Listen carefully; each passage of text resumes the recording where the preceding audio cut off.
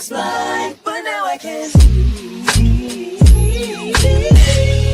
Yeah, calisthenics number 12. Yeah. Fly robotics. Bifocals, my only purpose is to feed the locals. I'm spreading love when I see you and gotta approach you. I see the goodness in you, I wouldn't John Wick you. I know you hustling for your family just to pay the fiscal. I see the God up in you, He bless your physical. While we navigating problems, the world is abysmal. Skip the one up, let's get it to the center. Your house is big as mine, we can always help each other. Affirmation smother, it ain't even cost me a dime to uplift my brother. Hey, what's going on, everybody? Welcome back to Vulnerability is the New Sexy. This is the podcast where we break down all the walls, challenge all the stigmas, and we brace the power of being open and honest and where vulnerability can lead you. I am your host, Joe Corley. As you can see, I'm a black male.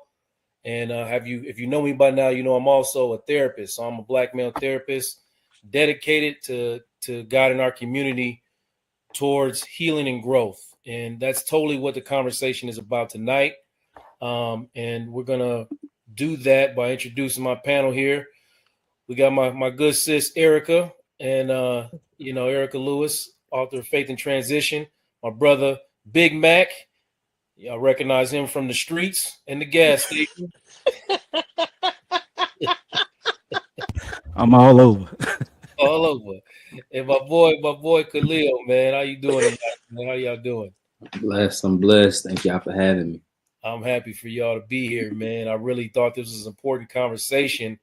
I want to encourage the audience, and I'm going to say this repeatedly, you know what I mean, to approach this conversation with empathy and openness. We're not here to go back and forth.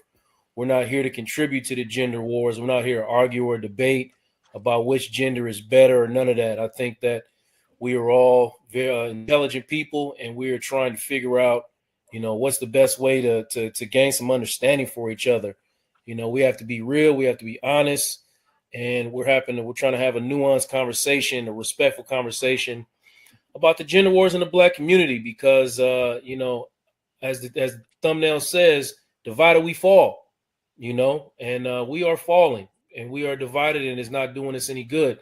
So the first thing I want to start out with is I want to, show the video that inspired me to have this conversation, and then we'll talk more about it on the other side. Let me just share this with y'all. A snippet of it. You disrespect the hard-working men with a blue collar. Too busy looking for a baller.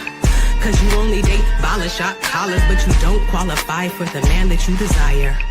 You call my preferences biased, but ma'am, what exactly is your 6-foot requirement? Listen, go get you a young submissive girl somewhere on the other side of the world. Now you're a sugar daddy, you're a lick. You're a lick like sugar on a stick. You made bad decisions, now men ain't ish. No, you ain't ish. You put yourself in that predicament. Always talking about be his peace. He needs therapy. Don't try to put that job on me.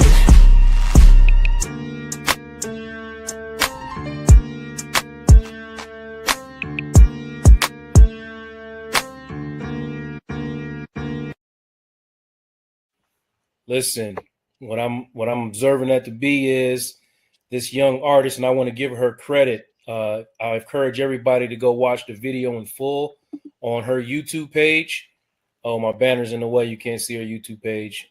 I can't, honestly don't know how to remove the banner, but I'll figure out a way to remove this banner later and make sure that I show her YouTube page and her Instagram. And because it's important that she gets her credit for the work that she's doing. And if that young lady happens to watch this, I apologize. I'm not a StreamYard expert yet, so I don't know how to remove that banner, but we'll try to figure it out before the end of the show. But anyway, when we talk about unity in the black community, especially between men and women, Miss Erica, I want to start with you. What does that actually mean for you? I'm sorry. Vulnerability. Say that again. I'm sorry. Somebody walked in and interrupted my train of thought. What were you saying? I was saying that when you hear about unity in the black community, especially between men and women, what does that mean to you? Like, what do you think the purpose of it is? Oh my God. It takes me back to being a kid, unity in the community, when there was love in the community, when there were cookouts, when there was block parties, when the DJ would pull out the speakers and we could just be free as kids and just roam and run and jump and play. And even though my mother may not be home, Miss Jackson across the street, she was home, and her husband, he was the neighborhood mechanic, and he was the uncle to all the kids. And when it came down time for Halloween and back to school, he was out there giving the candy to the kids and doing the backpack drive. To me, that's what unity is. That's what unity was for me. Things have changed. Life has changed. How those changes have come about, I am completely perplexed and confused. I don't know how we've gotten to this place where we can't even stand to be in a room with each other and have a conversation about how we got to this place. I really don't understand how we've gone from unity to a level of division where we can't even sit and talk about why we're divided. So yeah, unity for me is, it's love. It's Yeah. love, and the love within our community is gone. And before I move on to somebody else, how do you feel? How do we need each other? Why do you As men think and we need? women, Yes. Why do you as think we as need men each and other? women. Yeah. Oh my God, one thing that disturbs me, and I've never said this as a woman, I hate to hear women say, I don't need a man. We do need men. We do need men. Let I'm going to say it again in case any woman is confused. Sis, we do need men. They serve a purpose, as we all serve a purpose. And it's not about who's going to cook, who's going to clean, who's going to take out the garbage, who's going to do this. It's about the non tangible that men can bring, that women can bring to the table. It's by being able to have that conversation with the person of the opposite sex and get their perspective and get their view. It's about being protected, and not always physically protected to keep you from harm, but honestly, to sometimes as women, to protect us from ourselves. I have Mm-hmm. a friend of mine, she was hell bent on going on a trip, and the guy she was dating, he was like, listen, that doesn't sound like a good idea. It's a whole bunch of women going on this trip, not one man. You putting yourselves out there. And honestly, when they got what they got, she probably should have listened to him. Yeah. Passports got lost. So men have unctions too. They get, the spirit world will talk to them too. Men have wisdom too. Men have vision too. So we need men for the protection sometimes of ourselves, getting a man's point of view. There is nothing like sitting down talking to a man to hear what he has to say, because men a lot of times are quiet in situations, but when a man is going to give you some input and some insight, you better grab a pen and some paper and write it down, because he's giving you food for thought. He's dropping gems. And I think a lot of women are repel that, so to speak, because many women didn't grow up with their dads, and they don't know what it's like to have a man say, sit down, let me talk to you about something, have a seat, let me, hear me out, just hear me out. And after a while, if you keep pushing a man away, or you don't want to hear what he's going to say, he's going to stop talking. And as the great poet 50 Cent once said, people don't hear you until you stop talking. Mm-hmm. Mm-hmm. All truth right there. Big Mac, I'm gonna go up to you, Mr. Machiavelli, man. Tell me, when you hear unity between black men and black women, what does it mean to you? Oh man, it's been so long since I've been seeing a lot of unity going on in the culture and in our relationships. Like you said, the gender war going on, but unity to me was just about family. I mean, this was before the money craze started to hit the community. Before the red bottoms start stumping on the ground, and before the bags were being purchased. We were more concentrated on coming together as family, and like Erica said, with the love, just wanting to be around one another, show each other love, do things for one another, come together as a community and build. And that has gotten lost in this day and age.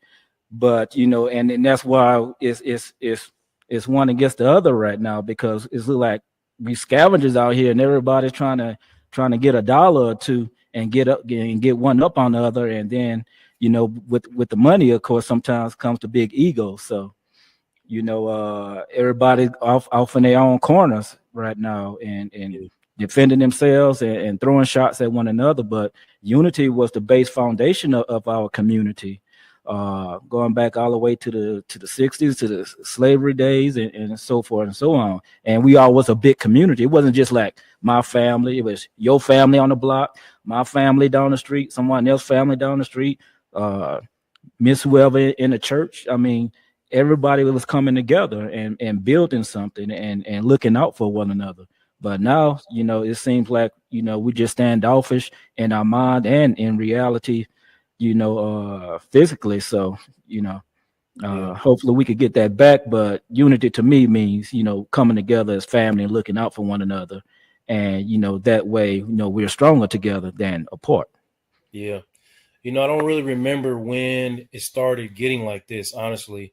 I don't remember growing up listening to black men and black women attack each other so aggressively all the time. I don't know if it was the rise of social media or what that got us to this point where we're starting out loud to just basically out in the public attack each other and you know, devalue ourselves in this way. It really it gets frustrating every time. I hate to see women feel like they have to go on the defensive, men feeling like they have to go on the defensive, and constantly having those conversations. In the meantime, you know, the outside world is just attacking us both. And you know, like I said, man, divided we fall. But brother Khalil, man, let me ask you, man, when you hear black, you know, unity between black men and women, what comes about for you? Yeah, you know, I'm 24, so I'm looking at it from a little bit of a different perspective. 100%. But the one thing that I can say when I think of unity is I think of my grandparents, who've been together for, you know, 40 plus years, and you know how they collaborate with each other, how there's a lot of understanding and empathy between the both. It's mutual respect. There's not, oh, he's a man, he does this is his responsibility, or she's a woman, this is what you're supposed to do. It's just kind of whatever will make life easier for the both of us. And I can kind of see, I see that in just how they interact, you know, which is why I feel they've been together for so long and been able to work and grow together, you know, throughout the years, even despite of the social media and, you know, the outside noise, you know, what we so-called, I guess you could say, our gender roles, but not necessarily. So yeah, man, when I think of unity, I just think of, you know, collaboration, showing empathy, you know, mutual respect between both people, and just ultimately making each other's lives easier by any means necessary. And so that's kind of my take on unity. Okay, man, when you think about, you know, you mentioned you was 24. When you think about your generation, you have to look all the way to your grandparents to see that unity, man. What's the conversation like amongst you know, you and your friends, man, when it comes It's to scary. It's y'all even talk scary about out here. black women? Do y'all even talk about that? Yeah, we do, and it's not even just black women, but black men as well on both ends. You know, it's scary out here, especially in my generation. Just the mindset that we have and kind of how we move. Specifically, I seen a post today. A guy, what did he say? He said, "They all say if one won't do it, the next one will." You know, and I feel like with this generation, us as men, we're kind of so easily persuaded to go on to the next, you know, thinking there's something out here better for us, thinking it's another woman who can do what this woman did, if not better. When in reality, like I say, I look at my grandparents as a reference. I don't, you know, if there's something that my woman can work on, I try to do what I can to help her work on that. And we work on that together, you know, and if we can fix it, we'll come to a mutual understanding and we fix it. But one thing about us is we're going to work through it. You know, that's just speaking for myself. Now, of course, not every 24-year-old thinks how I think. But I can only speak from, you know, my experience. Yeah. I'm just, I know how you are. I know how you move, but I'm like wondering how you view the men around you and the young ladies around you, man. What do you Right. see from them, especially from your elevated mind state, man? What is it like being? Because, you know, I look at it sometimes. I'm down there with y'all sometimes, and I'm like, man, this is troubling. This is troubling. This is troubling. It's scary out here, man. It's scary. I tell all my homeboys now, like, man, if you feel like you got you one, man, you hold on to that one, you know, because it seemed like it's a lot out here, but it really isn't, you know what I'm saying? And whatever you think is out here, you could probably get within your relationship as well. You just ain't put the work in for it, you know. Let me tell you something, bro. I was, like I said, I've said many times on this show, I was probably in my late 30s before somebody said what you just said to me. If you got a good one, hold on to her. I had never heard that. Not a man has shared that with me. Right. Yeah, so I'm really glad to hear that you got that logic already, man. Absolutely. Man, just speaking, we all about to, you know, it's time for us to, you know, step to the altar because the goddess has stepped in the room, and you know how that goes. And we just blessed us. I'm so glad you could join us, Miss Athena. Welcome, Athena, to the show, y'all. She's a little late, but she's here. Listen, I had to get to the money, honey. I had to get to the money. That's why, y'all, we have to work. Y'all requiring us to work. So, I had to do that before I showed up, Go. The gender war has started. Make sure the bills stay paid. Make sure the lights stay on. And so I thought it was important to have you in this conversation because, you are very knowledgeable and you have a lot of strong opinions about some of these topics. But I wanted to ask you, what I asked everybody on the panel, because you just came right on time. It's your turn. When you hear unity for Black men and women, like, what does that mean to you? Oh, Lord. Why you always have to ask these deep therapy questions, Joe? I'm like, man, I have to get my feelings now. I have to think, man. Yeah, I gotta get you out. I gotta get you out that after dark. Speak on it. Get you out of that after dark mindset and come down here and have a nuanced conversation. So we don't have nuanced conversation after that. Don't we put after that? You know how it goes. You know how it goes. Please don't act like that. Listen, okay, so when I think of unity for Black people, I think of marriage.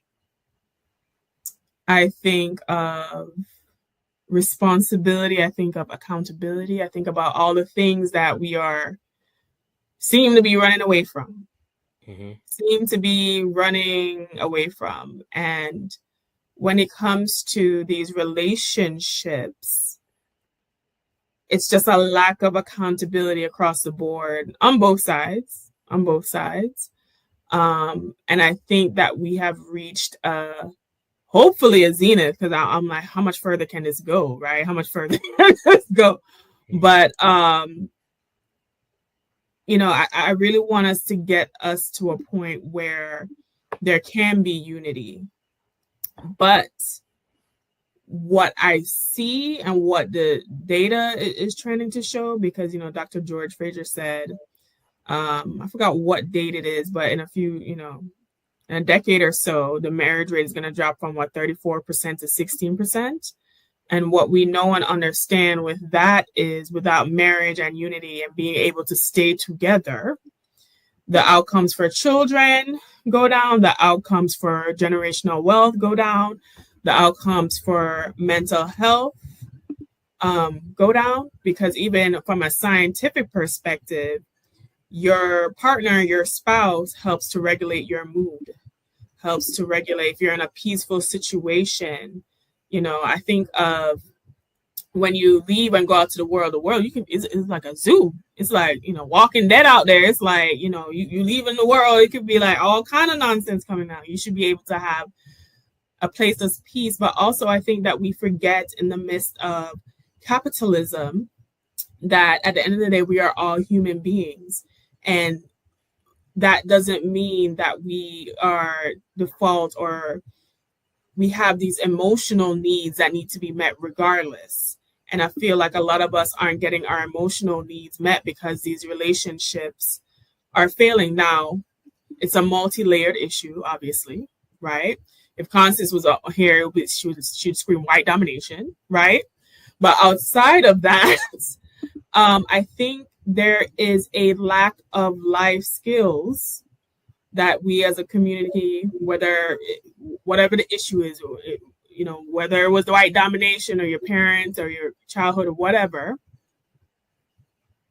a lot of us as adults did not get the life skills of communication, of conflict resolution, of emotional regulation, all these things that help to contribute to a healthy, nurturing relationship to keep these relationships together. Mm-hmm. You have to to copy Big Mac, hey Machiavelli. You have to be an adult and sacrifice and regulate in order to make these relationships work. And I think that's a huge part of why we're in this situation. And I hope we can get back to the unity because, we deserve to love on each other. Yeah. Now, we might, because Trump gathering up everybody, ICE going to grab everything. So, Ling Ling and Marisol and Rosalinda and, all these girls are being sent back home. So, the black men might just have to, come on back home because there might be less arroz con pollo. Listen, we're not doing that tonight, man. We're not doing. I'm just there we saying. Go. Either one. It might help. I'm staying calm, Joe. I'm staying calm. We're not doing that tonight. We are not. It might help with the unity, Erica. We're not contributing to the gender wars in any way tonight. We having conversations. I'm not contributing. I'm putting in a political perspective that might actually have a positive contribution towards the issue. Yeah, but you took a shot. Did I take a shot? Panel, did I take a shot? Do you agree with Joe? Did I take a shot? I'm staying calm. Yo no sé. You know what I'm saying? You definitely took a shot. Exactly. There's Erica. But a lot of what Athena said as always is accurate. And when you're talking about what we're at now as far as like valuing marriage, valuing relationship, do you think that some of these gender war conversations are devaluing how people look at being married or having a spouse, or is it all about capitalism now? Like everybody's got to be economically or equally yoked in that way economically for us to even get together? I think people just don't know how to love, and because of that, a lot of people don't know how to be loved. In order to love, you have to know how to be loved. In order to give love, you have to know how to receive love. So I will paint this. Let me paint a picture for you. I saw something today, and I don't know how I was able to create this in my mind, but it really resonated with me, especially with today's topic. I saw a picture of a girl, and she was running behind an abusive boyfriend. But then in that same shot, you could see in her mind's eye of how she ran behind her father when he left her mother. Mm-hmm. And it's what that cycle continues, is how you have a lot of women, they don't know how to love. They're just running after the love. They're running after the love. Because in order to know how to give that love, you would have received it. But she's just used to running behind the man. The daughters run behind the fathers more so than the mother runs behind the baby's father. It's the daughters that are running behind the father. So with women, it's almost like these young girls are looking for that need to be met, but they don't know what needs to be met. It's like having the taste for something, but you're saying you're hungry, but you're not really hungry. You just want something. You don't know what it is. Yeah. Because you never had it. But there is a yearning there. There's a need to be met, but you don't quite know what it is. And that's what it is with a lot of these women. So yes, they want a top tier man. They want him to spend money on this. They want him to, give her $200, $300, $400 for lunch. Hey, I'd like that too. But in the reality is, like, sis, you ain't got two pennies to rub together. You can't even get your own self that $300, $400 lunch. And what are you gonna do for him? I don't have a problem. Listen, I love to receive, but there is nothing in this world better than being able to love on the man that's loving you. Yeah. There's nothing better there is nothing in this world better than loving on the person that's loving you. Yeah. That feels better than actually getting the love of giving that love, to see them light up like, whoa, you can get me there. Whoa, you know me that well. Whoa, you remembered what I said. So I really think it goes back to that small basic thing of that 4-letter word, knowing how to love, knowing how to give love, and knowing how to receive love. Mm.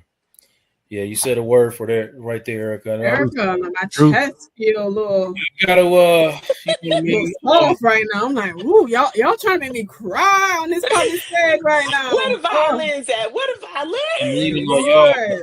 because, you know, I've been in a committed marriage since I was in my 20s. So, you know, I really don't know much different than what I've experienced. So, like I said, when these gender wars were developing, like in the last 10 years or so, I don't know if they've been going on longer than that, but you know, you see the rise. You know, you saw the rise of someone like Kevin Samuels and things like that, and people start going back and forth, talking about, you know, well, you need to have this, this, and this in order to enter this relationship. Okay, well, you also need to be this here, here, and near, and do this, this, and this in order to be in this relationship. And I just don't see a lot of good examples of what Erica's talking about. But I'm gonna ask you, Khalil, man. You know, you 24, man. You already in a committed relationship and starting a young family, man. Like, where did you get the inspiration to do that, or is that just something that you know developed inside of you naturally? Yeah, nah, I think kind of just touching up on what Erica said, everything is with anything, I feel like you need to see it first to be able to do it. You know, whether it's getting love, whether it's giving love, whatever the case may be, I feel like you got to see it in order to know how to do it. And like I said, man, I see my grandparents raised me. So watching them all my life for, you know, the past 15 years or so, you know, and just seeing how they move together as a unit and as one, just kind of gave me that guidance and gave me that path on what I should be, you know, what I want in my relationship, how I should move as a man, how I listen to my woman, how I treat my woman, you know, all of those things. I definitely get inspiration from my grandparents and just a couple male figures that I know in my life as well. You know, my father-in-law, he's been together with his wife since high school. So, you know, they've worked through so many things that I've seen them go through and be able to bounce back from and come out 10 times stronger. So that's where I get my inspiration, man. I just kind of know what's right from what's wrong. Yeah. Yeah. Machiavelli, man, it's getting harder to function out here economically. Like it's really tight on everybody. And I know, you know, single people are struggling and even married people are struggling, and economics are playing a big role in how some of these men and women are interacting with each other. What role do you think, you know, economic struggles play in the gender divide in the Black community? I mean, honestly, Let me lead economics into is this. playing. Say that. What you say? I said, let me lead in for this. Right, because you already know what I'm about to say.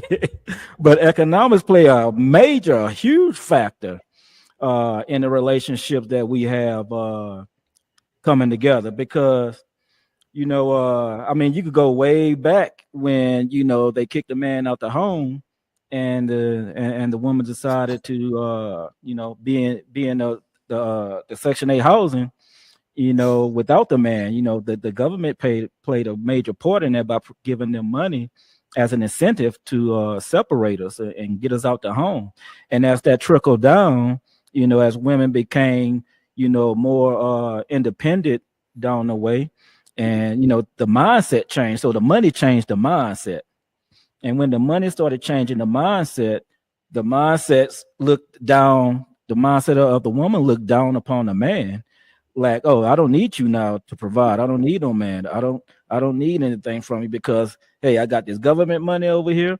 I could go do all these social programs. Now I could go get degreed up and I could get, you know, ahead. And while we are being held down, you know, through with society, the men and being incarcerated with all the rules and things angle against us. So now you kind of fast forward. Now, you know, that's the mentality that's been instilled through them through other generations. And like the young man said, you know, on the panel, you know, he looked at his grandparents and he's looking at them, but inside his home, compared to outside his home, it's a totally different world.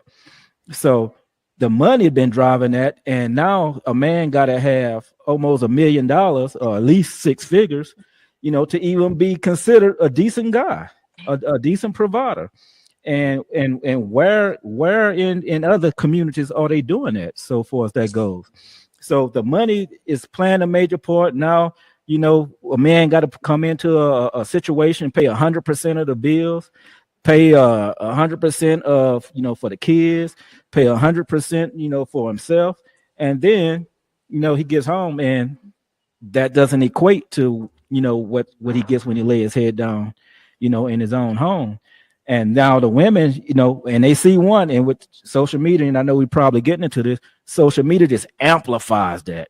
I mean, just totally amplifies that by a million times. Now everybody want to be like Miss Jones, because Miss Jones looked up and got a great guy that's doing that. So, I wanna jump on one point that you said, and I'm gonna ask Athena a question.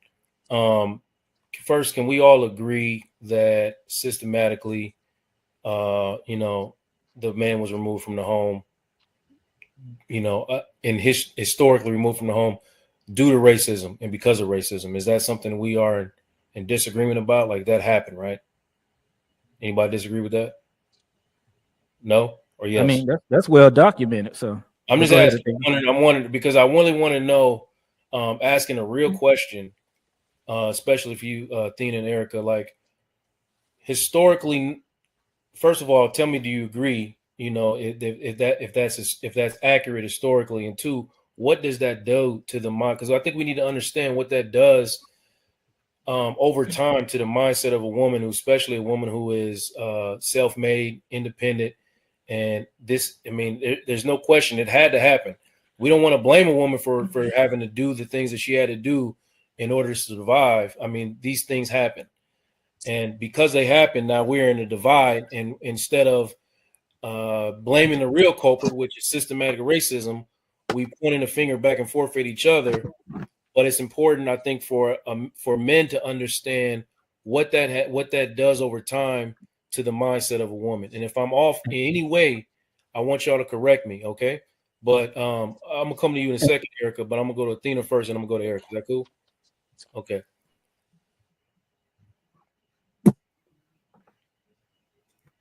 Tell the truth. Tell the truth.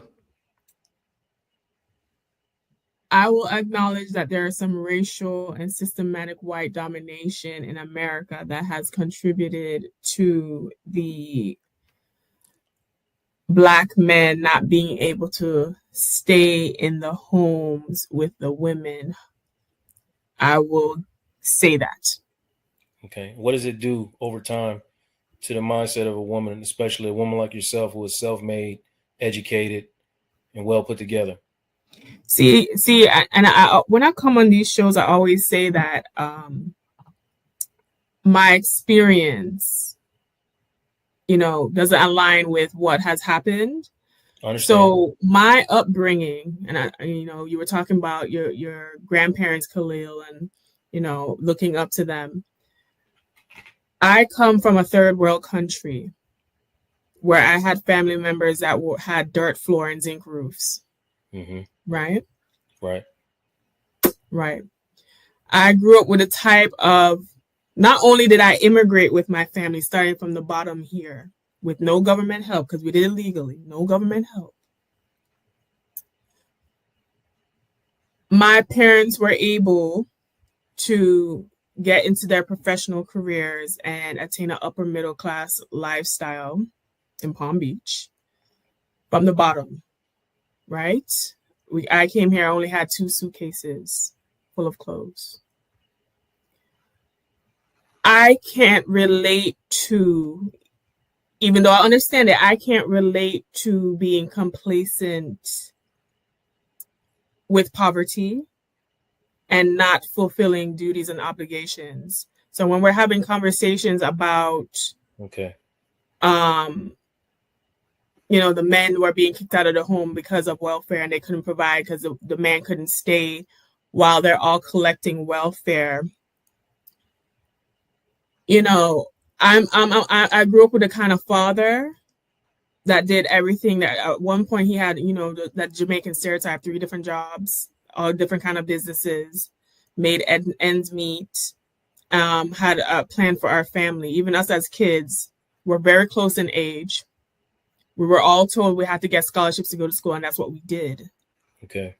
To help my parents. So my whole point is that even though these policies are in place and it affects everyone, right, negatively, and it did do damage to our community. I get flack for this. I always say, all right, the next part of the conversation needed to be what prevented them from meeting that obligation, because regardless, you had to do it. Okay, I get it. So maybe I was unfair in asking you that question. I didn't, you have a different experience. And I hear you and I hear Big Mac and I kind of hear y'all, it seems like seemingly like y'all are in opposition a little bit on this point. And if I'm wrong, please correct me. But I'm more wanting to know from the woman what do we need to know? The question. I'm sorry, I went off on a tangent, right? The question. How did I just want to know, what do we need to know from a male perspective? I don't want to argue the point about, who needs to do what. I want to know, what do men need to know from a male perspective about the independent woman that they're missing and is causing the gender divide. Oh, okay. My apologize. Okay, yes. So what I will say this, to take this into another area, most independent women don't want to be independent. Okay. Most independent women are independent by circumstance. Okay, that's what I want to know. Right. How on a deeper level, what's not being discussed, and I don't know if because it's hard to have, this show is called Vulnerability is the New Sexy. It's hard to be vulnerable sometimes as a Black woman because, sometimes you just feel overlooked or nobody cares, or that, they complain, the swords, the bullets come out for you when you be vulnerable sometimes. Sometimes you end up looking like Swiss cheese when you're vulnerable. Okay. There's a feeling of disappointment and sadness and you feel abandoned in a way that the men aren't meeting you where you're at. Like you feel like I did all this work, especially the independent ones are working real hard. You feel like you did all this work to build yourself up. You did all this work to make yourself a good person, to put yourself through school, to get these type of jobs, to take care of yourself. And with the expectation that as much as I make myself a good woman, that there will be men available to me that will honor and receive that and meet me at my level. And the reality of that, because of the oppression that we are discussing, is that is not the case. While you see your peers, Ling Ling and Marisol, riding off into the distance, sometimes with your own men, and you feel abandoned, you really feel hurt, to be honest with you. And it's disguised as sometimes the vitriol and the venom that comes out. But it's really us feeling sad and abandoned and not appreciated. From women? Vitriol from women or from? No, sometimes when the women, I'm talking about the women, when we're on these spaces saying these things and cussing y'all out. It looks like vitriol. It comes out that way, but it's really frustration. It's frustration, it's anger, it's hurt and disappointment. Okay. And you feel unloved. Okay. To be honest with you. Thank you, Athena. I know you said it's hard to be vulnerable, but you were very vulnerable right there. And I greatly appreciate it. That's what I need men to hear. I need men to hear and understand that, because that is real. That is lived experience. That's not, we can't argue with your lived experience. We can't argue with the way that you feel.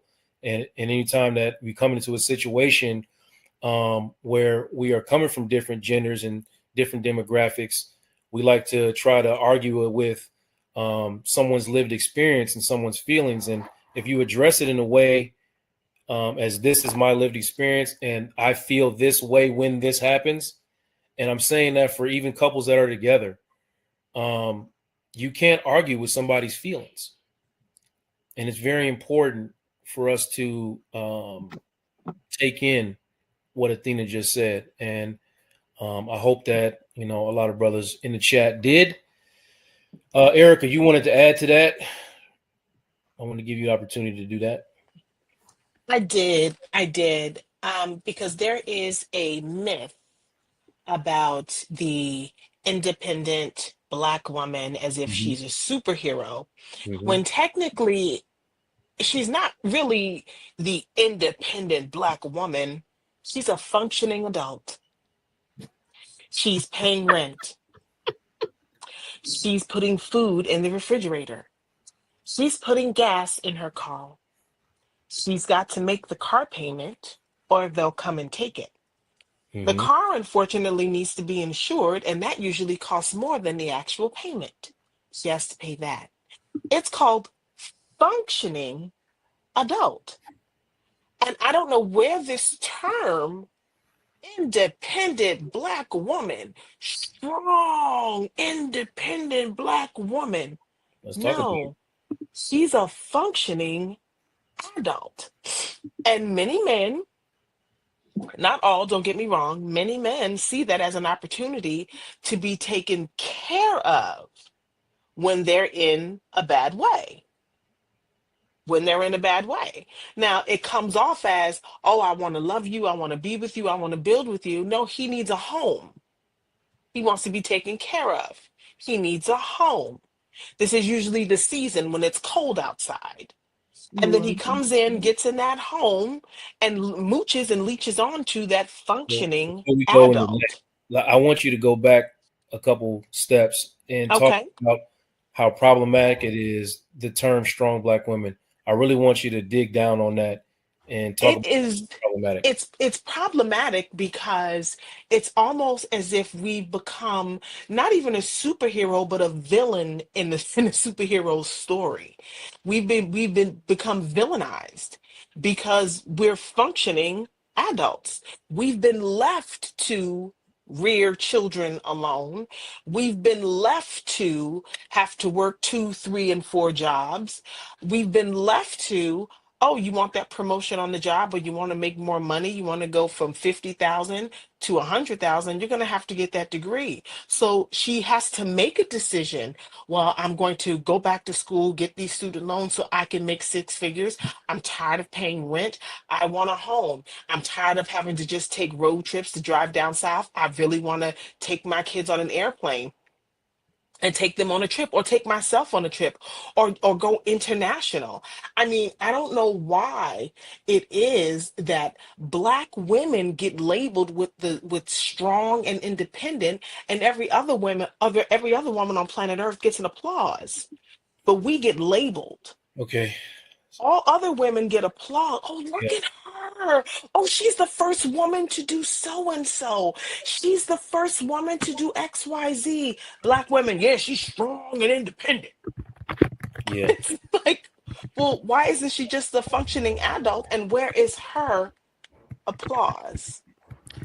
Just a thought. So no, what I'm hearing you say is that survival is what it is and what it has been, and We've been left to survive on our labeling it own. as strong is almost devaluing or invalidating the experience. Because we're just doing what you have to do, and Well, Athena tapped on it, honestly, because it can be when people see that you're strong and you're independent, nobody checks on you. You got it. It is okay. the loneliest experience in the world. She all right, she got it.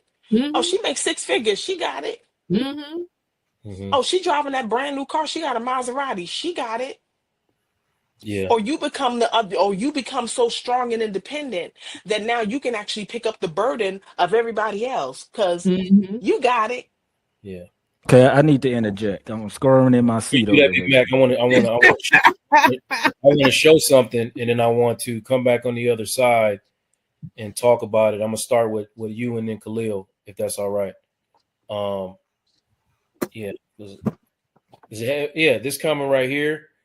What I'm about to show, the video I show next, is going to lead right into that conversation. So Here we go. We hear women come up and talk about how successful they are and how intimidated men are, and they never say a word about their character. And I just can't help but think about how turned off women get when men lead with money and lead with accomplishment and end up having nothing but unavailability and coldness and lack of emotional development, because that, unfortunately, is what it takes to succeed in certain career fields. You can look it up. And for some reason, women think that the success that they've amassed has somehow happened without them becoming devoid of a lot of the personality and relationships that men are devoid of. And they flex their accomplishments and money the same way men do. And somehow, we make it different every time. Every time. No disrespect to you, but you didn't say about being a good woman. Nothing. Why You didn't say, no, fuck all that, bro. Didn't say nothing about this is about a larger point. This is not about her as an individual. We don't hear, I'm successful, I got my degree, and I've been in therapy the last 3 years working out my issues. I just bought a house, and I also identified my childhood trauma, and it took inventory over my baggage, and I got it out the way. Oh, also, I'm loyal, my time management is on point, I do what I say I'm gonna do, I'm considerate. We never hear any of it. What I hear is when say that y'all act like, when men say that y'all have turned into alphas, what we're talking about is the worst parts of manhood. Y'all have taken it on. Now, the problem with men is that we won't admit that those are the worst parts of us too. But shorty, y'all have taken the worst parts of what it means to be successful, and y'all wear that like a badge. Look at what it's done to us. If you need an example of what it looks like to only live in your accomplishments, look at the black men around you. You in a city full of them. Look at how devoid they are. Look at what it took them to get to where they are. Look at how underdeveloped some of them are emotionally. This is what you want? Is this what we're going to do, to let accomplishments be band-aids for that? So, Big Mac, I want you to say what you're going to say and also address that video, if you could. Well, that video kind of said everything I was going to hit on. But to Erica, who are the women that call themselves queens? Who are the women that call themselves strong and independent? Who are the women that say, I don't need a man? Who are the women that wear shirts, independent, strong black woman, who have all these monikers and all these names and quotes and sayings, you know, in the community? I mean, so we're not trying to make you sing, you know, force you to be men, or you doing that to yourself. That's okay. No, wait. Let me interject really quickly. Yeah. As when I say, I don't speak for all men. Right. All men aren't there. I can't speak on behalf of why some of those women do that. I'm talking about myself. I'm talking about other women that I know, my immediate circle. Right. I can't speak for why other women would want to do that or wear those labels proud. It's a burden to me. To be labeled, go ahead. No, to be labeled as that because they see a room full of black women and they go, oh, it's a group full of strong black women. I want to break too. Right. I want to break like all the others. You know, I want a round of applause as well. I need a break too. Let me cut in on both y'all, man. I hear everything that all y'all are saying, and I really feel like the purpose of what I was trying to do here tonight might have failed. And I'm just being honest and I'm being vulnerable right now and saying that it wasn't my intention to like go into a back and forth of any kind about black men and women, who's right and who's wrong. I really wanted to gain understanding. I know personally that black women face a unique set of challenges. I also know that black men face a unique set of challenges, and there's no actual way that anyone could step into anyone who is not a black man could step into a space. Anyone who is not a black woman could step into a space and say that they understand what the other one is going through. So my purpose for tonight was to open a conversation about those unique experiences and gain some understanding. I didn't want to argue at all about, you know, either one of these situations. You know what I mean? You understand what I'm trying to say?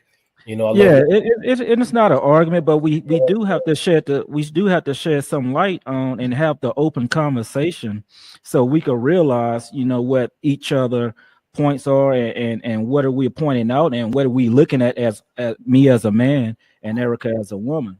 So it was, you know, I just want to make sure that she don't think men are putting that place in that expectation. Not only on you all, women are putting that expectation on themselves. So that's what I wanted to point out. And of course, it's always going to be a minority, but they scream the loudest from the mountaintop. So that's what's being projected out there. But we do have to have the deep conversation and have to have a real conversation. But the part of that conversation, it's like I don't want to. We know those things is happening, Big Mac. Like I'm not even, and Erica knows those things is happening, and all the things that Erica's talking about, we know, and Athena, we know these things are happening. You know what I mean? And that's who we're trying to combat. Like the whole purpose of the first video I shown was to eliminate that kind of talk so we can have a conversation about, why you feel that way. I mean, we know that there are women who, I wanted to understand. That's why I asked Erica, intentionally asked her, why is it problematic to be called a strong Black woman? And I wanted her to understand that. And we know that there are women who, play these anthems and wear these shirts and we know that those things are happening, but why do they feel that way? Why is that happening? And men feel, but for some women, it feels like a badge of honor to be called a strong Black woman. Like not all women feel the way I do. Some women feel like it's a huge badge of honor, and they walk around and they wear it proudly, but they don't. Well, many take on, they take on burdens because of it, because now they feel as if they have to live up to a standard of, like I'm the strong Black woman. And then people will actually start leeching and climbing on top of your back to get that free ride because you're the one that said you're willing to be the mule for everybody. And I'm just not willing to do that. I am not that strong Black woman. I get that. But I mean, like I said, like we know those things are happening. Like, but that tells set the stage. Like we being reluctant to say, like it's some type of hurdle or challenge to say that systematic racism has put us in this place. Like that's a thing that happened. We should all be quickly in agreement about that. Or I got the wrong crowd. You know what I mean? Like this happened, and then we are divided for many, many, many, many reasons. You know what I mean? And it doesn't ultimately it doesn't matter why. You know what I mean? It doesn't matter why. The point is, divided we fall. It happens. Correct. I think the reason, or at least let me speak for myself. I can't speak for the group. I think part of the issue with that, or part of the issue I have sometimes, is like, yes, there are things that are holding us back, but how much of that is like a mental crutch for us as a people to keep holding on to that versus focusing on being solution oriented and being an adult, and have to say, okay, yes, I'm gonna have to do 3 more steps because of this, but I'm gonna need to start doing the 3 more steps anyway, because what am I gonna do? Am I just gonna let it be? So like I'm gonna let you come in a minute, Khalil. I'm a therapist, right? So what you're saying is we're gonna be solution focused and address the solutions. But because I'm a therapist, I always have to get to the root of the problem first. So I don't disagree with you. I know that we have to, not use this as what you consider a mental crutch. But my point was to address the root cause of some of this gender divide and then move towards a solution, which I really think that you have a lot of great ideas about how to help. But as we discussed before in private, the delivery sometimes is like, okay, well, we're not going to get to the, we're not going to hear the solution because some people are not, I don't know, able to grab on to what you're saying. I can, but it's important to me to deliver to the masses. This is my purpose. What are you going to say, Brother Khalil? I don't mean to, you ain't said in a while, man. Nah, I wasn't going to say nothing, Coach. I was listening to what Athena has said. I was agreeing with what she said. Yeah. And I do acknowledge all of that. And that's why I did talk about the emotional aspect that doesn't get a lot of light, is because as a woman, you grow up, you have in your mind that there is going to be a man that can support you. Yeah. Right? There's going to be a man. And part of that support is a man meeting you where you are. And to see, and especially to see because there are dusty men in all category. Let's be real. This is not exclusive to Black men, even though on social media it seems like it is. There's dusty white men and men of all races, right? Mm-hmm. To see your men, though, the men that look like you, to be struggling to what you consider to be basic. What Erica was talking about, functional adult, basic things, it hurts you inside too. It hurts you inside to see that. As a collective, to see that your men are struggling in such mass. As a woman, you feel like, you know, there's pain there. And then outside of that, the ones who are doing halfway decent are not choosing to elevate their own for whatever the reason is. We're not going to go into that, because maybe they have their own issues. I'm not here saying every Black woman shows off soft and lovely and encouraging either. That's not the case. However, it just seems the male counterpart to you that is supposed to show up and love you, and to not, as a collective, feel like you're receiving that is heartbreaking. Mm-hmm. I feel like a lot of Black women are heartbroken, to be honest with you. Now, we're defensive, so we're not going to come and say I'm heartbroken because we're seeing this and we're not getting reciprocated and all these other things. We're not going to say that. We're going to say we're frustrated and tired and we're not getting our needs met. And at the end of the day, relationships, regardless of like the business aspect and the romantic aspect and all these things, relationships are about getting needs met. Yeah. So we're not going to be able to stay together if all of our different needs aren't compatible and we're deficient in meeting each other's needs. And that's part of the problem. But everything comes back to the money at the end of the day. And I told a young lady this today, and let me try to tap into my emotions. I told a young lady this today. I said, money don't even matter to me. I could care less about money. You know, I know it's important to have it in life, and I know it's important to do things to take care of your family and so forth. But what matters the most is the love. Right. You know, I talk about 50-50, going 50-50. You was on that episode on my show, Joe, and we talk about going 50-50. 50-50 is just a mindset. I say 50-50 from the standpoint of if I care about you, truly care about you, I'm going to make sure I do everything to make your life easier. So if I have to do 50% of whatever you're doing, I'm not going to sit up there and let you just do all the housework and just let you struggle, and I'm just sitting there looking at you. If I care about you, the love is important. It's the love. And if you love me just as much as I love and care about you, you don't care what you paying. You don't care if you're paying 100 or 1,000% of anything, because you love that person and you want the best for them. And if we can't come into a relationship like that, and it's all about who paying what bill and who got the most money and who's in charge, then we're doomed for failure. And that's what's been happening. And just so for the emotions of men, you know, the one thing men feel is that we are very disrespected by our women. They don't show us the true respect that we need. They'll throw the money thing in your face. I mean, that doesn't necessarily happen to me per se, but just what I see in society and what they're pushing forward.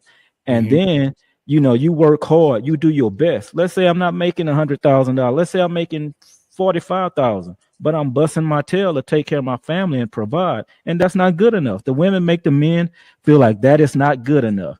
Like we got to turn into Superman, you know, rip off our shirt and then like the cape come out. But you exaggerate right now. That's not an exaggeration. That's the fact.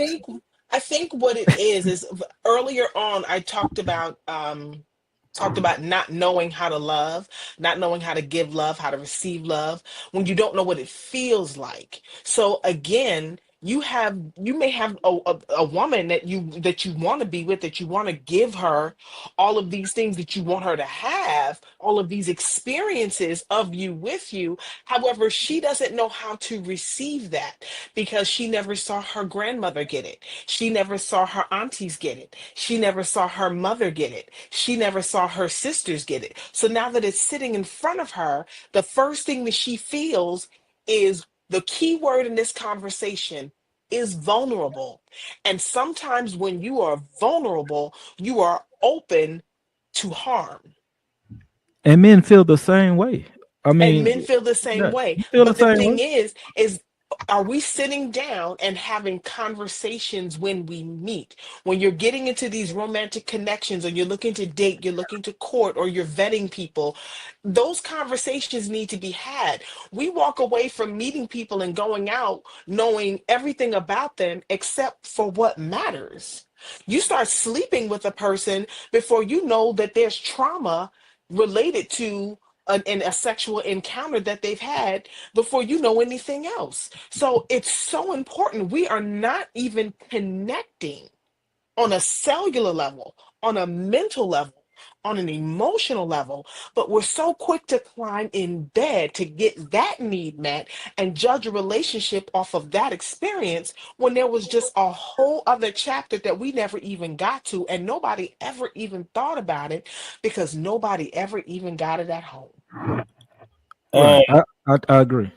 I'm about to wrap it up, man. I'm gonna ask you guys for what your main takeaways were from tonight, and then what message you want to convey or leave out with. So Joe, are you upset? I'm disappointed. Not You're so much. disappointed? Okay, let's talk about that. I feel like we need to unpack that. This is not what I wanted. You know what I mean? I didn't want this, but it's okay. It's what I unfolded. think this was a No, it's not vulnerable. going on. I It's think not this going was a back and forth. vulnerable conversation. Yeah, I just a think vulnerable conversation. This is I how get it. men I feel. get it. I get y'all enjoying it. It's not what I wanted. That's all I'm saying. So I hear what y'all saying, but it's just not what I wanted. I mean, we all still love each other. Can we sing Kumbaya? It's cool. Leo, let me ask you, man, what did you take away? Because you sat back and listened to most of it, man. What did you take away from tonight? That is still a lot of work to be done on both sides, as far as just men and women understanding each other, coming to a middle ground. But overall, I think it was a pretty good call. I was interested in all the different takes on it. I kind of told you my perspective as far as what I thought was unity, and just kind of how I go about the gender wars, so on. So Kalia, how did you feel when I talked about how the women feel, like our feelings about it? Was that new for you, or did you suspect that? A little bit of both. I was interested in when you said most independent women don't want to be independent. No. And my only question to that was, where does that come from? As far as, because I know you said you were with your mother and your father coming from Jamaica. Is that correct? From Jamaica. So you obviously seen how a relationship should work and how things should go. So when you say, independent women don't want to be independent, I was just curious as to where that comes from. Is that from your past experiences? Is that from what you I feel like that's the experience of women in general. Like, it's the nature. I feel like the independent boss chick, I think, to be honest with you, the independent woman boss chick thing is women trying to co-opt that so they don't have to really be honest about how much hard work it is and how much they hate it. Right. To be honest with you. Okay. It's almost like a defense mechanism, to be honest with you. Because to be honest with you, most women don't have the luxury of being with or dating men who could make them, that they can be dependent on, right? Right. Because the statistic, and I keep saying this all the time, only 6% of US Black adults make 100K or more, right? And with inflation and what Trump about to do with these tariffs, honey, that 100K about to look like 50. So, so most women don't have that luxury. Now, my experience is different. I don't have this as an issue in my reality. So the men that I date tend to out earn me, or I don't have these financial quandaries in my romantic relationships. That, and the reason why I have such a high standard for men is because of the father that I had. Mm-hmm. So because of the father I have, like I still can't even, outside the whole immigrant thing, I still can't mentally accept certain things from men. Like I just can't connect to. So it kind of, but it helps me attract kind of man that I am compatible with, but because that's what I'm used to. Right. That's what I'm used to. My parents are going to celebrate 40 years this year, and my dad's turning 60 in March. So, okay, you know, I was just curious. That was all I was curious about. I think overall, but I think, you know, in the midst of everything, I wanted to share the feelings part, right? Because I think that part gets lost in the sauce a lot when we're having these conversations. And because, like I said, Black women, outside of, because I know the men look at us like we're just complaining and we being frustrated and we just trying to be independent cat ladies and just you know, come with the dagger. But underneath all of that is a feeling of loneliness, a feeling of being abandoned, a feeling of not being appreciated, and just generally being unloved. I guess that would be my biggest takeaway as well, Coach. Is just like Athena just said, and like Erica said earlier, you're not gonna know how to love or how to give that respect until you see it or you felt it before. So just as far as, you know, like I said, I've seen it with my grandparents. Athena's seen it with her parents. You have to be able to see it, feel it in order to give it. And so I would say that's probably definitely my biggest takeaway. Understood. Thank you, brother. What about you, Erica? My biggest takeaway was that it was nice to sit and have a open and vulnerable conversation about being vulnerable, about what is missing, about what it is that we all have experienced missing, and about what we hope to find and what we want to see. Even if it's not in our generation or in our lifetime, I feel like, especially with this young man here, there is you're half my age. So my God, if we can't get it right over here in our 50s, I would love to see y'all get it right. 25 and 30, y'all get it right and take it back to where it was. Let's get back to those family reunions and looking forward to being married 25 and 30 years. And let's get back to that. It's not easy. Relationships are work. It's amazing how we can build relationships on our jobs and work out those differences. But when we come home, we can't work out those differences. And it's mind-boggling. So it was just nice to sit here and have this conversation and just be vulnerable and just say, like, hey, this is what I want, this is what I've seen. And no, I'm going to say it again, wear my heart on my sleeve and be transparent. I don't like to be considered that strong Black woman. I don't. I want that cute little round of applause like everybody else. And I want to go sit in my corner and just enjoy the flowers. I had to go out there and dig up some soil and plant some seeds and just enjoy. And hopefully one day I'll get to enjoy my garden with someone. And Eric, I had a question as well. So do you kind of take offense to it when you are called or labeled that strong Black woman? Is that I can't say I take offense to it, but I do correct it, because sometimes people will say things to test you, for starters, because it can be a play to feed the ego. Right. It can to feed the ego and say, well, say, let me see if she's really feeling herself. I'm like, no. Listen, because if we're going to talk about strong, independent woman, my mother was divorced and raised 2 kids on her own and worked 3 jobs. That's the strong one. Right. I'm just blessed to have been on the receiving end Gotcha. of her efforts, of her grind. So no, I don't. I can't say I take offense to it, but I do correct it. And again, because it can be an ego thing. But yeah, I don't like it. I don't like it at all. I got you. I was just curious because I've caught myself even projecting that to other women as well, saying strong Black woman. Maybe not strong Black woman, but strong woman. But honestly, if you look at it, it's often said, and I can't say all the time, and I don't really want to bring this piece up, but I am going to say it because I don't really want to harp on it. But it's typically said to darker hued women. Okay. typically. I agree. That's not usually how I mean to come off when I say it. I just say it simply because I believe not only men but Black women as well. We're all set behind. You know, Yes, we're behind the pack. You know, we are behind. and even with the policies and everything that they're trying to put in place today, they're trying to make us even further behind. And so when Yes, I do see a Black independent woman who is, you know, out here doing her stuff, she on her grind and she making it happen. That's my definition of. But you know, That's what I mean. we want to be baby girl princess. We want to be Absolutely. We want to be baby we girl want to be soft princess. sugars. I feel it. We want to be sugar. I'm gonna definitely switch up my vocabulary when I'm speaking in that manner. Baby Sugar girl and spice and everything nice. I'm passenger princess. Erica, thank you so much for providing that understanding. I really appreciate Thank you. Yes, thank you, Erica. I appreciate it. And Athena, thank y'all. Yes, Athena as well. Athena, please tell me what your takeaways are from tonight. Clearly, we needed a long way to go to unity because it was hard for us to unite on this. This is Exhibit A.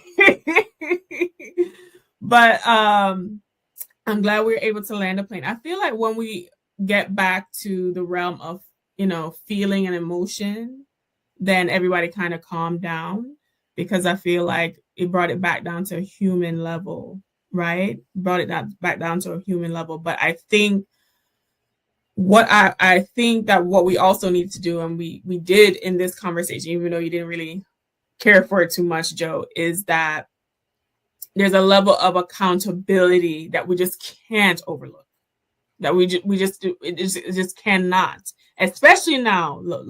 Listen, I'm in South Florida. I just saw Senor Trump sent ICE rounding up people, things getting cut left and right. I had a consultation with a client recommending some federal program. I don't even know if it's going to exist tomorrow because it's federal backed, right? So we now more than ever, it's more apparent to me that only love can save us. And I just don't know, and I'm scared if there's enough love between us for that to happen. I'm actually not my personal life, because, you know, I'm gonna be baby girl soft princess to somebody now. But what I'm saying is, as a group, though, because the group does affect us on individual levels. Let's not be, you know, real about that. I'm scared for the future. I don't know. What about you, Mr. Machiavelli? I mean, what I take away from it, and I do have, I'm very optimistic about the future, and I think that we're going to come together eventually. But the root cause of it is definitely, because it's going to be a point in time where the money don't matter, and the money shouldn't matter. It's just our culture that we living in that promotes the money. And that's in our women's head, and that's in the men's head. So I think if we push aside the money or who's paying for what, the love is going to be there, because you're going to want to be around a person that you could deal with and grow old with. And you, just like you said, your parents been together for 40 years and so forth and so on. So in order to have that, the money won't become obsolete. It's not going to make a big difference. So I think we'll get there. And I know for myself personally, like I say, I don't care about money. I don't care about how much money you have and how much money I make. No, it just because I value people. And I think we have to connect with one another more, because even like, let's say when you're growing up as a kid, you're 16, 13, 14, whatever years old, and you're growing up together, you got your friends. Your friends, you're not around your friends really because they have money or don't have money, or you're not dating or have a high school crush because she has money or he has money. I mean, I mean, I've been out the game out of high school a while, but I'm pretty sure, you know, that you don't look at money per se at that age, because your mind is focused on where you at. And as you grow, I mean, I think everyone will come together, but the source to me, the solution to me is just push the money to the side and care about one another and respect one another, and the rest will take care of itself. Well, listen, I even though I said I was disappointed, I obviously still appreciate every single one of y'all for taking the time tonight and coming on the show. You all are people that I respect, so that's why I asked you to be. I respect the way that y'all think, the way that y'all process information, and what y'all have to offer to this conversation. I think the things that you said were important. It's not. I want to be clear about that. And my purpose was kind of what happened in the last 10 or 15 minutes, which was seeking understanding. You know what I mean? Like that's where it went, and that's kind of where I wanted it to stay and where I wanted it to land. And you know, as you like Athena said, Exhibit A. You know what I mean? It's what I'm hearing is a lot of unheard voices, a lot of frustration, a lot of feeling misunderstood, and having to, you know, bring clarity to your point of view so that you can, you know. But that position is not unique to Black men or Black women. I think the both of us live in an existence where we are unheard and misunderstood, which is why conversations like this need to be had. You can go almost anywhere and view these conversations and watch, you know, hey, you men need to do this, you women need to do this, and women go through this and us men go through that. But I wanted to see a conversation where we are seeking understanding and asking each other questions to gain that understanding, as opposed to just, you know, going out and saying or regurgitating our experiences over and over again. But I don't want to minimize those experiences. I think those things are important. And we're going to keep trying, you know what I mean? Like, you know, we're going to keep trying to have conversations where we can be vulnerable and, you know, try to talk about the things that we need to talk about without elevating or without escalating in any kind of way. Not to say, you know, these people went back. Nobody here went back and forth. We all friends. We all love each other, of course. So that's important to understand. But I hope I'm making sense on where I wanted to go and what I'm disappointed in. I'm not disappointed in these people. I just had a vision in my mind and it didn't execute. So that's me being honest with y'all, my friends and the audience, and letting y'all know, like, I had a vision in my mind and it didn't execute. That's all. So when I say that's what my goal was, that was my goal. And I don't feel like I executed this conversation was important, but it mattered, but it wasn't my goal for tonight, is all I'm saying. But I think, honestly, to be honest, this is an ongoing conversation. This is not something that like once we get to that place, it might take maybe four or five more of these, and then we'll get to the place where we'll spend 3 hours asking each other questions. Because I think in order to really start asking those questions or asking any questions, you have to understand the other person's experiences. You have to understand why they behave a certain way, because people behave a certain way based upon the way they've been treated and based upon their experiences. So once we get into a groove of that, I mean, this is not the last time, I'm sure, that we'll gather again at the table to have these conversations. But I think as we move on, as we go on, I think we can get to that place where we can start really diving deeper, and those questions will come to the surface. But in order for those questions to come to the surface, we've got to be able to get deeper. Part two. Yeah, we gotta have a part two. Somebody want a part two.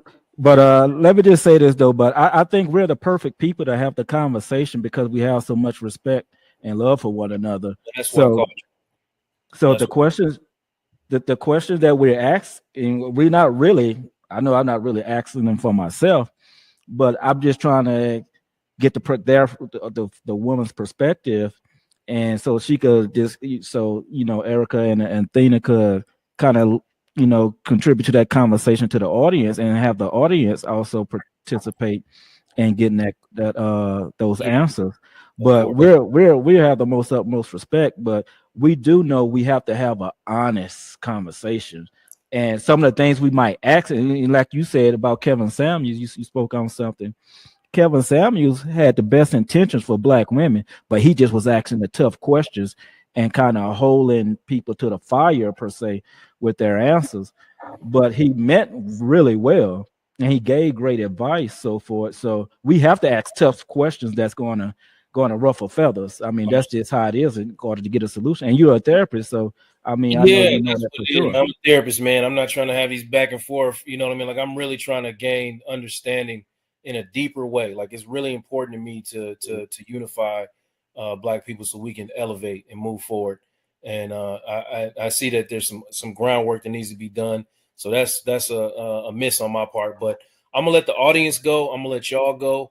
I really appreciate y'all. Thank y'all for joining me. Next month, Appreciate you. Next month, we're going to be doing a series on relationships, all 4 Tuesdays in February. And I'm going to be dropping gems left and right on how to communicate and connect with your loved ones all February. I'm going to have other therapists on. I'm going to have couples on. My very own wife is going to be joining me, so y'all get to meet her. And, you know, I really want y'all to join me. It's a 4-part series. It's called Let's Stay Together. And every single topic is going to put us in a space where we can connect and learn how to communicate and stay together with each other versus, you know, separating and, you know, going out and having bad communication and doing bad things. So join me for that. I appreciate y'all joining me tonight. Thank you very much. Hey, vulnerability is the new sexy. I'll see you next week.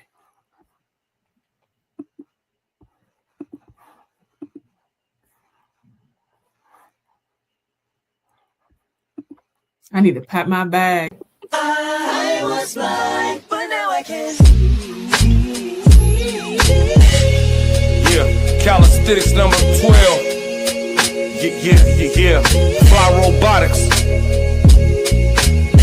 Bifocals, my only purpose is to feed the locals. I'm spreading love when I see you and gotta approach you. I see the goodness in you, I wouldn't John Wick you.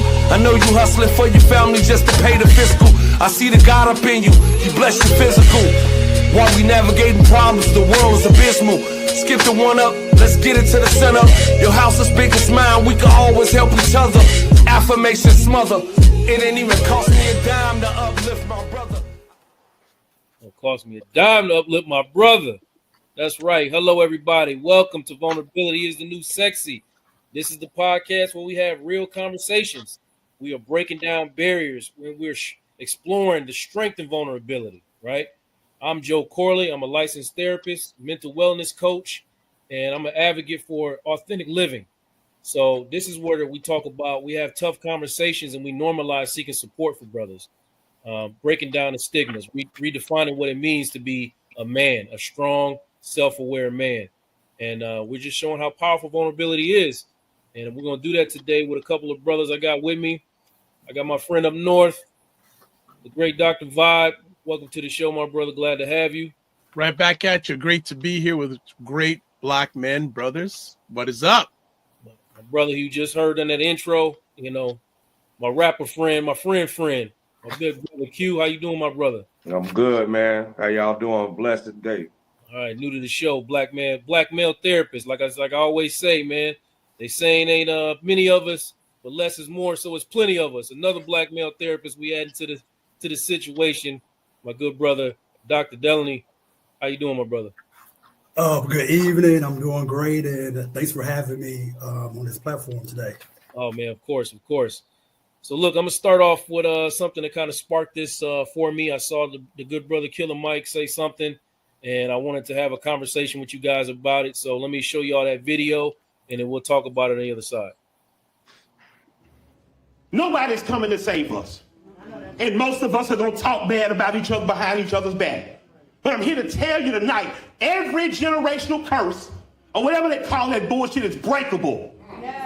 My grandfather didn't have a father. He dropped out of school in the 3rd grade to raise his sisters and help his mother and worked in a lumber yard. By the time I got to 3rd grade, I already was reading at 5th grade level. By the time I got to 3rd grade, they already knew that this boy's gonna go to college because a man who was functionally illiterate got a trade. You learned how to drive a truck. And that's what he did. And he made sure his children valued education. And his grandchildren today are good people in this community. So I don't want to hear what rappers don't do no more.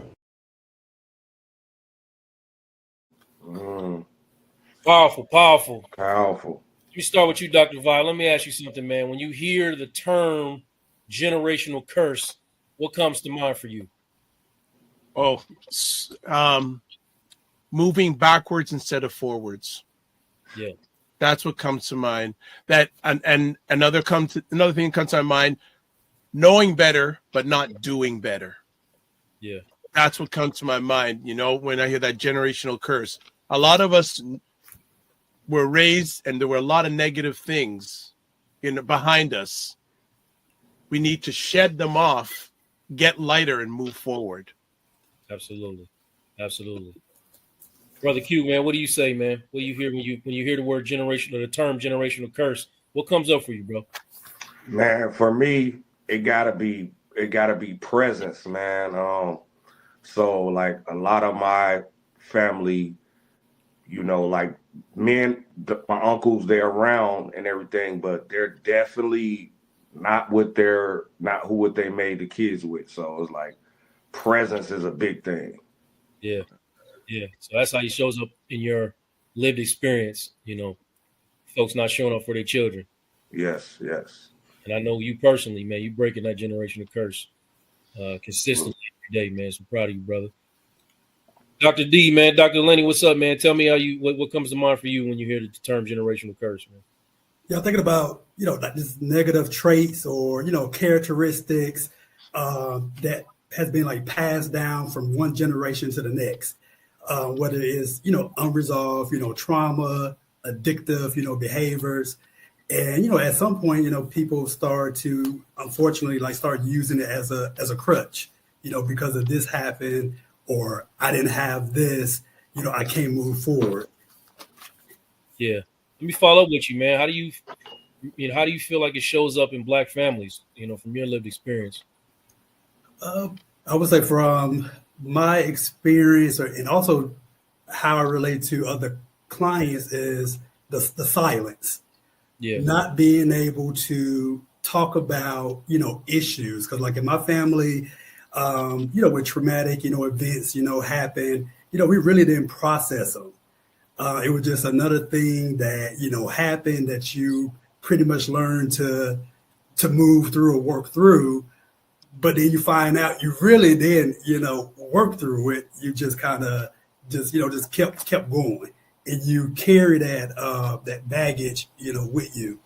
And so I would say, you know, for myself, you know, being an adult, you know, I didn't learn. I mean, of course, I feel like I do a little bit better, but I kept things, you know, inside. And with people kind of like looking at me as, you should be able to figure this out. You smart, you all this. I mean, you have all these things, you know, going on. So when I couldn't like work out issues or figure things out, I felt ashamed because I'm supposed to be able to, you know, figure it out. You know, I don't supposed to have, you know, issues or, you know, struggling with anything like emotional that may be holding me back. Yeah, yeah. Dr. Joe, can I just add on? Do I have permission to add on to that? Absolutely. Yeah, and I want to add on to what our good doctor saying that there are some pressures, such as like being a provider or having that suppressing the emotions that reinforce these curses. So I just wanted to add on to that there are a number of different societal things that contribute to holding on to those generational curses. Coincidentally, man, I was in a session yesterday, right, with this brother, and I've been seeing this brother for quite some time, and slowly, you know, as most brothers do when they get into therapy, they really, really slow to get to the vulnerable stuff. So I've been, you know, chipping away, and eventually the brother started, you know, really getting into some stuff and some real traumatic things from his childhood. So he's really been exposing himself. But this particular session yesterday, he invited his fiance to it, and I worked through an exercise with them that involved them, like, you know, speaking to each other in the eye, looking each other in the eye, and ending off the conversation with an embrace. And he was struggling really bad to look his woman in the eye and to like open his arms and hold her like in public. Now, I had to point out to him, I said, brother, you have told me some really intimate details of your life. So for you to be embarrassed about showing this type of affection towards your fiance right in front of me is actually illogical and crazy. And he kind of said, man, he got stuck for him, and he said, man, you're right. And he turned around and opened his arms. So I bring it up to say generational stuff, man. You know, like obviously this brother's been passed down from generation to generation to be told that you're not supposed to show that type of affection or emotion in front of another man. Yeah. So yeah, I just wanted to bring that out, man. And listen, hey, if you're out there and you're listening, welcome to the show. You know, we're glad to have you. We're talking about generational curses. And listen, type in the chat how generational curses show up for you, or what does it mean when you hear the term generational curse? Throw it out there. We'd love to hear from you, especially if you grew up in a Black family. So, Q, man, let me ask you, man, in your opinion, why do you think these patterns often remain like unspoken? Why don't we talk about it? Man, I think it got to do with accountability, man. Like a lot of Black men really don't want to be accountable for the stuff that took place. Like, and I want to put it out there, like right now. I don't want to let nobody off the hook, but Black generational,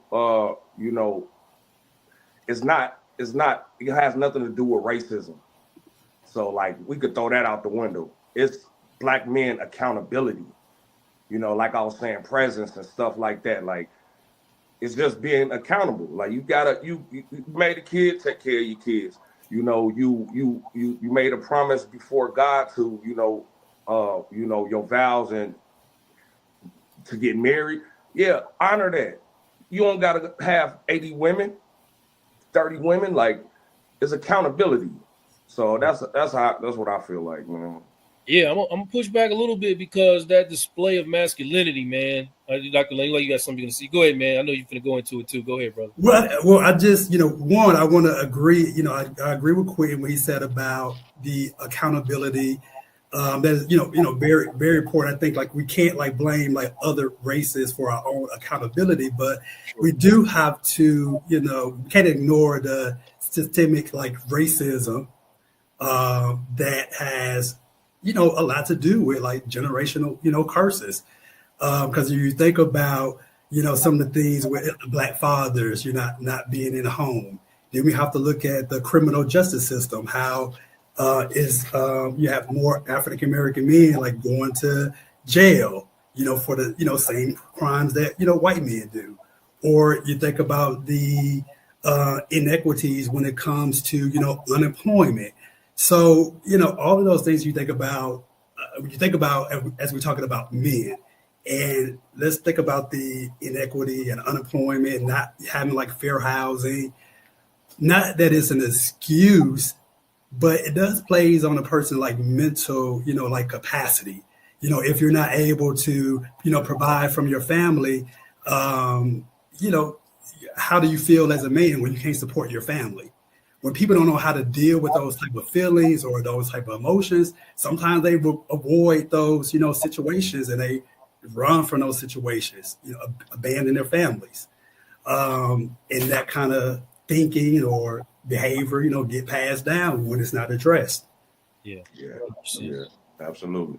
If you're not addressing the fact that, what comes with accountability and where it stems from, like Dr. D said, man, like it's so ancient, brother. Like it's so ancient. Like if you spin a record of Black life and drop the needle anywhere, you're gonna land on somewhere where the agenda is to remove the Black man from the household, and convince him that he doesn't need to take accountability for what. But absolutely, it starts with accountability. We should be taking accountability for our lack of anything, or the way that we're showing up and presenting ourselves in the family, in the home, or in the community. altogether. You know what I mean? Yeah, and I feel like that's how you break the curses, like by taking accountability. Like you know, systemically, yes, we have been downplayed, but it's a lot that we have gained from a lot of that. Excuse me, a lot that we have gained from a lot of that, and you know, pushing forward to break those curses. I think accountability is like the main thing that we need to do. Absolutely. Absolutely. Daniel, yes, it is on YouTube, brother. You can go find it. You know, just type in vulnerability is a new sexy and type in generation or something like that. It should pop up. Go to the Boss Network, if you know where that is, and you'll find it there. Thank you for watching, brother. I'm happy to have you in the room tonight. Dr. Vibe, man, let me ask you, man, how do you think like the societal expectations, come on now, impact Black men's roles and these expectations, brother? How does it impact us? Is this the question for the rest of the show or just for a few seconds? Just take a few seconds, man. Okay. Well, society still, in most cases, expects the man to be the leader. Okay. And as we've discussed a little bit already, we as Black men, we're already way behind for a number of reasons. Some of it our fault, some of it is not our fault. And I'm compared to you're in the middle of the ocean and you have no life preserver. You're paddling. And emotionally, you can get burnt out. And for a lot of men, the easiest thing is to quit. Whether it's quit being the family, quit going out there, they just quit. Yeah. So they feel that all these curses, there's no one there to help me. When I ask for help, it's not there. They're just a number of things. Not making excuses. This is reality. Yeah, for sure. Yeah. This is reality. I'm not making excuses, but this is reality. And just out of time, it's just so easy for so many Black men to quit. And I understand it. But we just got to keep on going. So societal-wise, that's a whole other show in itself, but that's just maybe a 45-second response. Yeah. And hey, if you felt the burnout out there and you in the chat, just type yes, sir, in the chat. That's all I want from you. If you felt that burnout before and it's gotten rough on you, feel like you wanted to give up, just type yes, sir, in the chat, man. Well, can I just add something really quick too, Joe? Absolutely. I was talking to a brother him and I have been close for 30 years. And we just recently had a conversation. I said, how are your holidays? He said, Dr. Vibe, they weren't good. And I think I mentioned this to you already. And I said, why? He said he spoke to 5 close Black men that have just quit. Whether it's generational stuff that's been going on, they've just quit. Yeah. And there's a lot we're expected to do that we don't have the answers to everything. Yeah. Right. But we as men, rightly or wrongly, are expected to have the answers for everything. Right. And can I add something to that? Just like because I just recently had a conversation with one of my close friends, and they asked me, because I see so many clients a week and do other things, and he asked me, are you burned out? And my quick response was, no, I'm good. Because it's just like I have, we have that innate just kind of responsibility or reaction to say that, we are okay, because we don't want to say that we're tired or that, we're weak. And for some reason, I did not want to admit that I was like getting, close to burnout. And I had to like go back and, immediately just kind of retract that statement and allow myself to say, yeah, I am having a little burnout. Yeah, exactly, brother.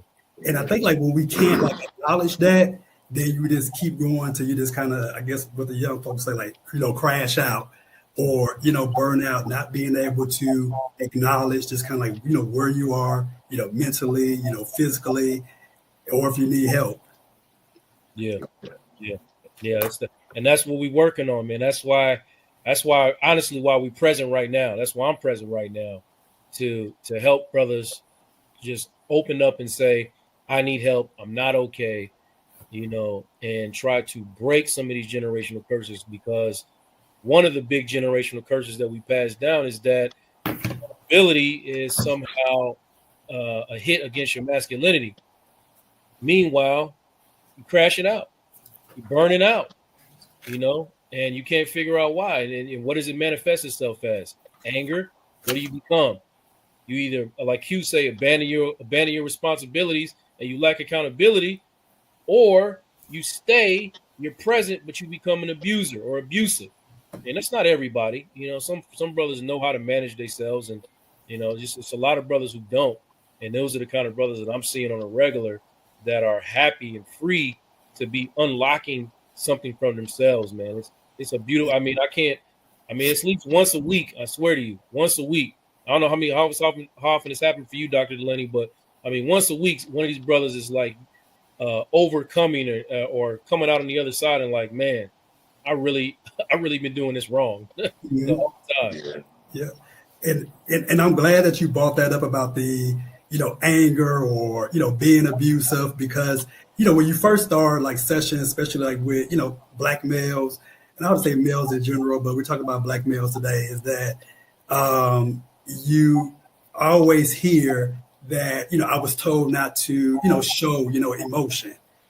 And I'm like, well, did you just tell me you knocked down a chair the other day? And it's emotions. Just because you're not crying, it doesn't mean that, your emotions are not manifesting, in some type of way. And I think that's what a lot of men think about being emotional, is the crying aspect, and ignoring like the yelling, the throwing things, becoming abusive.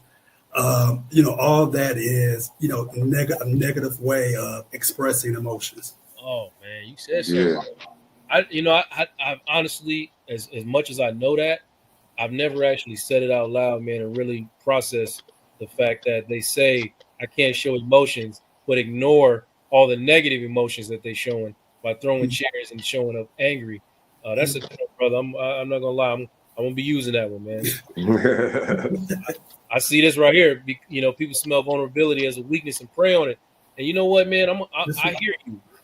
I hear you, brother Mike. And I'm gonna push back just a little bit to say that if you are showing vulnerability in a real way, you can't be preyed upon, because the things that you would consider yourself embarrassed about won't embarrass you. Right.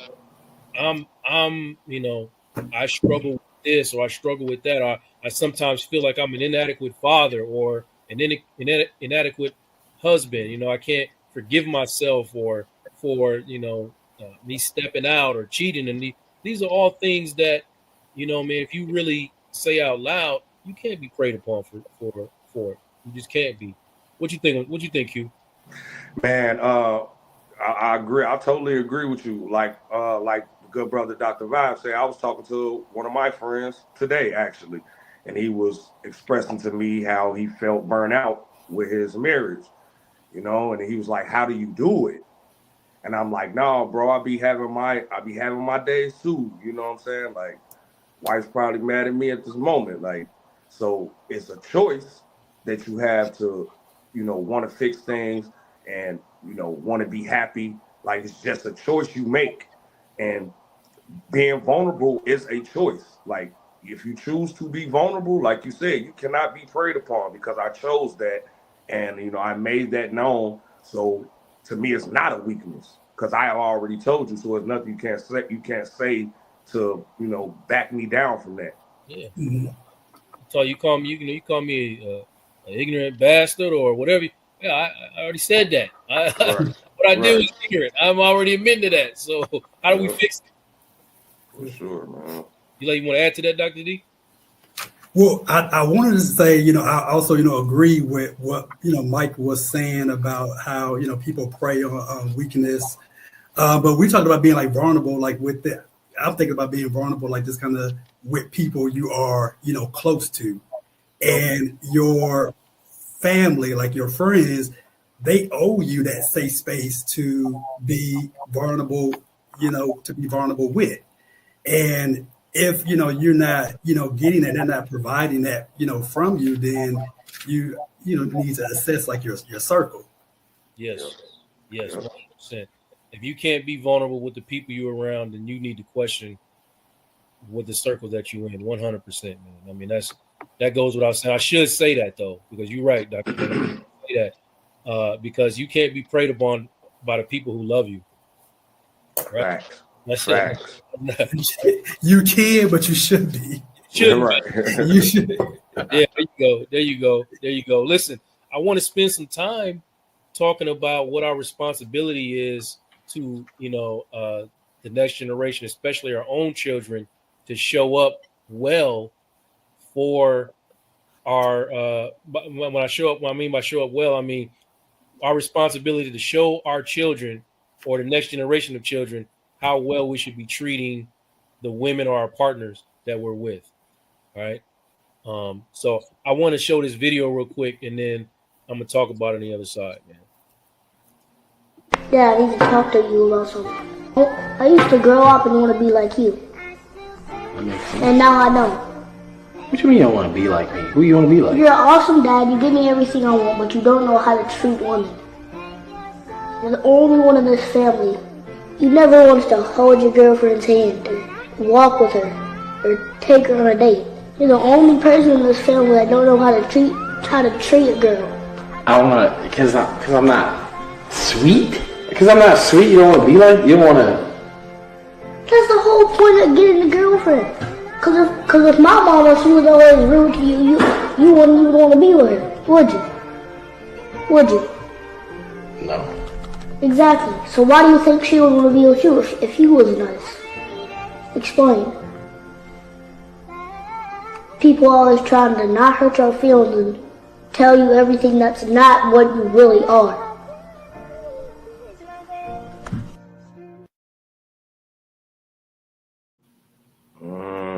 In a minute, man, but I want to start with Q because I know he's raising 4 boys and he's in the home with their mother, and I want to get your reaction, Q, when you see something like that. What responsibility do you take upon yourself to show your sons how you treat their mom? Man, I'm not gonna lie. I take it one situation at a time because I think and it's 3 boys, Joe. Come on, man, 3, not 4. Yeah, but I take it one situation at a time and try to make sure I use that as a learning experience. And when I mess up on my side with my wife, I make sure to let them know, like, this is why she's upset about what I did. And if you can, take these steps to, make sure that doesn't happen. And I think dude took what was coming from his son very well. Like, I don't know, I would have bugged up on my son, like, what you talking about? But that's a part of the vulnerability thing. Like, you gotta intake some of that so you know how to make changes. So, like, I'm very open with my 3 boys. Like, they literally could open up to me about anything, and we have that safe space in here, me and my wife, for them. So I openly tell them, like, nah, I messed up, I'm apologizing, and seeing what I did wrong and then try to fix it. So I take it one situation at a time. Yes, sir. Dr. Vibe, man, you want to add anything to that, brother? Yeah, I think that's really good. I think being vulnerable with the ones you love, no matter what age they're at, is critical, especially with younger people, because they're always watching us. Yeah.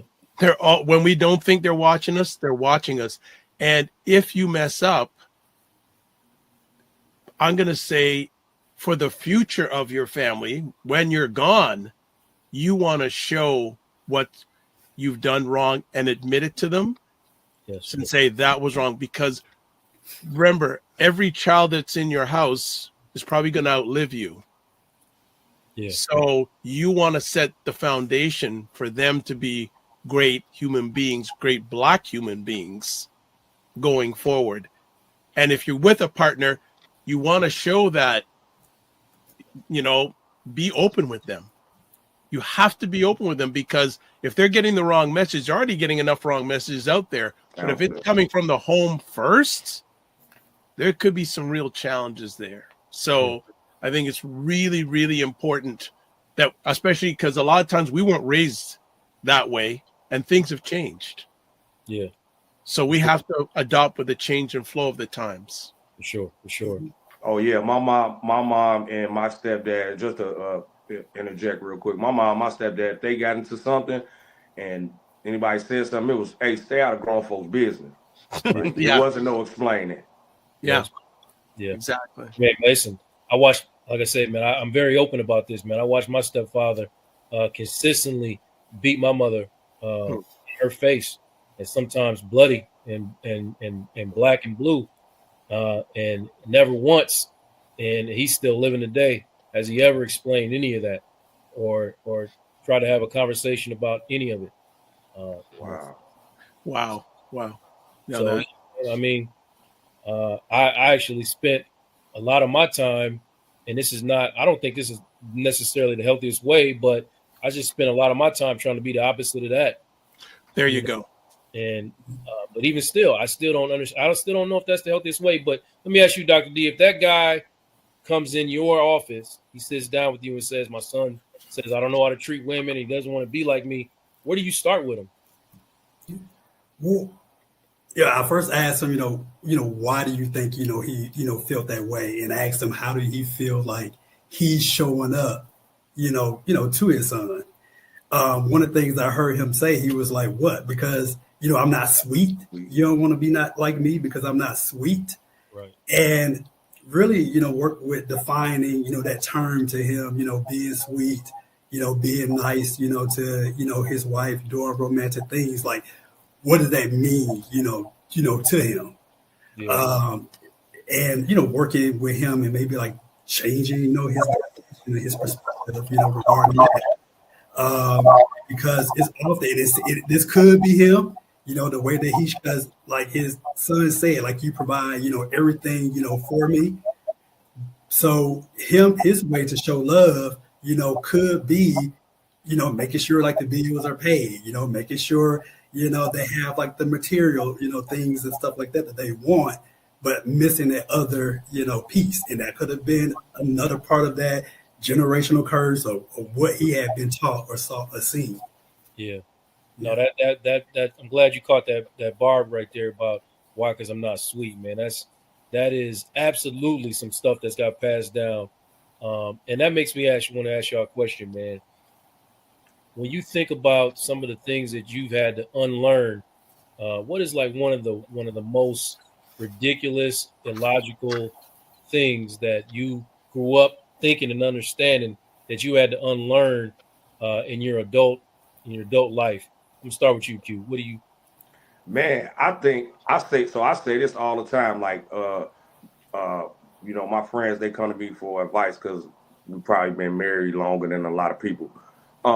Being tough with your wife, like, you don't have to be tough with her. Like, you can chill out. You know what I'm saying? You don't always got to be, this aggressive person, or like dude was saying, you ain't always got to be, not sweet. Like, you rude. You can be sweet. Like with me and my wife, like, sometimes I overshare because I feel like I'm so self-aware of the things I don't want to happen in my marriage and as in fatherhood, that I overshare. So I've learned I'm trying to learn how to not overshare. But yeah, like, that's one of the things, like, oh, you tough with your wife, or you keep her out of your emotions, period.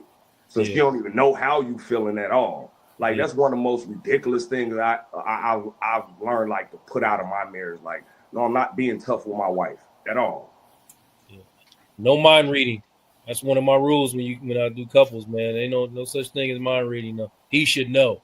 No, sis, you got to tell him. She should know. No, bro, you got to tell her, or we're not gonna get nowhere. Right. Dr. Vibe, man, what about you, man? What's something you had to unlearn, man? Well, this is a personal story. And growing up, I can only say from my lens, I didn't talk much with my father. Like, he was a teacher, and I felt more of a student than his son. Mm-hmm. And about 15 years, and I just thought in my mind, okay, guys aren't supposed to talk because he's my major role model growing up. Mm-hmm. Right?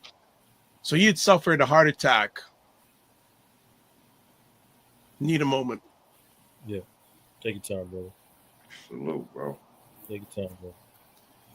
We here for you, bro. He had suffered a heart attack and was in the hospital.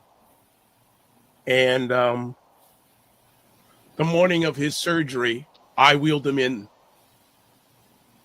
And waiting for 3.5 hours saying, I woulda, coulda, shoulda. Didn't have that relationship with my major mentor, saying that I just have to shut down.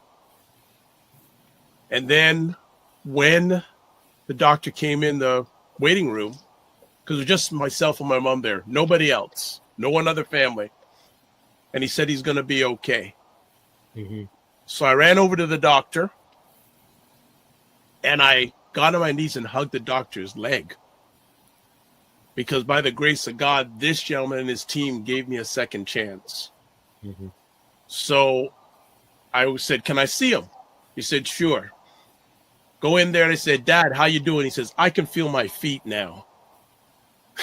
And I said, from that point on, we were not going to have a generational curse of us not talking to each other. Yes, sir. And now, with him still alive at 87 years old, he calls me his best friend. Amazing, bro. Thank you for sharing that, bro. I really appreciate you being vulnerable, man. So, and I just want to encourage Black men, no matter what your relationship is with your father, try to make it the best you can, because when your dad is gone, it's going to be one of the most difficult parts you're going to have in your life, no matter what your relationship with your father is. I'm complete. At one point, it's going to get difficult, man. I'm talking to somebody who lost his father at 16. You know, I didn't really feel it in the moment, but as I got older, for sure, there was moments where I wish I had that conversation that you had, man. So if that opportunity is there, I know it's not easy for everybody, and there's some really, you know, broken relationships, and maybe, you know, it's best for you to stay out of it. Maybe that's the best thing for you. But if there's an opportunity to bridge that, I'm always going to advise somebody to do that, or try and give an attempt to heal that wound, man. Dr. Laney, man, what about you, man? What is something you had to unlearn?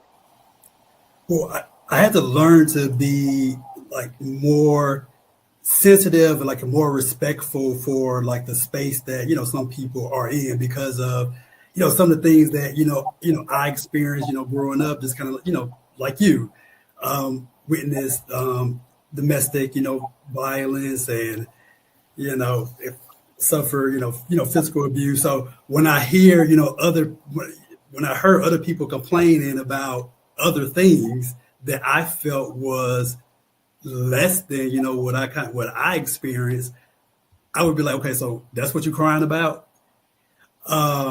So even, you know, as a therapist, so becoming not to be so desensitized to, you know, other people's, you know, traumas. Yes, sir. Yes, sir.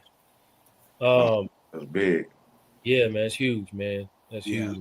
Real strong. I always tell people, man, like, you know, I only had, you know, my father pretty much disappeared when I was 5.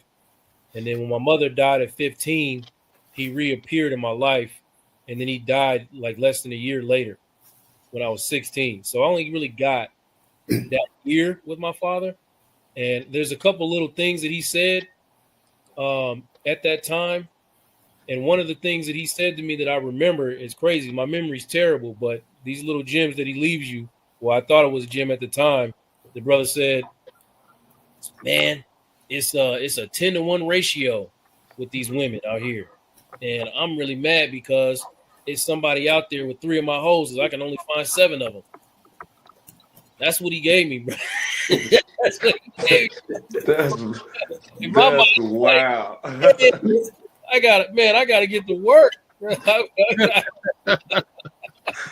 You wow for that one, bro. That's me, man. I mean, but that's the kind of stuff, you know, that I had to unlearn, man. Like I had to, like, really, I was probably in my 30s, honestly, before another grown man, my uncle, his brother, you know, who's super player, right? Super player, but never been married, never, you know, committed to one woman, but never had to lie or cheat on no woman. And he looked at me and said, "Man, what you got going with your wife is a beautiful thing, man. You should definitely honor and cherish and protect." I was in my 30s before a grown man that I respected told me that, man. And it really shook me, man. It really shook me because I was fighting the thought that what I was doing wasn't cool. Trying to, trying to be with this one woman, because I'm like, damn, it's 9 of them out there that I gotta go corral some kind of way. I gotta go find this other 9 to get it right. But no, man, I appreciate y'all brothers being vulnerable, man. I wanna show another video, man, and then lean into something else right after this. But I'm gonna play this video and then we'll talk about it on the other side. How do you commit to breaking that cycle to ensure, your kids don't have to follow in those same footsteps? Let me read something to you real quick. It mean a lot to me.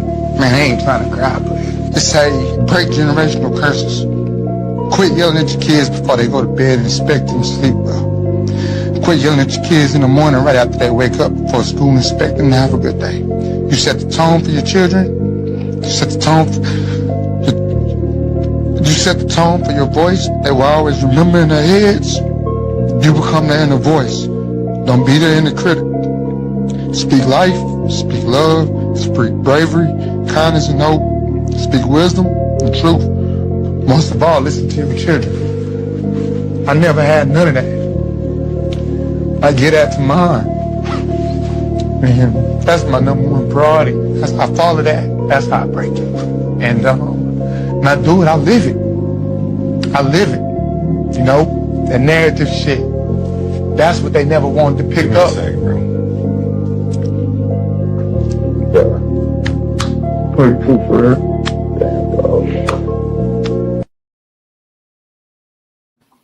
Yeah, man.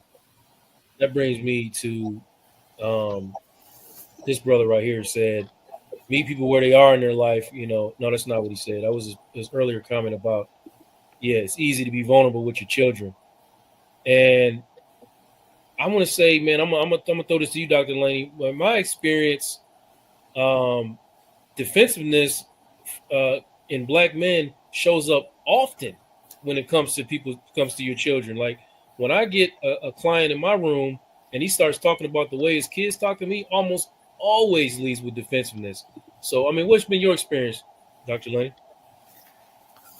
First of all, I do want to acknowledge that's my brother who, made that comment. That's why. All right, what's up, bro? So, one of the things I do, want to acknowledge this with, my clients is that they can see themselves as kind of like in like their like children. And so sometimes they're working like so hard, not to be like the father that, they had, that, when one of their children, may say something about, about them, they listen because they want to try to correct, like those, behaviors. I think like sometimes the defensiveness also comes to play when I see with clients is that sometimes you don't want to admit that you made a mistake. When you're so focused on being like a good parent, being a good father, you think that's what you're doing. But when somebody else, bring that attention, and I don't think it comes out of stubbornness, but you pride yourself on being like a good parent. And so you don't want to, be told otherwise is where the defensiveness will come up. Yeah, 100%, man. I have sessions where brother comes in and we start talking or the child or the wife starts talking, and like 20 minutes, this probably happened to me this week, like 10, 15 minutes in, he was like, "Oh, I didn't know it was Bash so-and-so day. I didn't know it was Bash me day." we can't get to the healing unless we talk about the hurt. You know what I mean? So we're gonna have opportunities for you to say how you feel about certain things, but it's like these people are just talking about how they feel, and you feel attacked, most likely because you believe some of what they're saying is the truth. That's where your defensiveness has come from. I always tell people when somebody's getting defensiveness, more than likely when they're getting defensive, that person believes part of whatever it is that they're being defensive about. So they say a hit dog or holler. You know what I mean? Right. Dr. Vibe, man, what came up for you watching that video, brother? Some of it personal because I experienced some of that. Right? You finna start crying again? No, not no. But that is another generational curse. Yeah, for sure. For sure. Right? How many of our male role models you never saw cry? Oh yeah, 100%. Right? Yeah. So for me, there's just so many emotions going on in my heart right now in regards to this conversation, and seeing that, I'm sure many Black men can relate to what that gentleman was saying in that video. Yeah. Oh yeah. But the important thing was there was another Black man there to hug him. Yeah, that was deep. Hey, right? well, I say it don't make you less of a man to say I love you. Exactly. Like, he was accepted in the present right then and there. No shame, no guilt, no judgment, and gave him, as our doc was saying, I like to say, a safe and brave space to share and get that out of his heart and off his back. And I'm sure that he's become a better person from that moment on, saying, and could you imagine how long that's been inside of him? Yeah. Right? Yeah. That generational curse has been inside of him, and he got a chance to release, almost like being a slave. Right. He was able to break those chains. 100%. Yeah. Q, man, how speaking on what Dr. Vibe is saying, man, about that male embrace, man, and don't make you less of a man and say I love you and all of that. When we talking about unlearning some of these generational curses, man, how important is it to be involved or embedded in a community of Black men? How important is that for Black men? Man, I think it's the most important thing, man, because like I'm sorry, what's the name? Dr. Lane, Dr. D, like he was saying, like if you don't have that safe space in your circle, like you're doing something wrong. So you gotta have some nice aware Black men around you. Like if you don't, you fooling yourself. Yeah. Because it needs to be somebody to tell you, man, that was wrong, man. Like coming from another strong Black man, like that was wrong, man. Like, I might not have said it to you at that moment because I got your back, but behind the closed doors, I'm gonna tell you, man, that was wrong. Like you need to correct that, But I want to say about that video, man, like not all of it, of course, but piece of that was me. That was me. My kids wasn't getting up in the morning. I was hollering. And it's crazy because my wife said his exact words. How you expect to be yelling at him in the morning and expect him to have a good day? Yeah. Like, specifically my youngest son. He has a hard time getting up sometimes. So I used to be that dude until she said that and that hit me. She said those exact words though, and that's nuts. And I've never seen that Des Bryant video, but she said those exact words to me. That's crazy, man. I never saw it either till yesterday, doing a little research, and I came across. I was like, I'm gonna add this to the show, man. But yeah, me too as a father, man. I had to unlearn some of that stuff too, because I was consistently getting yelled at for stuff that really wasn't, yellable offenses. If you ask me, it could have been solved through other means, you know what I mean? But I had to learn again to what do I need from my sons? What do I need? All right, what is the end result? What do I need? And let me talk and communicate what it is that I need and how what they're doing makes me feel. If it makes me feel away, man, I have the right to say that to my child. Like, man, when you're not doing this, man, son, I get scared, bro. I don't really, I fear for your everyday existence. I fear for it. You know, I mean, I want you to come out on the other side of this thing as the best man possible. When you're not showing 24/7 exemplary, you know, manhood, I start to take it personal, which is a me problem. But I'm just letting you know that's where it's coming from. It's a me problem, but I'm scared. And we have conversations like that, man, all the time. Me and my sons, for sure. I want to show y'all one more thing, man, that came across, man. I want to get y'all opinion on what this brother's saying. I just learned this, so y'all bear with me. I just learned this at the beginning of the show, how to share my screen. So let me get to it.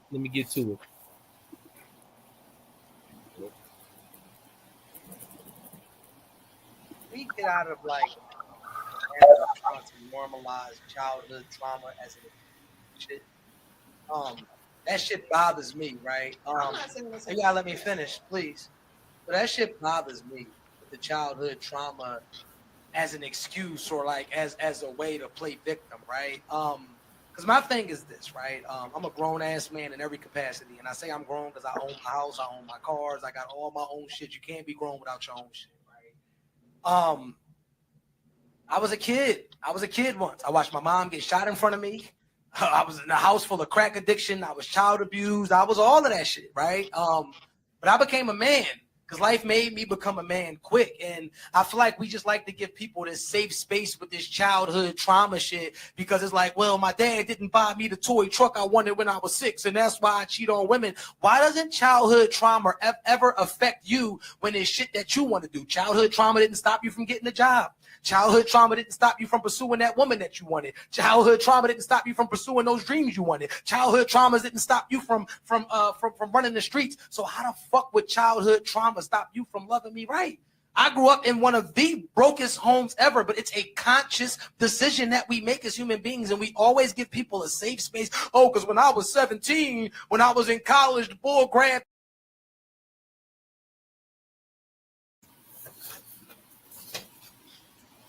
You, Dr. Delane, I'm gonna come straight to you, man.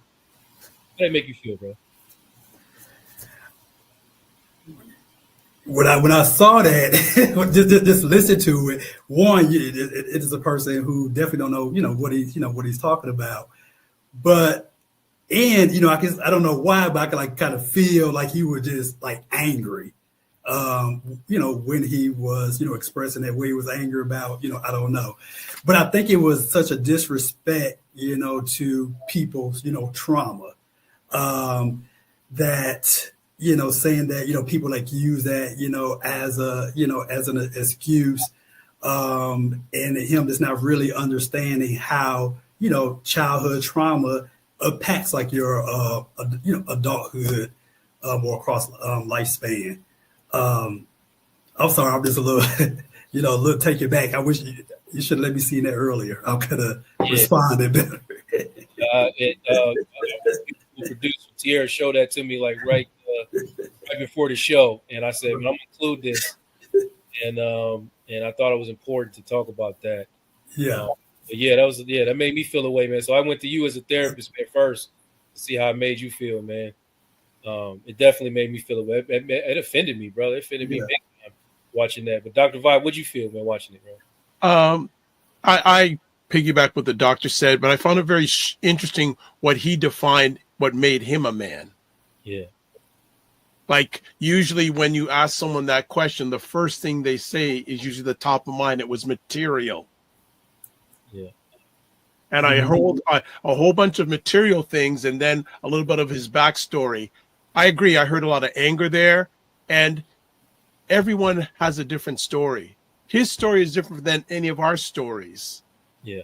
Right. So for him to just say, just for label, if you're not like me, you're not right.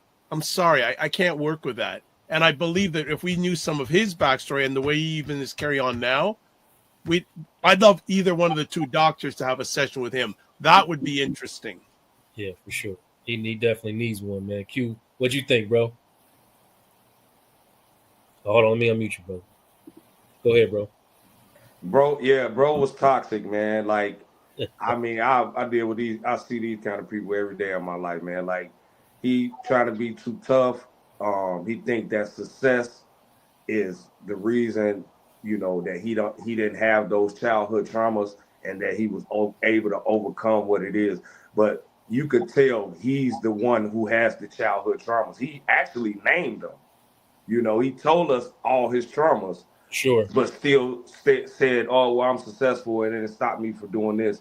Or, you know, towards the woman, like, why should it stop you from loving me, or whatever, you know? But yeah, you could tell he's toxic, bro. Like, that bothered me, and because, you know, I've you know, the time I had my therapy sessions, bro, like, I went there for one reason, and it unpacked so much other stuff from my childhood that made me become a better man. So I know for a fact what he's saying is false.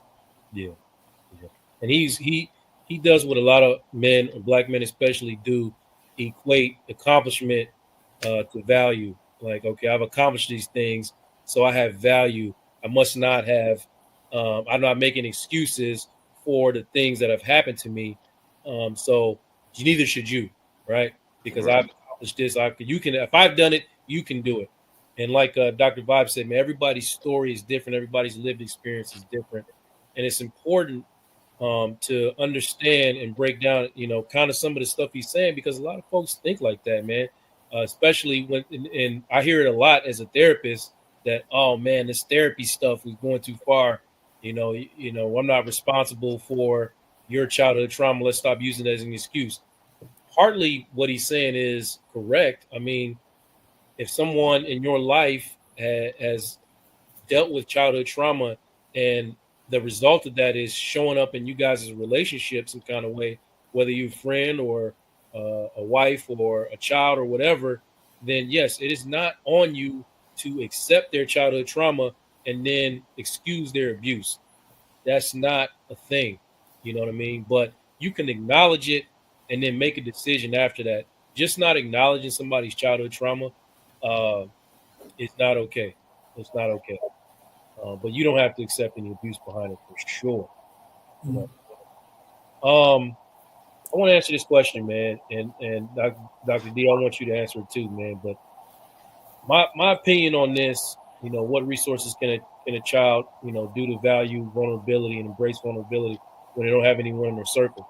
So I don't know what your circumstances are, but the first thing I'm going to say is you're looking at the resources, right?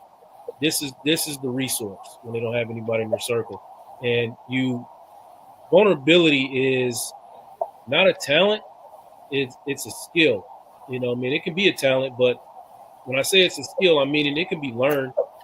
You know what I mean? You can teach somebody vulnerability, but you have to put them in a space with someone who understands how to teach somebody vulnerability. What we do as therapists is encourage and teach vulnerability. Me, I'm speaking for myself. I work with black men, or, you know, black boys, black teens, and try to teach them vulnerability and encourage them to be vulnerable. And I show them the value of that vulnerability. You know, so what do you say to that, Dr. B? Yeah, I think, you know, just kind of going back, you know, to the comment, taking them out of, you know, that circle, if that vulnerability is not provided, you know, in that space, you know, putting them in spaces where, you know, that is, you know, encouraged.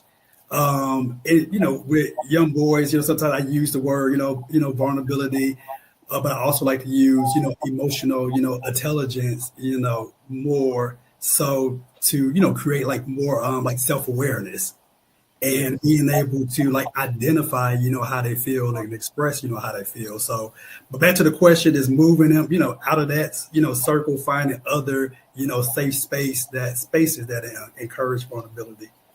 Yeah, exactly, man. Listen, man, I'm gonna round off, man, with some of your takeaways from the night, or things that you want to leave people with. Some brothers out there may be struggling with vulnerability. It's maybe some ladies struggling with brothers who are dealing with or suffering, or no, I'm saying, yeah, suffering or struggling with vulnerability. Dr. Vibe, I'm gonna start with you, man. What do you want part people with, and if you want to share anything about what you're doing and where people can find you, please feel free to do that. Yeah, well, first of all, I want to say thank you to the brothers here and Miss Black Hollywood for allowing me to be in this space. Some quick suggestions. If you're a Black father, be your best to be emotionally present. Prioritize mental health and allow your children to feel safe expressing themselves. And if you're also Black men, small but impactful actions you can take, like apologizing to children, to spouse, anyone that you need to apologize to, I suggest you do it. Also, start having conversations with other Black men, with therapists about feelings, or get some mentorship. But I also want to be encouraging, saying that it's never too late to heal and break cycles. Start sharing a message of hope and persistence. It's just the power of starting small is so huge. And again, get together with other Black men. It all starts with you. It all starts with one. And then finally, my question would be, what's one thing as a Black man you can do today to create the legacy you want for yourself and other Black people, whether it's your family, your friends, other Black men? And if you want to reach out to me, I'm Googleicious. Put in the Dr. Vibe show, and you'll find everything I do. I host 4 or 5 live shows a week, and I'm complete.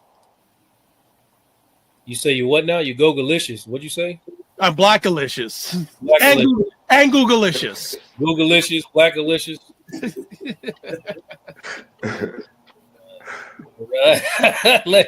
let me not be toxic like bro, man. Hey, Q, man, what's up? What you got for the people, man? Man, I started it with, I'm ending with it too, man. Like accountability, like be accountable. It's okay to share, take heed and telling, somebody that you're sorry. Like, man, I messed up, it's not making you look weak. A little vulnerability go a long way, So accountability, man, always be accountable. And don't think you weak for being accountable. Yes, sir. Dr. D, man, leave us with Q. You got anything to promote, brother? Oh yeah, for sure. My album out, man. Authentic Intelligence is on all streaming platforms, iTunes included, Tidal, all of that. Please go check me out, man. Fly Robotics, FLYROBOTICS. Very grown up music. Very intellectual music, and something that you will listen to for a test of time. So please go check me out. It's long though. It's long, but it's good, brother. I want to again acknowledge, man. I listened to it myself several times. Great music, man. Thank you, brother. Dr. D, what's up, brother?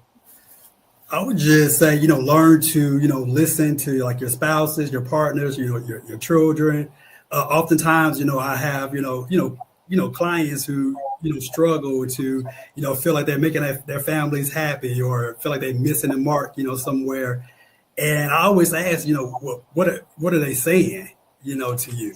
Like, what are your wife has, been, communicating? So, I mean, it's not hard, you listen to what's being like, communicated to you and, be open to, receiving like those messages. I know we run out of time, but you can find me at workintherapy2023.com. Again, that's workintherapy2023.com. All right, man. Thank you for joining me, brother. For real. And I just want to say this, man. I'm going to leave you out with this, man. When I was transitioning my son from regular school to homeschool, there was like a period of time where you just have to do nothing.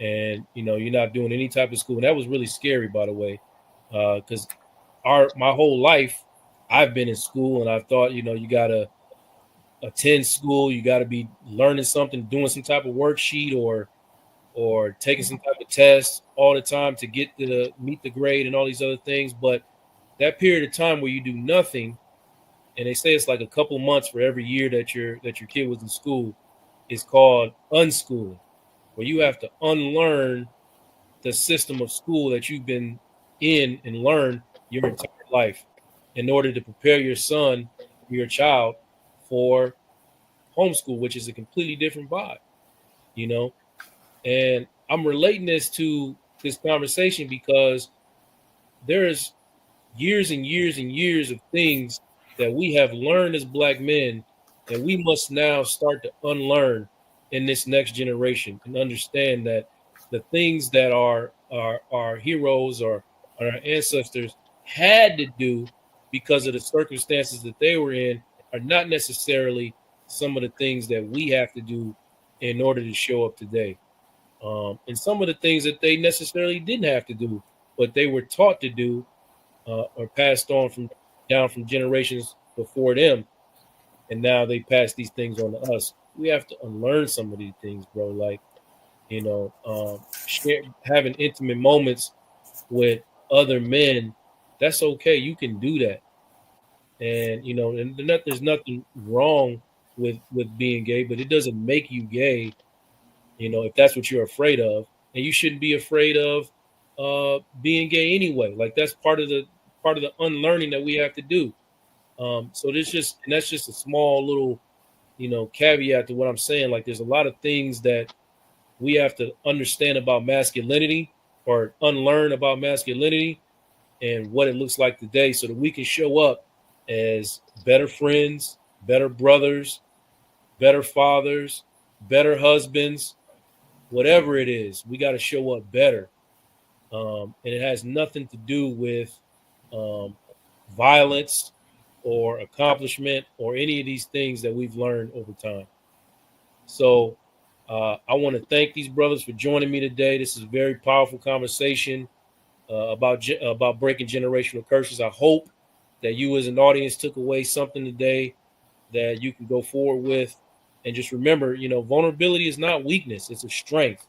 It is a strength. And that's what we're doing here. And it's like taking the first step forward towards legacy, a legacy of healing. That's what we want to pass down, a legacy of healing and growth.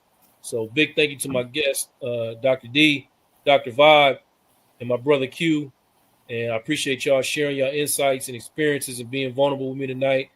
Listen, don't forget to subscribe, share, leave a review, talk, leave a comment if you haven't done so, if you're watching this on the playback, but most of all, share, man. Let's keep the conversation going. And let's redefine what it means to be a strong, self-aware black man. Let's redefine that. Let's start one person at a time. You can do that. Until next time, y'all, y'all take care of yourselves and, take care of each other. How can people get a hold of you? Oh, yeah. Good question, bro. Good question. Good question. You can contact me at consulting.com. I appreciate those of you that have reached out and have asked for consultations, man. I mean, that happens. And I appreciate it. You brothers want to start making a change. That's consulting.com. You can book your consultation right there. You don't got to talk to me or nothing, man. And you can come back here every Tuesday night. We're going to have another show next week. And then all of February, we're going to be talking relationships. And we're going to be, sitting with couples and things of that nature and other therapists and whatnot, trying to, provoke some healing in y'all relationships for February. So I look forward to doing that as well. But thank you, Dr. Vibe, for that. I appreciate you, brother. And again, till next time, man, y'all have a good night and take care of yourselves. Peace.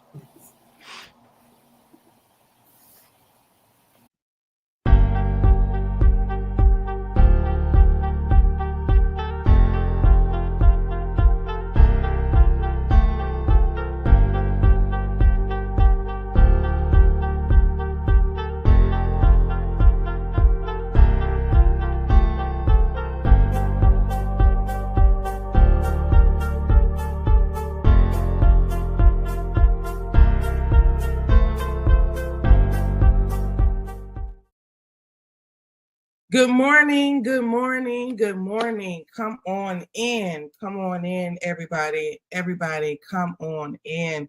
Happy Tuesday, I believe. It's Tuesday, February 18th. We are here live on flynubianmoney.com. First of all, I just would like to say thank you so much for being here with me on this morning. I'm very grateful. A lot of gratitude for that. Let me play my theme song really quickly. I'm a couple minutes behind schedule. Let me play my theme music. Y'all know I got to do this every morning.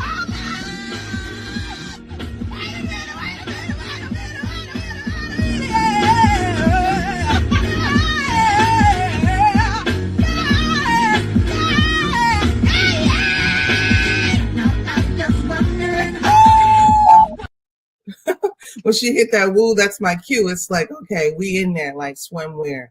All right, everybody, come on in. Where you at this morning? Where you from? What's up, Linda, my girl? Good to see you this morning. It's always a pleasure to see you. I already know.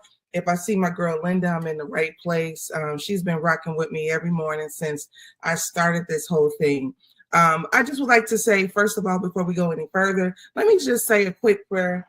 I was able to travel internationally and make it back safe and sound at home. So I have a lot of gratitude. I'm very grateful for being able to travel and traveling grace. So I just would like to say, Heavenly Father, thank you so much. Thank you for allowing us to see this day. We just ask for your continuous blessings, your continued protection. We love you and look to you for all things. You know the needs of all of us. In your name we pray. Amen. All right. That's that on that. You all know I'm from Atlanta. I'm from Chicago, born and raised, but I live in Atlanta. So wherever you're from, make sure you drop that in the chat. I wanted to see where everybody's from. Linda, I didn't even know you were in Cali. I mean, if you in Cali, it's real early in Cali.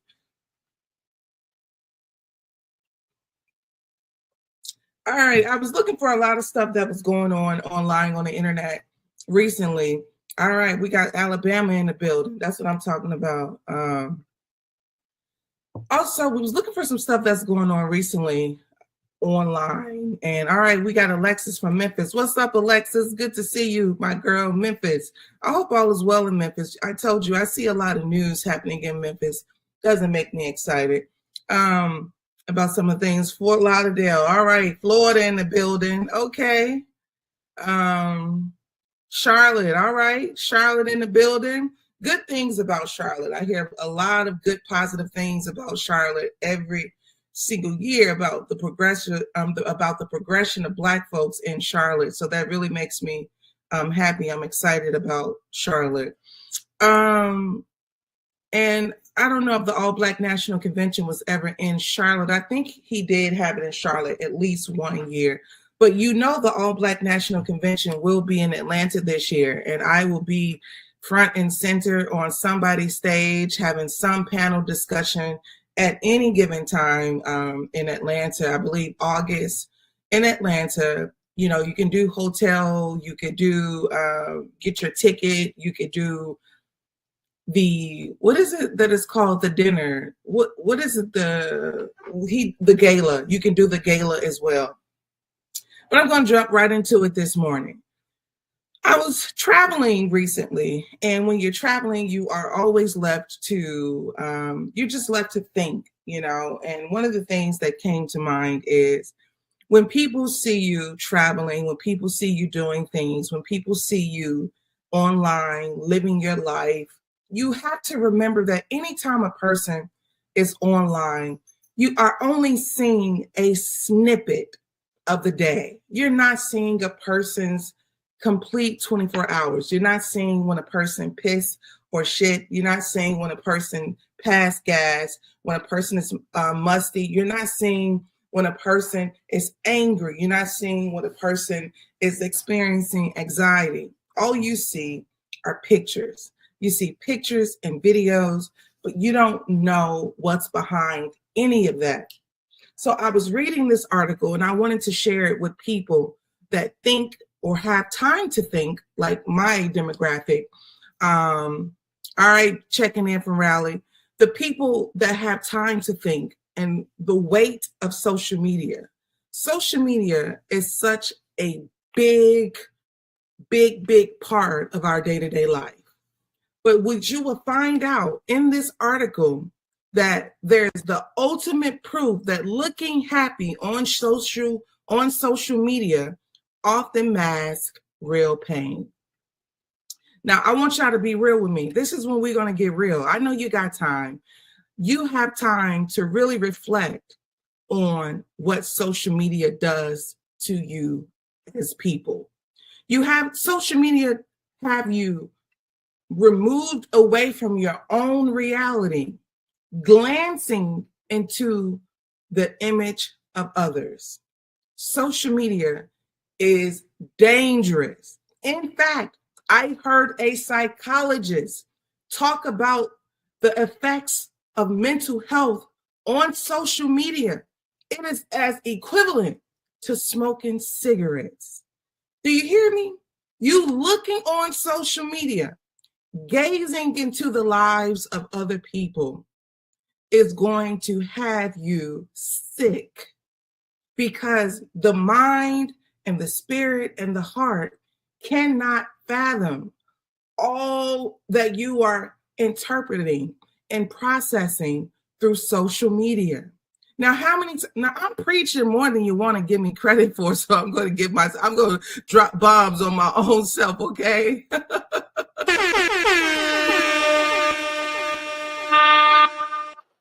So the point that I'm trying to make is I want you to read this article because I tell you all the time, don't take my word for it. That's not what I want you to do. I want you to see it for yourself. So when you see it for yourself, check this article out right here. Now, mind you, this comes from psychiatrists. All right, let me share this article with you where I got this information from. If you can see it, just put social media in the chat, okay? Put social media in the chat if you can see the article, because I'm about to start reading it. Put social media in the chat.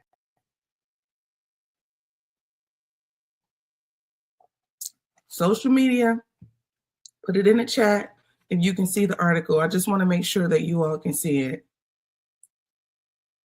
Okay, I think you can see it. Okay, good. All right, cool. So listen to this. This is what it says right here. It says, the ultimate proof that looking happy on social media often masks real pain. This is a young lady. She's in the field with flowers. Many times there's pain behind that smile. So this is a published article from 2018. She says, last July, I was in the thick of it, near weekly anxiety attacks, combined with a bout of impending monoculosis, which drained all my energy by 10 a.m., working 3 jobs to pay my bills. The wave of stress and anxiety was mounting when my birthday rolled around. But of course, I was surprised. My mom sent a massive herd of birthday balloons to the office, which was cute. I looked cute because it was my birthday, so I asked my editor to take a photo of me. Then I posted it on Instagram. Then, as you can see on the post, it says, shout out to Donna for birthing me and sending me these office balloons. Colleagues are confused. I am happy. This is her. Now, mind you, she just said that she was sick, she working 3 jobs, and she's in pain. But when the balloons came, she felt compelled to take a picture and post it, okay? So it gets good. The caption reads, I am happy. She says, nope, these days things are much better. Therapy and medication work, and we should talk about that more openly. But if you scroll through my social media feeds, Instagram, Facebook, Twitter, you would never be able to discern my periods of intense anxiety and depression from the times when I was feeling pretty good. You hear that? She's completely depressed, but she's showing online that I'm good, I'm cool, all is well. So this is important. I want you all to see this. Because this is what we're looking at, people's life that have issues, problems like everybody else. And because they have made it picture perfect, we're under the impression that something is wrong with our lives. Something is wrong with our skin. Something is wrong with our style. Something is wrong with our home. Something is wrong with what is in front of me. And you cannot combat this if you do not deal with it head on in a reality format.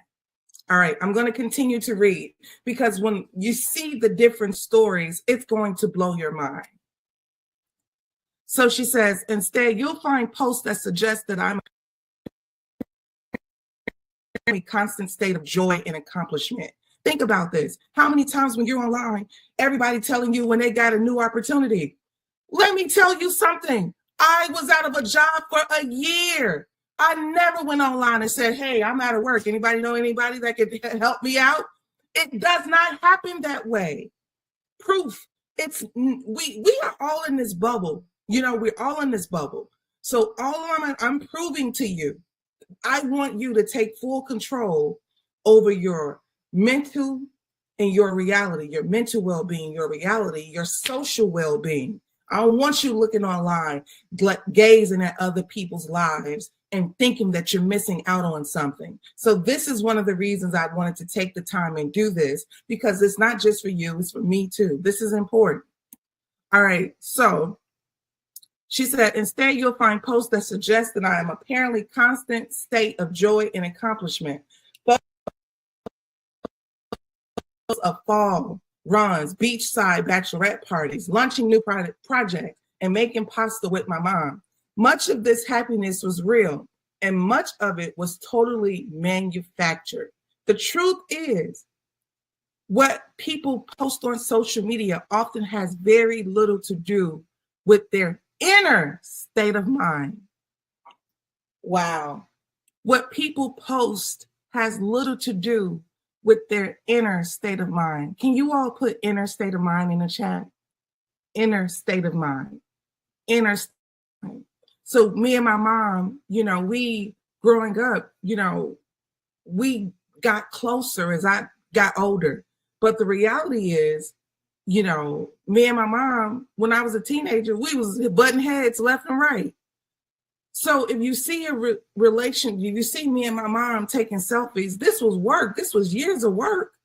This was years of having discourse. This was years of, you know, finding out a way to figure out how to work together. This didn't happen overnight. So, you know, some people can look at a picture with you and your mom and say, I wish me and my mom had that. But that's not, listen, you don't know. You'd never know what a person is truly experiencing. This is why who we really are is important. What you really feel is important. All right, so let me finish reading. She said, this reality was crystallized by a Twitter thread. Now, this is where it gets good. I want you all to see this. This reality was crystallized by a Twitter thread this week, started by Tracy Clayton, host of the BuzzFeed podcast, Another Round. Clayton asked her followers if they would be comfortable sharing a photo that they had posted on social media during a time of personal strife. This is what the request was. And look how the flood came. She says, I'm curious, if you're comfortable doing so, post a picture that you shared on social media where you were actually having a really tough time in life, even though you look perfectly fine in the picture. She said within minutes, the tweet blew up. As of writing, it had nearly 600 tweets, retweets, 2,500 likes. People started sharing photos of themselves posing happily and confidently for the camera with added captions explaining that the shot had been taken shortly after they experienced some kind of anxiety attack, while they were worrying over family members' health, or just moments after crying in their therapist's office. This is one right here. This woman says, last Halloween, I debuted my best costume ever. I had 2 big anxiety attacks before coming to the point of taking this pic, and my chest was tight all night. But she looks pretty happy, right? Then this one, She says, this spoke to me. Perfect picture. This one. I was literally sitting on my therapist's couch and we were doing an exercise. If you look closely, you can see I was crying right before. It's not my best photo, but I kept it because it reminds me that I pulled through. Here you go. Another one. She said, Clayton says the inspiration for the thread came from an unlikely source, insurance companies. Ooh, it gets good. I've been thinking a lot lately about how insurance companies will sometimes use your social media feeds in their evaluation of your claims. Clayton told courts via email. Now, y'all know I'll get into these companies' ass because they are trifling. And it goes on to say, that led me to thinking about what a potentially irresponsible and risky thing that it is, particularly pertaining to mental illness for several reasons. For one, people rarely post pictures of themselves in panic or anxiety attacks or grieving at funerals. For two, curating the perfect picture of yourself on social media is the kind of the purpose of social media. Guess what it's called? Fake happy. Social media produces a fake sense of happiness. People do not know this. Now we may be a little bit more mature. So we're in our 30s, 40s, right? So we may have an understanding of social media a little bit differently than a 20-something-year-old. Young people look at social media and they are consistently under the impression that the mention just happens. You just don't get a mention. You have got to figure out how to make the money for the mention. And then there's a process. You got to figure out how to keep the mention, how to sustain the mansion, how to keep it cleaned, how to get a house person for the mansion. I'm thinking for the word, but it slipped my mind. It's not a house person. It's something else. But anyways, so I want you to see a few more before I close this out. People rarely post pictures of themselves in panic attacks and grieving at funerals. That's true. Who want to see you sad? This is another form of the psychology of social media. It produces a false sense of happiness, but who wants to see you sad? Think about this. When you see people sad on social media, you feel like, man, you don't want to see that. You don't come on social media for sadness. You come on there for the fake happy. And this is one of the reasons that I'm doing this is because I don't want you, anyone who follows Madam President, I don't want you to have to be fake about your happiness. I don't want you staring into the lives of other people thinking that you are missing out on something. It's not real, okay? What is real is what is in your hand, what is in your mind, what is of you, your family, your home, your lights. When you touch your lights and it comes on, that's your reality. Live in that and prove it into whichever way that you see fit. But do not fall for the social media's fake happy. Also, I'm going to read a couple more. I want you to see a couple more. Depression negatively affects your memory in a number of ways, including making it difficult to recall memories in general. This is a really good theory. You want to know why? It says depression negatively affects your memory in a number of ways, including making it difficult to recall happy memories in general, and especially positive memories about yourself.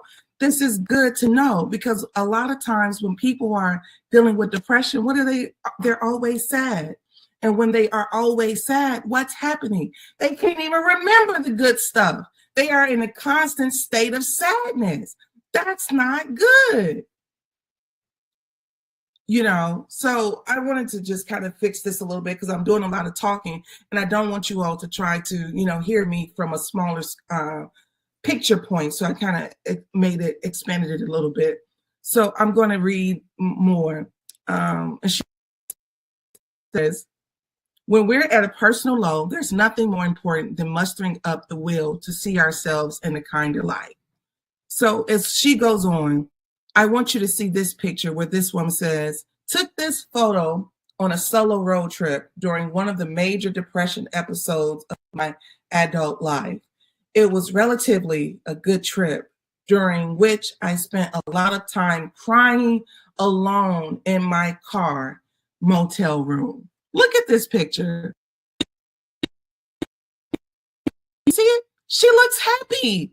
She said she'd been crying the whole road trip. She took the phone and posted this picture behind, I don't know, wherever she is, looked like Arizona somewhere, and she see the mountains. But she said, I have been crying the whole trip.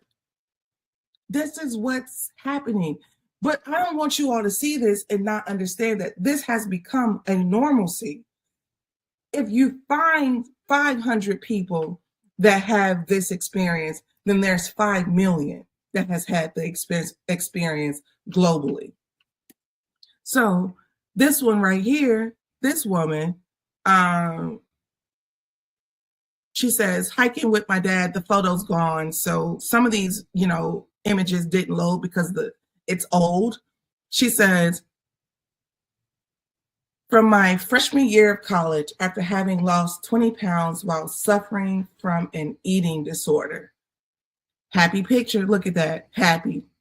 I'm happy, guys. I'm happy. This is what social media produces. I'm happy. Friend's wedding. Both those smiles are fake because we've been fighting.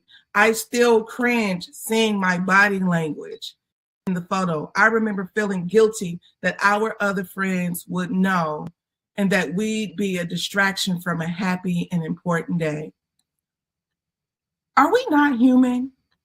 Is it possible for the human being to just experience one state all the time? So why don't we encourage people to take that picture or don't take the picture? If you're not happy, don't take the picture. Don't smile. Don't do it. If it's not real. Why have we conformed to a place where we encourage people to be what they are not? And it doesn't even, promote you. It doesn't even elevate you. It doesn't even take you to the next phase. It kind of keeps you depressed, keeps you sad. Because when are you going to really show up as yourself if you have to perform this way? Social media promotes this performative behavior. This is my point.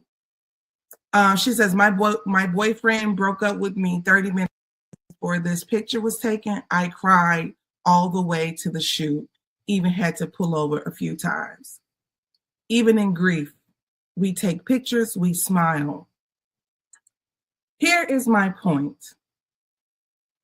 Do not let social media ruin your reality. This is my complete point. Constantly looking at the lives of other people, constantly looking at everyone else has an effect on how you feel about yourself. It has an effect on how you feel about the people in front of you. It has an effect on how you feel about what's in your hand. So I want you this week, if you can, if you will, to just be real with yourself. Understand what social media truly is and take it as face value. This is my message today. I was traveling, I was exhausted, and I really was trying to find a lot of news for us, but a lot of stuff is repetitive, a lot of stuff is redundant. So I'll do some research today so we can have a good show about different topics. But as you know, I really appreciate you all being with me every single morning. We do this at 9:30 a.m. Eastern. This is brought to you by FlyNubianMoney.com. This is the place where if you want to get your mind up, you start here with FlyNubianMoney.com. If you want to get your money up, you start here by texting Queens to 87948. You want to keep up with the women of Fly Nubian Money. If you want to keep up with Madam President, text Madam P to 87948. I just would like to say, I appreciate you all. I want you to not have your online life in order. For me, it's about your offline life. I want you to have your offline life in order. You can live an offline life that is way more spectacular than what is positioned online. I guarantee it. I will see you guys tomorrow at 9:30 a.m. Eastern. You should be following me on all social media platforms.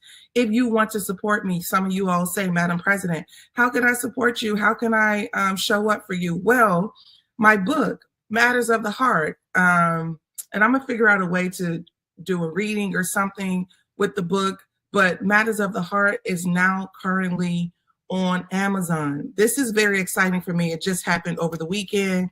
It is titled Matters of the Heart, Who I Post to Be. It is on Amazon. Let me see if I can find it really quickly because I want you all to support me in my new book. Also, I would like for you all to read it, leave a review, talk about it, all the good stuff, okay? I'm going to pull it up right here really quickly so you guys can take a look. If you ever want to support the Freedom Company, I am the owner of the Freedom Company.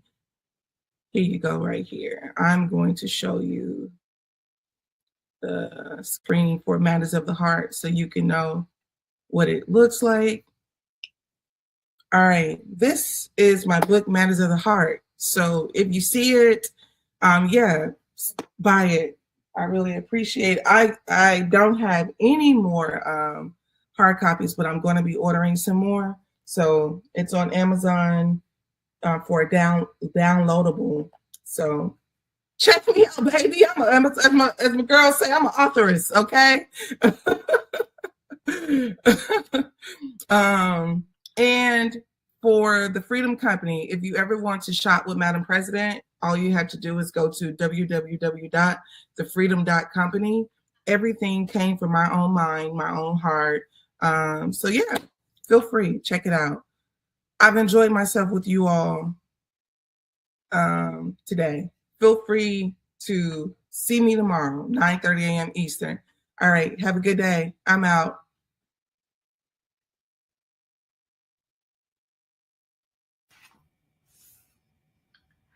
All right. Hello, everybody. How are you? Welcome to the Healing Haven Book Club. I just want to say hello to everyone on Happy Sunday. We are continuing to read this book, How to Be an Adult in Relationships. It's the 5 Keys to Mindful Loving. You all probably know what that is at this point. If not, you can definitely look at the other videos that I've done. You probably can go to Boyce and Alicia TV, and then a lot of the videos will be easier to find there. But hey, everybody, I see y'all in the chat. How you doing? Damon and Patricia. I think I can you should quiz me on where you guys live, because I think I'm starting to see some of these names and I remember where you guys are from. But in case I haven't, just type in where you're from. Hey, Eric and Karen and Ari, I see y'all in the chat. How y'all doing? I'm Dr. Alicia. In case y'all don't know, I am Dr. Alicia. I am a full-time, 100% full-time college professor. So full-time, what I do is I teach and train other adults how to become therapists like myself, how to become a social worker. I teach mostly the clinical courses. I teach some of the electives, and I also teach research. Oh my gosh. And I teach the diversity class. I think I teach probably the more difficult classes in the curriculum, because research ain't no joke. Teaching diversity is no joke, but it's fun things to do, and I enjoy that. So I've been doing that for 16 years. For over 20 years, I have been a licensed therapist. So I think this is really kind of cool. I get to take some of the things that I talk about in the classroom, some of these nice books that I've been kind of reading by other social workers like myself, and I can talk to you about positive. Oh my gosh, my children are texting me now. It's distracting. But anyway, I can talk about healthy relationships, because really that's what I'm promoting. I am a 2nd generation healer. In case y'all don't know, my parents had advanced degrees in child behavior. Even my stepmom, like everybody who raised me, had advanced degrees in child behavior and healthy relationships. And so I'm the second generation of people who are educators and healers. So I'm a healer. And so anyway, I do want to talk about healing and us as Black folks. I was talking to Cleo Manago recently, and he was talking to me about some of the issues between Black men and women, between just Black people in general in this country. And part of the issues of us is that we got a lot of healing to do. So anyway, this is part of it today to talk about it. And believe it or not, we are talking about conflict. We are on chapter 5 of How to Be Adult in Relationships. We are on chapter 5, and we've been talking about conflict. Now remember, conflict is a normal stage in relationships. Do y'all hear that? Experiencing conflict is normal, even in healthy relationships. Now, the demarcation between whether that relationship ends well is our ability to deal with conflict, because it's gonna happen. It is a phase, a big phase in relationships. So if you haven't learned anything, at least at this point, you've learned that conflict is normal.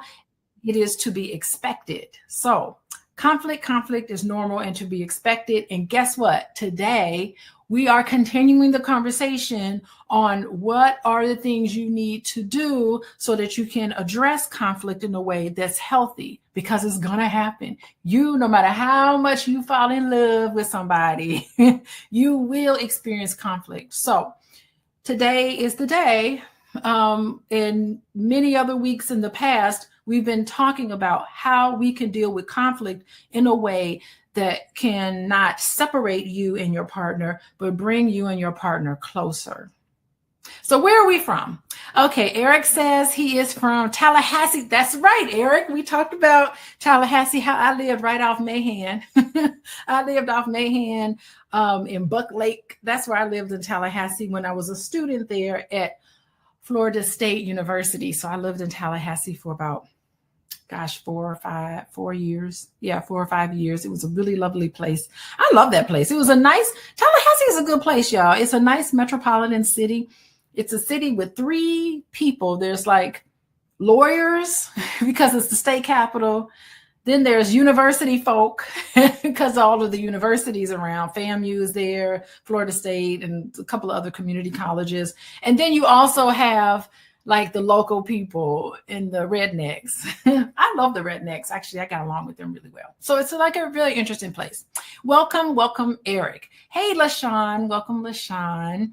And Karen's from Newark, New Jersey.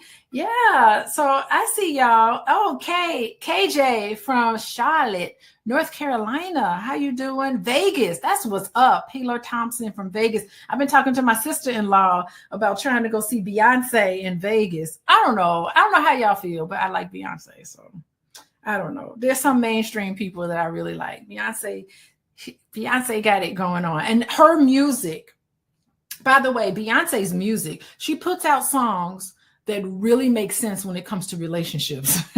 So everything, it's like every topic we talk about, there's a Beyonce song that can explain it. So anyway, welcome everybody. Oh, and by the way, let me just let you know, if you want to know when I go live, probably because I'm live today. If you want to know when I go live, if you text the word love, LOVE, to 87948, then you'll get a message on when I go live, and then you'll be up on everything. So that is a good website to go to. Follow me on Instagram. Can y'all follow me on Instagram at Coaching with Dr. Alicia? I'm on TikTok too, but I don't know. I don't know. It's strange because I'll post something on TikTok and it'll do really well. And then I'll post it on Instagram and it doesn't do well. And then Instagram, I'll do much better on Instagram on some posts, but not so much on TikTok. I don't know how to get the algorithm, but you're going to get me no matter how you do. You can follow me on TikTok, follow me on Instagram. You're going to get me. So just know that you'll get me What else I want to tell you? If you want to reach out to me and talk to me and connect with me, individual work and couples work, of course, you can find me at coachingwithdralicia.com. That's what's up. And I'm Dr. Alicia. In case you don't know, we'll leave the website up in case people want to know how to get a hold of me. All right. Okay. So we are continuing our conversation here about conflict. It is the longest, most agonizing phase of a relationship, but it is a necessary phase of a relationship. This is where growth happens. Sometimes this is where you part ways, because as long as you are committed and open to giving and receiving the 5 A's of mindful loving, I think you're good to go. But if you get to the point where you're just not willing to meet your partner part ways, halfway, you're not willing to be open and to explore and talk about issues, then I don't know if you should be in a relationship with anybody. Or I don't know if that person you're with needs to be in a relationship with you. So I really do think that this is a very important, normal part of a relationship. Yes. How to deal with conflict. Okay, so let's see, where did we leave off? Oh, we left off last week about feedback. You got to give your partner feedback on how the relationship is going. You need to give your partner communication. You got to say it. Now, we also talked a little bit about introverts versus extroverted people. So, and I had my husband on here, Dr. Boyce, who is extremely introverted. And sometimes I'm like, what are you thinking? What's going on with you? Come on out and say it. I have to encourage him to talk. And sometimes, I realize that I need to button it up a little bit because, I'm a therapist. I'm a second generation therapist. So, I believe in talking about feelings, talking about emotions. We all say it as it comes out. So that's the type of environment that I grew up in. And feelings were important. Feelings were heard. Feelings were validated. Feelings were accepted.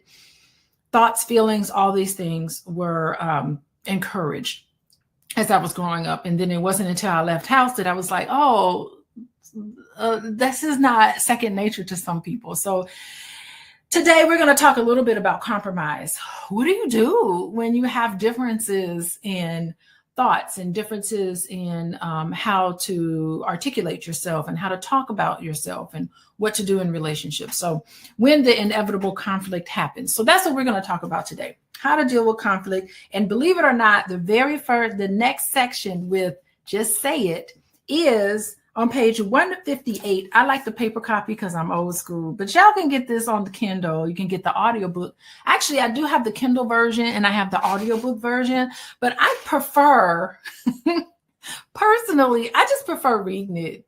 I prefer the old-fashioned way. So we left off last time saying, say it. Whatever it is you need to say, you need to give each other feedback. You need to be open for feedback. And you need to create an atmosphere of appreciation and gratitude. But you also need to create an atmosphere where your partner feels comfortable opening up to you and saying things to you and listening and validating and all those wonderful things. Those are really important in healthy adult relationships. Don't bottle it up. There's no resentment happening. You got to come on out with it. But you also need to respect that some people take a little longer to process things.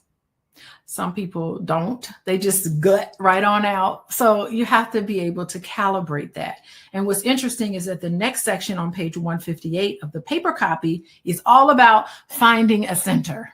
Wow. Okay. So how do we find a center? Oh, and get your journals out because there's stuff that we need to talk about. Successful agreements require responsibility. Successful agreements require responsibility. I think responsibility is big when it comes to trust. I got to trust you. You got to take responsibility for something, right? For your behavior and all of that. In a relationship in which one partner is substantially more responsible than the other, It can seem as if one needs to get the other to change.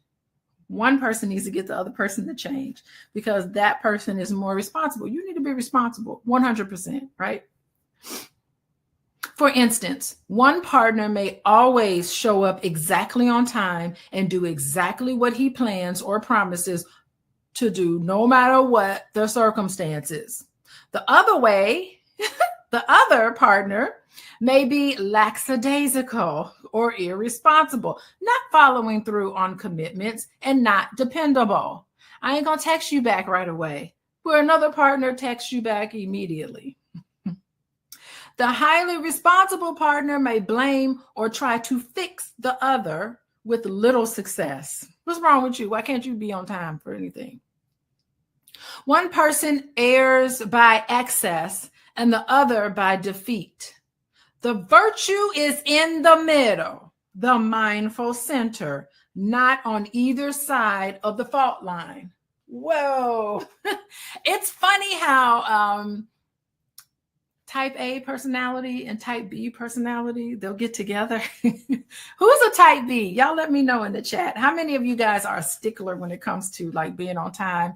Who's our military veterans? I find military veterans, I work with a lot of people in the military, and I work with a lot of, and I've actually dated a guy in the military, and they're really big. They're really sticklers on time, and they're really sticklers on like making up the bed, and they have these idiosyncrasies that I think are really, really kind of funny. But type A personality and type B personality get together. Oh, Eric, you got a military family? Yeah. What have you noticed? They're big on like uniformity and falling in line. It's not, not much flexibility there, because really in the military, you need to be precise because lives are dependent on it. So it is a positive quality in the military, but in relationships, it doesn't necessarily happen that way. Type A and type B. And it's so interesting because it says in the book, the virtue is in the middle, the mindful center, not either side of the fault line. So both of you are right. Maybe the type A personality person, the person who wants to be on time, like Lisa's husband. Lisa's saying, yeah, my husband's like that. My husband is type A. Maybe the type A personality, you will end up, it's funny how type A people, they will end up with someone lackadaisical. It just happens that way. And you can, if you have a type A personality, I think sometimes you need to like relax a little bit. You need to kind of calm down. But you're right. It is important to be on time. But you know what? Even the type B personality, even that person is right. Even sometimes you just need to just chill. Sometimes not everything you go to, you need to be on time. Like a birthday party. Do you really need to be on time for a birthday party? It's okay to be fashionably late, right? So I think type A needs to listen to type B and type B needs to listen to type A. So there's compromise there. There's a meeting in the middle, finding the center. Hey, Tara, how you doing? Ann's like, I'm not in the military, but I love to be on time. Then Ann, I know it's got to bother you if you with a type B person. Hey, Dr. Vibe, how you doing? How you doing, Dr. Vibe? Thanks for joining us, Dr. Vibe. Tell us, are you type A or type B? Let everybody know. I want to know. I think I am. I have idiosyncrasies. So there's certain things where I'm real kind of like, I can't be flexible, but then there's some things that I can be. It all depends on what. For me, it all depends on what it is. Certain things I'm like, no, it has to be done this way. It's like crazy. Anyway.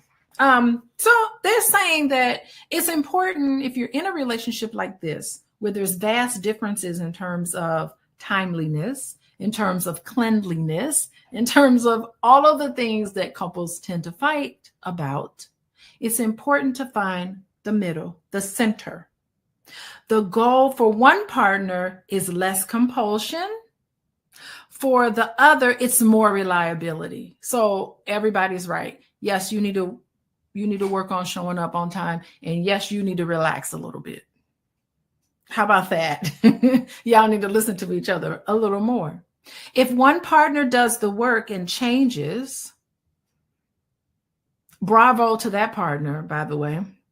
You want to be flexible in relationships. That one can still accept the other and see her or him with amusement and compassion. No longer the complaint, with complaint. Being in the center makes us feel so good. We feel less of a need to get others to change. Less of a need to get others to change. So consider this chart. And of course, Dr. Risho, he loves a good chart to illustrate what he's talking about. Okay. So the irresponsible extreme, not enough energy, may ask what all the fuss is about. So if you're irresponsible extreme, there's not enough energy and you ask what the fuss is about. A compulsive extreme, on the other end, too much energy, blames the partner and feels disrespected when she fails to live up to his definition of responsibility. And then the mindful center is stillness. Sees all that happens with gentle amusement and sincere compassion. Gentle. I like that he brought up that word gentle because I don't think we're gentle with each other enough. The key to conflict is gentle. And that is a very mindful place to be. And I think in order to be gentle, you really need to get to a place where you can not respond to what bothers you in the moment. Just hold it in a little bit and then later have the conversation, not necessarily bring things up as it happens. Just hold on and bring it up at a time where both you and your partner can have a really nice, mindful conversation. So really bringing the center together. I think when navigating conflict, the mindful center balances energy and intention. So, I mean, what do you say here? The irresponsible extreme. So the irresponsible extreme, the type B personalities, sometimes they can be very dismissive in a way. They don't take responsibility for the fact that they made everybody late. They dismiss people. And you're wondering, like, why is everybody making this a big deal? It's just a birthday party. What's all the fuss? And sometimes they can disengage entirely and really make the other person feel unimportant. Now, on the other hand, you have this compulsive extreme that involves too much energy. You spend so much time blaming other people, getting your feelings hurt and disrespected, and rigidly adhering to your definition of what responsibility means. Whereas what the author's saying is that this mindful center resides in the stillness, coming from a place where you can observe the unfolding conflict, gentle, amusement, sincere compassion, and that creates a space for growth and understanding and emotional clarity. That is what the author is trying to say. Hey, Lisa is saying, but not too late. My husband brings things up months later when he's angry. Oh, Lisa, that's too bad. Your husband should bring things up within a couple of days. I say within 48 hours, you should bring things up. And you only know how he really feels when he's angry. No, he should talk about things, not when you're angry. Actually, you should do the opposite. When you're angry, you need to recognize that you're angry and verbally say, I'm feeling angry. That doesn't mean that you act on it. And then later on, when you're not as angry about it, then you talk about it. I don't know. There are people who you never really know how they really feel about things until they're angry. And then you're just like, you've been holding that for all these months and never said anything. Like, I can't read your mind. It's not fair to the other person. So I know that's got to be pretty stressful, Lisa. Yes, and Phelps, emotional intelligence. That's exactly what we're getting at. So finding that center is so important. So how y'all doing with finding the center? Are you and your partner opposites in this regard? And if so, how are you handling all of that? Do you insist that the other person change, or can you see and admit when something is a personal issue? It's an idiosyncrasy. Oh my gosh. Oh my gosh. Okay. Yes, Lisa. But try to encourage. Here's what you do, Lisa. Try to encourage him to talk about how he feels when he's nice and calm. How do you feel about that? What's going on? What's on your mind? A penny for your thoughts. Tell me about it. Constantly giving feedback when you're in your adult mind. Your wise mind is what we call it. All right. Okay, so we're moving on. We're talking about how to protect your energy. Okay, page 159. How to protect your energy. What do you do to protect your energy? Silently ask yourself the following questions about your life in the moment. Am I in a relationship with someone who presses down on my lively energy? Is it a habit from early life? Wait,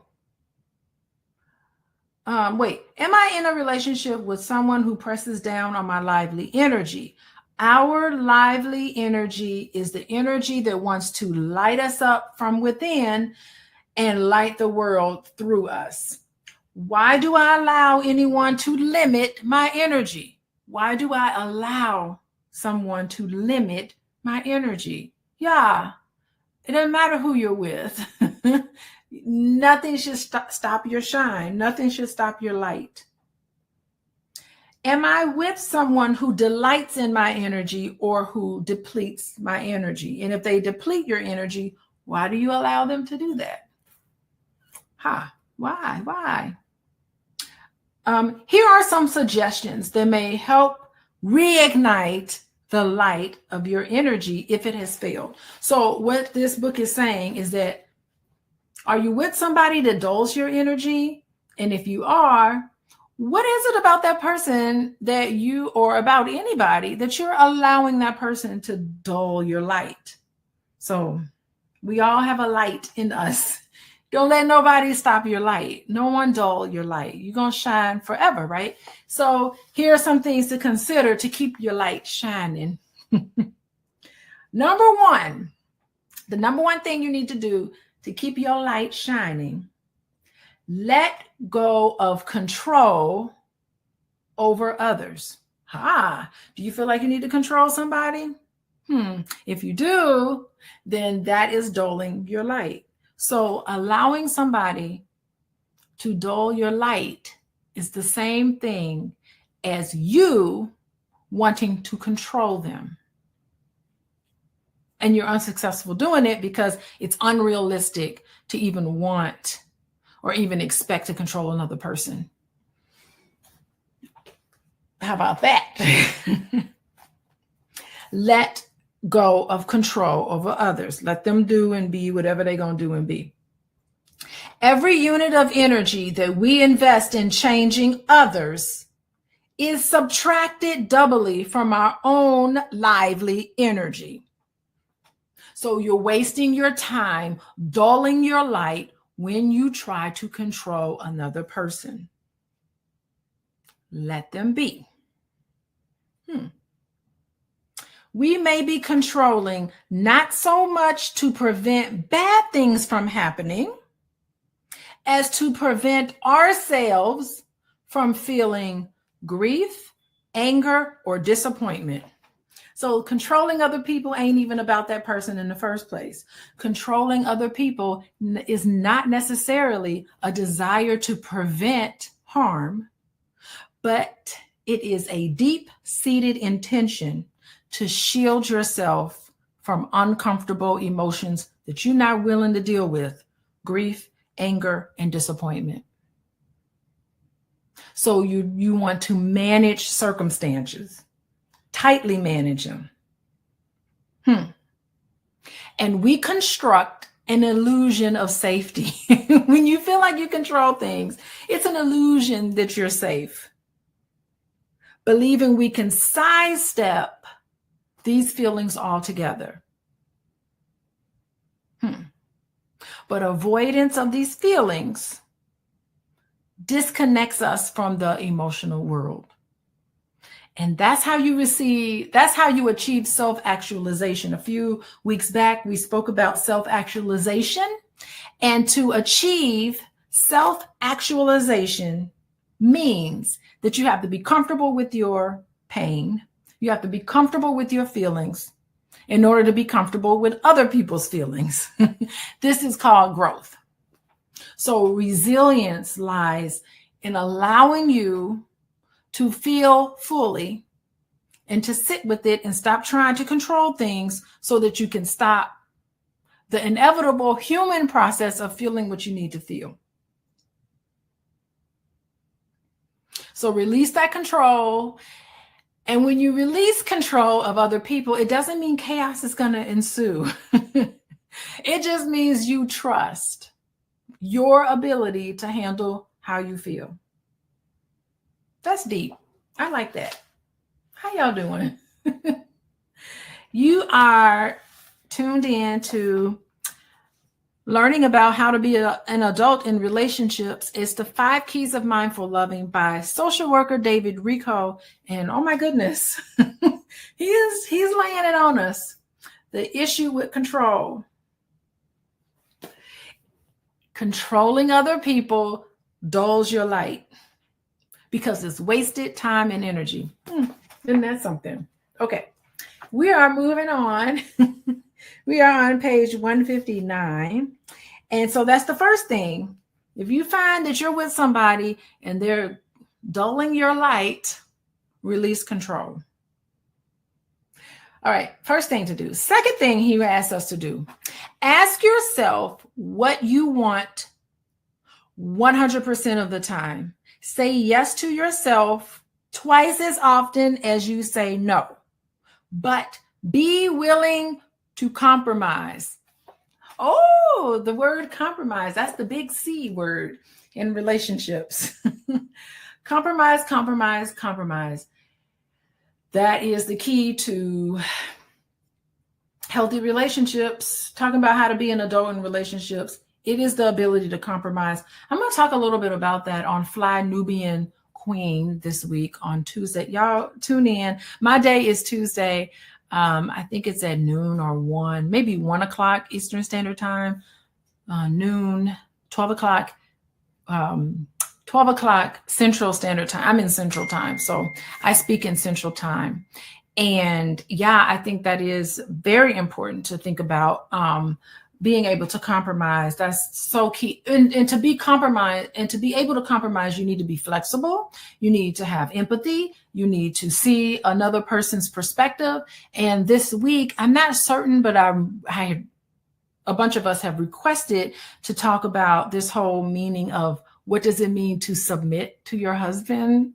Wives submit to your husband, and husbands submitting to your wives, and all of that. My kids are texting me, and I am like,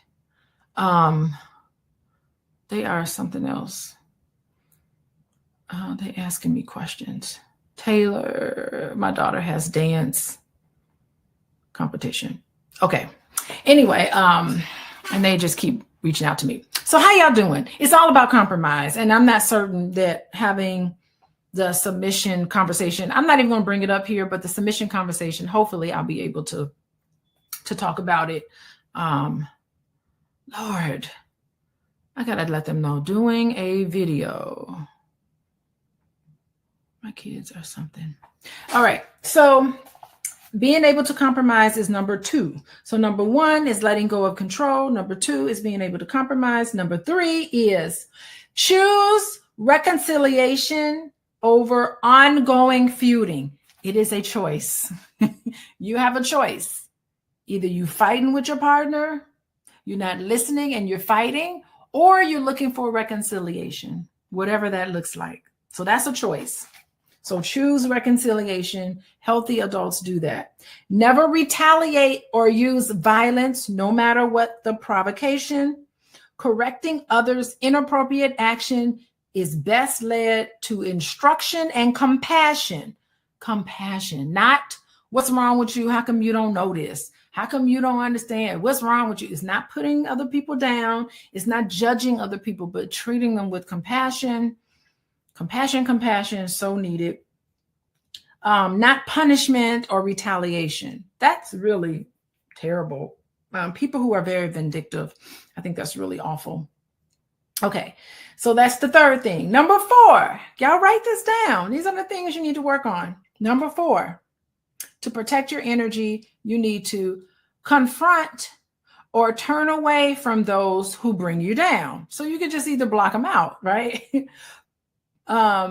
Confront or turn away from those who bring you down, put you down, or try to control, abuse, or scare you, no matter how close they are to you. Just because they're married to you doesn't mean that you're giving them permission to abuse you, disrespect you. Just because they're related to you, just because they are blood related to you, doesn't mean that you are giving them permission to mistreat you. So sometimes you need to confront or turn away from them. You don't get to talk to me like that and continue. You don't get to talk to me like that and be in my space. How about that? I don't care if we're blood related. I don't care if we're married to each other. We don't talk to each other that way. We don't speak to each other that way. This is unacceptable. And unless we can be mutually respectful to each other, this conversation is over. You can set boundaries up. I'm feeling upset. And hopefully you're around somebody who can hear that and entertain that. Okay, if I made you upset, tell me what it is that made you upset. Hopefully you're with somebody who won't become defensive. You're with somebody who's willing to listen and compromise and understand where you're coming from, because adults can do that. How about that? Yeah, I wrote a word down here when I read this earlier.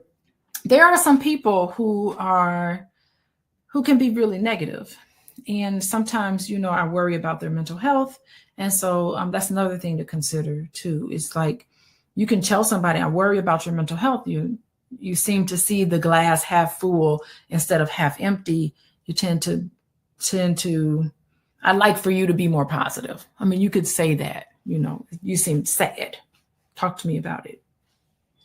Anyway, so just depression came up for me, because people who are depressed will sometimes try to do things that they're not supposed to do. So sad people do that. Okay, so we got 1, 2, 3, 4. Okay, so we got 4 things. Let go of control, compromise, say what you want, compromise, reconcile. That's a choice.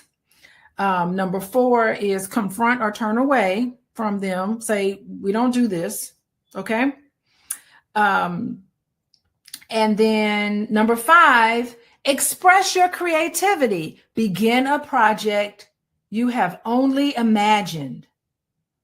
Whoa. Express your creativity. So find an outlet. Find an outlet that sparks you. That's tip number 5, to get your light shining. And y'all know what it is. Some of the projects that's on your mind that you've been thinking about that you haven't been able to get to. Work on that. Start working on that. You don't need your partner's permission to do things you want to do, right? I like that. Number 6, be yourself sexually. Responsibly, of course. Yes, consenting adults. As long as there's consenting adults, there's nothing wrong with kink and all that other stuff. I don't know. At the Black Love Weekend, we had our wonderful sex therapist come in, and she talked about shame. You shouldn't have shame around something that you want, a desire that you have. These are your consenting adults. As long as it's adults who are consenting, it's okay. Like I've talked about it at the Puff Daddy debacle. And I'm like, okay, if who knows what adults want to do when they get together? As long as they're consenting, as long as one person's not abusing another, whatever, right? That's okay. We shouldn't shame people for having alternate desires and fantasies. You should just express yourself sexually in whatever way that you see fit. This may include enacting the fantasy or lifestyle you have kept inside too long. So talk about that, vocalize that with your partner. What are some fantasies? Fantasy is not reality, by the way.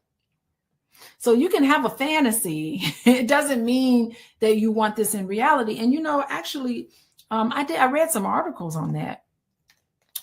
There were some people who had a sexual fantasy of being dominated, I guess there's a whole group of people who love dominatrix or whatever. They like that part of stuff. And so sometimes people like to be dominated, or they like to be, handled roughly in a sexual way. But if you ask them, 99% of people will be like, oh no, I would never want that to happen in real life. Like, I don't want anybody to attack me in real life. I just want it. It's a fantasy that I have, a sexual fantasy that I have. So research tells us that fantasy is actually different from reality, because when we talk to people who have a sexual fantasy and you ask them of domination or violence or intimidation or whatever, if you ask them, do you want this to happen in real life? They're like, oh no, absolutely not. I would be mortified if somebody tried to attack me in real life. But as a fantasy, that would be a turn on, by the way. So I'm a therapist and I'm here to give you evidence-based information. And so that's what the data says. They ask people, and people who love to dominate others in their real life, they don't get off on that. In their real life, like, they don't want to dominate other people and abuse other people. They just have a fantasy. So anyway, I don't know. I can just tell you what the studies say, that fantasy is different from reality. Okay, let's move on. So it says, we're at the top of page 160.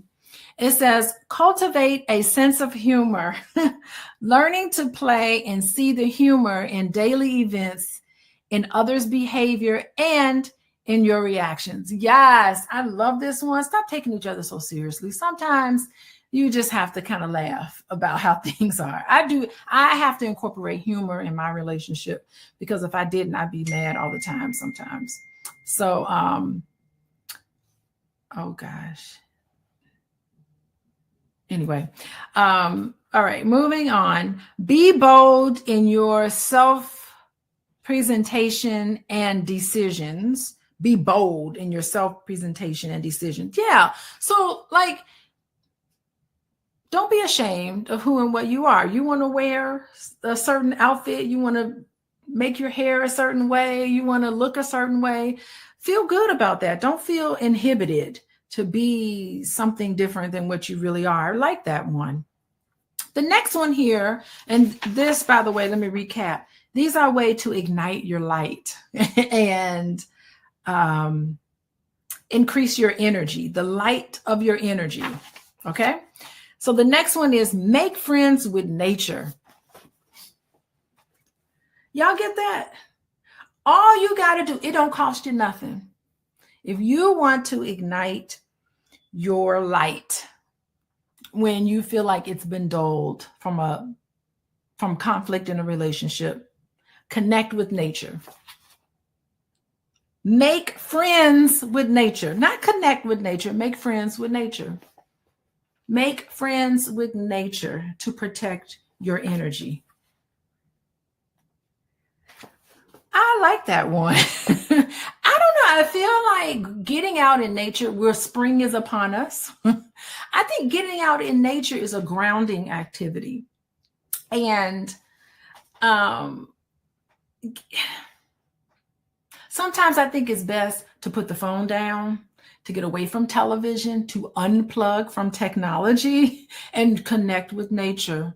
It could be walking through the forest, sitting by the ocean, observing the sky. We got birds. Birds are coming back now because I live in the Midwest. And so I'm starting to see all the birds outside. My husband and I, we spend a lot, now that the weather is breaking, we'll spend some time outside, and it makes the world of a difference between how we treat each other, how we interact with each other. It's just being able to like embrace nature. Yes, Black Lexicon. I did that tonight at the lake with the moon and the North Star. Oh my God, that feels so good to connect with nature. You know, I think it strengthens resilience, and you have clarity and emotional balance, spending time with nature, and getting off the internet. Don't get off the internet now. Wait till I'm done, then get off the internet. But I think that's a great way to protect and preserve your peace, is to connect with nature. Eric says, I have fox, deer, turkey, rabbits in your yard. Oh my God. Okay. Well, if Armageddon happens, you'll have a meal in your yard. Fox and deer. That's pretty awesome though. Yeah. Tallahassee. I remember in Tallahassee, I had a few run-ins with snakes. Eric, I did not like the snakes. There were a lot of big old snakes. I used to go running in Tallahassee, and I did not like the snakes. But anyway, okay. How we can protect our peace. Dance or write poetry or songs about your feelings and the events in your life. Be creative. Find an alternative when faced with apparently insurmountable problem. You got issues, find an alternative and find an alternative. Lively energy is joy, and joy happens when we find an alternative to the either ors. So finding an alternative is important. Tell the secret you have tell the secret you have complicated your life to keep. Whoa. So to protect your energy is the secret of complicating your life. Wow. So you've kept something to yourself. You've not revealed things about yourself, particularly to your partner. And it's made your life complicated. That's exhausting. That definitely will steal your light. And the thing is that some people believe that if I keep this secret inside, I'm avoiding conflict and I'm maintaining harmony. But what happens is that it suppresses your own truth and your own need. So whatever secret you guys are carrying around, it's a burden you. It's weighing you down. And you can't please everybody at the expense of your own peace. And people go to great lengths to ensure that certain situations, they don't talk about certain situations because they don't want things to escalate. They bite their tongues in moments when they feel like they should speak up. Some people overthink. Some people assume, and they have so much shame. They have so much shame in hiding a secret because they don't want to upset other people. And they're thinking that I'm going to resolve the tension by keeping this secret. But what happens is that you have created a deep inner conflict.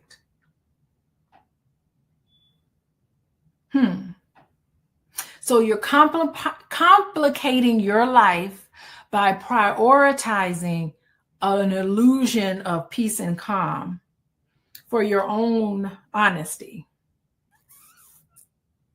When true harmony comes from not avoiding, not hiding how you really feel, but authentic communication. And that takes courage to be able to address conflict and compassion with openness. That's a tough one. I think that's a tough one. Eric says, confess with your mouth for forgiveness and redemption. Yeah, say what it is that's going on with you. Don't hold things in. Have a conversation with trusted people. That's a good one. Tell the secret you have complicated your life to keep. Tell the secret you've complicated your life to keep. Okay, last but not least, Drop every yes but that comes to mind as you read this list. How many of y'all were like, yes, but I can't do it. Yes, but I can't do that. Huh? Y'all think y'all can do it? Do you think that you can? Last week we had a challenge of saying what's on your mind. Wait, what was the challenge last week? Was express resentments and appreciation daily. How y'all doing with that? Expressing appreciation and resentments on a daily basis. Have y'all been able to do that? Let me know. How y'all doing? In case you guys are just joining us, we're reading from this book, How to Be an Adult in Relationships. It's the 5 keys to mindful loving. Black Lexicon said not all. Lord, not all. You haven't said all, but why not, Black Lexicon? You can say it. You should be able to say it. Just come on out with it. No one can read your mind. Express resentments. Yes, Kiara, we talked about that last week. To express resentments, things that have happened between you and your partner that was less than ideal. Don't bottle any of that up. Talk about it. Not when you're mad, though. Don't talk about it. Like, wait, what's her name? Do not talk about it. Like, I can't remember. There was a lady before. Is it Anne? Oh, Lisa. Don't talk about it like how Lisa talked about her husband. Yeah, Dr. Vibe. How you doing, Dr. Vibe? I see you said you were in Jamaica. Oh, my goodness. You're in Jamaica. So, you know, if you're in Jamaica, you can get connected with nature. But talk about it. Talk about how you feel. That was the challenge. So, yes, Kiara, our challenge from last week was talk about how you feel.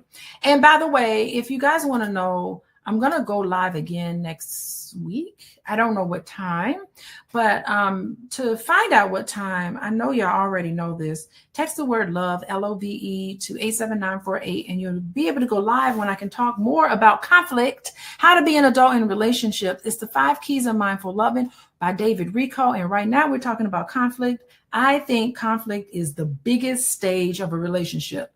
Yes, it's a stage of a relationship. It's a stage. Your love is being tested. And so I want you guys to know it's a stage. Falling in love is the stage. Meeting another person, all of that, being ready for a relationship, all of it is a stage. Conflict is a stage. It's a necessary stage in all relationships. And today we are talking about how to deal with it in a way that is healthy and that is mature. And this is how we heal. This is how we break generational curses, is getting this right. Yes. Talk about it. Yeah, it's a real challenge, Ann. I agree with you. Ann said that's a real challenge in my house. Talk about it. Yeah, right. Well, it's courageous sometimes. And you have to ask for permission. Say, I want to talk to you about something that's been on my mind for a while. When is a good time? You know, get permission. And then remember, be gentle. I feel. Talk about how you feel. I feel, and I would like this to be this way. I would love for this to be this way. I feel sad because sometimes I get the impression that I'm not listened to, and I would love for you to listen to me more. Whatever it is that's going on. If I had to talk, there's a New Testament biblical scripture to keep certain things to yourself, not in healthy relationships. Don't bottle it up. Yeah, you know what, Black Lexicon, I hope you tune in to Fly Nubian Queen. Hopefully we'll talk about it this week, about things that the Bible says. There's different interpretations of the Bible. Remember, there was one interpretation of the Bible that said slavery was okay. Hello. That's one interpretation of that Bible, and it's in the Bible. All through the Bible. So anyway, we are going to move on. We're going to move on to page 160. We're on page 160. Matching what I want with what you can give. How about that? So we need to be realistic. Matching what I want with what you can give. Okay. We may be demanding that our partner meet what we believe are reasonable expectations. I demand you do this. I don't know if that's a good thing to do, demanding that your partner, you can invite your partner to do certain things, but ultimately you can't control another person.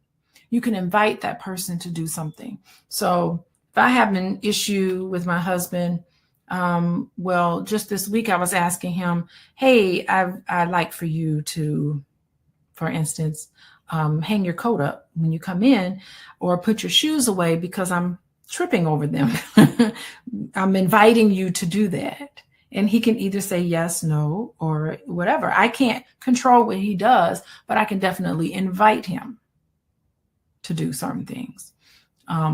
Again, he can do the same for me. He can invite me, but he can't control me. And if he chooses not to put his shoes away, then there's consequences. I could just take his shoes and throw them down the stairs like I do, when he forgets, so whatever it is, I can't control another person. He can't control me, but he can ask me to do something. And typically I'm looking for compromise, right? If it's something that's not a big deal, I don't mind adjusting. So it all depends. You have to be able to match what you want with what you can give, right? You have to be able to match what I want with what you can give. That's important to do. Okay. So we may be demanding that our partner meet what we believe are reasonable explanations. And I just talked about how demanding is not healthy.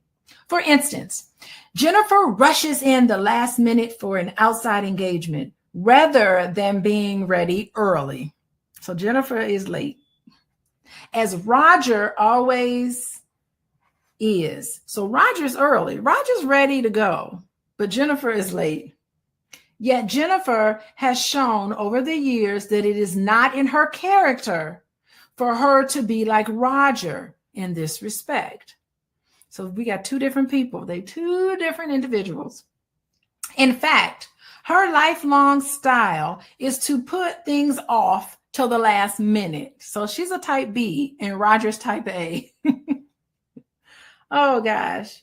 But Roger is convinced that any partner of his should do things the right way. What?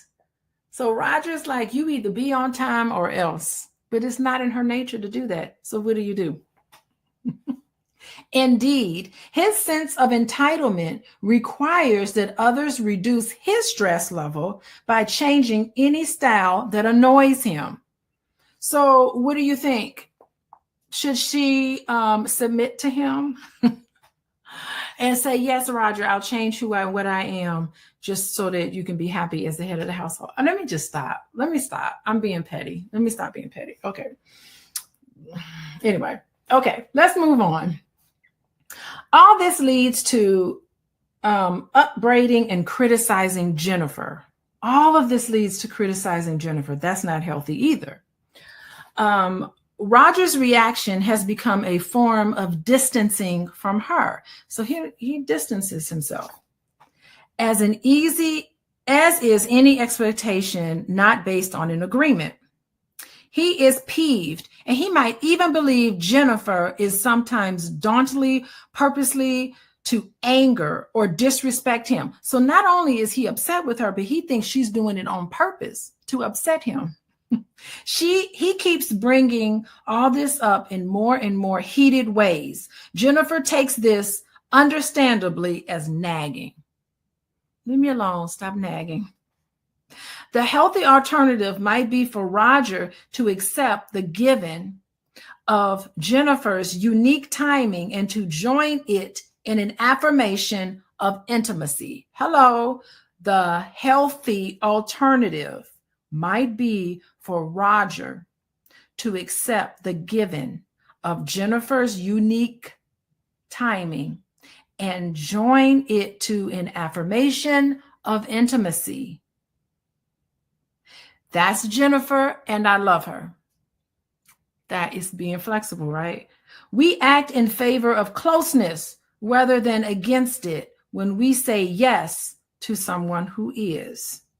When we reconcile ourselves to what we see as a partner's limitation, we are practicing acceptance. And that is one of the 5 A's to mindful loving. Acceptance. What are the other 5 A's? Y'all know if I quiz y'all today? Women are so blessed today. Back then. Okay, Chris, explain more what you mean. How women are blessed today. I don't know. So the 5 A's to mindful loving, y'all know what they are? I wrote them all down in the margin, so I don't have to try to remember. The 5 A's to mindful loving are acceptance, allowing. Wait, where are they all? I wrote them down in the margin.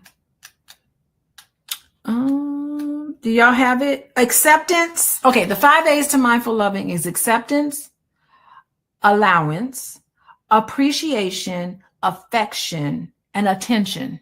Those are the 5 A's. So what he's saying is that matching what I want with what you can give, sometimes you need to demonstrate one of the 5 A's, which is acceptance. Accepting a lower than expected but more realistic dividend reduces the stress all around. Okay, partners work things out best when they align to the familiar 3-fold prayer for serenity: to accept what we can't change, courage to change what we can, and the wisdom to know the difference. We need to know the difference. Can this person really change, or is this person just this way? And that's one thing, that's what you do in any relationship, myself included. Apply those also to people's personalities. There are some traits in ourselves and others that won't change. Most, in fact. There are some that can be changed. It is up to us to know which is which when conflicts arise. So when conflicts arise, we need to try to figure out what is it that we can change and what is it that we can't change. Having that conversation. We will then find serenity because we accept what we can't change. Our dialogue in relationships will only be about what can be changed, and we will thereby gain the wisdom to know the difference. This is compromise. Well, I can compromise. So one thing I can do is I can make an effort to be on time, or I can make an effort to be a little more flexible with timeliness. But here's something I can't do. When it comes to me trying to get to work, I like to be on time to work. But if it's a social event, I think I'm more flexible in that way. These are the conversations that adults need to have with each other when there's differences in timeliness, for example. At the same time, the partner whose timing frustrates her partner can also consider making at least some attempt to be more timely. This is an act of love for her partner since it triggers him and his blood pressure. Since early planning and less rush timing matters this much to Roger, I can override my natural style and please him. I think that's beautiful. Jennifer has made a decision for closeness at no great cost to her and as a gift to the one she loves. That is really wonderful. I think that is a great lesson for us. We all need to choose closeness.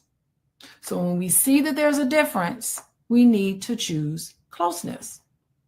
This is a good lesson to learn when handling conflict. Accepting the balance between what you desire and what others are realistically able to provide. It's an art. I think it's an art. Trying to figure out, the 5 A's is, Anne is asking, what is the 5 A's? The 5 A's is attention. These are the 5 A's to mindful loving. This is the key to how you need to treat other people in your relationship. You need to be able to give and receive attention. Doesn't have to be all the time, but you need to make time for attention. When you're not on your phone, You're paying attention to the person who matters to you. Acceptance. You're accepting them. This is applicable to dealing with conflict. There's certain clashes that happen in conflict. When it arises, we need to be realistic. Realistically, we need to think about what the other person can realistically provide. And some of the things that they can't provide, we need to demonstrate acceptance.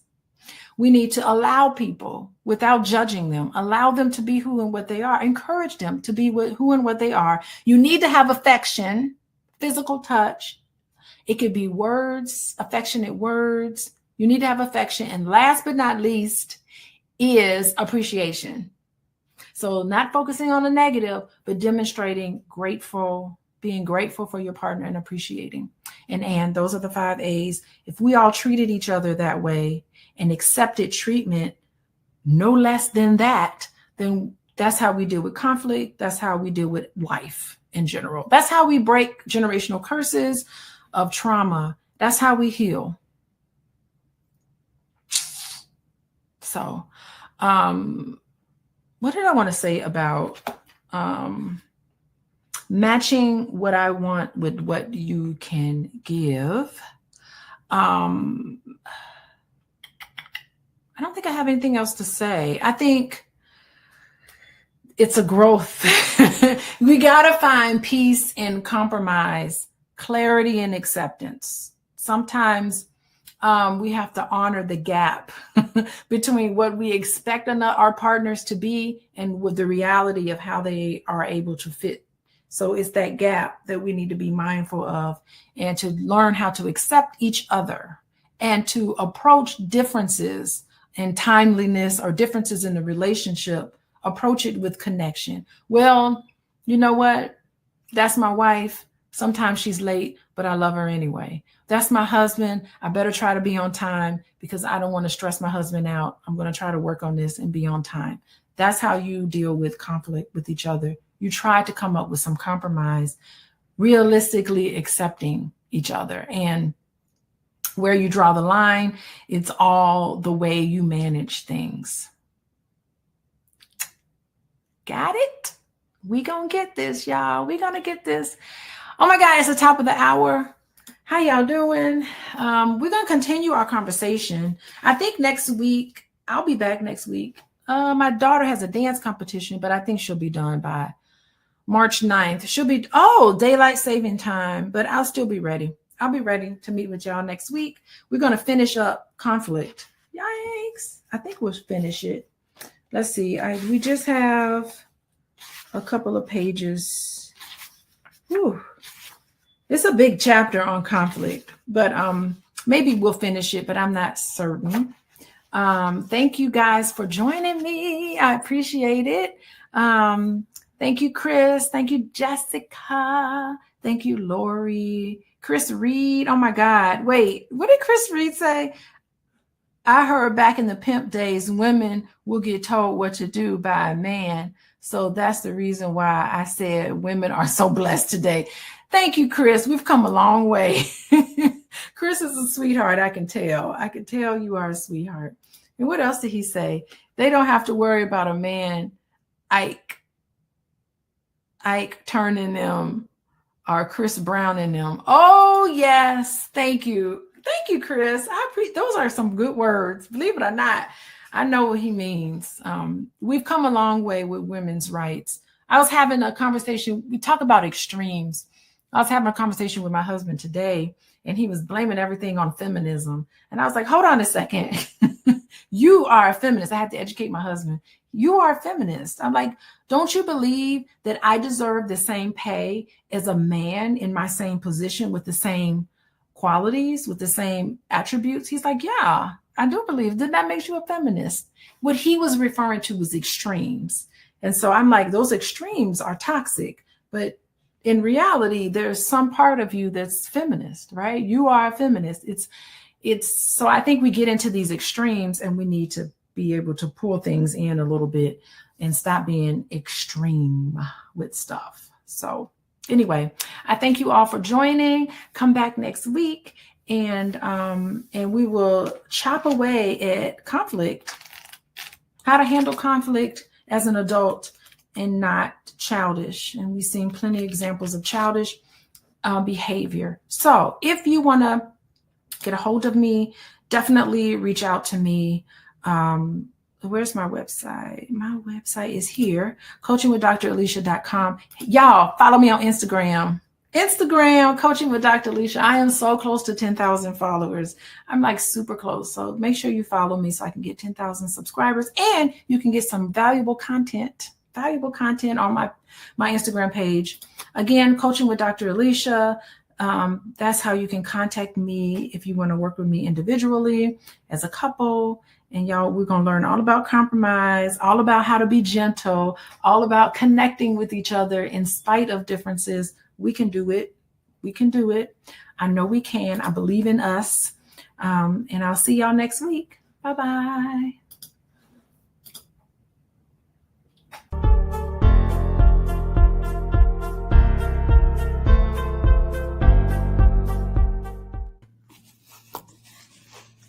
Hello, and welcome to another episode of Fly Nubian Money, where we help you master your mindset and maximize your money. I am Laura Lalaki, international real estate agent, and today we're tackling a really serious issue that affects millions of Americans, especially at retirement age. And it seems like it's a distant dream for them now, because so many have to continue to work. 66 years old, a woman shared her story of working hard her entire life, and now in her later years living with roommates because she hasn't been able to save enough to retire. This is the reality for so many people across the country.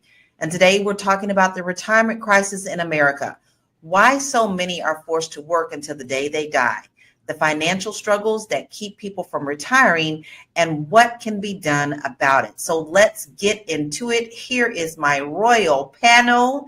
We have Joe Corley, licensed therapist, mental wellness coach, and educator.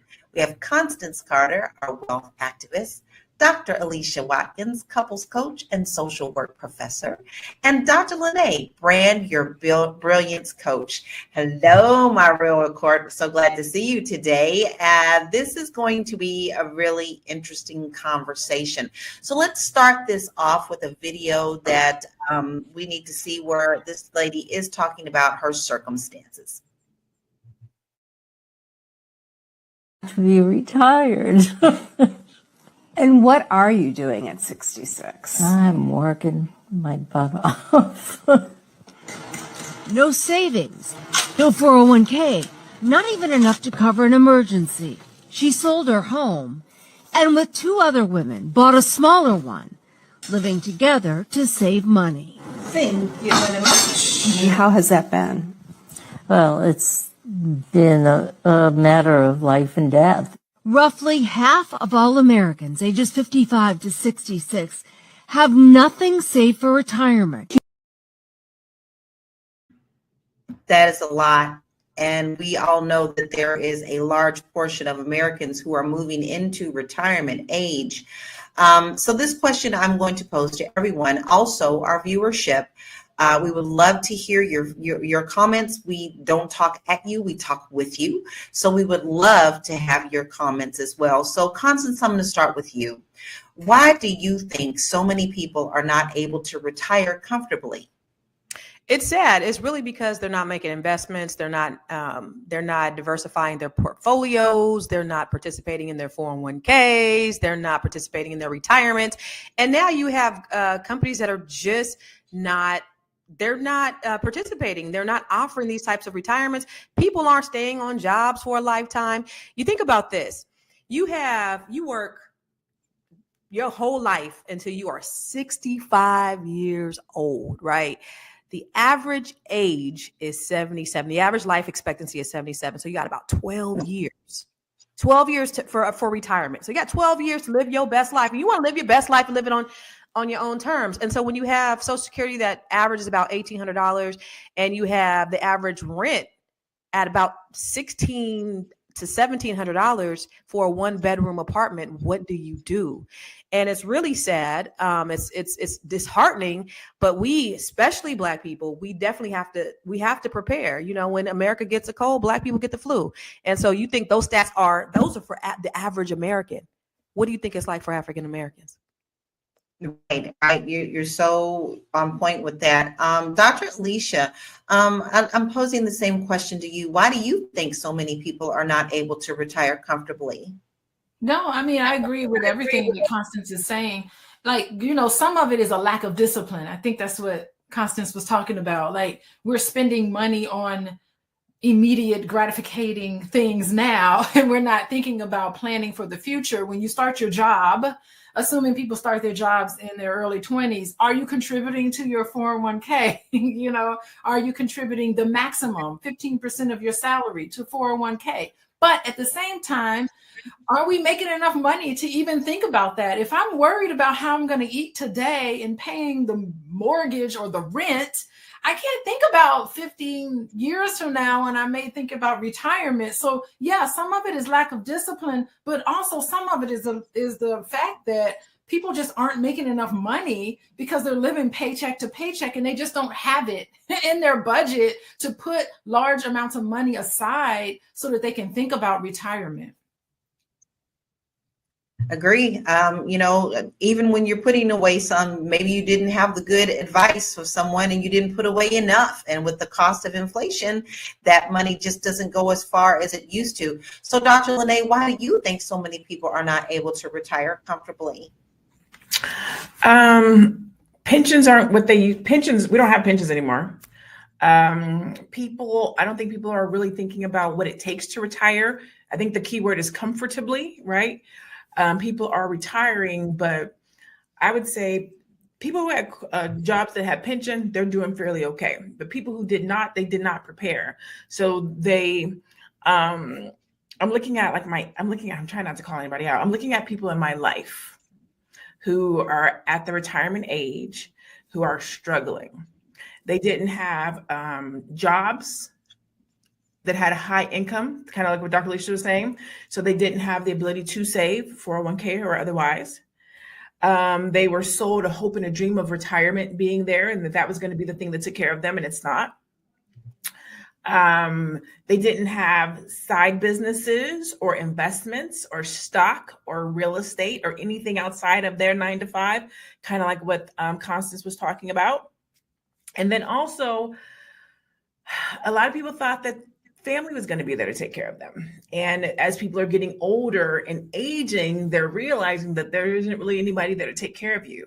You really can't move in with that person like they used to in the old days when you age and people would come together. That's not the case. There's a lot of seniors that are living in senior homes and things of that nature, having to survive off of $1,500 a month. So lack of preparation. I don't even want to say lack of preparation as much as I don't think the concept of retirement and the preparation of retirement was as widely communicated as we talk about it today.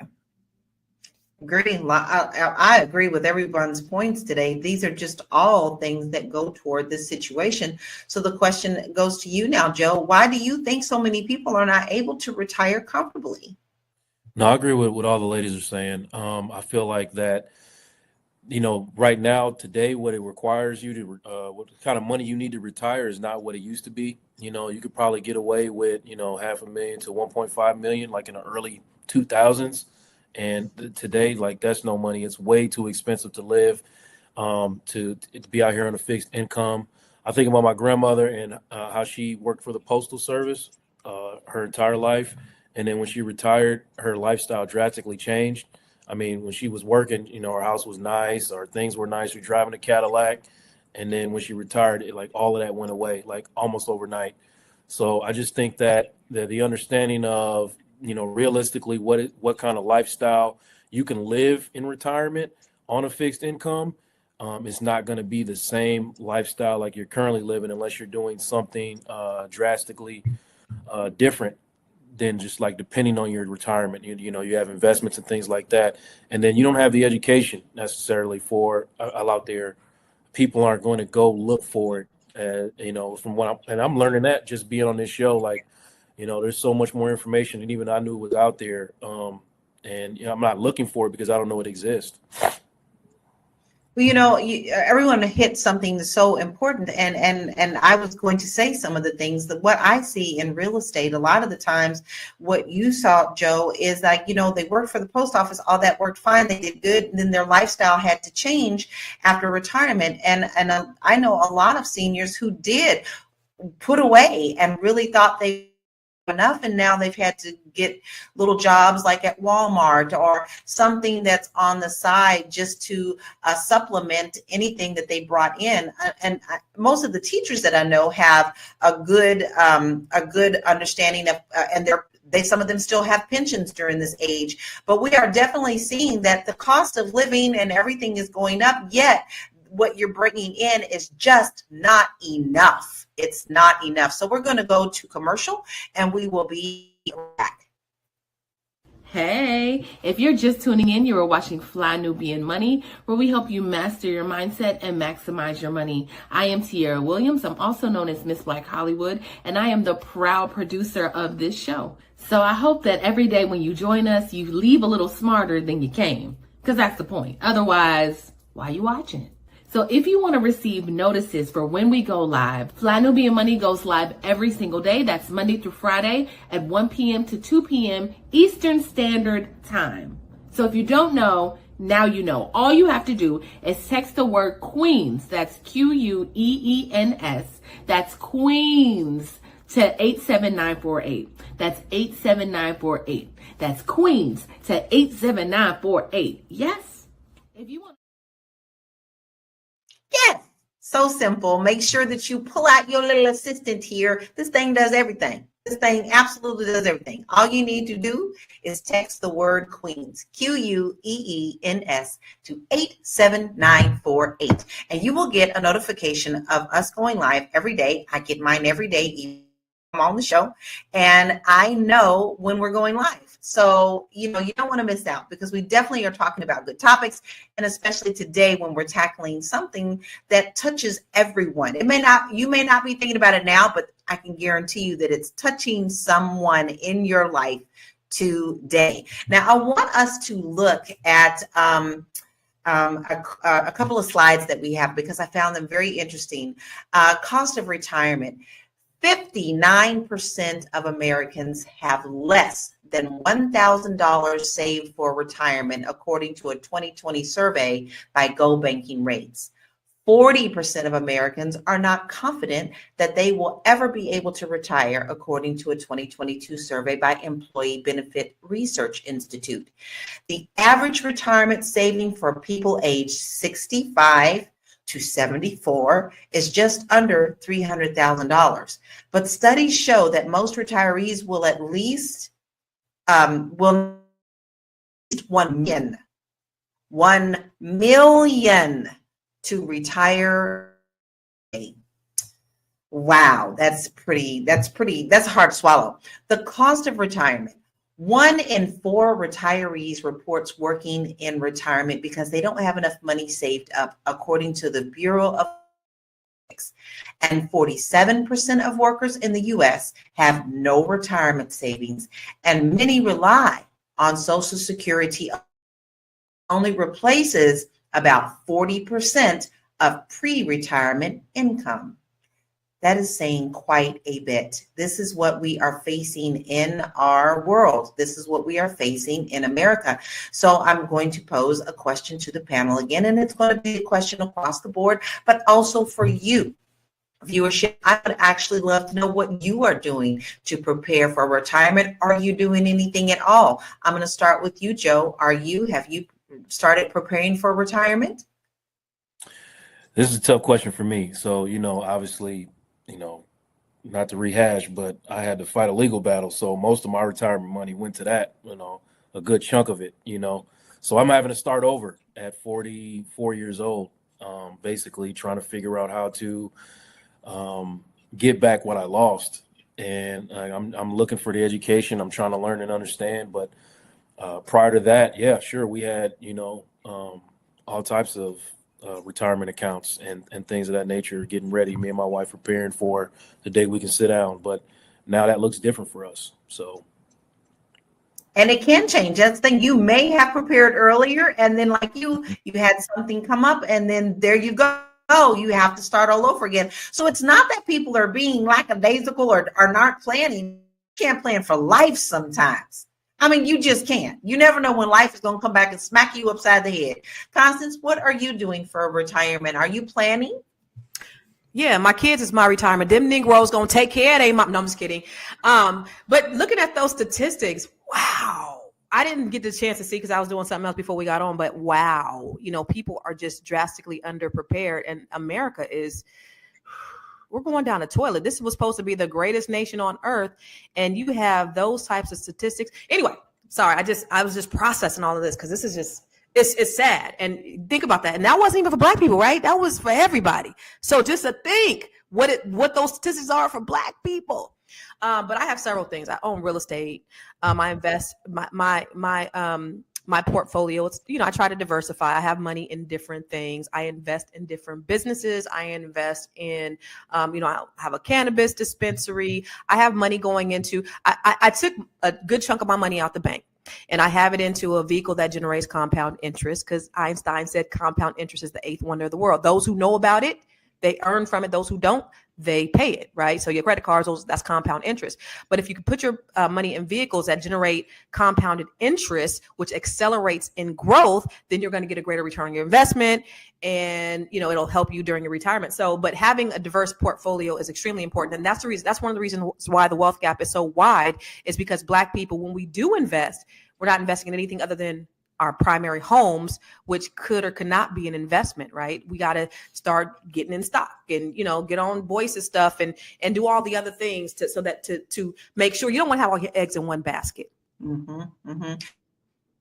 That's a common misconception that people have, that put it all in the stock market, no, but there's so many other ways that you could diversify, even with $5 a day. I mean, we see a lot of B1 in our comment, understand this concept. So Dr. Lene, what are you doing toward your retirement? Well, the very, very, very, very first thing I did towards my retirement was withdrew my 401k. I took $50,000 and started my business. That was the first thing that I did towards my retirement. And then I lost it all when I started my business. But I have since rebuilt it, right? I'm in the process of reading this book. It's not on my desk, called Profit First. And so recently I just went and did the 5 bank accounts, and I have this whole retirement thing set up. And so I've moved a lot of my retirement money over into there, but also diversifying, like Constance said, stock. I'm getting into real estate. We are doing, my company is getting ready to do a 401k for my team. So I'm actually about to bring that into my actual business. My mom is a financial whiz. And so how she's putting her retirement together with her 401k and all of her stuff, and I'm looking at how she's doing it. And she is going to make about $30,000 less a year in retirement than what she makes working. How she put her stuff together, like how she orchestrated. So she already makes multiple 6 figures. And when she retires, she will make the same in retirement. She'll make $30,000 less a year in retirement than she makes right now working her job. So I'm looking at her model too. Like, what did you do and how did you do it? Because I'm looking to retire in 12 years. In 12 years at 60, I want to be done. I want to be done with this part of my life. At 60, I just want to travel the world and teach. And I was going to say teach and preach, but mostly just teach and do. I want a soft life at 60. So I'm already like, what does that look like? $1 million is not enough. That's what I know.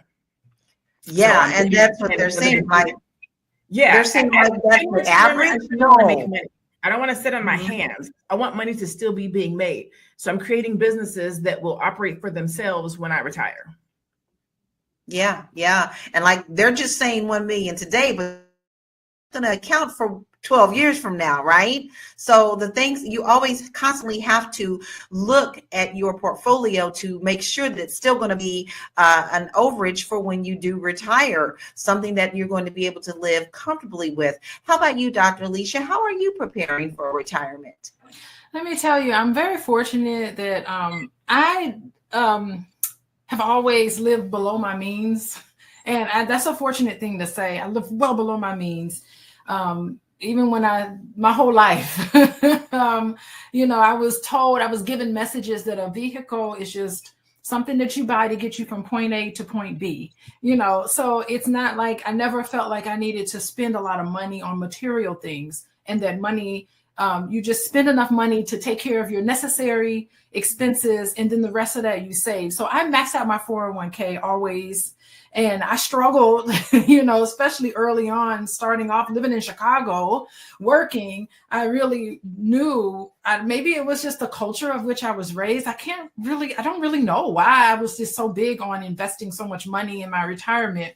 And so that was just something that was instilled in me. I do want to say, Joe and Lene, thank you so much for self-disclosing your struggles, because it is a wonderful illustration about what happens to a lot of us, that we're one tragedy, one illness, one legal issue away from even doing the right thing, and certain things that can happen to us that can set us back. So I really love the vulnerability of you, Joe, for talking about that, and then also saying, what, it was a tragic thing, an illness or a law issue that set you back, but your positivity and how you discuss it, and even currently, is very inspiring. Also, you, Dr. Lene, you talked about how you lost money starting your business, but you didn't lose the lesson. It sounds like you have learned so much from that, and that although you lost $50,000, you have this lesson, and you're doing some really wonderful things right now in your business. So I think that the two of you sharing was extremely inspiring, especially for people who are listening to this and freaking out mentally and getting stressed out about feeling as if they don't have enough. And then no matter how old you are, it's never too late to start investing. So, and that is something that I think is admirable, in the fact that if you don't talk to people about your life journey, you can't help someone. And the fact that we do that here on the show is important. I will share the fact that no one talked about this in my house growing up. Retirement, what? My mother worked until she had a heart attack and died. So there was no retirement. It wasn't until much later in my life that I learned that you had to do this thing, like mid-30s, before I got really serious about investing. So a lot of us just weren't taught about it in our homes. And I think that's something that we can say today, that you have the opportunity to change in your households by at least teaching your children what they need to do to take care of their financial households too. Don't be afraid to talk to your kids. Don't be afraid to, don't be the one that says, what goes on in this house financial, stay in this house financial, and then you don't teach them what that means. So we have a lot more conversation to go. I think some more of the stats that we have later are going to it's not, as long as we're talking about them, we can also give solutions. So we'll be right back after this commercial. You want to grow your money and not blow your money, as Constance says, check us out at flynubianmoney.com. There's all kinds of resources, programs, videos, resources. In 2024, there's no reason to be broke when there's information all around us. So get your money right. flynubianmoney.com. flynubianmoney.com. What do you think we're talking about right now?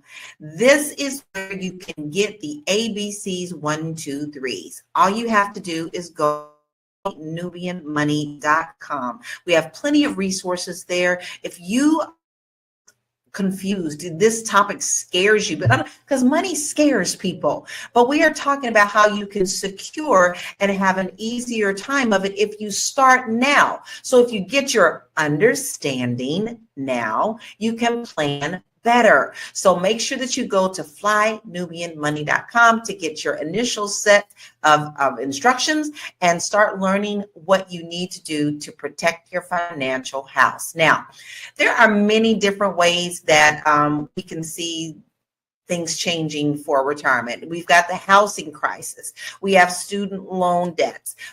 We have all sorts of things that are swirling around, the discussion about getting rid of Social Security. So how do we look at these things to get a solution for our own household? Because when we start depending on others, that's where our first downfall is. So I'm going to start with you, Constance, with this question. What role does the housing crisis play in the inability to retire? Well, it plays a huge role. You see inflation going up, you see housing prices going up, but you don't see income going up at all. That's a problem. And so people are not living based upon their check. They're living check to check, and they're using their credit cards to survive. So then they get into this insurmountable debt, and then it becomes this snowball effect. And so all of those things are factors. You have the housing crisis. Yeah, you got interest rates. So you got the houses going up and you got the interest rates going up. So the houses aren't even going down. So imagine when the interest rates go down, the housing prices are going to go up even more, because the interest rates didn't even curb the market in a lot of areas. So you got the house prices go up, you got the interest rates going up, you got inflation. I was just talking to my kids this morning, and we were talking about my son's car. And I've either had a hybrid or a electric vehicle, but I put gas in my son's car when I was in California, and it was like $108.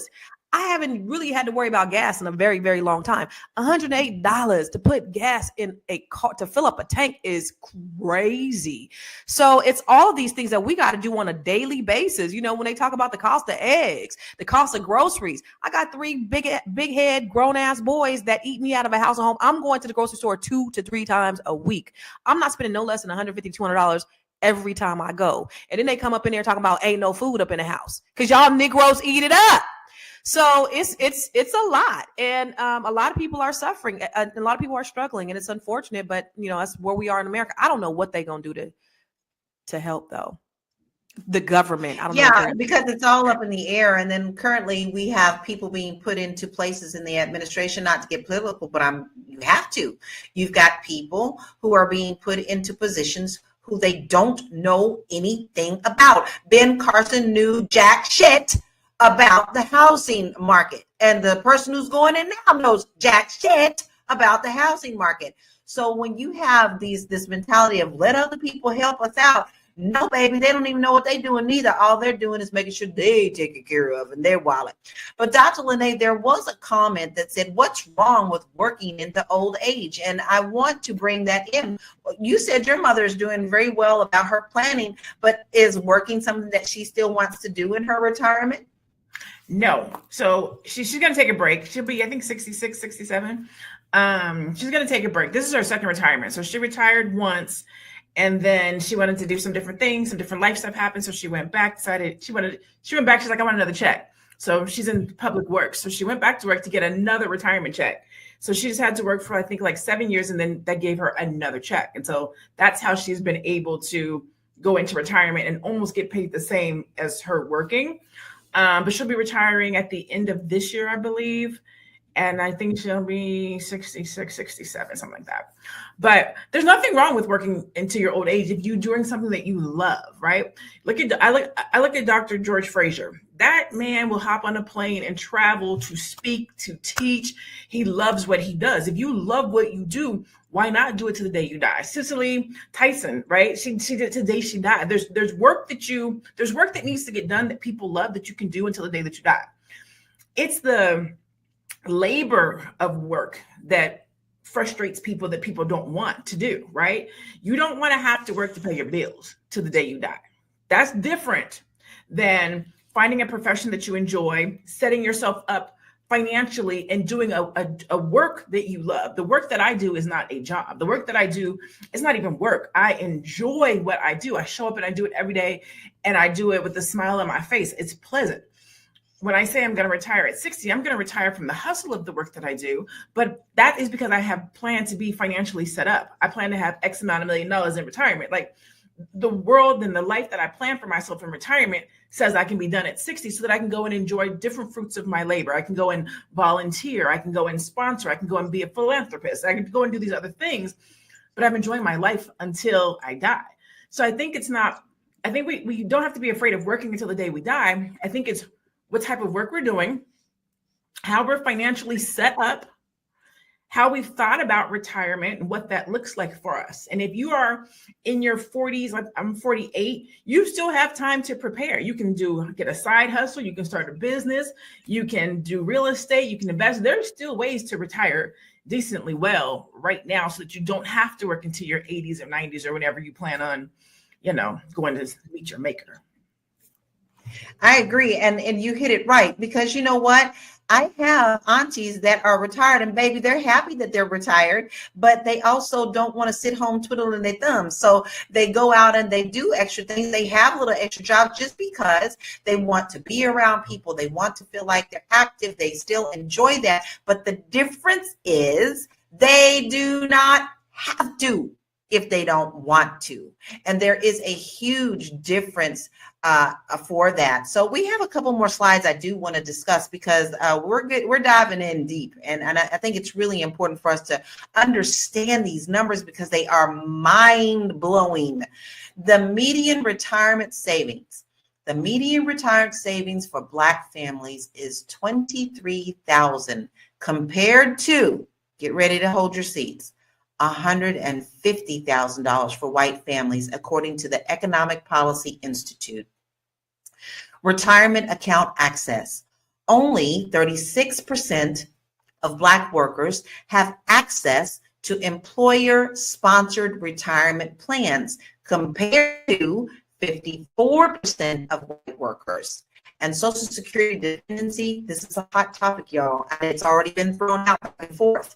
About 45% of Black retirees rely on Social Security for 90% or more of their income during retirement, compared to 30% of white retirees. That is absolutely staggering. A 2022 survey by TIAA found that 56% of Black Americans feel they lack access to financial literacy resources, which hinders their ability to effectively save for retirement. And Black Americans aged 65 and older are 3 times more likely to live in poverty during retirement compared to their white counterparts. Y'all, these numbers are really staggering. Dr. Alicia, is working until you die a reality for everyone in America? I want to say something about Social Security because as a social worker, this is so very important to what we are cause. Those numbers about Black people and Social Security, and the idea of working till you die is a reality, because Social Security, a lot of African Americans disproportionately rely on Social Security for retirement, and we know it's not enough to live off of. So people are going to have to supplement their income until they die, so to speak. So, the issue with Social Security is that, I don't know if y'all know, there's 3 legs of retirement. There's Social Security, there's employment issued retirements, and then there's your individual portfolios that you can have, individual stocks or, mutual funds or whatever that you can pay into. And Social Security is the most reliable leg of retirement. We learned this in graduate school. And the thing with Social Security is that it's a social program, but you get out what you get in. It's a pay in out system. And I don't know if you all remember, but there was this idea of making Social Security a lockbox so that individuals who pay into Social Security can be guaranteed that they can get out of. What we also know, for African Americans in particular, we pay more into Social Security than we actually withdraw from Social Security because we don't live as long. Number 2, we talk about migrant workers and all of these issues that we kind of dump on an entire group of people, but people don't know that they pay into Social Security, but they never are able to draw out of it. So there's no reason why we should not have enough money to pay out for Social Security. And I think we need to look at politics of that and start really paying attention to that, because Social Security is what lifted a lot of older adults out of poverty. It's something that we need to really think about as Black people to try to strengthen that with government, whoever is in charge. We need to really work to examine those things really closely. And that's the point. We need to examine those. We need to stop putting our heads in the sand. A lot of the times, I have to say, when people try to talk about money, people want to put their heads in the sand and they don't want to discuss it.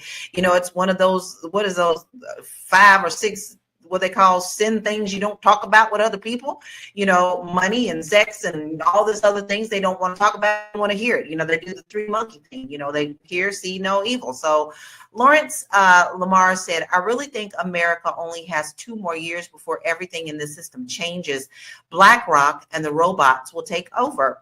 Now, I'm going to throw this in a cogwheel because we do see that there is a lot of AI that is coming in. And we also know for a fact that BlackRock is definitely stepping into places like creating communities, complete communities with beautiful homes. Gorgeous homes. They not for sale, baby. You cannot buy them. They're only for rent. So I'm going to ask you, that this is something that we are really facing that's going to be a problem toward our retirements. You talking to me, Lala? Yes. You broke up. What'd you say? With BlackRock and AI and all these things, the world is changing. Aspect of money and what we can own and things of that nature. Do you think this is a real the crisis that we are facing with these new tools? I don't think the crisis changes. No matter, whatever happens, we're always on to something new or doing something different. I think the problem is going to be what it's always been, is that people are dependent upon a government that doesn't care about them. And I'm not talking about just Black, but I don't think it cares about anybody. And I think, there's some people involved in government that are hateful and, and racist and whatnot. But I think even more than that, over racism is the probability of keeping your foot on Black people's necks. So understanding that, and then we're talking about a culture, you can judge it. I saw a quote one day, something about judging a culture by how it treats its elderly. We don't take care of our old people, So now the AI is coming in, right?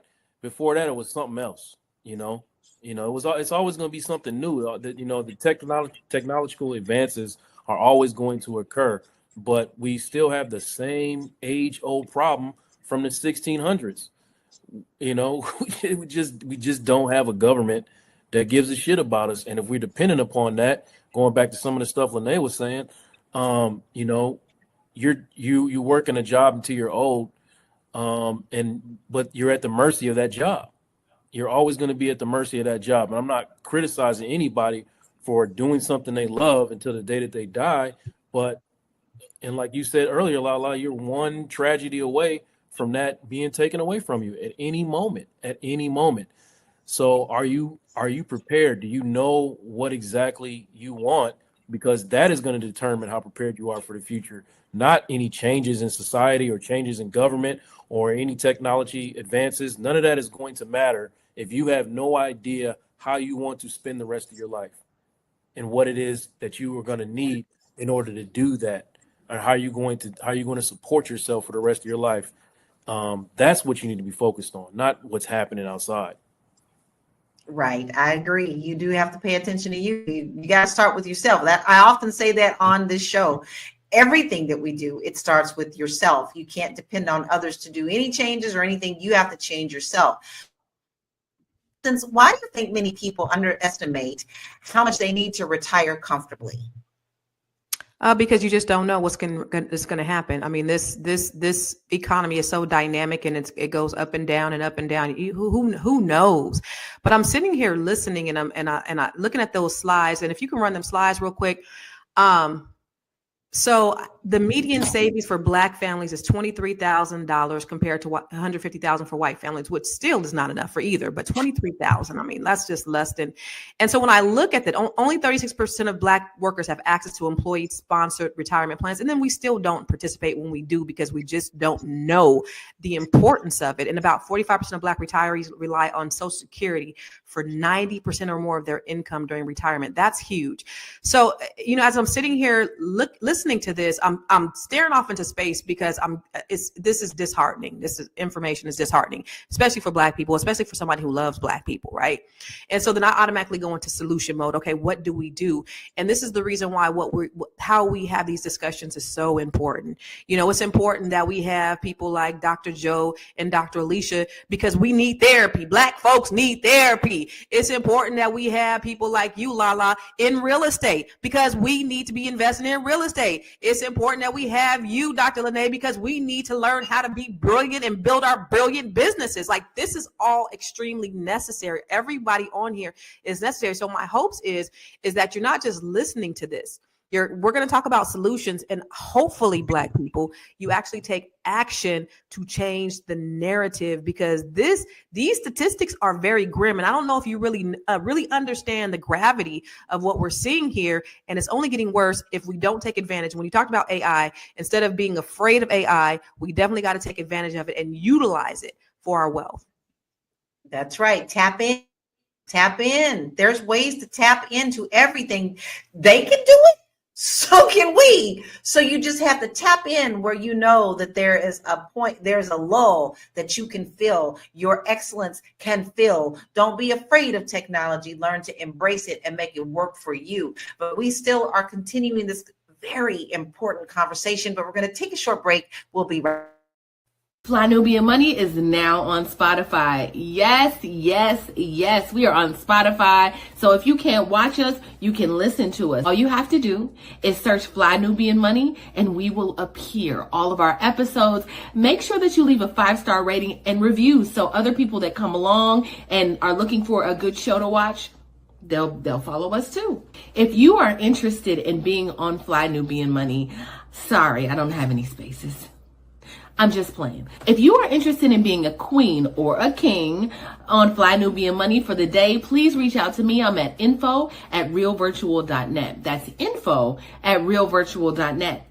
Also, if you need help with your business, go ahead and send me an email for that too. Okay. I've said enough. Now back to the show. We got magic. We do magic.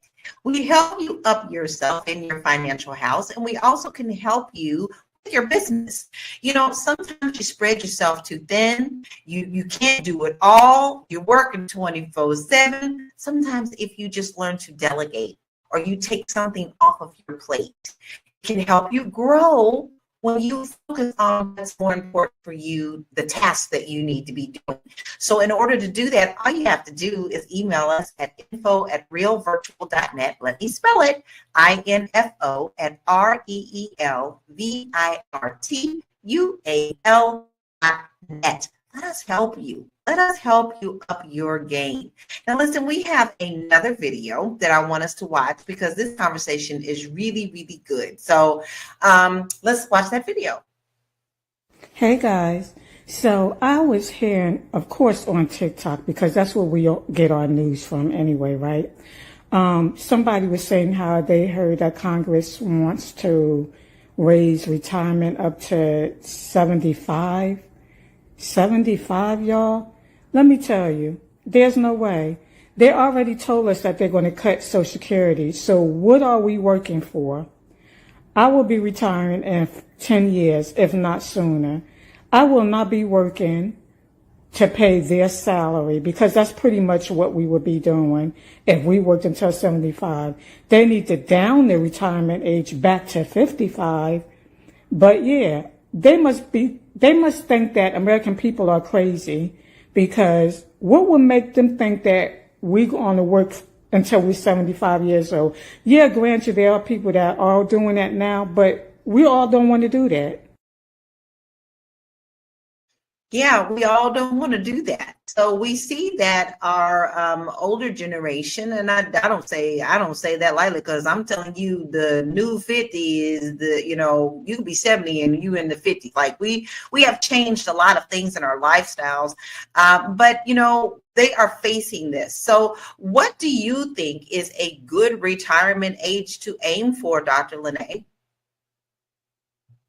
I literally just asked that question. I don't know. 75, I think, is too old, but 55, I think, is too young. So when I heard that, I was like, 55 is too young to retire. 75 is too old. So maybe like 60, 65. I think what they have it at right now is a good age. I feel like 60, 65 is a good retirement age. You still got a nice 20 years to relax, kick back, enjoy your grandkids, travel the world, still be in good health. 55, like, if I'm being honest, just based on how we live, in your 20s, you don't know what the hell you're doing. Your 30s, you're trying to figure it out. Your 40s, you're implementing. Like, you're actually putting in the work in your 40s. You can't turn around and be done at 55. You still need the 40s and the 50s to kind of grind it out. 65, hang up your cleats and be done with it. But that's what I think. What y'all think? Like, I'm interested to see how other people feel about retirement. I'll be 55 next month. So I think that's a little too early for me. I think a good age for me would be 60, 62. I think that's a personal call. But here's one thing that I do know. When I am on the ships, when I am out on the seas and doing my little thing, singing on the ships, I see people who are elderly and finally enjoying their lives, but they can't because maybe their bodies weren't they used to be, and that they don't even get to enjoy the whole thing. So I don't want to be at a point in my life where my body is breaking down, where I can't enjoy my retirement. So I think that depends on a lot of different things, but I think 62 is a really good age. Dr. Alicia, I noticed you said that it's set in stone. Yeah, back when I was studying this in school, there's a grid. I don't know if anyone can find this, but the legal age of retirement, we've known this a long time, is always going to increase because quality of life and people live longer. They're projecting that people are living longer and the quality of life is more enhanced. So that's why the legal age of retirement increases. I mean, of course, depending on your financial situation, you can retire whenever you see fit. But in terms of legal age of retirement, where somehow you can draw down retirement benefits without taking a penalty, those things it's a government number that's set. And so I knew a long time ago that the age of retirement was going to shift because there's a chart out there, somewhere out there. I'm sure someone in internet land can find that. And I do want to say something that some of you guys said earlier about elder abuse. Let me tell you, I found in my practice, elder financial abuse, you'd be so surprised how common this is. It's like, sometimes older adults don't have that contact with individuals like they need to, and they feel somewhat very vulnerable, and so it leaves them vulnerable not only to exploitation but also financial exploitation. So I've seen this a lot of times in my practice about how adult children can take care of their parents and take advantage of them financially. So I've seen that in a lot of my practice and just working as a social worker for decades on decades. And it's really terrible because some of the older adults their cognition, sometimes declines, dementia, Alzheimer's, and that puts them at risk to experience, they have to lean on other people to make financial decisions for them. And sometimes it's not really the best and they can take from them. So I just want to make that point there about that's a thing, major thing. Yeah. Those numbers are pretty high about elder abuse, and especially those who take advantage of what they have financially. We had some really great answers from our viewers. We had 62, 65, 67. So it seems like it's all falling into the 60s and not so much where the lady in the video said 55. So Joe, I want to ask you this. We've talked about our older generation, but how can we get ahead on retirement savings? You blanked out just a second. Every time it's somebody, you said, how do younger generation get ahead on retirement savings? Is that what you're asking? Yes. Yes. I think it has a lot to do with education. I don't mean like traditional education. I mean like understanding, what money is and what money does.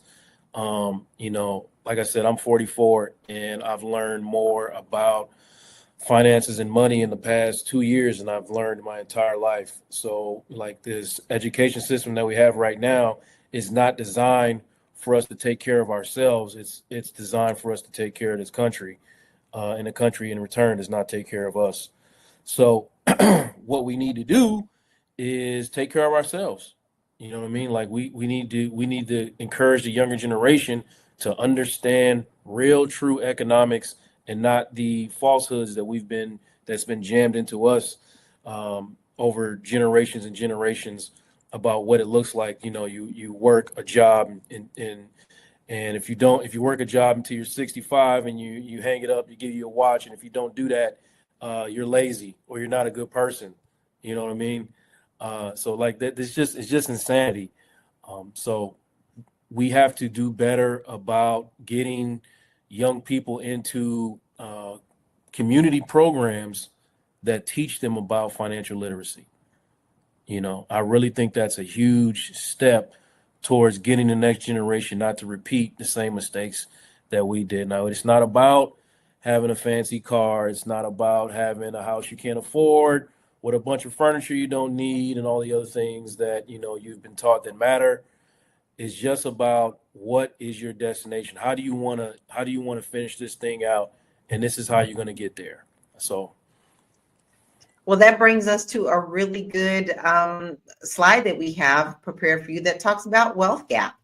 The racial wealth gap plays a significant role with the median wealth for Black households at $24,100 compared to $189,100 for white households, and that's according to the Federal Reserve 2020. This directly affects the ability to save for retirement. If you have to work so hard just to get your bills paid, and it's really hard to even think about putting money away because you need to feed your family, then we have to go back to actually, what is the wealth gap? What are we getting paid? Why is there such a disparaging big gap between that? But that also brings me to another question. Constance, should the government increase Social Security benefits to account for inflation? Sorry about that. Yes, of course, for cost of living. And it's supposed to be according to the cost of living, but it's not, because as I said, your average Social Security benefit is $1,800 a month. And your average rent is $1,600 to $1,800 a month. And how you going to get food? How you going to get groceries? How you going to get gas? How you going to get your clothes clean? How you going to pay for your utilities? How you going to do all the rest of that stuff if you only getting $1,800? And for Social Security, there is a certain amount that is being put in a bank, just like you said, Dr. Alicia, a lockbox, but it's supposed to be put into an account. I'm paying this, but they are borrowing this money and they're using it for wars and everything else. And so we don't have enough money. All the money that we're this is like us putting away a savings account for ourselves for when we retire. And we go to the savings and it ain't there because the federal government is mishandling the money. That is the real problem. And so, yes, there should be an increase in Social Security. Absolutely.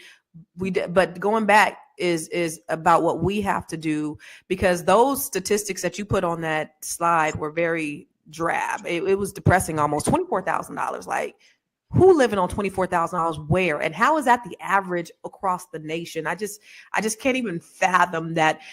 On average, Black folks are really making $24,000 on average. Of course, that's the average, but that's pretty discouraging. And so financial literacy, I mean, if they're not teaching it in your schools, you got the freaking internet. You got more information in the palm of your hands than when they put the man on the moon. You can Google that shit.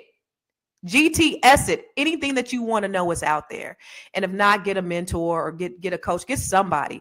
But it's imperative that you take initiative, that you are very intentional about your learning about the things that are necessary, that are going to grow you and not put you in that position where you're at the mercy of the government. Yeah, totally agree. Like what have I been saying? You can't depend on others to do it for you.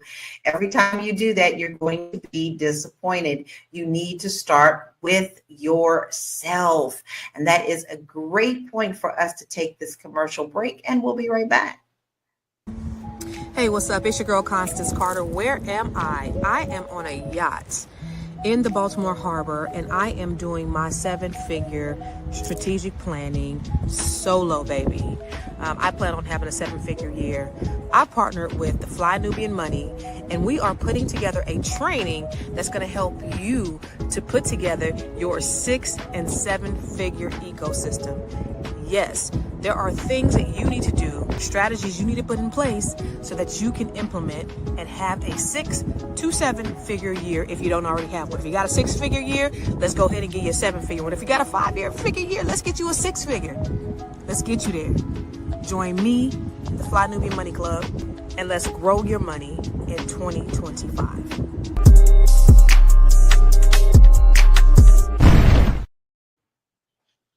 Man, That's the Constance, reason why I'm not even gonna step on nothing that you're doing. You tell us what you're doing this weekend. Well, no, but the very topic that we're talking about is the very reason that we need to have these conversations. And this is a free conversation that we getting ready to have on this upcoming Saturday about this very thing. I'm actually talking about, you know, the where we are, where we're going, but how can we curb that? How can we close the wealth gap? How can we change the trajectory of our lives and we start living at least a 6-figure lifestyle, if not a 7? But the topic today, this is why that's so important. But y'all getting a free training. So everybody on here is 400 people on this watching us live right now, and hopefully a few thousand more that's gonna watch it later. Everybody need to be up on that training on Saturday. And guys, it's a free trial period right now. Not only are you going to get all the awesome stuff from Constance, and she's got so much for you. I also did a class a few weeks ago, so you're going to be able to rewatch that. You get double. And this is going to help you. So don't miss out. Go ahead, get on into that free trial. And all you need to do is sign up at flynubianmoneyclub.com. Don't miss out. Don't be the one who's saying, I wish I would have saved for retirement. Don't be the one that sits back and looks and says, I don't have enough money to get through this month. We can help you now if you start now. So make sure you sign up today, flynubianmoneyclub.com. Well, that concludes what our topic is today, although we probably can talk about this for the rest of the week. But I would like to call for final thoughts and where we can find you. We'll start with you, Dr. Alicia. Awesome. Hey, yeah, I mean, I love that we're talking about this topic, and I hope that we continue this conversation. Also, I think one other point I may have wanted to make was that, you know, sometimes it's hard for us. For Black people, we have a healthy cultural paranoia when it comes to financial institutions and relying on advisors. It's a healthy thing because of the history of Black people in money and economics. We have trusted institutions and corporations to help us out, and we find that there's some elements of racism and white supremacy there. So, you know, with all of that in mind, I think that relying on these financial institutions and advisors, I think, you know, developing relationships with people that we trust. And I think that's why it's so important. I love what Constance is talking about, and everything on Fly Nubian Money is that hopefully we can be trusted source of information and avenues of which to understand the unique struggles that Black people are facing. If you want to work with me, you can contact me at Coaching with Dr. Alicia. Follow me on Instagram, Coaching with Dr. Alicia.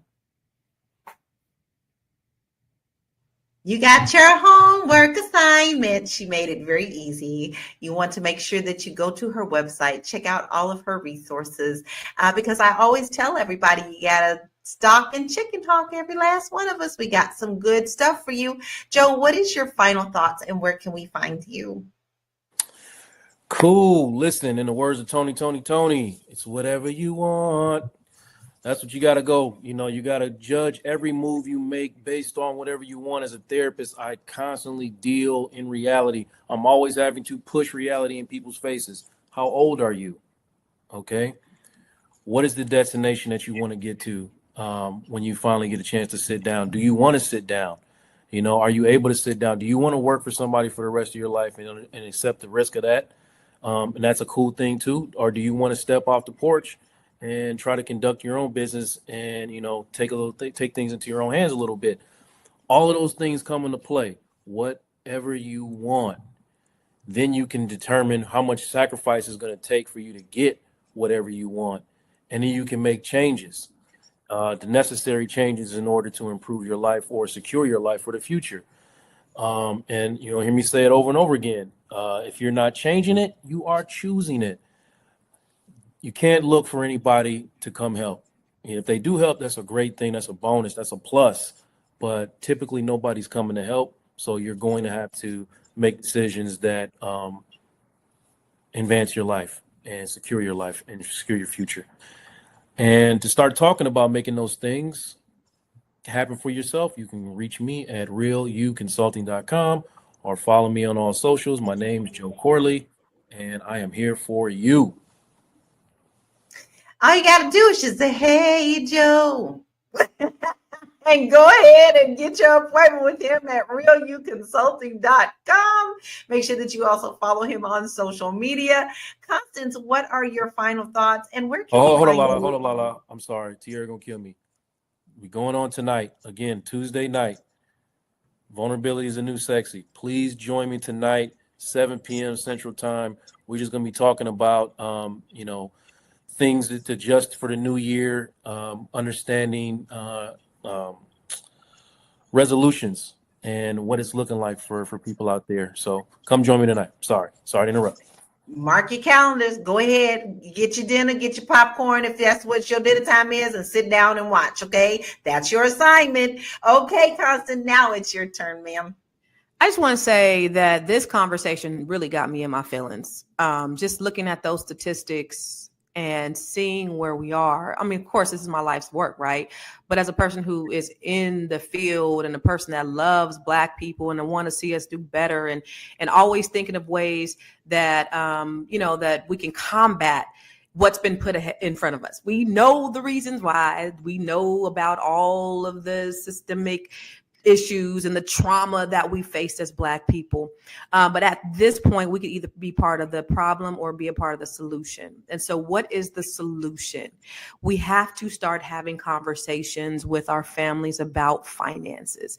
We got to start learning more about finances. We have to start investing our money in other things. You can pick up your phone and get an Acorns account and then start just putting just change. Acorns, just change, and then it'll start investing in the stock market for you. For the people who are not really familiar with stock, and it'll be money that you don't even miss.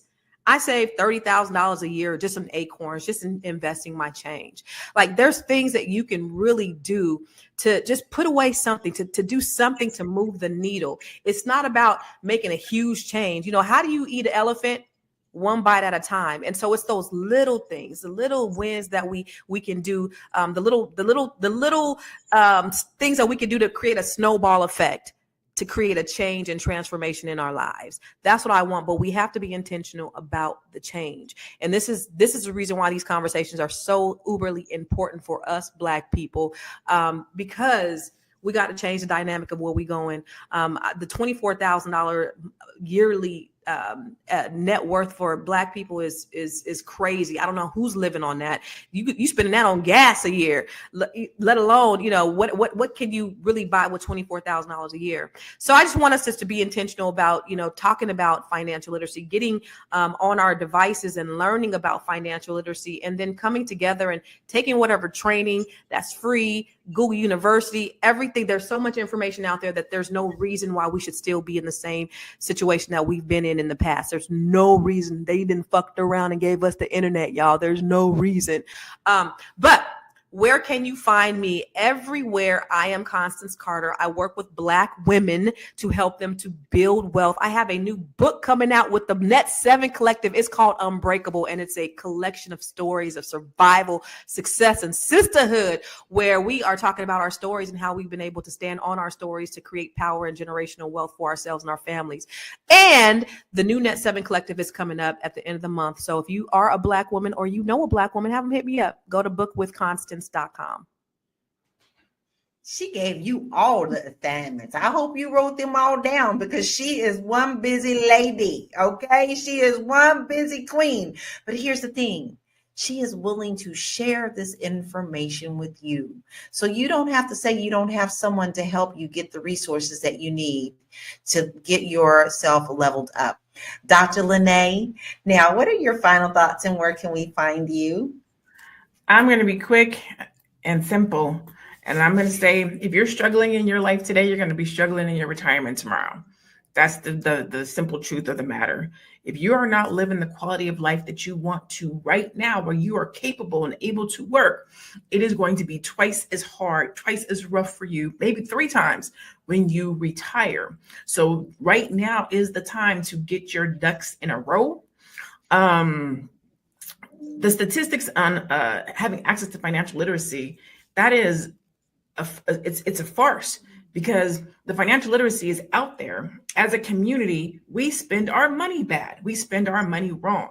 And then when life happens and we end up in retirement, we're like, what happened? What happened is you didn't get prepared. So we need to get prepared right here, right now, today. There's too much, like Constance was saying, we have access to too much technology, to too much information, to too much knowledge. You might not be able to get inside of somebody's classroom, but there's Google, there's YouTube, there's so much information around financial literacy. You can invest in something. She was talking about acorns, real estate, stocks, somebody else's business. Start a side hustle. Start a business that's just for your retirement. It doesn't have to replace your income, but maybe it makes $20,000 a year, $40,000 a year, $50,000 a year. Something that you can add to your Social Security. We have the ability to make sure that we retire well. We can live better in retirement than we live right now if we take the time to put ourselves into a position to do that. So that's my charge. When we see numbers like that, $24,000, that's for people working. So what is it gonna look like when people retire? Like, that's sad. That hurts my heart. So get yourself together, start a business. It doesn't have to be a business.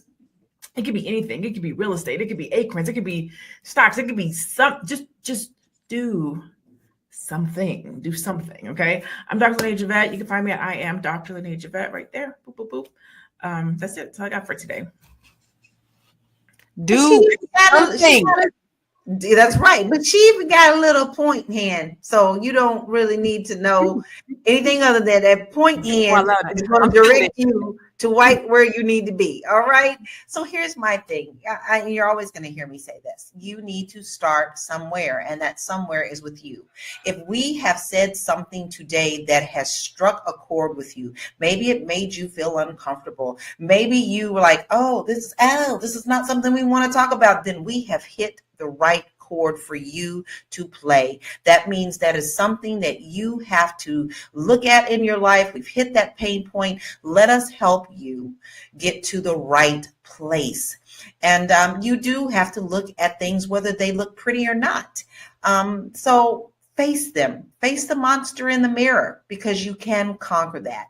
And you can find me and all of my free resources at bit.ly/Laura Key Info. And I have a lot of resources there for you, and even a goal setting chart for you. So go there and go ahead and download that. We've given you all great resources to level up. All right. So we have had such a wonderful conversation today, a good conversation. And it's an important reminder to just how crucial it is to plan ahead for your future. The retirement crisis is real, and the numbers don't lie. Millions of Americans are facing a future where they'll have to work far beyond the age they expected. It's vital to start thinking about retirement as early as possible and make adjustments to our financial habits if we want a future of freedom and security. Let's keep the conversation going. What steps are you taking to ensure that you can retire when the time comes?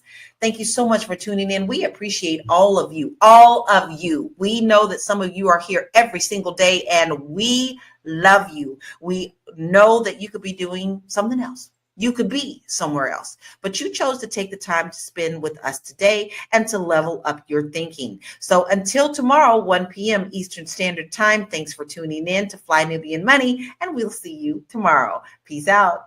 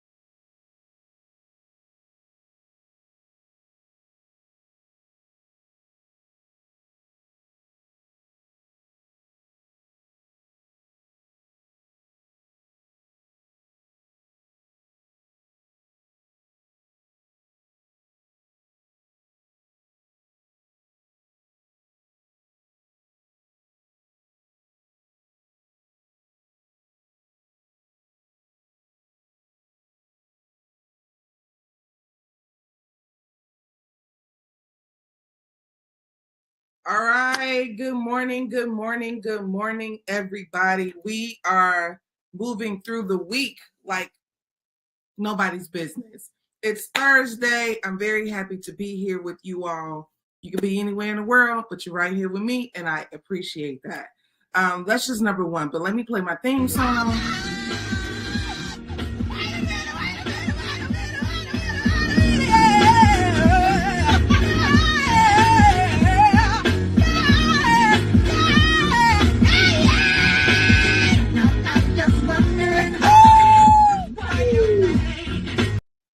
Yes, it is Thursday.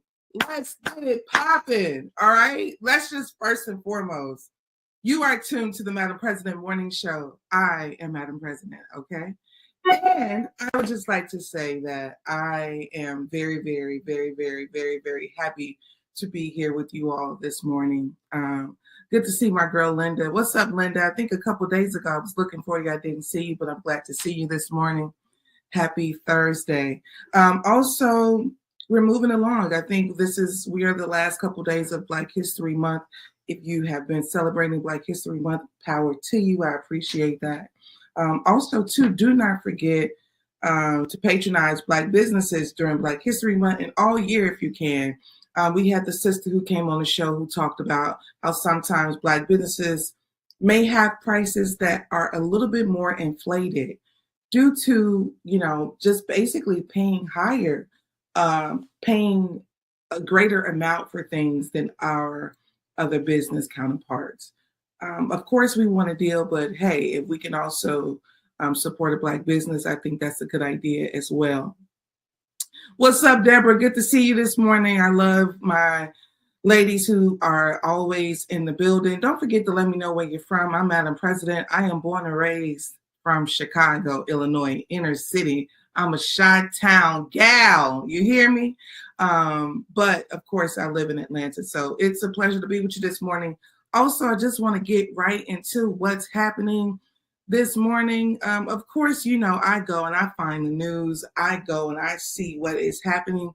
And I got to bring the real stories to you that people won't really talk about as much. I got to bring the truth to you that people don't want to talk about as much. So let's just talk about how we all utilize DoorDash and Uber Eats, Instacart, and all these other things, all right? But come and take a look at this story right here, where they're talking about what DoorDash have recently done and will have to pay for what they did to their workers. If you can see this, please put DoorDash in the chat. Put DoorDash in the chat. If you can see this, put DoorDash in the chat. I want to make sure you can see what I see before I read what the settlement says. All right, let me know if you can see. Let me know. Put DoorDash in the chat. I need you all to talk back to me, as my girl Vicky Dillard would say, talk black to me. All right, cool, William. Good to see you this morning, William. You all put DoorDash in the chat. So let's just talk about it. DoorDash got caught using workers' tips to fund their wages and have agreed upon a $16.75 million settlement to cover New Yorkers impacted by the mishap. So DoorDash has agreed to pay $16.75 million to settle claims that it unfairly used customer tips to subsidize delivery worker wages in New York. According to AP News, Attorney General Letitia James stated that from May 2017 to September 2019, DoorDash guaranteed workers a base payment for each delivery, but factored customer tips into that amount, only paying workers for what the tips did not cover. Now, let me just say to you that if this was me handling business like this, every Black person on the internet will be saying Madam President is a fraud. Every Black person on the internet will be saying, don't support this business. But every time an evil white corporation do the disgusting things, as my sister said, y'all ain't got nothing to say. Nothing to say. Nothing. Ain't gonna stop DoorDashing for nothing. The company showed itself to be unethical. The company showed itself to be immoral. Not only that, if we can just be honest, the American people are busting their ass to make ends meet. People are under this impression, oh, all I have to do is drive Lyft, drive Uber. I can deliver groceries. And the fucking company is sitting around stealing from you. And you ain't got nothing to say behind it. It pisses me off. For you, the people, to be working as hard as we are working and to be manipulated and beat down, and then there's no uproar. But the brother who on Fanbase, he got a whole bunch of women deleting his app. You see what I'm saying? I'm not lying. I'm telling you the truth as it comes. So that pissed me off because, people are really out here trying to make a living. People are really out here trying to take care of themselves. People are genuinely doing that. And you don't really see the uproar behind these kinds of cases. We are connected to one another. I like to say this all the time because a lot of times we are under this impression that we are not connected. Like, what you do don't make me shit. No. The well-being of a lot of people will reflect the community. That means that you got a niece, she working DoorDash, she ain't getting paid. Her children not getting the opportunity to eat, to do what they want to do what they need to do on the weekend. She can barely pay her rent sometimes. She coming to you, she's borrowing from you. There's a system. And the issue is our infrastructure. It's not just the people that you live next door to. It's the people, the companies, the corporations. It needs to be dented. moving on. You all know how I feel about that. You all should also know that you tune to the Madam President Morning Show, but this is also brought to you by FlyNubianMoney.com. FlyNubianMoney.com. This is where you go when you want to grow. This is where you go when you want to get your mind up. All right. When you want to get your mind up, this is where you go. When you want to get your money up, this is where you go. Also, you should text Queens to 87948. Text Queens to 87948. If you want to stay updated with Madam President, text the word Madam, MADAM, to 87948. Thank you for allowing me to do that with you all. I also want to move on so you all can see I got a chance to listen to this freaking clip from Floyd Mayweather. So let's just talk about how I will be fair and say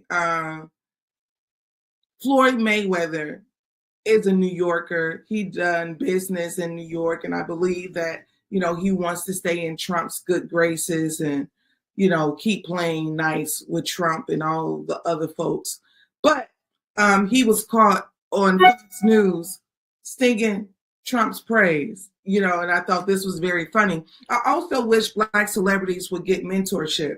And the reason that I want Black celebrities to get mentorship is because handling media is not easy. I'm not trying to be funny, or I'm not trying to play games. I'm not trying to act like I know what I'm talking about. I know what I'm doing. But the reality is handling media, handling tough questions, being secure enough in your celebrityism to tell a reporter that's none of your business, being secure enough to tell a reporter, I don't want to comment on that. My expertise is boxing. That's not easy, especially when you live in a time where people are constantly looking for a soundbite. People are constantly looking for controversial topics and things to get you going. You have to be secure in yourself, be secure in your creator, be secure in your money. When you think that these folks take care of you, you'll never be able to say what you need to say. But when you know that your creator is taking care of you, you can say all the things that you need to say. You ain't got to back down from nobody. You can say, no, I'm particularly not here to talk about Trump. I'm here to talk about the X, Y, and Z. And you can securely say, hey, that's a good idea. I like your perception. I don't have the knowledge to discuss this any further. But if you want to talk about some jabs and some blows, I got you right there. There's a way to handle the media that most folks will not take the time and invest in. They will go to all the meetings and tell you how to drink the champagne and give you all the brown liquor that you want, but won't nobody show you how to handle this media. And it's important because when folks start talking in circles around you, you got to tell them to come. Wait. I hear what you're saying. And I'm going to be honest with you. People down and talk crazy about Candace Owens, but the woman know how to handle the media. She knows how her stance is her stance. She's not in the middle on a lot of things that most folks are straddling on. And you don't have to agree with her. I don't particularly agree with all of her theories, but, you know, I will give her the recognition on she's a journalist and she does it well. And she researches and she handles the media. I've seen her sit with the rabbi. I've seen her sit with, you know, well-known people, and she don't let how they speak overpower and influence how she feels about her theory. I want you to have some of that. I want you to have some of that because you got it too. Me and my mother and my sister and my brother-in-law and my brother, we were all at the aquarium a few months ago, and I'll never forget, there was these small fish. They were swimming around and they were all together. And somebody posed a question like, why are all these fish, you know, in a pack like this? And there was a little girl talking to her parents. And when the little girl was talking to her parents, she was explaining, she said, well, the fish, you know, they swim in a pack like this, you know, for protection and to also appear bigger. to appear bigger than what they are, for other fish. But when I came over, I said, I didn't hear what you said. I literally hopped in their conversation because I saw the little girl teaching, and I was, I was moved by it. So I said, I didn't hear what you said. I was like, can you say it again? And when I came into the picture, she was talking to her mother and whoever else she was with. But when I came into the picture, you know what she did? She said, well, I was saying that she got stumbled. And the reason she got stumbled is because I'm I have a presence about myself, and two, she almost probably started to wonder if she had the confidence. Am I saying something true? And her mother reassured her. Her mother said, tell her what you just told us. The mother was right there. She said, tell her what you just told us. You knew what you was talking about. Say it again. And then here I am. I'm here to encourage the little girl. Yes, tell me what you just told them. And don't lose your confidence. I'm here. I'm a student right now. Don't get distracted because I'm tall. And the little girl, she got the confidence again. And she started talking about the fish again. She said, well, they swim like this because they want to appear bigger than what they are. She began to restore her confidence. And I want a lot of you all and a lot of us to understand is that we're grown kids. A lot of us are grown kids. A lot of us are grown kids. And I say that in the context of, we all don't have the experience of people pouring into us. Not everybody can walk around and say, people encouraged me. I feel confident about how I speak and when I talk to people, etc. Not everybody has that confidence. And guess what? It's time to restore it. And if you never had it, it's time to go and get it. All right. That's just number one. All right, I want to show you the clip because my philosophy, don't take it from me. You should see it for yourself. And here it is right here. Floyd Mayweather. Thoughts on the way this administration is trying to reinvigorate the country? Well, the world, I'm saying in America, we're never happy. At least I'm happy, but we're never happy. When we had Trump before, we didn't appreciate. I wanted to ask you, as a budding Manhattan real estate mogul, about another Manhattan real estate mogul, a guy named Donald Trump. What do you think about the way he's going at it? The way he's going, he had a great press conference today, his first cabinet meeting. And his management style, the way he's going at this. What are your thoughts on the way this administration is trying to reinvigorate the country? Well, the world, I'm saying in America, we're never happy. At least I'm happy, but we're never happy. When we had Trump before, we didn't appreciate. I wanted to ask you, as a budding, we had Trump before, we didn't appreciate him, but I think Trump is a great president. Actually, he's the best president in my eyes. He's the best president we ever had.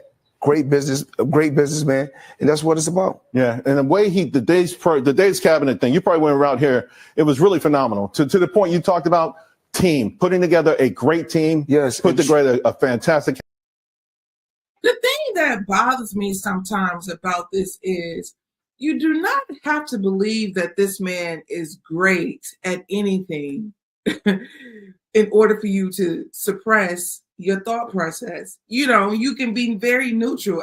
I'm really not sure. I would love to be in the position to tell a reporter on Fox News and say, well, to be very honest, I bring in $100 million a year. No matter who the president is, I'm not really affected by a lot of political statuses. What is important to me is that, the people, get their needs met. So I'm really not a good judge of character when it comes to people's political statuses. Now, as a businessman, I can tell you that this particular president gave us, different kinds of tax breaks, but nothing is enough because I pay X, Y, and Z in taxes no matter what.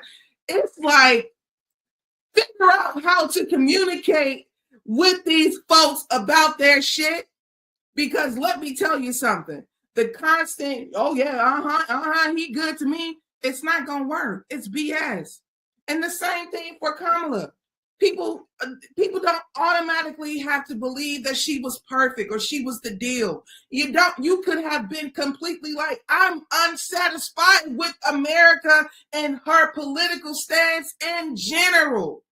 No matter who it is, I do not feel at ease, because in the instance that I feel at ease, I'm reading a report where a Fortune 500 company is stealing money from its employees who are busting their ass to make a living, and I'm concerned about that. Yeah. See how many invites you get behind that. See how many people want to talk to you behind that. And this is why Black media is important. I'm not sitting on here because I just love talking, which I do enjoy talking. But the reality is, I have to have a voice, and I can't wait until a white man come and give me a voice. I have a voice.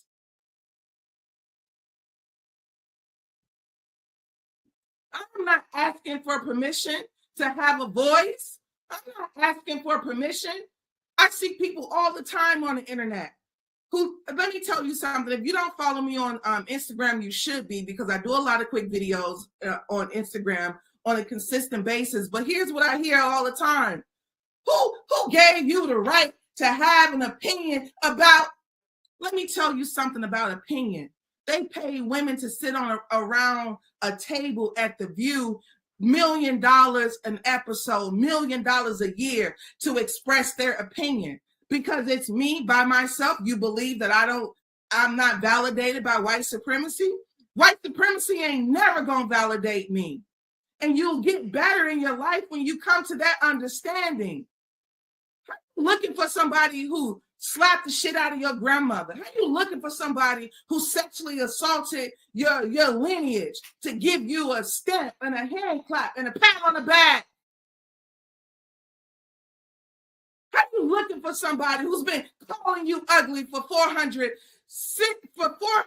years, 4 centuries, 5 centuries?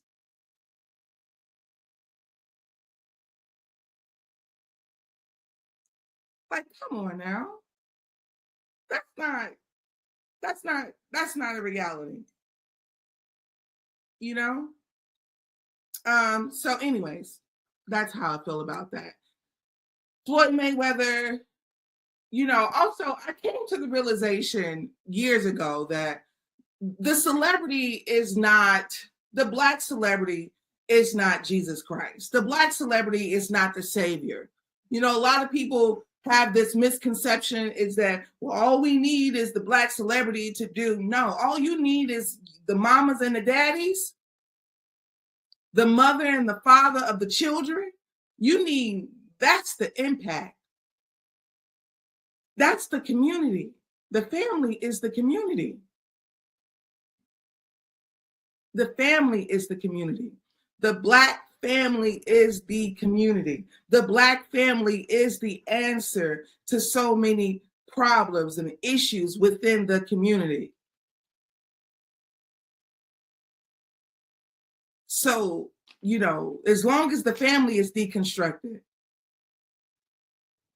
then 100% we're out of the game. I saw a brother do a video, and I should have saved this so I can show to you all. He just said, we don't have any more, the civil side of the Black representation, all of that is done. It's done. We missed the mark. We missed the mark years ago. The plan, the how-to, the what do you need, we sold that out many years ago. That's why we keep getting pieces of liberation. Oh, you're going to get the job. Oh, you're going to be the vice president. Oh, you're going to be the senator. One by one, piece by piece, one person by one person. But in the Jewish community, and I'm going to tell you this, I saw this with my own eyes. I was working in California. I was in West Hollywood on I believe it was a Saturday. I don't know. I was going to therapy or somewhere in the vicinity of West Hollywood, and it was a weekend because I worked Monday through Friday. And so I make a turn into a very middle-class neighborhood in Los Angeles. And all I saw was Jewish men walking around. The children was playing, and the women came out, and they were headed to Temple, I believe. I said, what is happening? The whole block. It wasn't me or one other person, a crackhead, a crazy family. It was the whole block. The whole block was Jewish. The whole block was headed to Temple. The whole block had their children with them. The whole block.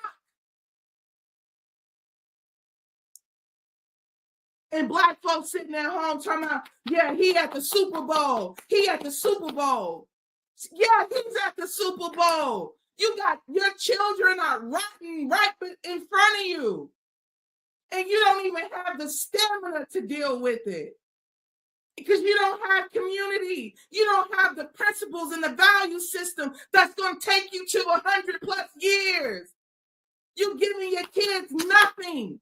Shoes, clothes, nothing. They ain't going to hold on to any of it.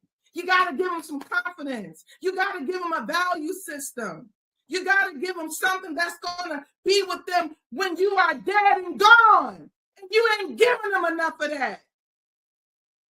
This is why they become $100 million men and can't handle a question about one of the biggest idiots in the world. Because you give them nothing. You haven't given them anything. Give them something that is going to outlive you. Money will fade every time. A lot of people be talking about, I'm leaving a legacy. I seen your kids. Them kids ain't finna out. Your legacy is about as dead as you as soon as you get that dirt on you. I've seen the kids. I've been in conversation with them. Yeah.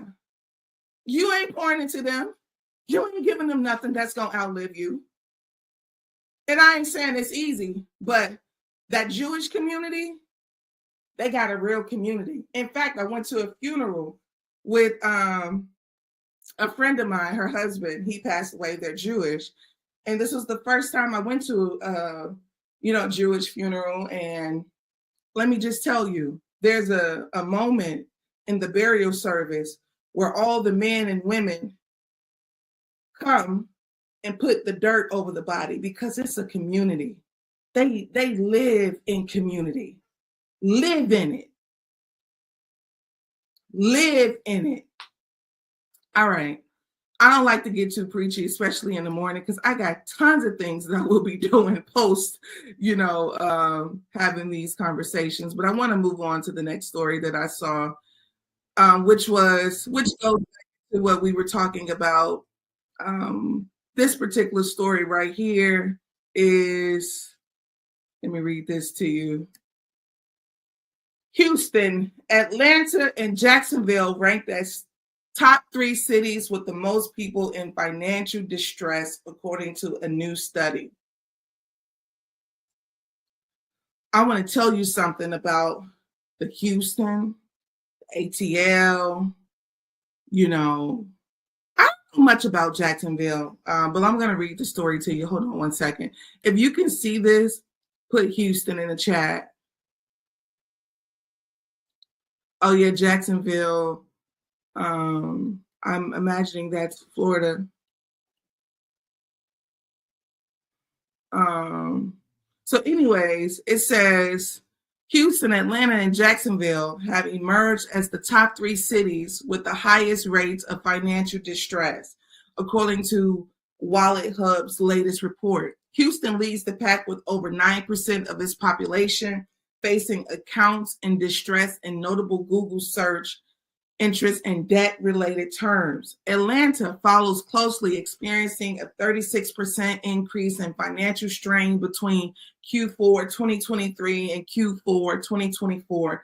Jacksonville, meanwhile, has the highest percentage of residents, nearly 16%, struggling with distressed accounts. Experts advise individuals facing financial challenges to carefully budget, cut non-essential expenses, and consider debt consolidation or management to regain control.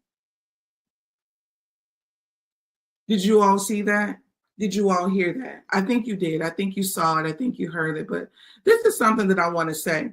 So a few years ago, I had to get a tree cut in my backyard. The tree was really big. It was dead at the root. And I wish I had the knowledge to tell the people that I bought the house from, hey, let's close the deal, but let's first remove the tree. But I did not have the knowledge. I felt like, oh, it's a tree, you know, it's fine, whatever.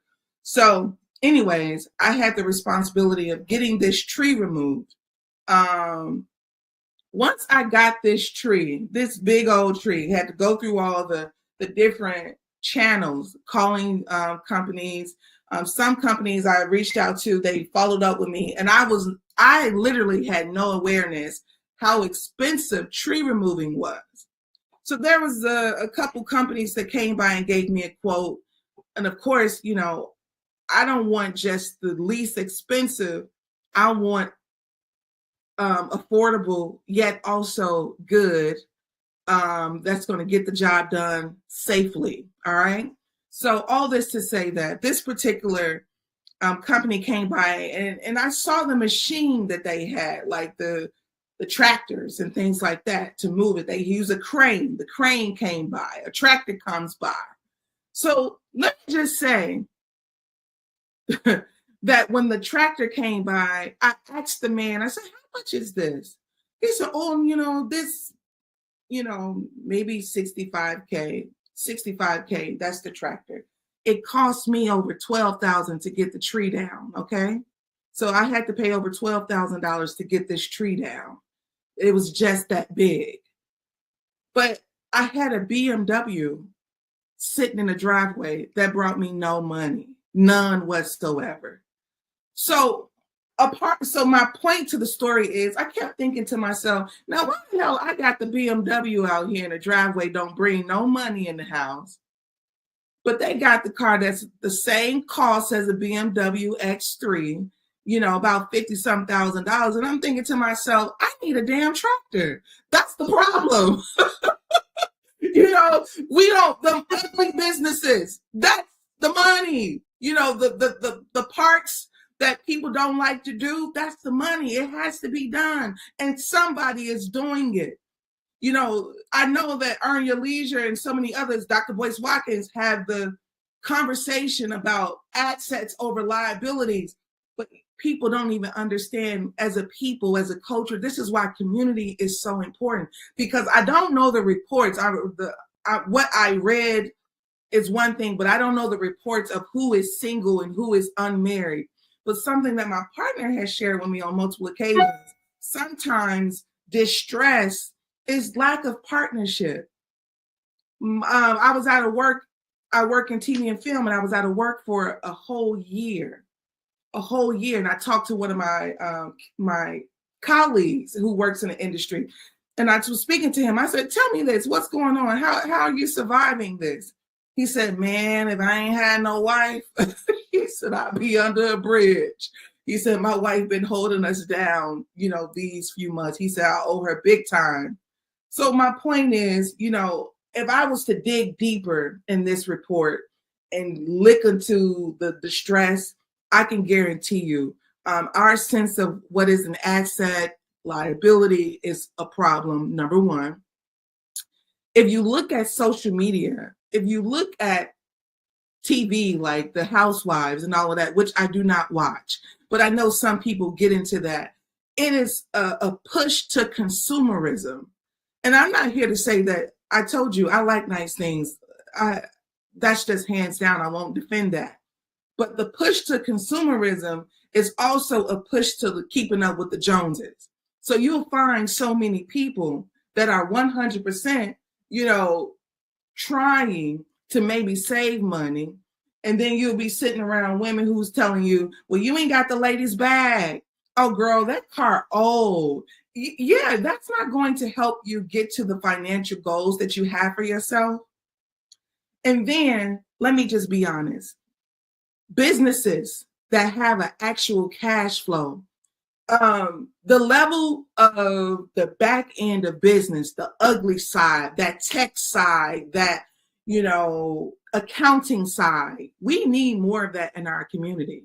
People who are managing accounts and those people, they literally have a lot of money and they're not wearing it. They have a lot of money and they're not driving it. And I think that that's something that we have to keep in mind as well. And let me just tell you the truth. This is the other element of truth that most people don't want to discuss. And that is, some of us, you just start making money. I see the brothers online, oh, I'm making this, I'm making that. Brother, let me just tell you something. Sister, let me just tell you something. How it works is you got to keep making money. The level of I've made it, and you goddamn 41 years old, you got to make it for the next 40 years. That's what we forget. That's what they're not teaching us. So you find the Asian community, they all living together. They all have made the economic, financial decision that we live together. We eat together. We make food together. We don't overconsume. But they come in our communities, get all of our money, and they take it back to them, to their own spaces, and live together, and live well, and live in ease, and live in peace. We got to learn how to do some of that. But I'm going to tell you the other component. I'm going to do it in a masterclass, baby, because let me tell you something. The other component is listening, discipline, and understanding that, there is no individualism when you're trying to make collective outcome. Collective outcome, that means all the individualism, you thinking that you deserve, your own 5-bedroom house, you ain't got no kids, you ain't got no husband. That's dumb shit. Get it out of your head. You don't need a 5-bedroom house and it's just you. You don't need it.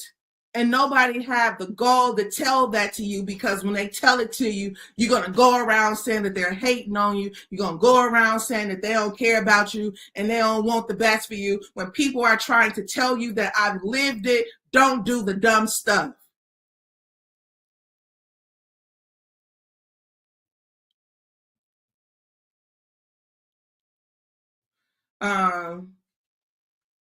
Our sister right here says, that is the truth. 1 year I had access of 21,000, took off partly by force, the other part by choice. In the beginning of that money, that saving is not there, finding ways to keep it coming.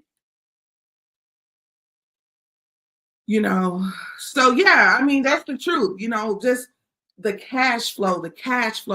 And let me tell you this story really quickly before I leave. I really enjoyed you this morning. We at the end of the week, I tell you that. I'm really grateful to God. I forgot my prayer today. Why you didn't tell me that? You just let me go off and didn't even let me pray. Let me just stop right now. Heavenly Father, thank you so much for allowing us to have this segment. I just ask that you bless everybody who tuned in today, dear God. Give them the desires of their heart. Take away all of their debt, dear God. We know that you do not care about currency. You do not use currency, Heavenly Father. We know that people are your currency. So give us the wealth, dear God, to treat people the right way. Treat people the way that you desire, Heavenly Father. Give us the wealth, Heavenly Father, to have peace in a turbulent world, Heavenly Father. Give us the strength and the know-how to travel this world the way that you see fit. We love you. We appreciate you. With you, all things are possible. We cannot do it alone. In your name we pray. Amen. All right. I'm so mad that y'all did not remind me. Somebody got to be like, Madam President, before you go to the first story, please say your prayer. Anyways, yes, there was a young lady online talking about how she wanted to go into the hair care industry. She wanted to do hair. And she said that she don't have any clients, but she wanted to get a suite. She said she wanted to get a suite, a salon suite. Ma'am, you don't have any clients. Why do you want a salon suite? But this is the psychology of success in our world.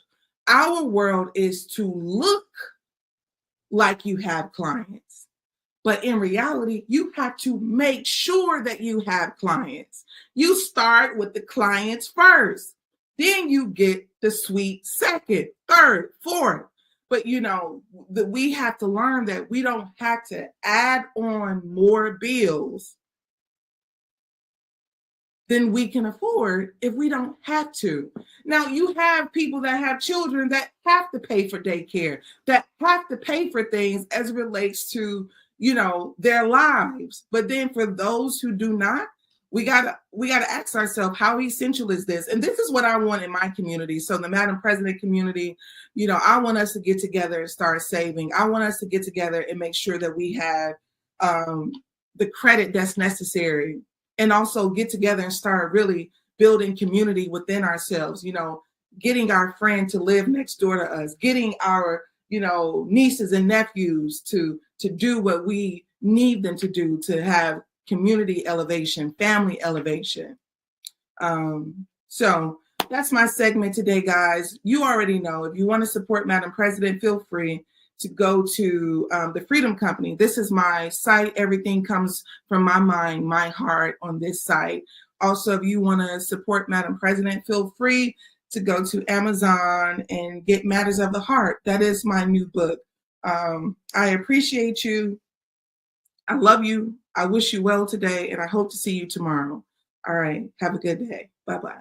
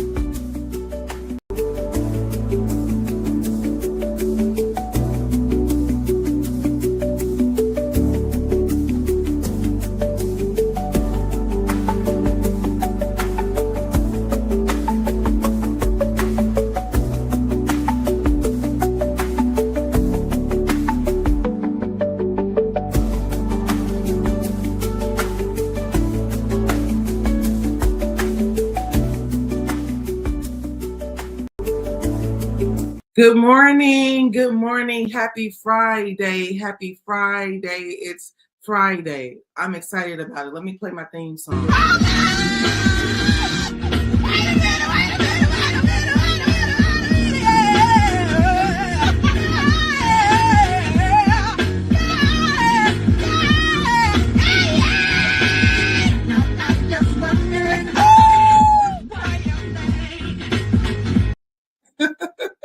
It's Friday. Yes, yes, yes. Give it up for yourselves. You have made it through the night and you have made it through the week.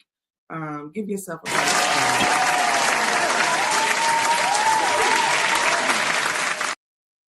I'm so happy about that. Before we go any further, let me pray really quickly. It's Friday. I do not want to be before you long, but I do want to connect with you. I want to talk to you. I'm very excited that we did it. We got through the week, and we're continuing to go through the week. I don't know how many people, also work the weekends, but I will say that it wouldn't be uncommon in this country. What's up to my girl, Linda? Happy Friday, my girl. Good to see you. My girl, Yasmin. Happy Friday, Yasmin. So good to see you too. Also, I just would like to say, before I go any further, Heavenly Father, thank you so much for waking us up. Thank you for allowing us to see this day. We ask for your constant protection. We ask for your guidance. We ask for your love, Heavenly Father, and your know-how. Show us how to be. Show us how to navigate this world. We love you. We appreciate you. Amen. All right, let that be done.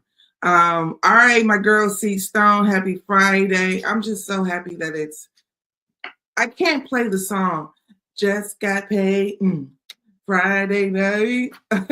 But if I could, I would play it. But every time you play a song unauthorized, you get kind of like, it flags the video.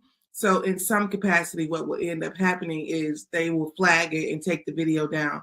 What's up, Maddie? Good to see you. Happy Friday. It's Friday, y'all. You already know. I got to get us some kind of DJ up in here, something though.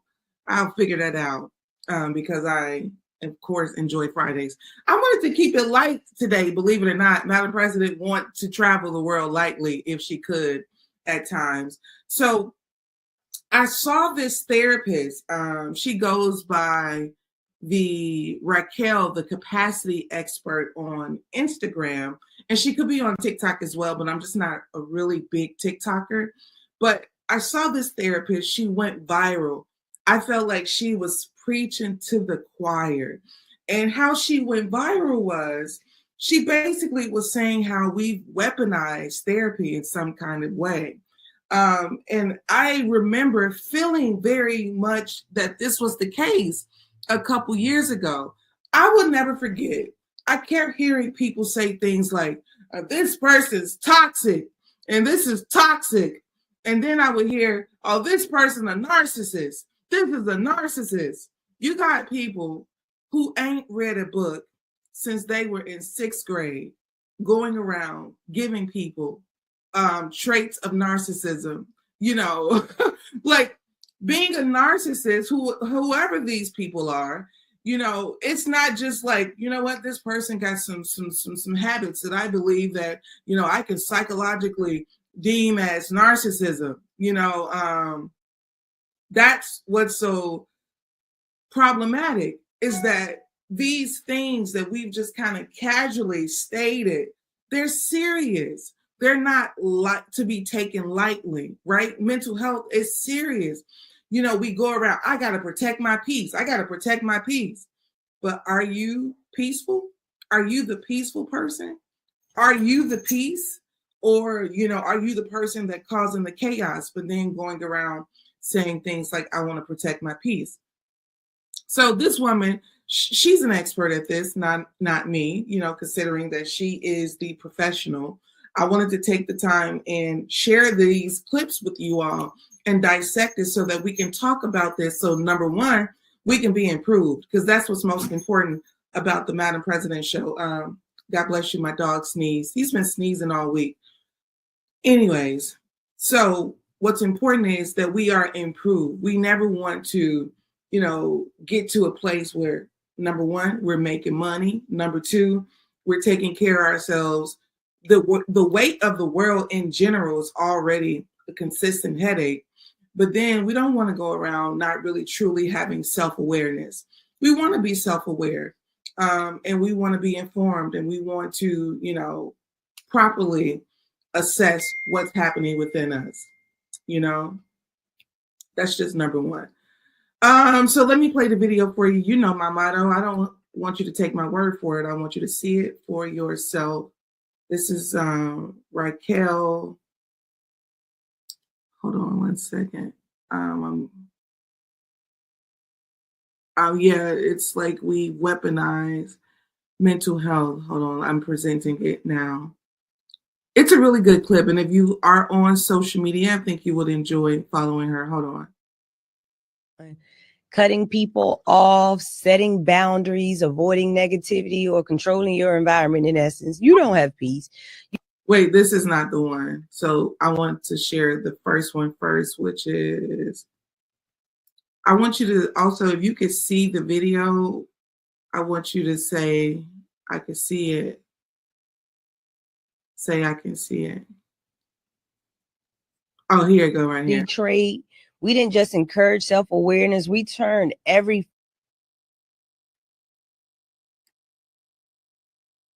was to create awareness, to, normalize. I hope you can see it. It's just me, but I thought that the goal was to create awareness, to, normalize seeking help, to make therapy accessible, to remove the shame around mental health struggles. But somewhere along the way, destigmatizing mental health has taken on a life of its own. And now, instead of people getting better, I just feel like people are getting worse.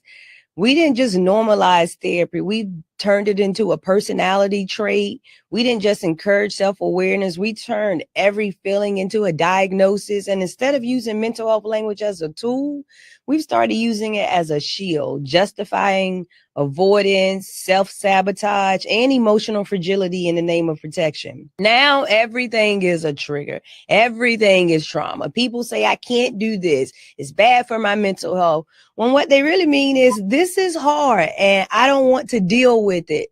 But when did mental health become about avoiding life instead of learning how to handle it? Good mental health isn't about comfort. It's about capacity. It's about having the emotional, the psychological, and the cognitive range to handle life as it comes, not just when it's easy, but especially when it's hard. Your mental health should be challenged, because if your mental health can't withstand stress, discomfort, or uncertainty, then you don't have mental strength. You have emotional dependence based on the right circumstances. And life does not care about your circumstances. And I'm serious, y'all. Like, really, ask yourself, has your mental health journey actually made you stronger, or has it made you retreat further into protecting yourself in the name of good mental health? Maybe it's just me, but I thought that the goal was. Is she not preaching? She's preaching. She says you ain't really got, the mental health thing down packed if everything has to be going right for you, if everything has to be going smooth for you, and this is what is so important, because let me tell you what I've noticed about some people in our world. We have the tendency to ruin relationships, not just romantic, but friendships, because I don't feel like it.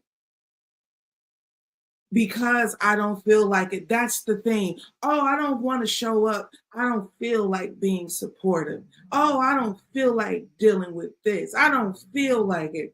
You are not well. You cannot go around not feeling like being responsible without feeling like being an adult. And I get it, because guess what? Who feel like it all the time? But what I felt that was so compelling about what she was saying is, withstanding, having the capacity, having the mental and emotional capacity to deal with life as it comes.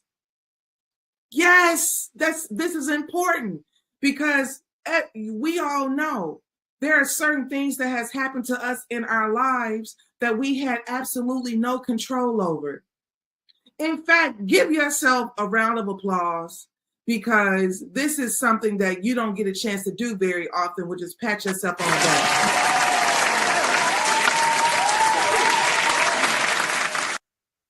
And it's important. The reason that I want you to give yourself a round of applause, because nobody understood exactly what you went through when you were going through it. Nobody truly understood the pain that you felt for whatever it was that you were going through, the heartbreak, the grief. As Black people, a lot of times, depending on where you are economically, we don't even have time to grieve properly.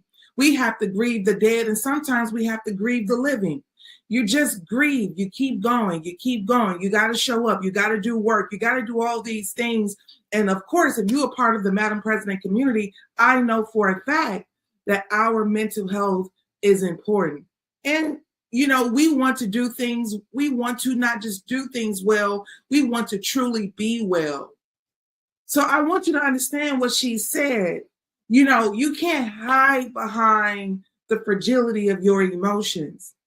You know, like they used to say, you want to go over your grandma and them house and they're going to be looking at you upside the head. You ain't changed your hair. You ain't gained the weight. And now you just decide, I ain't going over there. I don't want to see my people. I don't want to be with them. I don't want to deal with them because of how I'm made to feel. And it's okay sometimes, but you can't live a life of avoidance and thinking that you're choosing the healthier side of mental health. It's not possible. It's not possible to withstand. And that's something that I always think it's not possible to sustain. So one of the things I will say, I never forget, I was wearing eyelashes all the time. And I was wearing fake eyelashes. I was wearing fake eyelashes. When I first moved to Atlanta, it was a thing probably over 10 years ago. So I'm like, you know what? I like the fake eyelashes. I want to wear them. They, you know, make your eyes look nice. And I remember dating someone and this person said, you know, I just kind of had an addiction almost because I was like, oh, I got to get my lashes done. And then I would be like, well, I don't like the way I look if I don't have my lashes on. And then this person I was dating said, well, you know that that's not a realistic look. You know, it's nice and it's fine, but it's not realistic. You know, grown-ups' eyelashes do not have that sense of exaggeration in real life. And so I started to look around a little bit and I said, really?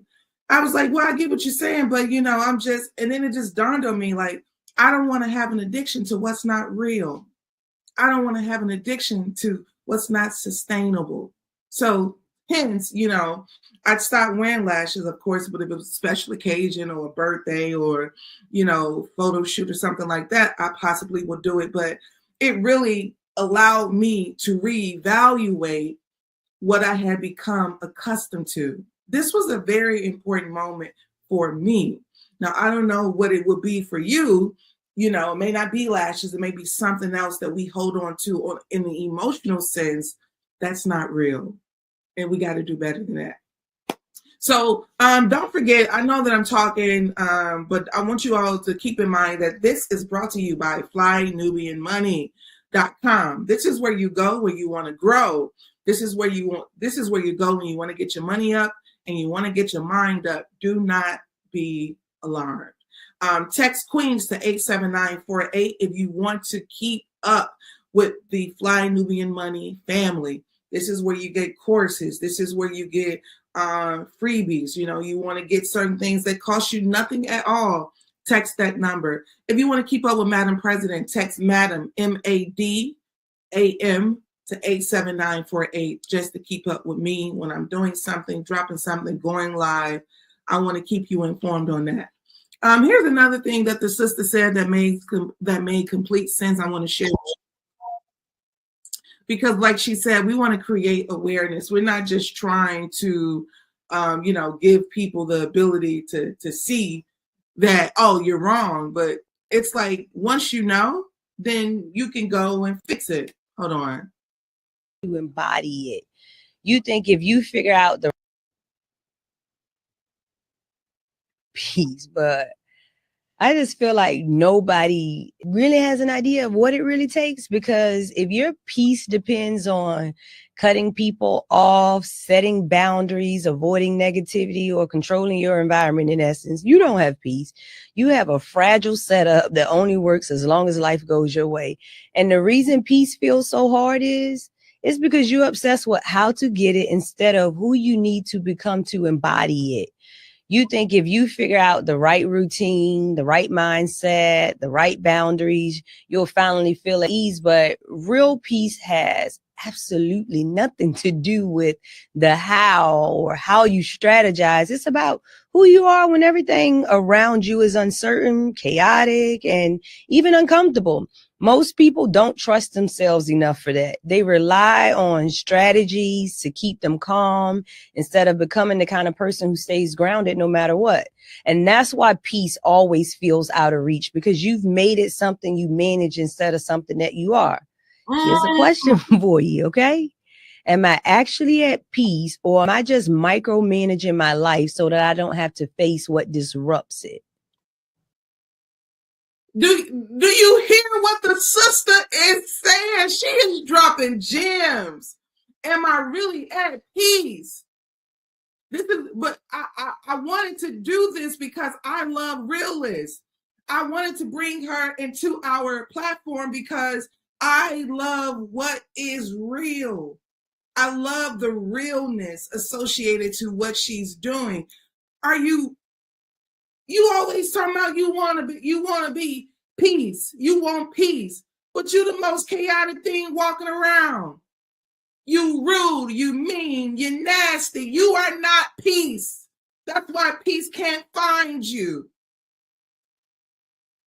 But she says that if you are peace, when you are peace, you're not managing all these different components around you. You're managing what's within you. That means that the world could be. Let me just tell you something. When I was in Los Angeles during when COVID-19 first happened.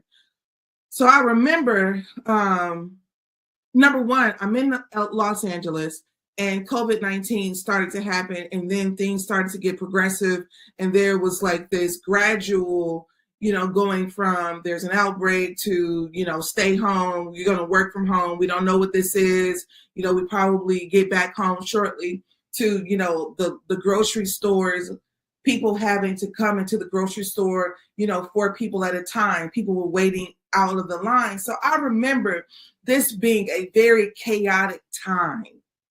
And I remember, trying to mentally figure out, how am I going to manage this? Because I am currently in Los Angeles. I am just in a rut emotionally because I was going through a breakup. I was in a new job. It was just a whole lot of stuff going on. And I kept saying, well, it's just me. I'm only one person, so I'm not going to bombard the grocery store. I'm not about to bombard the grocery store. I'm not about to go and, fight for tissue paper. I believe I have enough until I need some more. I just really began to be at peace. All is well around me. All is well within me. Can I tell you all something?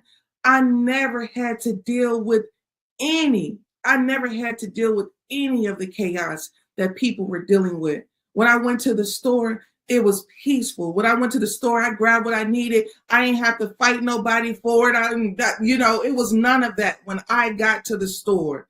And I had seen what was going on online, on the news.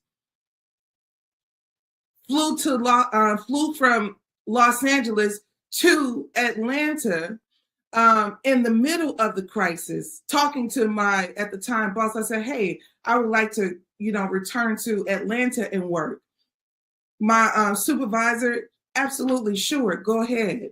I don't know when we're going to come back into the office. That's what she said. But, whatever we had to do and need to do, you're responsible for keeping yourself on a time difference. I'm not going to be responsible for that. I'm just saying, when you are peace, when you're walking in your peace, the chaos around you, the world could be burning down and all is well within you.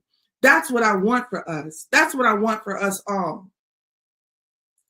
Let me tell you, a lot of things, I've had a lot of things that we talked about earlier. We've had things that happen to us outside of our will. But guess what? I'm at peace.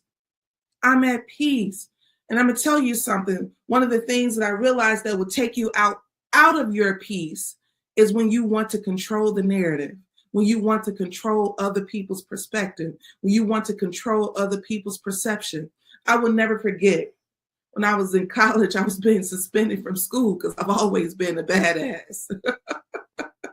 You know, and the one thing that I will say is I remember thinking to myself, well, I need to tell this person my side of the story. And I remember God telling me, it don't matter. Your side of the story don't matter. Let it go. You're not going to control how other people view you by giving them the other side of the story. Let them have it. Let them have it. Whatever they feel, whatever they believe to be true regarding you, you know what your truth is. Be at peace. So that's my message to us today, this Friday. Let us be at peace. This is Madam President. You tune to the Madam President Morning Show. So I want you all to do me a favor inside of the chat and just be at peace. Put it all in the chat. I'm going to put it in there too. Be at peace. This is what our objective is all weekend long, all year long. We are going to be at peace. All right. So with that being said, you can put it in the chat too. But before I go, I just want to let you know that we do this every Monday through Friday. Every Monday through Friday, we do this. All right.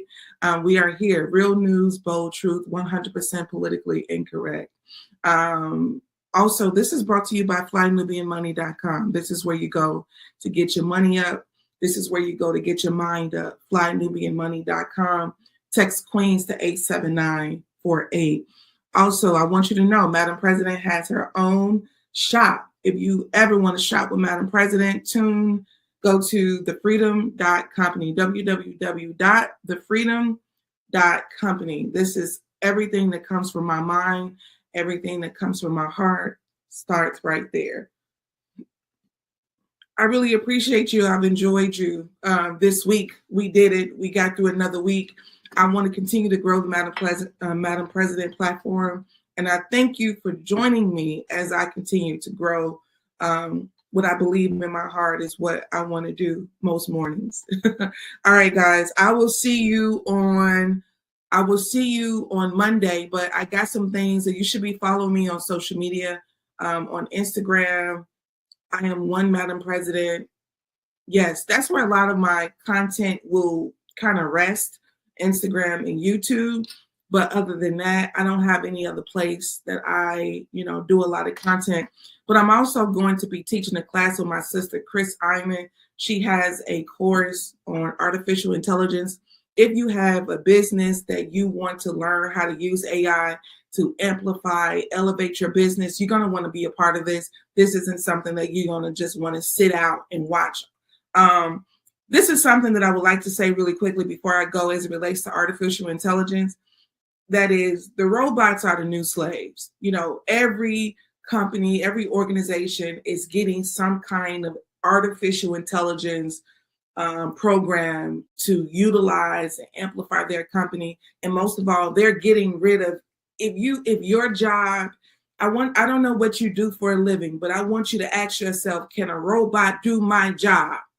And if a robot can do your job, then you better believe that a robot will do your job. Okay. And it's not because you're not good at it. It's just that we live in a society that will continue to sacrifice humanity for its own, evil, for its own capitalist ways, capitalist mindset. That's what will continue to happen. All right. So I'll make sure you all have that information. Thank you for being with me. I appreciate you. Have a good weekend. All right, I'm out.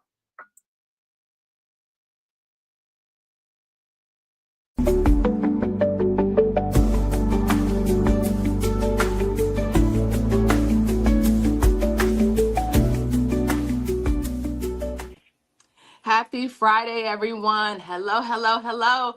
Welcome to Fly Nubian Money, where we help you master your mindset and maximize your money. My name is Tiara Williams. I'm also known as Miss Black Hollywood, and I am your host for today. I am joined by my lovely crew. Let's get all the things, because we're talking about the blackout today, y'all. So let's just get everything out the way. let's do the housekeeping, and then we get to this conversation because I'm so excited. It's Blackout Day. It is Economic Boycott Blackout Day. All right. So the national blackout is today, where Black Americans are being called to stop spending money unless it's with a Black-owned business. No gas, no fast food, no big corporations like Walmart, Amazon, or Target. But the question is, what happens after today? We've seen boycotts happen before, but if we don't follow through, does it even matter? With $2 trillion in spending power, we should be able to build our own wealth. So why do we struggle economically? What's stopping us from making this an everyday habit, not just a one-day protest? Today, we're going to talk about this and turn this one-day blackout into a movement that lasts. Is it possible to get on one accord and create real, lasting change? Is the question. Happy Blackout Day, Black people. How y'all doing? Hey. Hey. Great. All right. So let me introduce you to the queens that I have today. My lovely queens. I don't know which way. I have Pastor Connie Spearman, who is here. right. Pastor, entrepreneur, this way. My girl Marlo Layson, who is going to New Orleans for Mardi Gras today, and I'm jealous, but she's a TV producer and she is here. I have my realty goddess, Laura Lala Key. I call her Lala, but I want to be respectful. All right. So listen, let's get into this discussion. So first of all, let me ask you all. Let's just start with the panel. Hey panel, how y'all doing today? As y'all come in, we see you coming in. Have you bought something today? Like, have you already have you stuck to the blackout today? Are you participating? What's happening? Minister Connie, have you bought something today? Have you bought gas? Nothing. Not a nothing. You bought nothing. All right. Nothing. Marlo, with you going to New Orleans, y'all gonna have to stop for gas. And you said y'all got to get a tire. Are you gonna participate today? So I am participating. There's a black tire shop that's not far from the crib. They sell tires and rims. They rent them and sell them. So I'm going over there to get my tire. And in terms of gas, you know, we're gonna pray and we're not gonna stop in the sundown towns though. So if you don't have a large population of Black people, then we're not gonna stop in that town for the gas. Right. We will be as conscious as we can be on our travels to South Louisiana this evening. Okay, all right, y'all be safe, and Definitely. let's hope that you get there. Don't not get gas just for the simple fact. Well, I like mean, I'm and then we be ain't gonna sitting on get the there side of the for road. gas, but we're gonna do what we can. You're gonna need it. All right, Lala. You are not in Not one America. You are thing. in Portugal, right? So, I'm but back and how? forth, but not anything. That doesn't mean anything Okay, because tell me. you still can order things from across the world. You still can use Amazon. There is McDonald's. There is Burger King. There is Starbucks. Okay. No, I am not buying anything. I'm not even looking at anything. So I am a part of this blackout. That's right. Okay. I love it. I love it. All the way from Portugal, y'all. Lala is not participating. So I know if you in Atlanta, you don't have no excuse. You don't have an excuse. All right, so let's start with this first video to get us started, right? This young man is saying like it's just one day, but I want today I wonder if after today what we do. We had this conversation already a few weeks ago. We were talking about, we put together a plan for email chains, and we talked about all the steps that we could come up with as on our show, and like give them to people on how to like spread the word, right? So I wonder from today, what lens we use to move forward. Like, can we do this? How can we incorporate this being a long term, this being a long-term movement? So let's start with the first video and see what he has to say. Mm-hmm. One day. That's all they're asking for. That's all that's required to start with. One day. Can we do it? Can we come together for one day with ease like every other demographic does without question? For one day, can we realize the strength in our own power, in our own pockets? One day is all we're asking for. Put that credit card down. You better not submit that Amazon order. Stay in the house if you need to. You probably need to save a little money anyway. Sit down somewhere and join the movement. One day is where it starts. And if we can actually shift our mindsets and come together on something, we could change it all. All right, I hear him. I hear him. You know, there's always this tone, like Black people just don't know how to put it together. Like we just so, just so in opposition to everything. When I don't think that is like just one day. Can we just put it together? It's the tone for me. It's the tone. Absolutely, we can. You have 4 people right here who are participating, and you don't have to beat us over the head to not buy something. We're not so discipline. It's so interesting. I saw another video. So first of all, let me, before I hop off into the other video, let's just respond to that. It's just one day, y'all. How did that all are we all in agreement that it's just one day? And are we all in agreement that it's just one day? All we have to do is participate, and it'll make all of and that'll be it. Right? Lala, let me ask you this. Why is it important that this one day turns into a movement, do you think? It must, in order to make the statement stick and really hit them where they only care about. The one day is powerful. I stand all for it. Black, blackity, black, I don't need nothing. Matter of fact, the thing, we buy too much stuff in the first place. We got so much junk we don't need. We just have fallen into this consumerism. Mm-hmm. However, you must keep the thumb on the neck. And how you do that is you start looking at other ways that you can continue to not patronize these stores. I saw a great video today about a young lady who loves going to the Kennedy Center, but because of the Kennedy Center issues that's going on, and now Trump is supposed to be heading that up, she said, how do I support the musicians that are a part of the symphony? Because I love going to the symphony. And what she found out was there are many sub-segments of the symphony that play around town, and they get the money. So she said, I won't go to the symphony at the Kennedy Center, but I will find out where they're playing and go. So there are other ways to make sure that you don't spend the money with these people, because they surely don't care about you, and they think you're not strong enough to continue this strike. But if you remember, the bus boycott made all the difference in the world. You have to understand we are still that powerful with our spending money. So you can't just have one day. This is a great start. This is the beginning. But use this day to actually research how you can no longer depend on those companies that you keep spending with. So cut it out. I love it.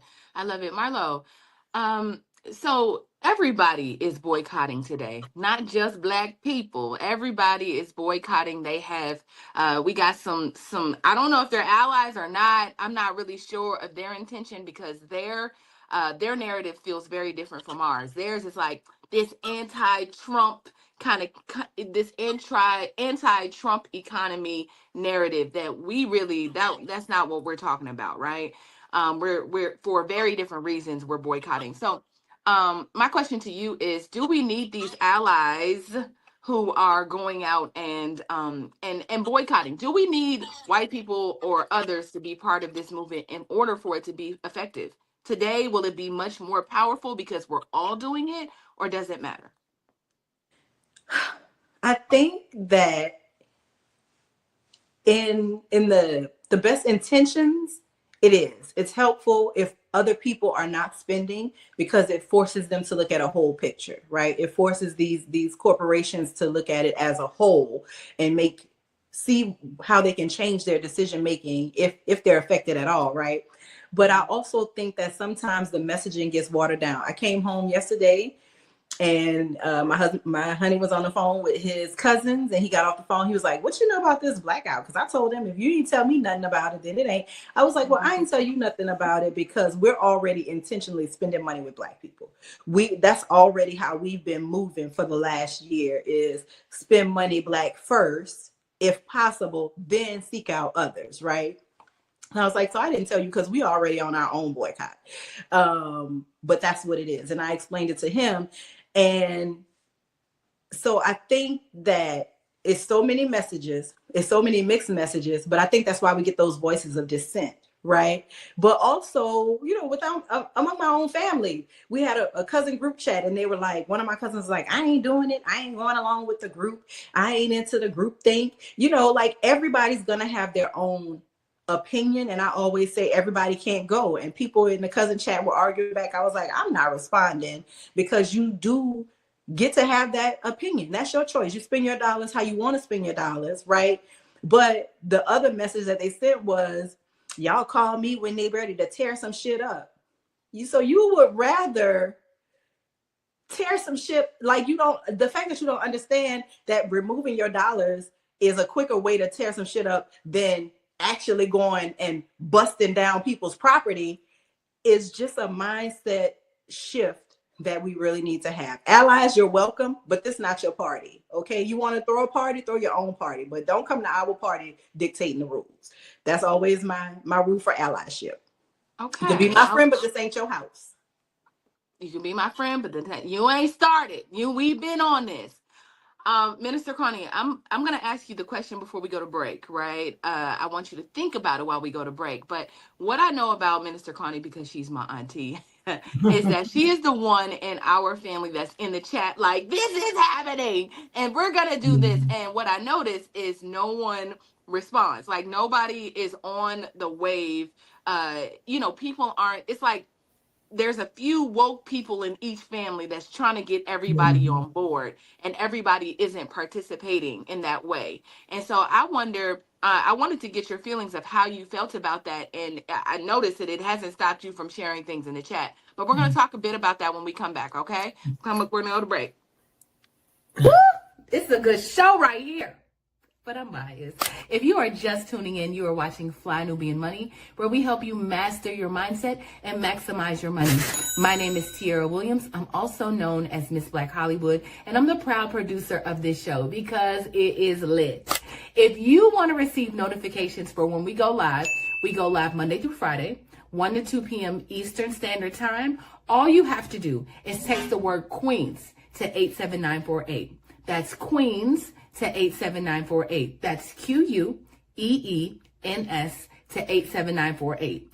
Also, if you want to grow your money and not blow your money, all you have to do is go to flynubianmoney.com. There's all kinds of resources, there's courses, there's free giveaways. There's just no reason to be broke in 2025. All you have to do is go to flynubianmoney.com. Obviously, you don't want to be entertained here. You want to know enough to grow. Wait, I need to put that on a shirt. You got to know to grow. Got to know to grow. So know and grow with flynubianmoney.com. Yes, y'all. I'm out here running. I'm running Fly Nubian Money like Bad Boy Records. I'm all in the videos. I'm all in the commercials. I'm on the show. That's my business, right? As my good friend Tabitha would say, that's my business. All right. So, Minister Connie, I'm gonna come back to you. As a person that is woke in your family, what would you say to the other people that are like you, like that are as woke, but maybe are hitting a dead end on getting other people to be motivated? You know, I love economic empowerment. I believe that's my mission in life.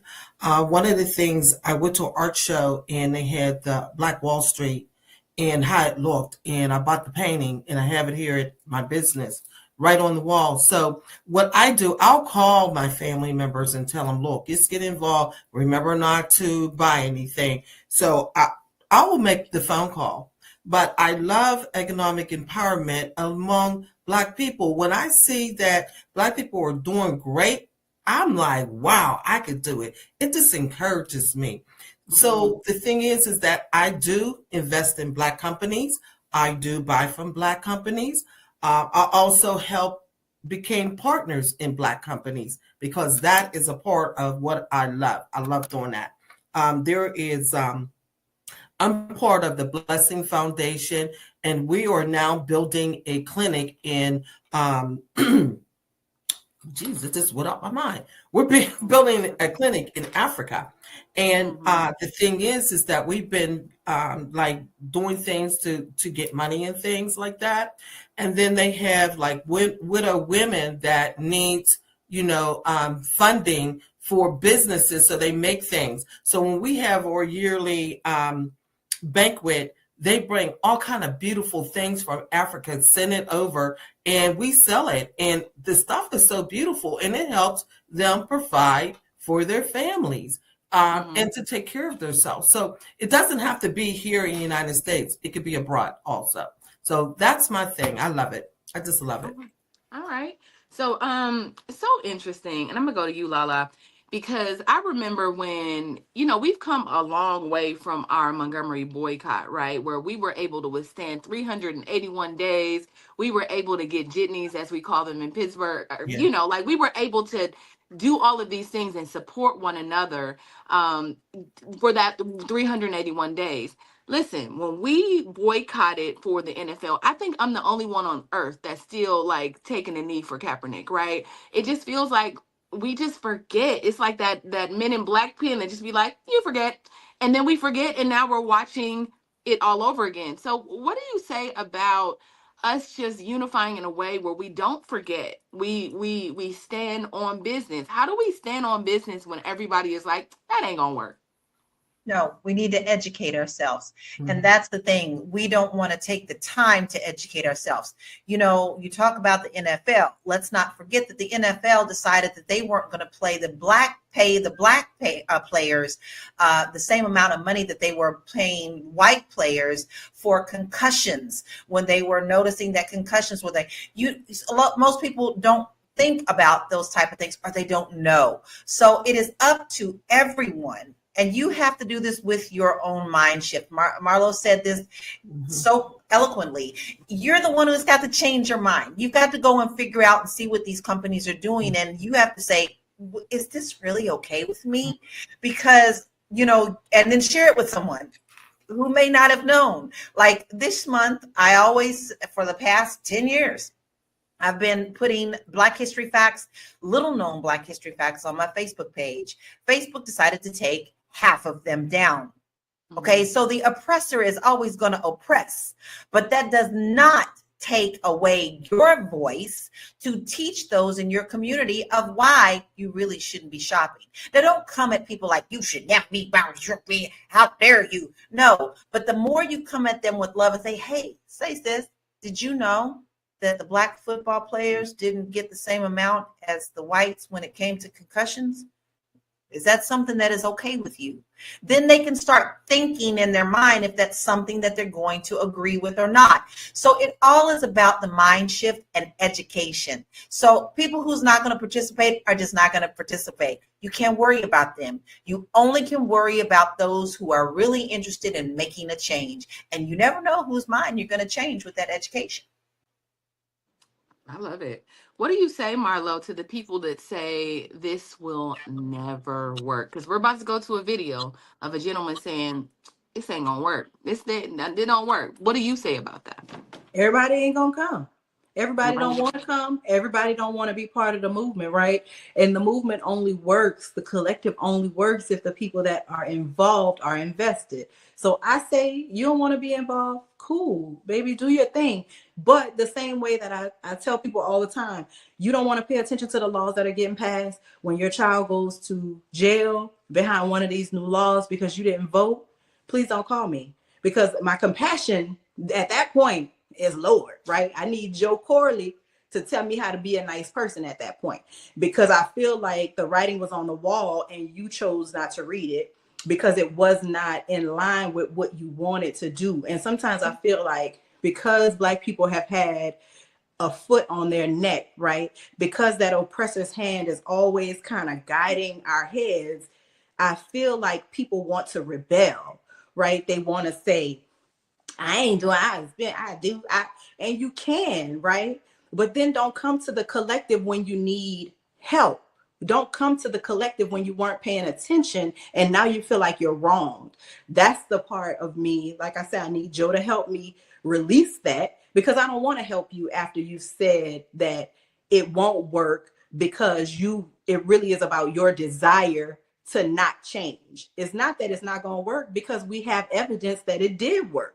We have evidence not only in Montgomery, but HBCU students during the 80s and early 90s are how South African apartheid ended. Go do your Googles. Those kids were sitting in, they were protesting, they were divesting, so much to the point there was a Different World episode about how active South HBCU students were against apartheid in South Africa. So we have two modern history examples of how it does work. If you take your finances out, if you divest from capitalism, they will do the right thing, right?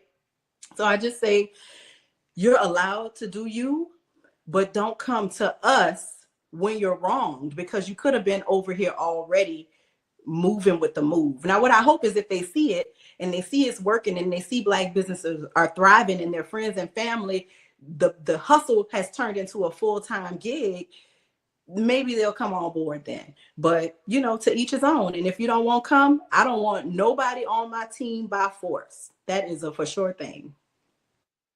I see. Listen, y'all saying a word today. You know what? Let's go ahead and go to the video. I want to see what this young man has to say. I almost forgot because he was sounding crazy, but let's see. Let's talk. What if I told you that not spending money for a day won't shake the system like you think? What if the real disruption isn't about one day, but changing the game entirely? What about Economic Blackout Day, February 28, 2025? It's a movement asking people to stop spending for 24 hours as a way to hit corporations where it hurts. Sounds powerful, right? But let's ask the real question. If you stock up the day before and go back to spending the day after, did anything really change, or did we just take a day off from the system only to plug right back in? This isn't a new idea.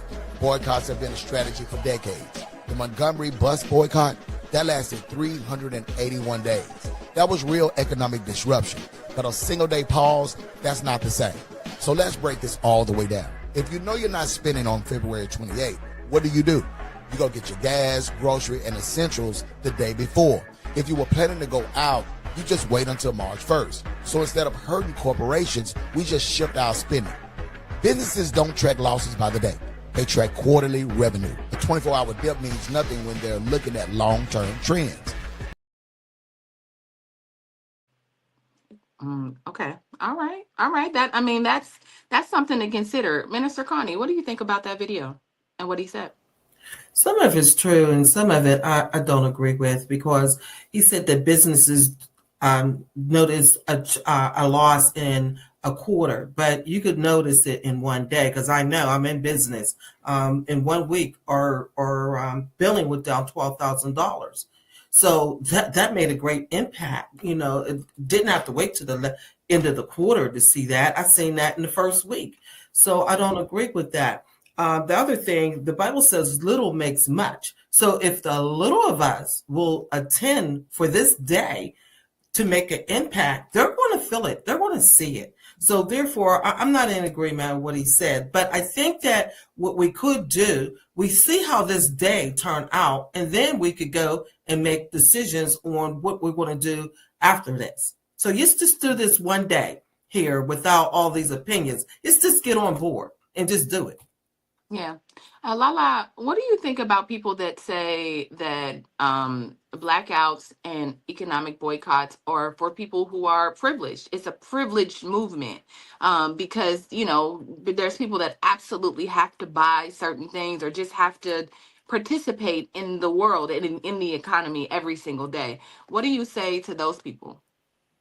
I say, don't be a coward. Stop it. That's a coward statement is what it is. If you really do want to make a difference, you can make a difference. If you really want that Prada purse, you're going to make that Prada purse happen, right?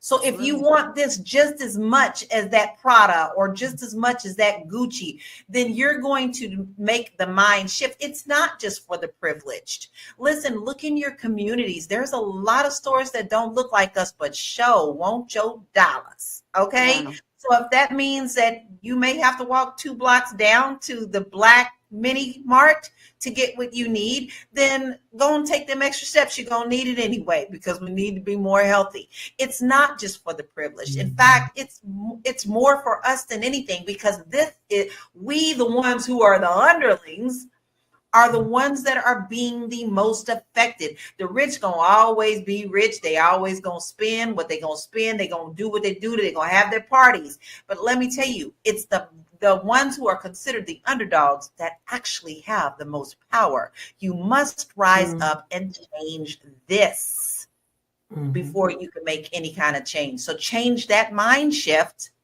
so that you can see the effects in our communities. Okay, let's go to our next commercial, and we're going to dive more into this after the break. I know you're busy, you got things to do, and you can't take us on the go with you every single day.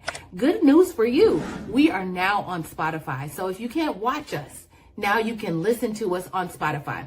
Search Fly Nubian Money, and all the episodes shall appear. All you have to do is like, subscribe, leave a 5-star rating, leave some comments, tell people how you love us, so that when other people come along and are looking for a great show to watch, they can find Fly Nubian Money too. One last thing, and just in case you've been sitting under a rock, Fly Nubian Money now has an investment club. We are the Fly Nubian Money Club.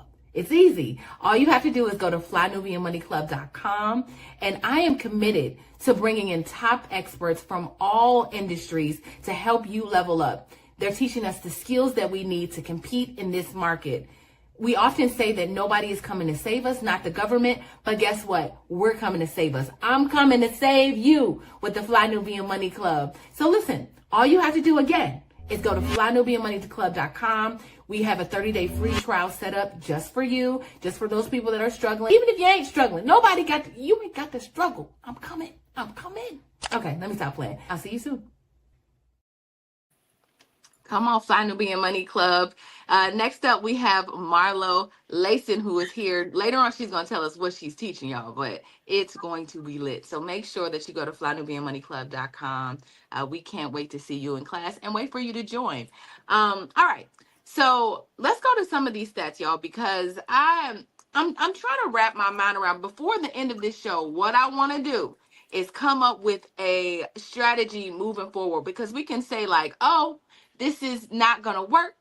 I don't know a plan. I heard the other day that they were able to get, because for Joy Reid, they were able to get another 50,000 people on a Zoom call. Wow. So there has to be a way, like, who is running these Zooms, y'all? Like, I guess that is my question, because we need to talk to them so we can all get on one accord about things like this. It's crazy how our participation is selective. Marlo, what do you think about that? Let's just go here real quick. What do you think about that? Like, why do we have selective outrage, and why do we pick up causes selectively when something like this would have been so beneficial? The short answer. So one is media, right? We are a media loving bunch of people, right? We want to rally around a cause, but we want to rally around a cause that is already out there, right? Joy Reid's situation, that is one woman's employment. Kaepernick, that was one man's employment. And Kaepernick wanted to come back to the league. So when my man was out here trying out, I was like, I'm going back to football because I love football, okay?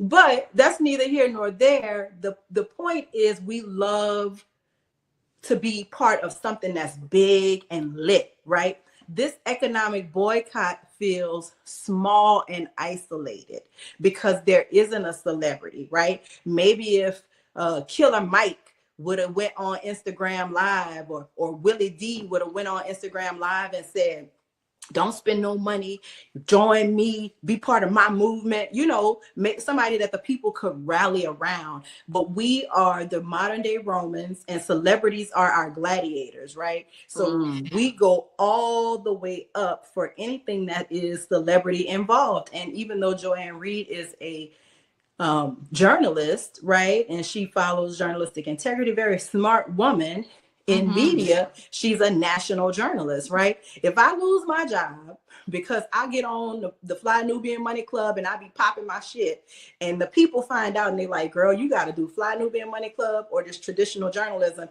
I ain't gonna be able to get 40,000 of y'all on the Zoom. And I'm not mad about it, but I wish people would be honest about the desire to be attached to a major brand, which is why we also can't break up with these people for one day because of our attachment to the brand name. And if we could be honest about that, right? Maybe if Kanye wouldn't have went off the rails, and if he was still today, all these years after the college dropout, rhyming, they made us hate ourselves and love their wealth, maybe we would have more people in alignment, right? But we got Kanye tweeting that Trump is back in office and he a billionaire again. So we are off the rails, and we are a celebrity loving culture. And regardless to who want to say different, you want to attach it to a college or a sorority or the NABJ, which I'm a member of, you can attach it to all of that if you want. The bottom line is, if it were Marlo Layson,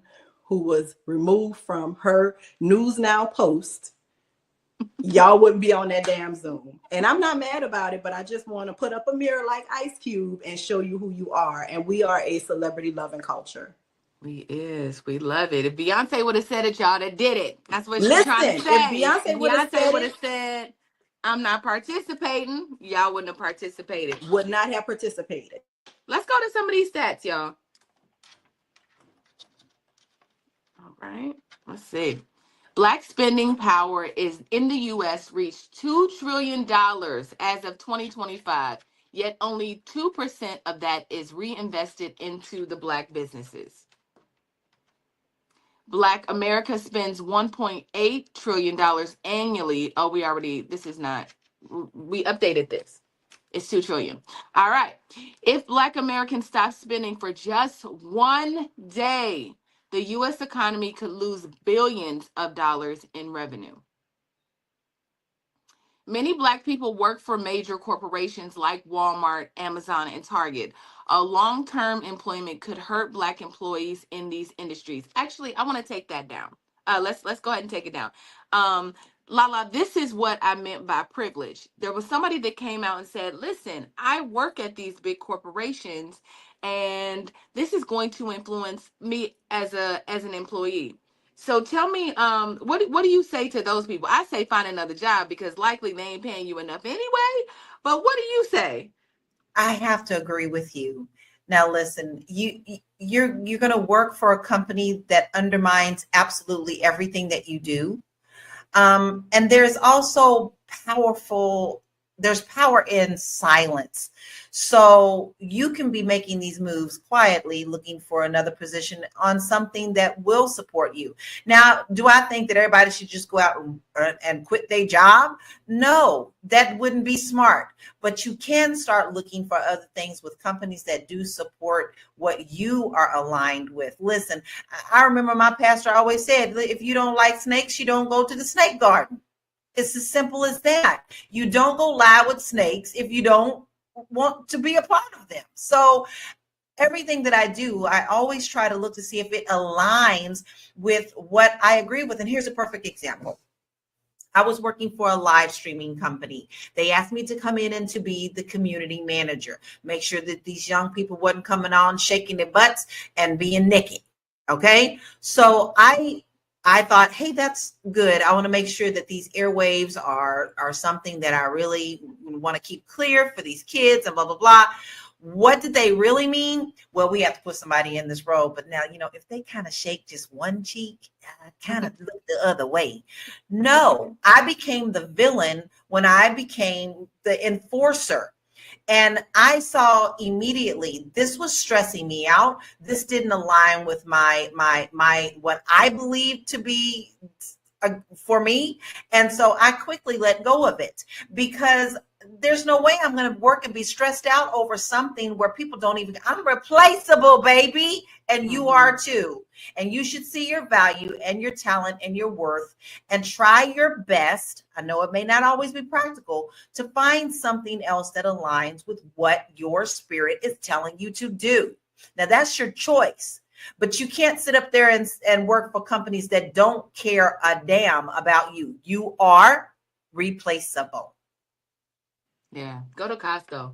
Who didn't roll back the DEI? It would be very hard for me to say as an employee at a company that washed DEI measures off their website. It would be hard for me to make that decision and still show up at work every day. Minister Connie, how do we break there's part of me that feels like we're just so, you said it earlier, Marlo, that we are attached to brands and big corporations, which means that we are attached to white owned companies. To us, they just operate better, they're more reliable, all the things, right? Minister Connie, what do you think about that? Like, how do we break the cycle of thinking that white business or white ice is colder than what we have in our community? That's a myth. That is a mindset that people want to have, because the thing is that I've been in business for 27 years, and guess what? I have to dot all my I's and cross all my T's, and I have to be exceptional. I am part owner of a mental health clinic. We're the only Black clinic in the state of Pennsylvania. And we had an audit the other day, and she said, y'all are exceptional because we overdo it. Because why? We want to be exceptional. And it's a mindset. If you want to be exceptional, you can be exceptional. When you walk into my place, you'd be like, wow, this is nice. This is a little story. We had an employee that was complaining about a lot of different things. And she said, I want to see your boss. And so we said, well, we're the boss. No, you can't be the boss, because our place was so nice.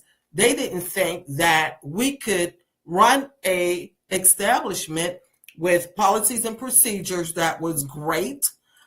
That when you walk in, you'd be like, oh, this is so nice. You put your money in your business, and you can be exceptional. It's all of what you want to do. But a lot of companies and some Black business, you walk in and you be like, they need to do something about this place. It looks terrible. So I'm not saying that all, but we're all now coming into a point where we want things to be nice. I know that I like to see things that are exceptional. I went to a spa. It was so beautiful there. I could have spent the whole day there. It was Black owned. So we are coming out of that shabby look to be more exquisite. So just don't have the mindset of throwing things together and trying to run a business without money. And that's one of our problems. We don't get the loans. People could write Caucasians could write a business plan and get a loan. We write a business plan. It could be exceptional, and we take it, and they want to nitpick on every little thing. So that makes a big difference also. So we need to get together as family and invest in one another. That's what we need to do, so that we can have economic empowerment. And I'll say it, I invested in all my family. Now, I didn't get nothing back. That's another story. But, they start making their money. They forget all about who helped them, but that's another story. But that's not for now. But I still love them, and I'm glad they're in business, and I'm glad they're doing well. But, but we need to invest in one another, but have a contract. That's right. As the stat said, that we have $2 trillion with a T in consumer spending power. And we say that all the time on this show, that we have only 2% of that $2 trillion is being spent with Black owned businesses. Just imagine if we took that up to 10% and 50%. That's our reparations, Black people. I'm going to keep saying this. Like, y'all waiting for the government to give you reparations, but really that's the reparations. Between that, the internet, and us patronizing our own businesses is going to give us the leverage that we need. That's just it's going to change everything. If we're getting our money and spending it within 6 hours and giving it over to 98% of it over to a white business, you can't wait to get that money and spend it. You can't wait. And a lot of the times you've already spent it before you got it. That's right. You already plan to spend all your money. So it's just very hard. I mean, that sounds like a hustle trap, it just sounds like a trap. that we're in, a loop, the rat race that we're in. But I think we could benefit as a community if we put more money into our own businesses. So there is a video. A lot of people are saying like, we have another video. A lot of people are saying that DEI efforts, us not patronizing Target and all of that, is not working, right? Like they're still making their money. Nobody cares, right? Like it's not having the effect. It's not giving what we wanted to give, right? Would everybody on this panel agree with that? Like, because we have decided not to patronize with Target, Walmart, it's not making a difference. Would anybody agree with that? I don't think so. Okay. All right. Let's watch this next video. I want to see what this young man has to say, or young lady. I don't know which one. At least some good news. So everybody who boycotted Target needs to be super excited, because it is such a beautiful thing to actually score a victory, particularly this early on. And I want y'all to think about this. I want you to celebrate this moment. We had Target's shareholders sued Target because when they removed DEI, they said that Target leadership did not tell the shareholders that removing DEI could cause a boycott and lower the value of their shares. Now, as a result, I have heard, I have not done the deep dive, but I've heard it on the streets that Target is talking about rolling back that decision because of pressure from shareholders. And obviously, when you affect the bottom line, when you hit them where they live, when you speak the only language that capitalism cares about, it causes people to stand up and take note. This is why we have to spend our dollars accordingly. We have to vote with our dollars. We need to be supporting Black business, supporting small business. So just so you know, it works. And this isn't the day that everything happened with Target. We saw that they had scrubbed everything off their website and they were rolling it back. I never went to Target again after that, ever. And I'm pretty sure there's a lot of people that were with me, like, oh, because nobody wants to be walking into a store that's just like embrace. They want to take all the Black people off the shelves. They want to, all the things. Like, I didn't want to be a part of that. So I said, I told my daughter, we're not doing that anymore. And I had to explain to her why. H. James says, Walmart reported a drastic increase in net inventory today as looting went down. It's working. I'm not sure what's working. What's working? I don't know. That's a troll. That's a troll. Yeah, I'm like, it's working. It's what's working. That is you was trying to be racist, saying the looting stop. Oh, he was trying to be that funny. wasn't trying. That was a valiant effort. The deodorant is locked up, Lieutenant James. The deodorant is locked up. That's all I'm going in there for. And I ain't got time to ring no damn bell, so I ain't been back. Oh my God. I mean, everything is locked up in every store. That's a whole nother situation, because I guess people were walking into the stores and walking out with all the things. So what we know, I guess my point in this, and I love this video saying like, it's actually effective, right? So I want to take the next, I would say 15 minutes or so, roughly. That's how much time we have left on the show. And just talk about, let's create a plan within ourselves, within right here. Lala, Marlo, Minister Connie, and Tierra, we are going to create a plan along with our viewers. We're going to create a plan on ways that we can continue this movement. I saw somebody earlier said that March is for movement, right? And I love that so much, because you're right. Like, from today, tomorrow is March 1st. We go in with a plan. And whatever we say here, I'm going to stick to the plan. As you can see, I had to catch Kendrick on YouTube. Like, that's the only thing. And I barely watched that. I was like, walking by, like, I don't want to. Okay, I guess I'll watch it. I'm against, because I'm so against the NFL. I saw that they also removed, like, they knew Donald Trump was coming to the game, so they took the word "in racism" out of the end zone, and so it just gave me more reason to be like, is it because Donald Trump is coming that you're taking away the whole idea of like ending racism? I don't know. I don't like it, y'all. I don't like it.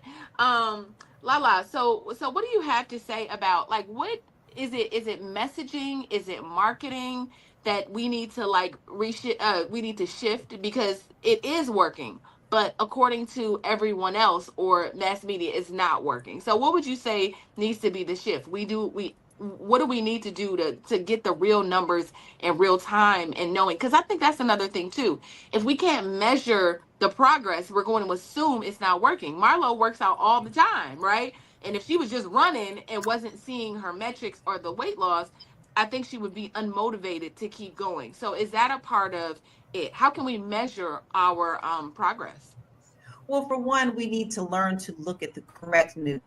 A snake is always going to be a snake and it will bite you, period. Okay. So where's the whole song about you take me in, precious woman? And he's lying and he's going to turn around and bite you. The media, the main media, we all know has an agenda. They have an agenda to feed you certain amount of things. And we all know that many of them have bowed down to kiss the 10 ring. So you need to go to the correct outlets and the direct resources that show you the economic. Now, everybody here, pretty much everybody here knows we're part of, we B1, baby, B1. All right. So that is your first point. You go to the source that's going to give you the truth. You need to turn off the CNNs, the MSNBCs. Those are never going to tell you the truth, and they're always designed to kind of keep you pissed off, right? But if you go to the right sources and you check, that's right, watch their stock.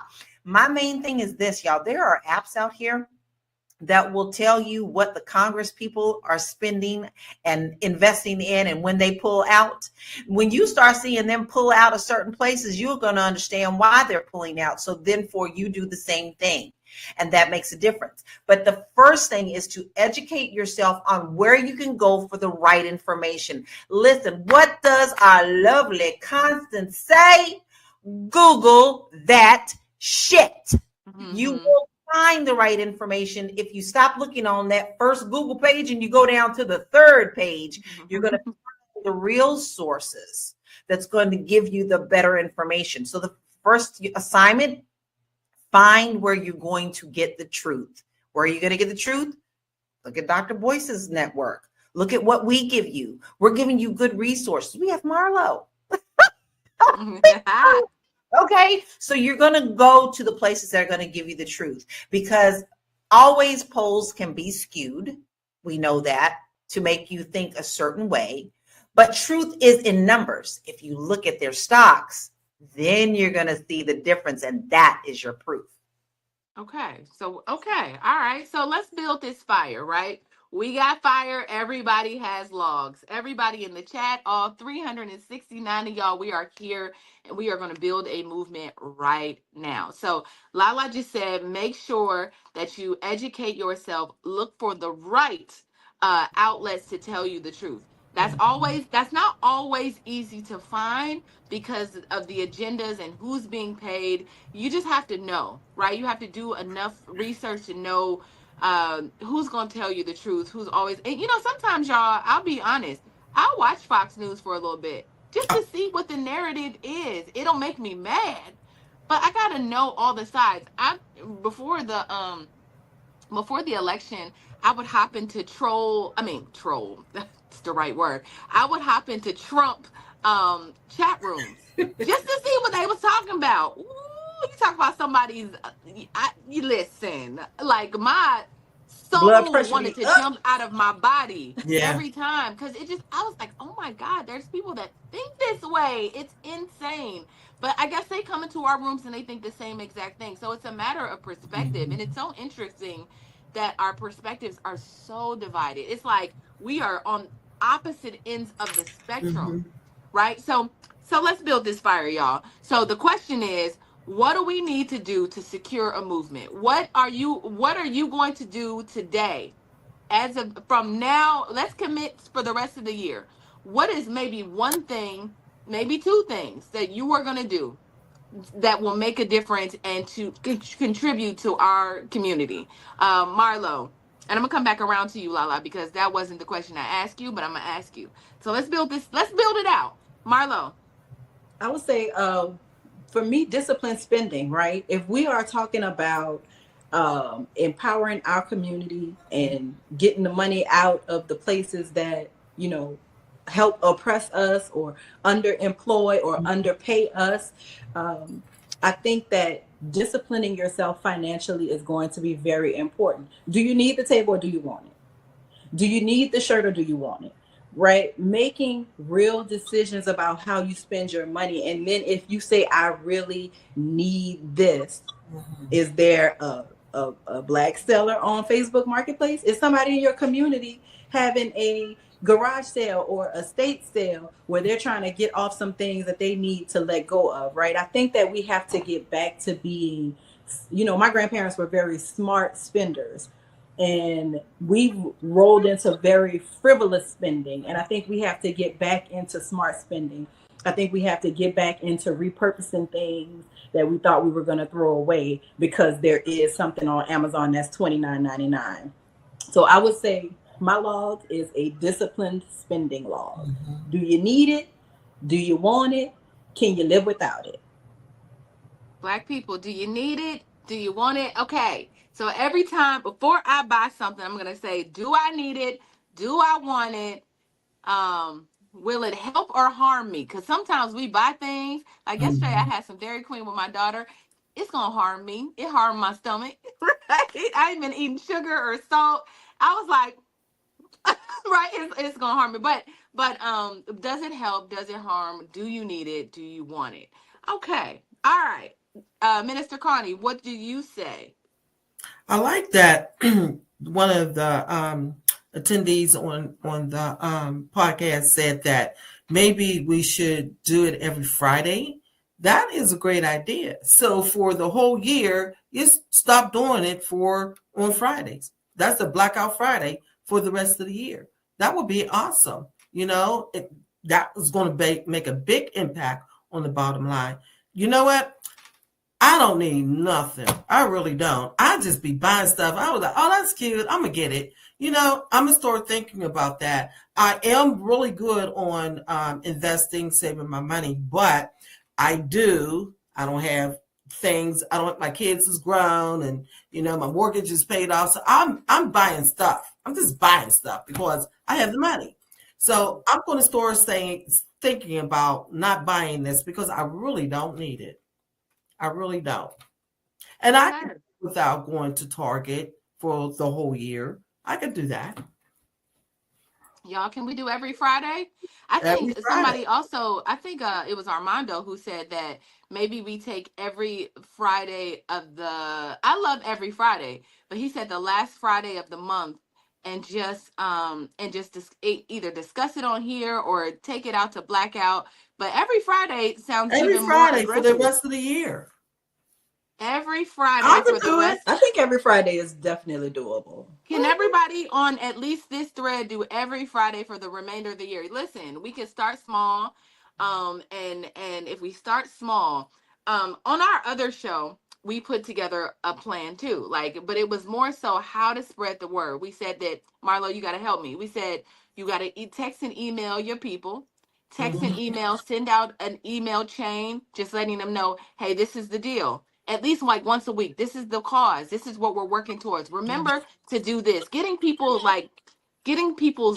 consciousness and awareness, kind of like massaging that. Because, you know, everybody is not going.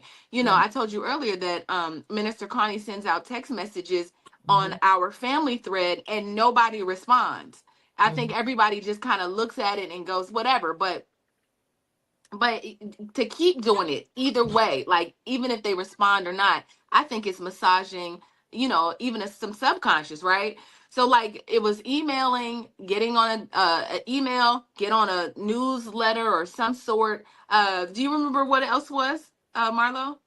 I know mine was share it. You know, people love to be on social media, so share out the great Black businesses that you find, the great Black service providers that you find, and show people where you're at. Let people know where they can go, because a lot of times we don't know where to go to support each other. So the same way you pose with that Gucci bag, you got that Hermes belt ever so slightly showing in the photo. do that with what you buy from Black people. Support Black people in that same way, because Hermes don't need it. They got a huge marketing budget, huge marketing budget. Yes, you said make it feel cool. You said make it feel Because we cool. make So when everything you, cool. We because make that's what everything black cool. So that's make what it black feel people, lit we so are that more cool. people want to be part of that wave. Because, we got some wave riders. So we got to make waves so that they could jump out there and get on them, because everybody ain't going to cause a wave. Some people just want to ride it. Lala, what do you say? Add something to the log, baby. I actually buy from a lot of Black businesses. So what I do is I share who I am buying from. That means I've already used your product. That means I've already dealt with your business and I know that you're a good business. Like, I no longer buy body cream because I have someone that does that. I have someone who makes soap. I have someone who makes beautiful candles. They're all Black owned. Their businesses are on top. So I recommend those businesses. I don't just keep that information to myself. I let people know when I get good service from our businesses and what they make. So when you find something good, don't keep quiet about it. Share it with the rest of your family. If you walk past somebody and go, you smell good. You go, girl, I got this from Gina on the such and such. And let me give you her information. Go get you some. You can't keep your mouth closed. Share the good Black businesses that you work with so that other people know to go and support them as well. Yeah. I do want to say something. I think that's a great idea. Anyone that knows about Black businesses, maybe we could have a link or something for the Black businesses through Nubian Money. Well, because Connie hasn't been here in a long time. This is what I was about to say. So listen, Black people. I did not. I've been gone. She ain't been here in a minute. She don't know that we already got a Fly Nubian Money Black directory, baby. See, I didn't know that. Sorry. Actually, let's go ahead and roll the commercial and we'll talk about it. But if you have a Black business and you want to get that Black business seen, you could put it in the chat, but you can also email me, and I'm about to tell you exactly where, because we all in the videos and all in the commercials. Go ahead and roll that commercial. Are you a Black business owner looking to expand your reach? Well, has Fly Nubian Money got good news for you? We are building a Black business directory to connect you with customers who need your services. And here is the best part. It is absolutely free. Email us at info@realvirtual.net. Send us your business name. Tell us a little bit about what you do, what services you offer, your website address, and your contact information. That's it. Together, we are going to build and circulate the Black dollar. Get listed today and start connecting with people who are probably already looking for you. Yes. So you Okay, see, come we on, already little Google search B-roll. All right, come now. on. We try around here. We trying to do our thing. We trying to do our thing, y'all. Listen, if you have a business, a personal brand that people can benefit from, a product of any sort, please email us at info@realvirtual.net and join our business directory. We cannot wait to serve and really build it. I know somebody asked me earlier, when will it be available? And we're still compiling. We're still waiting for people to send us more and more and more. Now, people have been very good about sending information. We have a lot of Black businesses on there, but we can use more. People even reach out to me and say, hey, do you know somebody that does this? And it kind of turned into a situation where I was making recommendations based on just matching businesses together. And I'm so happy to do it. I can't do it I can't do it all the time, but I definitely could see the benefit. If there's somebody that absolutely needs something, I definitely will pair you. I'll do my best to pair you. I'm a busy lady. So, okay. All right. So we have the Black Business Directory. This hour went by so fast, y'all. I thought I was going to be able to ask some more questions. We have our log. Okay. So we have a plan. The plan is to educate. There's one other thing I want to tell you guys. So when I start looking for Black businesses, I often hear people say, well, they don't got Black people that make vacuum cleaners. And if I need a vacuum cleaner, if they don't got Black people that have a gas station or this or that, baby, if you hop on TikTok and you hop on the internet, there is so many Black businesses that have those things that we don't think they make. It will blow your mind. We are not just making soaps and lotions, and those things. We are also making, Black people invented all of this. I don't know if y'all know, it's Black History Month, and I know you've been watching us all month say, like, we created a lot of things. We created pretty much everything. I'm gonna just go ahead and say Black people created everything. Every day I'm looking, I'm like, the computer, the GPS system, just everything that you can think of that we need and we use daily, somebody Black created it. I'm not gonna say everything, but like I'm gonna say like 95% of it. Like, we lit. So don't think that Black people don't make intricate things. We don't just make lotions and hand, I don't know, whatever simple thing that people make, we make the things. So I know sometimes it just comes down to like funding and being able to mass produce those things, but that's again why we need to patronize one another, because if we can buy, say, a vacuum cleaner from a company, that means they can make more vacuum cleaners or whatever it is. So just make sure that we're Googling and TikToking and looking for those Black businesses, and don't just be like, Black people don't do this. Like, don't assume that the company is janky just because it's Black. Please respect Black people. Like, we are really like the creators of this thing. So I'm gonna just go ahead and move into final thoughts. Let's start with I got excited. Let's start with Minister Connie. Okay. Like I said, I don't need anything. So I am going to commit to every Friday that I am going to have a blackout on Fridays for the rest of the year. And I hope that you all will come on and join me. Okay? Let's make this happen. And where can they find you, Minister Connie? Oh, yes. I'm sorry. I haven't been on in a while. You can find me at ministerconnie.com. No, they can find you at ConnieSpearman.com. ConnieSpearman.com. Okay, I told you I haven't been on for a while, so excuse me. Obviously, I work with my auntie. You can find Minister Connie at ConnieSpearman.com, y'all.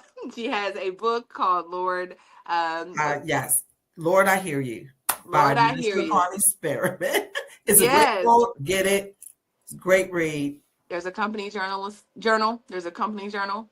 It's good. And there's a journal with it. Yes. Thank you for reminding me. I just went blank. I'm just thinking about this blackout on Fridays, what I got to do to prepare to do it for the whole year. You want, right. So if you want to support a Black business, you can support, she is my auntie and I've known her all my life. But make sure that you check her out at ConnieSpearman.com. Yes. Like she said, she has a book called Lord, I Hear You.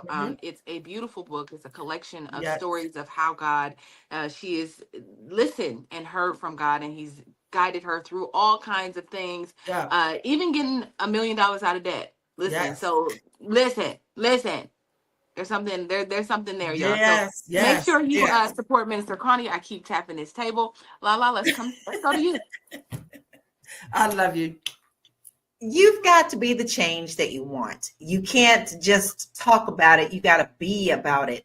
And when you really sit down to draw those lines in the sand, you truly must stick to them.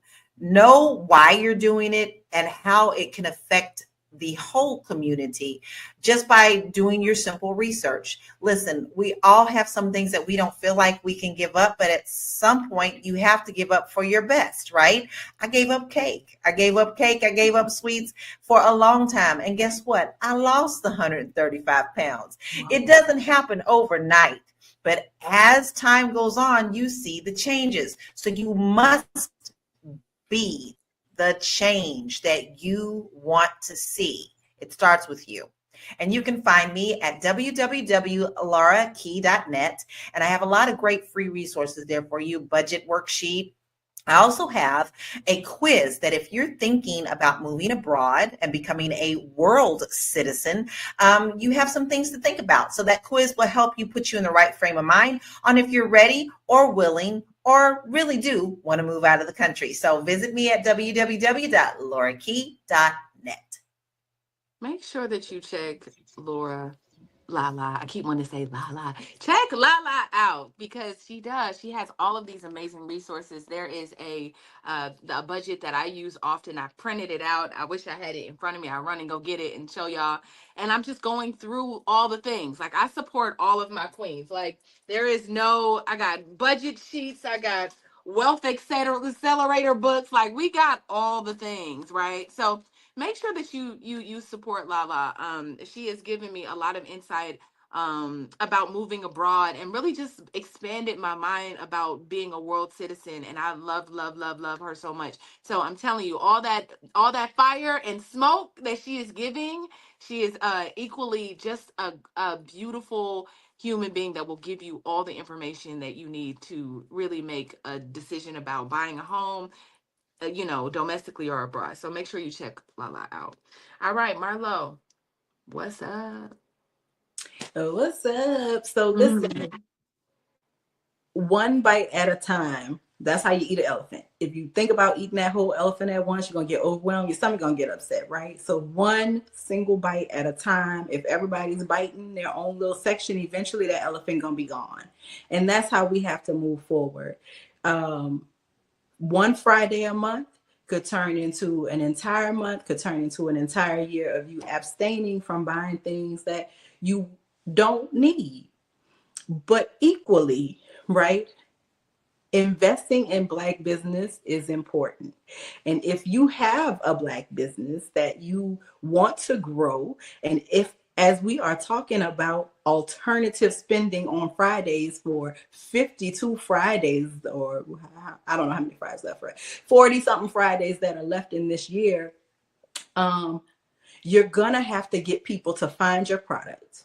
And if you are a business, specifically a Black business, but any small business that is looking to expand your digital footprint, the great way to do that without having to pay bloated pay-per-click advertising prices or programmatic advertising prices is by having your SEO on your website tight and right. So if you want to learn how to get your business found in a sea of information on Google, Bing, MSN, I don't care what search engine you use, right? You think you hide you incognito somewhere, wherever you are, I can find you unless I can't. So what I would encourage you to do is join me in the Fly Nubian Money Club on March 8th, that's a Saturday, 11 a.m. Eastern. I am going to teach you how to increase your sales and traffic, and of course your profit using SEO strategies. These is data-driven strategies that I've cultivated myself, that I have borrowed from other people, things that I have put to work, and I have seen them work myself for an advantage in business and online business. If you want that, if you need that, if you struggle with getting organic, we are talking about organic, y'all. Like that milk y'all like to drink, y'all like to say organic so y'all can sound super bougie. Well, come to my super bougie organic search engine optimization class, and I will help the people. I will help you put the food where the goats could get it, honey. You know, a goat don't have a long neck, right? The goat can only go down. So I'm gonna put it where the goats could get it for you so that everybody can thrive and grow in business. And it be beautiful Black people out here using this internet for good and evil, because y'all cut up on the internet, but I'm gonna teach y'all how to get found. Come get found Saturday, March the 8th. I'm gonna be here. And Club. Fly Nubian Money Club, it's gonna go up. It's y'all. I'm so committed to bringing people that can change your life to the Fly Nubian Money Club. Period. Like that's it. That's my answer. Trying to get you skills that you need to take your finances and your personal brands, whatever it is, to the next level. And so Marlo is coming. Lala has been there. At some point, I'm gonna get Minister Connie to teach y'all a thing or two about running business. I'm definitely going to, so you definitely want to join us. Also, Marlo is partaking in a bodybuilding competition. She has been getting super fine on us. I have adopted the way she eating and it's working for me. Feel me? She's helping us all kind of just like work on our fitness and work on our nutrition this year. And we're really getting, growing together. Listen, we lifting booties with booty muscles. We not lifting scalpels. We lifting booty muscles. You can do it. We You not can. lifting. You ain't got to be born a big booty girl to have a big booty. I'm telling you. I come from the little booty Judy line of people, okay? And that thing balling on her back. I hate it. I love it. Listen, I love that we all can inspire each other in one way or another. Yeah. When Marlo said she was no longer eating salt or sugar or processed food, I was like, me neither. And it's been like, I know nobody says nobody else, but of course me, I'm like, I'm gonna do it too. And it has been so life changing for me. Although I've like, as of this month, and really I'm hopping back on, but like I've been doing like one day where yesterday I allowed myself to have a hamburger and some ice cream, but that was the first of the year. So it was good, and then I felt bad because my body is used to doing something else. So anyway, my final thoughts is this, Black people. I love y'all for real. And I want to and I've really dedicated my entire life to making sure that I'm part of this contribution to resetting, to getting us wherever we need to be. And I know it's not just me. Hopefully I'm joining other people who have that same mission in life, to support and love on Black people in the way that we need to be supported and loved on. We have been through a lot of things. We have experienced a lot of trauma. We are constantly being oppressed in one way or another. I just saw yesterday that somebody erased some Black man. I don't even know his name because I didn't pay attention, but he signed away the Fair Housing Act that Obama had put in place and was like, literally he said, I'm against fair housing. I said, oh, okay, I live in the Twilight Zone. So since we all are currently living in the Twilight Zone together, I just really want to figure out how to get us out of here. Really, like we need to figure it out. Where are we going? But those are my final thoughts. My name is Tiara Williams. I'm also known as Miss Black Hollywood. I'm at Miss Black Hollywood across all platforms.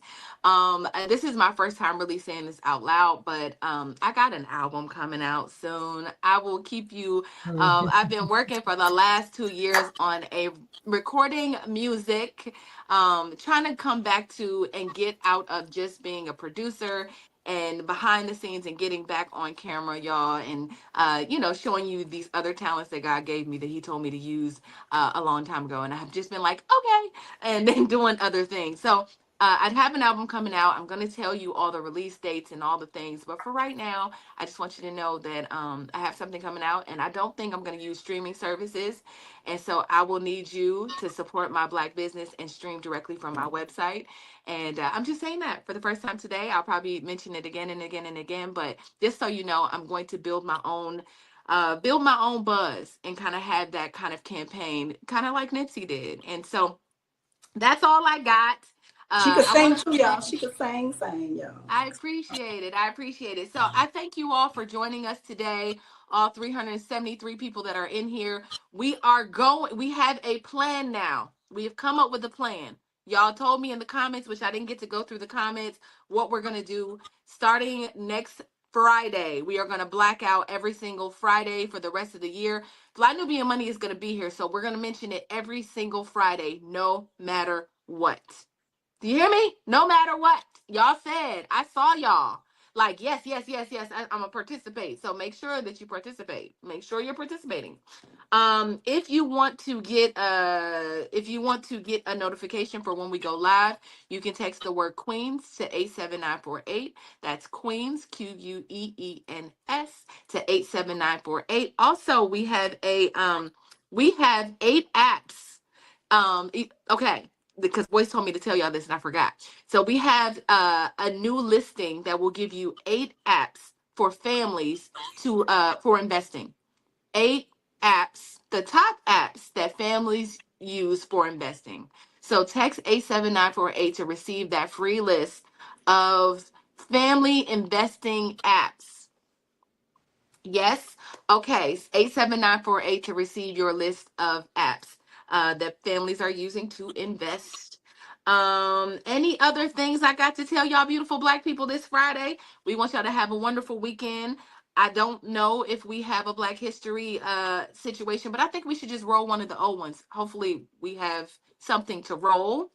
Otherwise, thank you, Queens, for coming and joining me this Friday. I love y'all. I love y'all, Marlo. I'm not talking to you because you're going to New Orleans. I'm not talking about love for you, but everybody else I love. Y'all, we will see you. We will see you next week, next Monday at 1 p.m. Eastern Standard Time, like we always do. We love you and have a good weekend. Happy Blackout Day. Don't spend no money unless it's with Black people. I think we have a Black History. It's the Roaring 20s. The country is flourishing. Some African American communities are prospering, like the residents of Greenwood in Tulsa, Oklahoma.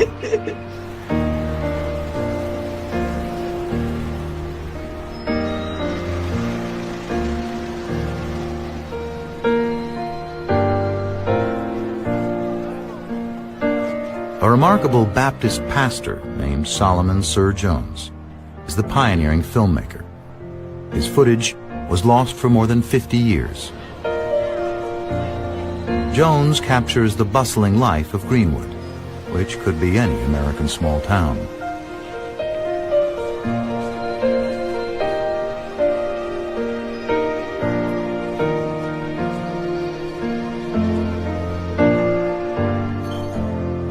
But Tulsa's whites don't like what they see.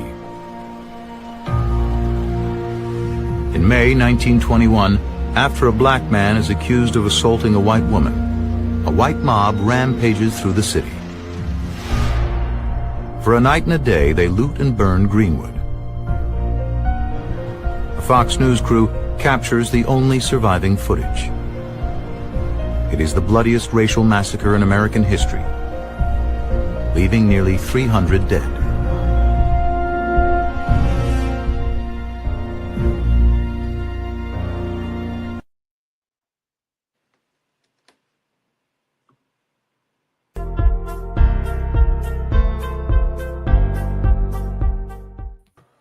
Oh my God, y'all, we are back. Yes, energy. Yes, it's Fly Nubian Money. It is Wednesday.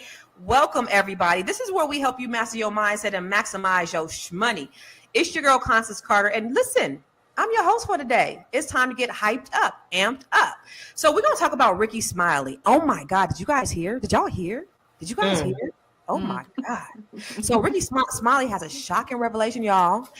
He just found out that he was the father of 5-year-old twins.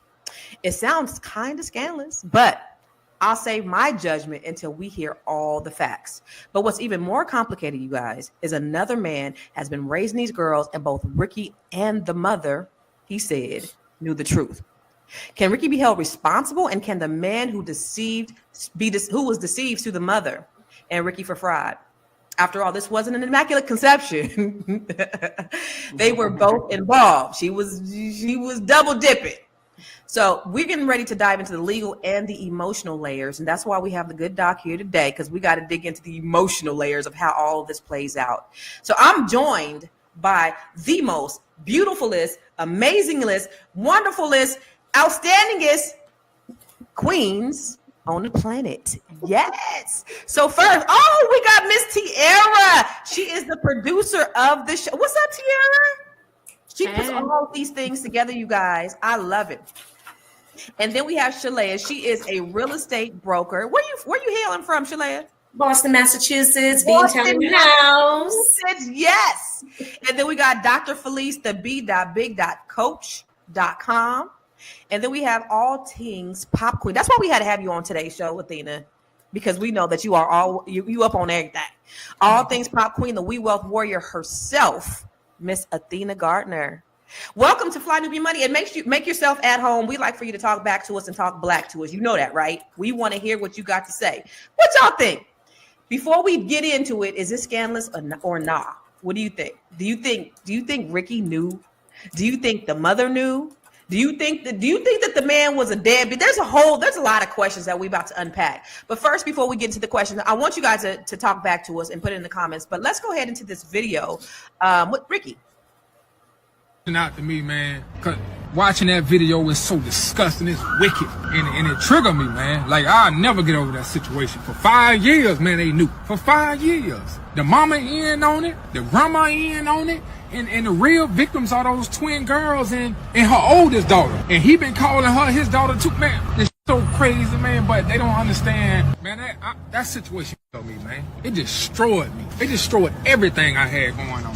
Mentally, I was shot. And when I found out about them having their going on, that's when she started trying to pull the girls from me and trying to manipulate everybody and saying, oh, Nehemiah don't take care of his kids and all that like that. Her and her mama just trying to keep covering. Nehemiah, you the dad, you the dad, you the dad. Them your girls, come take care of your girls. Having her dust at home girls, harassing me, and got her, even her brother just passed away, they died. And before he died, he was mad at me. He was mad at me thinking I was some hate. And that whole time, bro, I'm like, so I'm trying to be there, I'm trying to fight for my kids. And she just, I appreciate y'all for it. That wasn't a video. However, first of all, let's address the elephant in the room, y'all. Do she got a type or not? Yeah. Twins. Like, what am I looking at? Right? You did a side by side. The only thing that could tell them apart is the talking, because he don't sound like Ricky Smiley, but she definitely has a type. Wow. So what do you think? I wanted to play Ricky's first, but that's cool. This is good. So we see we see where he stands. This is the father this is the man who thought he was a father for the first 4 years of the twins' life, and he was saying that all of a sudden, I don't know if it was all of a sudden, but they started pulling back on him. They started taking them away from the kids. What do you guys think? I'm gonna start with you, Shalane. What do you think? I don't even know what to think. I feel like there's some facts that we're missing. Like, was this man in their lives? Did he raise these girls? Did Ricky know? Did he have any idea? Or did he just find out, like he said on the video? I feel like the mom knew, she had an idea. She knew that there was a possibility, obviously. But my thing is, if it was Ricky, wouldn't it have been more beneficial to just say, "This is Ricky, these are your kids"? Right. So I don't know. Maybe she didn't know. Maybe she was like, "Oh, I really didn't know that happened," because it can slip up and just happen. It only takes one little sperm. I don't know. Ooh. So were they boyfriend and girlfriend? Do we know? Were they a couple, Athena? Because I know Athena know. Oh my God. Girl. So according, to sources, they were together at some point, right? They were having a relationship at some point. I don't know when the overlap happened, right? I don't know when the crossing did, but she had to know that there was a possibility. Like, ladies, listen, that's why I say you need to, some proper pom-pom maintenance, right? You can't just have everybody to slide through like the slip and slide, like you're going to water rapids or whatever, because these situations occur. And now you are chasing, I don't know who she picked. I don't know why she picked him over Ricky or what the thought process was behind that.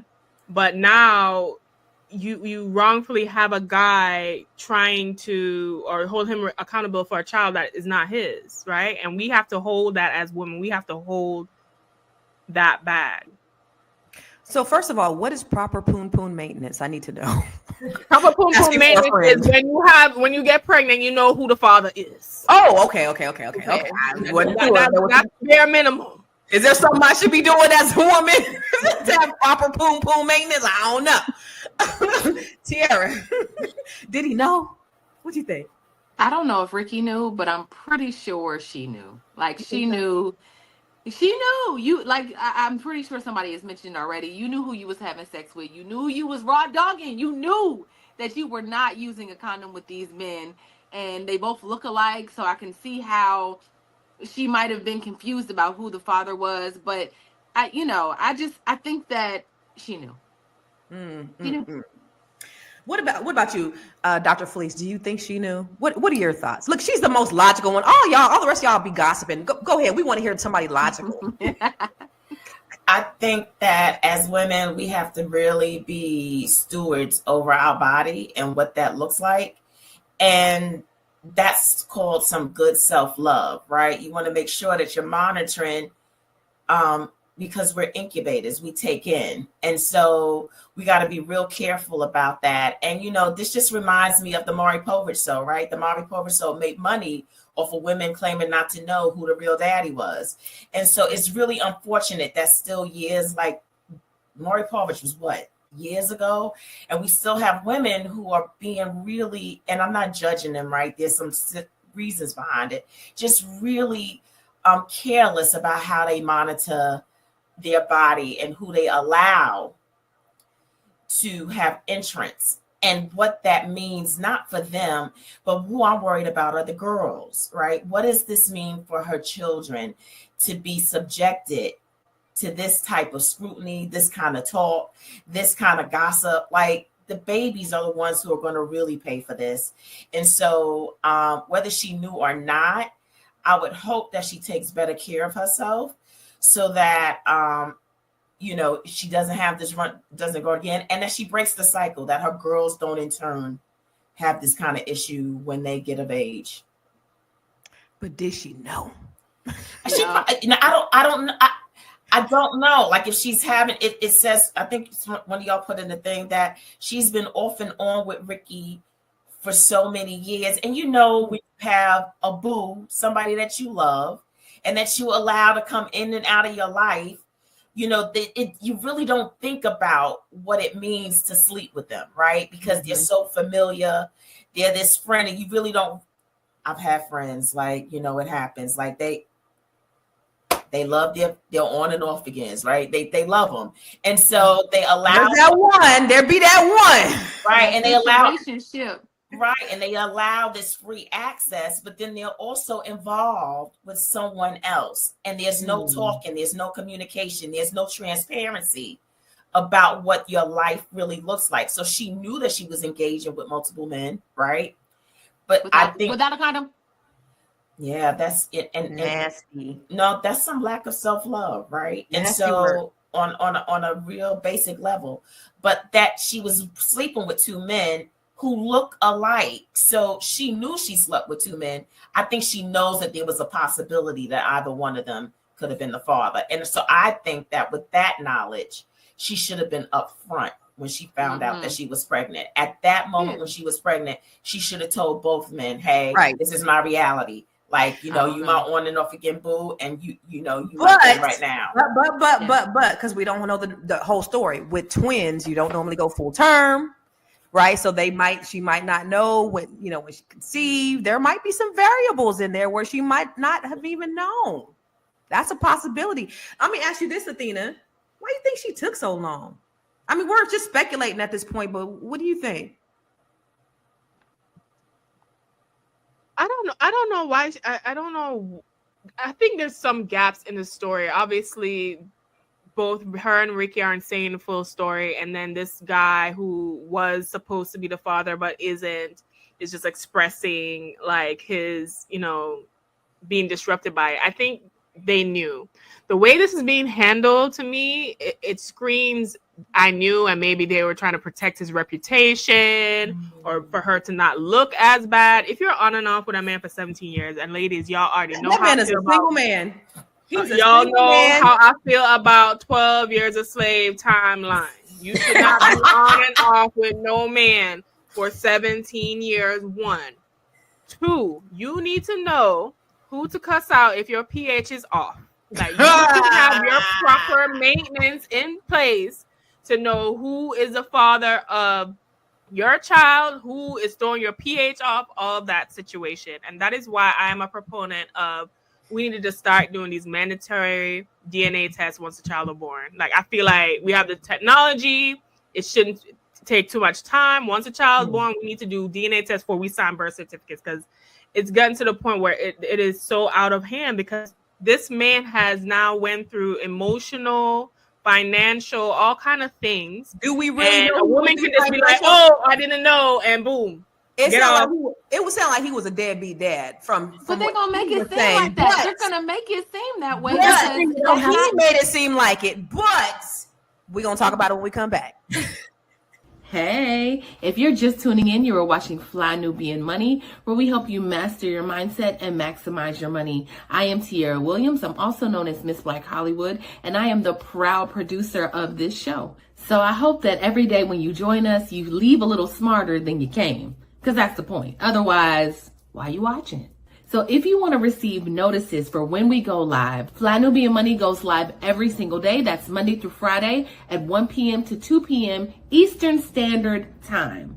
So if you don't know, now you know. All you have to do is text the word Queens, that's Queens, that's Queens, to 87948. That's 87948. That's Queens to 87948. Yes?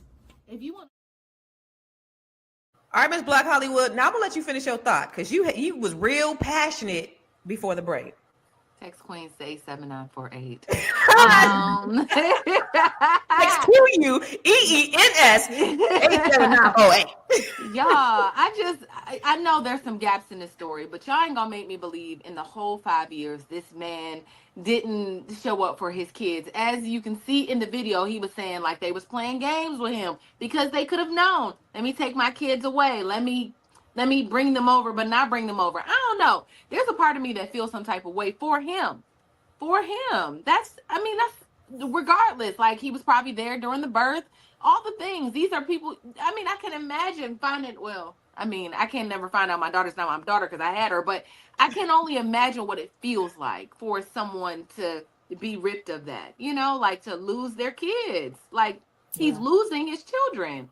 Right, Dr. Felice? Like, no, yes. Not the only one that's like, doesn't see that. No, and I think we gotta give men more credit. Like, I know we've had some issues with them and we probably have some past stuff, but there are men out there who love their children. And even though they may not be the best parents, because you got women out here who are not the best parents and they're raising children. They may not have been the best, but that relationship or that bond that was created, those are some beautiful girls, by the way. Mm-hmm. And so I can't imagine them having some kind of bond. Mm-hmm. And now, that perception of the role that he played in their lives is gone. Like, I think that's hard for him. And I think for the years that it took for anybody to come through with the real truth, I think there's possibly some shame in that.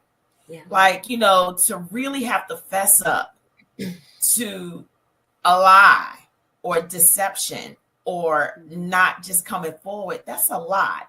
And you have to, and pride, you got some pride rolling there too. So there's a lot of reasons why people take so long to be transparent and honest about their truth. You know what? I'm gonna play devil's advocate because I have friends. Literally, I have friends where I have a girlfriend where she had one guy's baby daddy, then I seen the baby, then I seen the real daddy, and I was like, "You sure this other man ain't the daddy?" And she was like, "Actually, I don't know." And got the ball rolling after that. Before I even put my piece in, Shalea's over there chomping at the bit. She is ready. What did you think? Well, there were so many. I was like, there were so many things. But Dr. Felice just said something about shame, right? And one of the unfortunate pieces of this, right, is that the shame always falls on the woman. But she's not the only one that was partaking in the raw dogging of the stuff, right? So, and to the man's point, the man, I think they were in a relationship. The other guy, I don't know his name, but on Ricky Smiley, he coming out in its unicorns and rainbows, but you were raw dogging this woman on and off for 17 years. Like, what were you doing? Like, why were you doing that so irresponsibly? So yes, as women, we have a responsibility to protect our bodies, but also you can't get yourself pregnant. So why this? It takes two to tango. And it's so disrespectful. And it's so disrespectful. And it's so disrespectful that she was still and we got to watch Ricky's video because he was like, I was around the kids. I was around them all the time. This is the reason why I have a different opinion than y'all. Because why would she choose, and I'm not even going to call this man a broke ass ninja. Why would she choose him over Ricky? That's what I was saying. Unless she really knew. Unless she was in love with that guy. Let's watch the video. Right before the 1 year anniversary of my son's death, I found out I have 5-year-old identical twin, beautiful daughters, I got a phone call from an ex-girlfriend. She went to court, found out that those identical twin daughters was not her ex-boyfriend. The whole time, here they are my biological daughters. Let me just clear up the moment, y'all. Ricky just announced that he has surprise twins, and he just found out. Ready for this? Been knowing them their whole life. They've been coming over to Grayson birthday parties and play dates, playing on the swing set, all of that stuff. Phone calls when they were sick. What should I do? Should I give them this?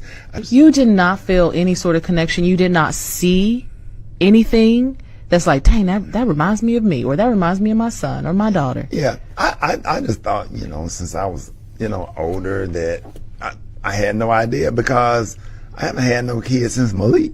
Yeah. When I tell you that's the first time I saw the sun again, during that dark hour, the sun came back out. How old were they when you found out you were the father? 4, almost 5. And on their 5th birthday, I went into their house as their father. Athena, what you think? Why would she choose this man if she knew the whole time that it was Ricky's? Why would she choose the broke, the guy who's the broke guy? Money? I'm not even gonna say the broke guy. That little slip, Constance. Why would she choose the guy that doesn't have the money, the status, the prestige? Well, maybe because she was with him at the time, and it would look shameful that she did not know, or if it wasn't his, or maybe it would look bad on Ricky's part to just be knocking her up after being on and off for 17 years.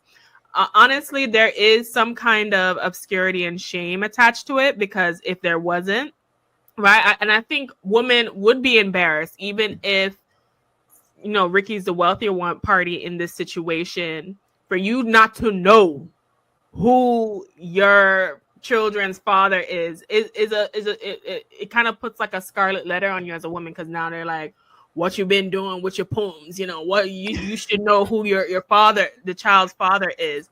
So I think maybe that's the case, but maybe deep down she did know, because she was calling Ricky, asking what to do when they sick, and bringing the girls around to parties and Not all deep that down. stuff. It wasn't that deep. It wasn't deep down. Here, in the land of the come up queens, what benefit is it to her to have the guy who don't have the money be her child's father? Because in my mind, it sounds to me like homeboy was a deadbeat.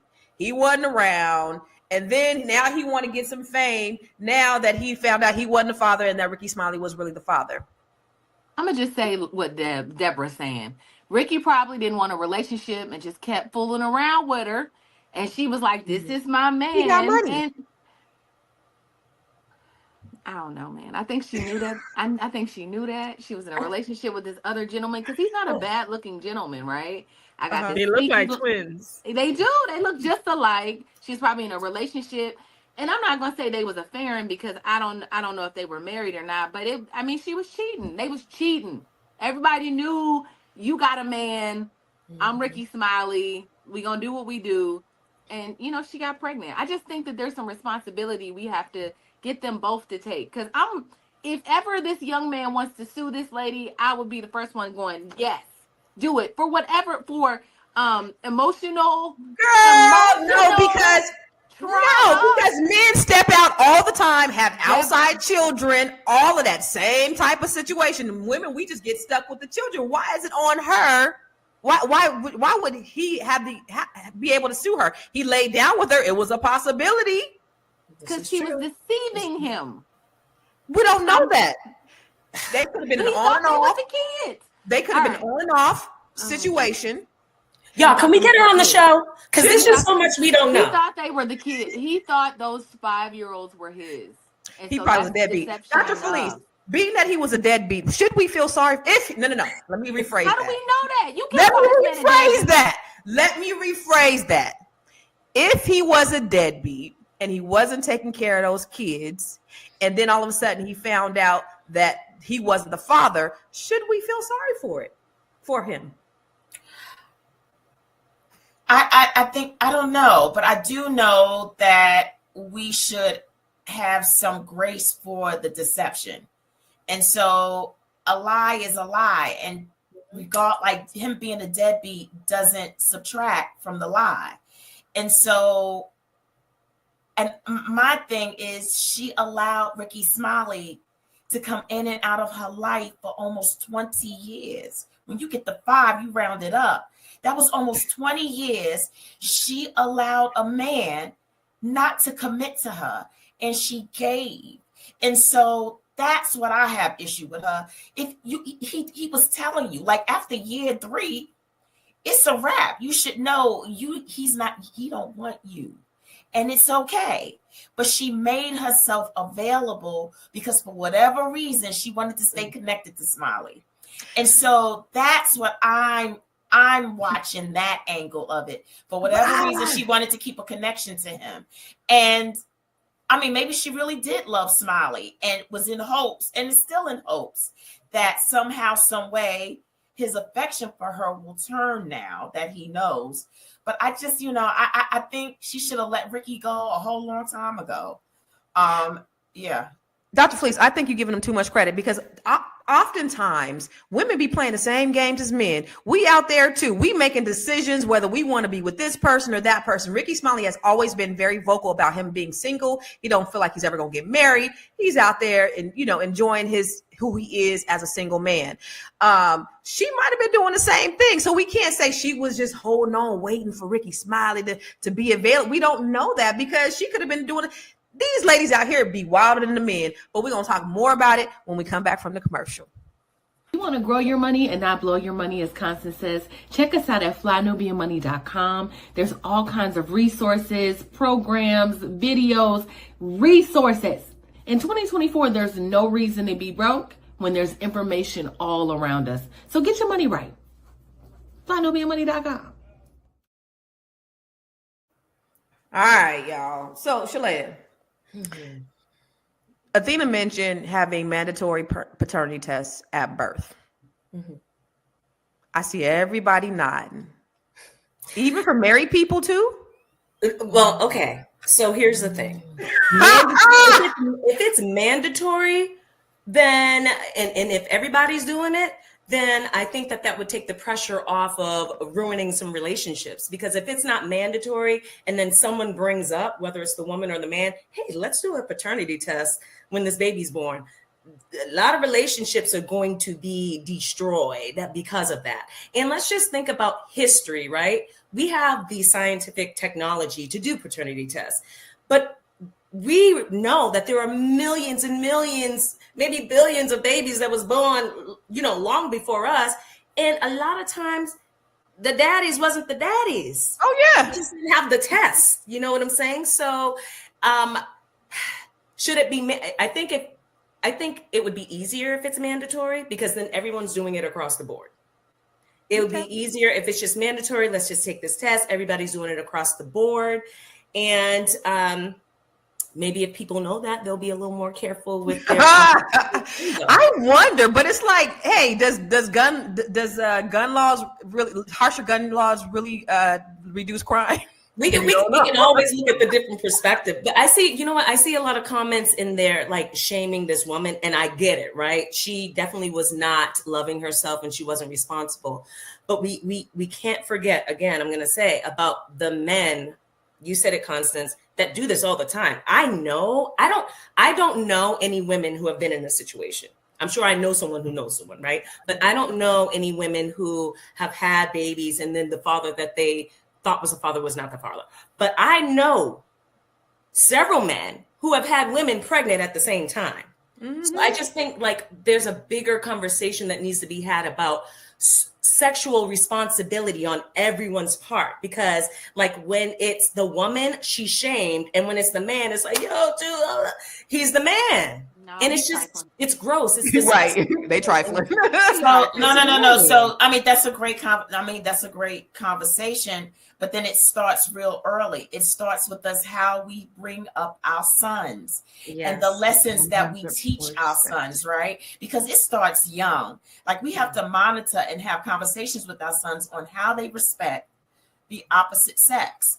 And then hold them accountable and responsible for what that looks like. Because we tell these young boys, go out and sow your wild oats. And then we tease them when they're still virgins at older ages. You got women who don't want to sleep with men who are virgins. And so we've got to change the way that we talk about sex, how the respect level that comes with it, the love lessons that we need to teach ourselves, they start young. So to tell this 35-year-old man to change his ways, like, that's kind of ludicrous when it's working for him.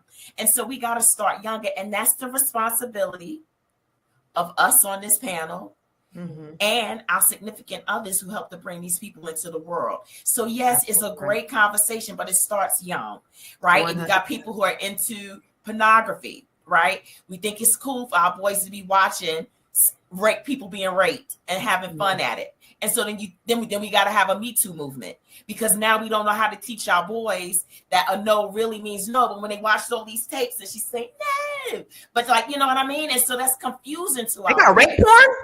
I know. I'm like, they be saying no, and then you know what I mean? Like, but no, it's true. It's the sexual culture. It's the sexual culture that is grossly like irresponsible. Right. It's irresponsible, but it's confusing, right? And so you got all these mixed messages that we are saying to our boys, and then we have to hold them to this responsibility that we never trained them for. And so it is a bigger conversation, and we can't put everything on everybody because it starts at home. I really love how Dr. Felice just be putting us all in perspective, because y'all be on some gossip shit, and she always brings it back to the reality of the responsibility of the people. Anyway, everybody was nodding their head. I love you, Dr. Felice. Everybody was nodding their head about the mandatory paternity test. And I do want to ask the audience, I want to ask the people in the chat, what do you guys think? Do you think there should be mandatory paternity tests at the birth of a child? Should it be different if the person is married or not married? Should it be across the board? Like, what is your opinion? Across the board. Yeah, make it mandatory. Swab. I already know what you think, Athena. What about swab before you even sign that birth certificate? Let's be clear. Okay, swab, because and the reason why I'm going hard on this is because there's so much at stake. If men can go to jail for not paying child support, if men can face certain ramifications, especially for a child that is not there, that is just not fair. He does deserve some kind of restitution, some kind of explanation. He does deserve, that was very deceitful. Even if you have some question or maybe you don't know, at least let him know, I don't know if it's you or not. But to put that responsibility on him, right? And you yourself being reckless, that is not fair. Especially, and we haven't even looked at situations. Remember we did a show about the man was getting divorced from the mom, and it was a stepchild, and she still wanted him to financially and be involved. Like these things are serious. So if women are looking for men to financially, emotionally take responsibility in that way, then I think it would behoove us to take accountability for what we do as women and be open and acceptable for us to take a test that takes literally 3 minutes to do after a child is born. Yeah, no, you're right. And I do believe, like, when you have the system definitely needs to change, because once they determine that the person is not the father and they still come after them for child support is crazy. So that's unfair. That has to change. But what do you think about the idea, Tiara, of having mandatory swab DNA tests? I think it should absolutely happen. I mean, like Athena I think Athena just said that, right? She just said all the things. But I just think that there's an element where people are being irresponsible. We live in a culture where people glorify having sex and being sexual and having sexual freedom. And sneaky links and cheating. I think there's literally songs that say, like, cheat on your ex, have an affair. You ain't grown if you don't got an affair. You know what I'm saying? So there's all of these messages that we're receiving. So for all of our safety, I think that, it would be good for us to have that. Okay. Well, y'all not gonna like my idea, because I think that all men, when they get 18, should have mandatory vasectomies, and then when they want to go ahead, I do, because they can undo it. So they can undo it. They can undo it. We can't. Yeah, we can't. They're gonna be walking STDs though. It don't stop. Well, I'm not saying that, but I'm saying that it would eliminate a lot of it would eliminate the abortion thing. It would eliminate women having to worry about the burden of whether or not they're really ready to be parents, because the burden lies on women. And so why is that? Why is it that we're the ones that have to be faced with these decisions?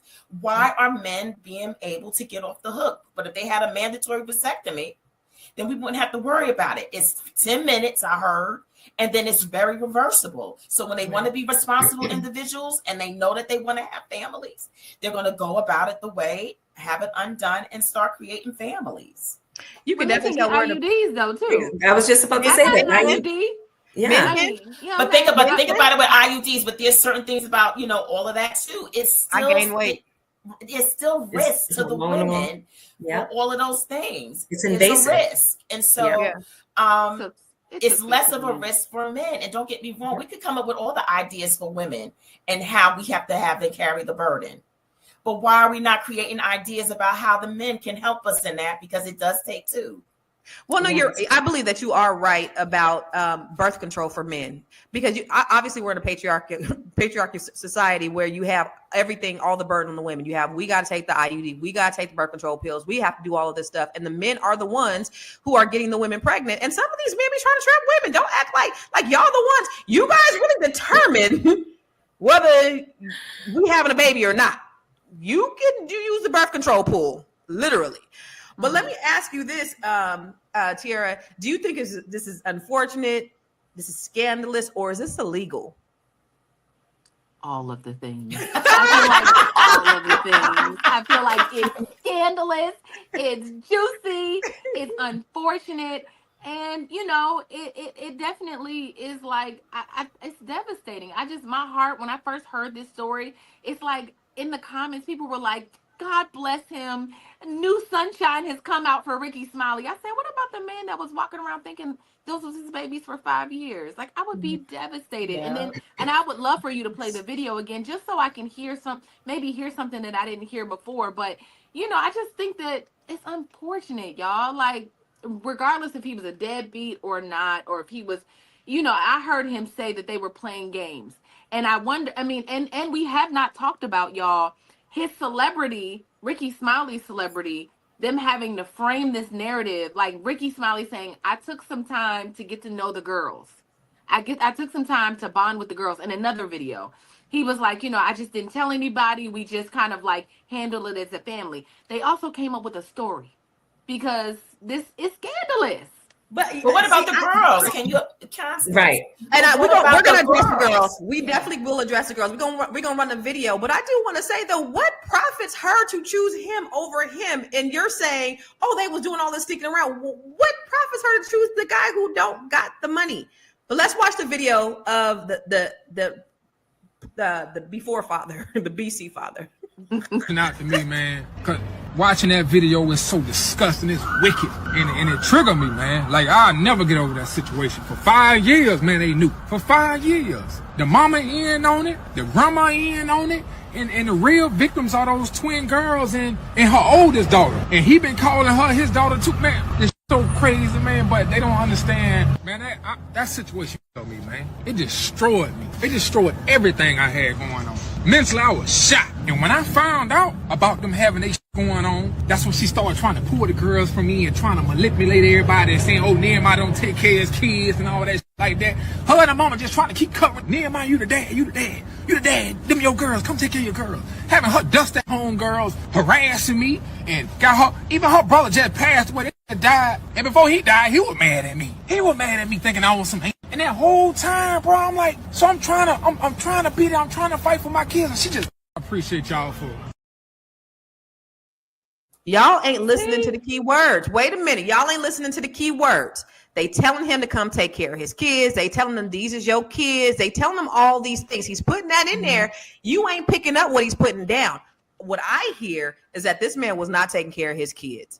And now he want to be in his feelings because he is not the real daddy and Ricky Smiley is. Now he want to get his little 15 minutes of fame. That's what I think. If you listen to those, the key words that he said in there while he was ranting and raving, he clearly was not a present father. What do you think? He also said we can't see you. We can't see you, Tiara. We can't see you, Tiara. Dang it. Dang it. Hold on. Okay, he said they was playing games, but after the fact, probably when he wasn't taking care of kids. Okay, Shalea, what you got to say? Because she ready. Ooh, I'm ready. Because, and that's why there are so many holes and so many facts that we don't know. Because from the video, I agree with you, Constance, that it sounds like he wasn't really present in these girls' lives, and he had to be taken to court, and that's how the paternity was established. Come on, y'all.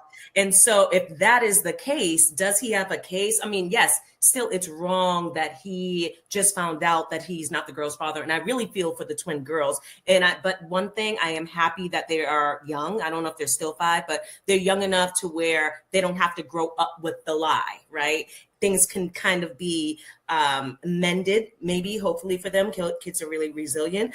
But it does sound like he wasn't really in the children's lives. So, I mean, does he have a real connection with them? Was he a real father to them? If not, what you hollering about? Like, I know it's unfortunate. It's unfortunate all the way around. But it doesn't really sound like he was the exemplary dad. Tiara. It sounded like they was playing games. I'm so sorry. First of all, there's fires around here, so my internet is acting crazy. So just please bear with me. And to me, it sounds like they were playing games with him. You know, he says that the mother knew, she knew, and so they used to play these games and not allow him to see his daughters and do all of this and do all of that. And so I just think that there was some games being played on both ends, and it can be very frustrating. I don't know if you guys ever, I don't know if anybody's ever experienced this, but I've been around men who their baby mamas use, play games. Go to and court. So it makes them feel like, a kind of way. And I just think that there is something here. I don't think that he was a dick. What you completely. Think? Has your opinion changed now that you looked at it a second time? No, I think there was some games being played. What about you, Athena? Because she knew. What about you, Athena? My opinion still stands. Y'all try. I'm sorry. I think women, we unfortunately, like Dr. Fleece said, we have the burden and the responsibility more so than the men because we are the ones giving birth. And as such, we need to hold that responsibility and accountability in high esteem because obviously these men thought and bop regardless. They don't really care. A lot of them, right? So we have to care about ourselves and the children and make sure that certain things are in place.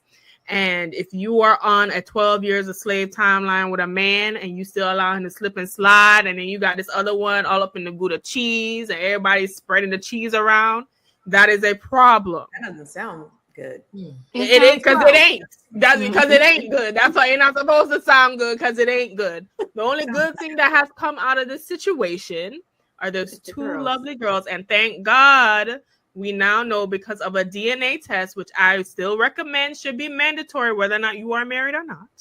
Mm-hmm. The DNA test has revealed that Ricky is the rightful father. Do I think Ricky and this girl are trying to clean up a little bit because it looked like a hot mess and for his image and how she looks? Of course. Do I think maybe this guy might want his little 5 minutes of fame or whatever he's trying to? Maybe so, but would he be so wrong? Is it wrong for him to express his opinion, even if he was a dusty dude and a dusty dad?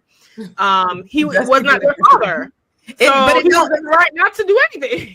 It don't add up to me because Ricky Smiley is a single man. He's a professed single man. And he's a good father to all of his children. So it doesn't make sense that he would deny his children if he knew that he had children. I want to go to some stats real quick, and then I want to talk about the children, Dr. Felice. But let's look at some of these stats. Research indicates that Black fathers are highly engaged with their children. See, I told y'all, even when not residing in the same household. Among non-residential fathers, African Americans have higher rates of at least weekly, monthly, and yearly contact with their children compared to their white and Hispanic counterparts. In 2017, 47% of Black children under 18 live with single mothers, 7% with cohabitating partners, and 4% with single fathers. This highlights the prevalence of single parenthood households within the Black community. Okay. And then research indicates that a small percentage of men unknowingly raise children who are not theirs, biological offsprings. A 2005 study estimates that 4% of American fathers were raising a child that they did not know was not biologically their own. Interesting. I like that first slide though, because then it negates the misconception that Black fathers just aren't in the home. In 2017, 47% research indicates that Black fathers are highly engaged with their children, even when not residing in the same household. Black fathers are present, y'all. So that myth and that stereotype that Black men are deadbeats, it's not the case. But I do want to talk to Dr. Felice about, let's go into the children. What kind of effects can this have on the children? It could have some devastating effects. So I am really concerned about how the girls are feeling now that they no longer have that knowledge of the ex-boyfriend as being their dad, because we don't know what type of connection that they may have. I mean, I grew up in a single parent household where my father left. And even though he wasn't there all the time and he probably wasn't the best, I had a love connection with him, regardless if somebody would have considered him a deadbeat. And so, and did that mean that he had less rights to me and my brother? No. Will we have still wanted more regardless? No, because the kids don't care. They don't know all that stuff. If their needs are being met by whoever, like, you know, we don't know until later. Like, I didn't know until later that my dad wasn't paying child support. My mother didn't share that with me. And so they don't know that. All they know is the perception of that person in their life. And so for that to be ripped from them, and then they have to be reprogrammed to Ricky the uncle to Ricky the daddy, that's still challenging. So I really think that they should have some therapy so that they can have some ability to process what that looks like, even on their level, because it all can affect them. And so I really feel for the children. Do you think that being that they found out when they were 4, it's going to affect them, the same as if they were 12 or 15 or 18? Probably not, because they may not even have real memory yet of it. You don't know, because these children, they so smart, it's scary. So so I can't say, because each generation, the kids get smarter and smarter younger. And so you don't know where their memory will be able to recollect from. So I think as soon as you start the healing process, the better. It doesn't matter what age they are. Get them some healing. Yeah. Him going from Uncle Ricky to Daddy is so ghetto. Uncle Daddy. Uncle Daddy. She said he went from Uncle Ricky to Daddy is so ghetto. Continue, Constance. I'm sorry. Let's go to a commercial. Jesus, let's go to Fly Nubian Money is now on Spotify. Yes. We are on Spotify. So if you can't watch us, you can listen to us. All you have to do is search Fly Nubian Money and we will appear. All of our episodes. Make sure that you leave a 5-star rating and review so other people that come along and are looking for a good show to watch, they'll follow us too.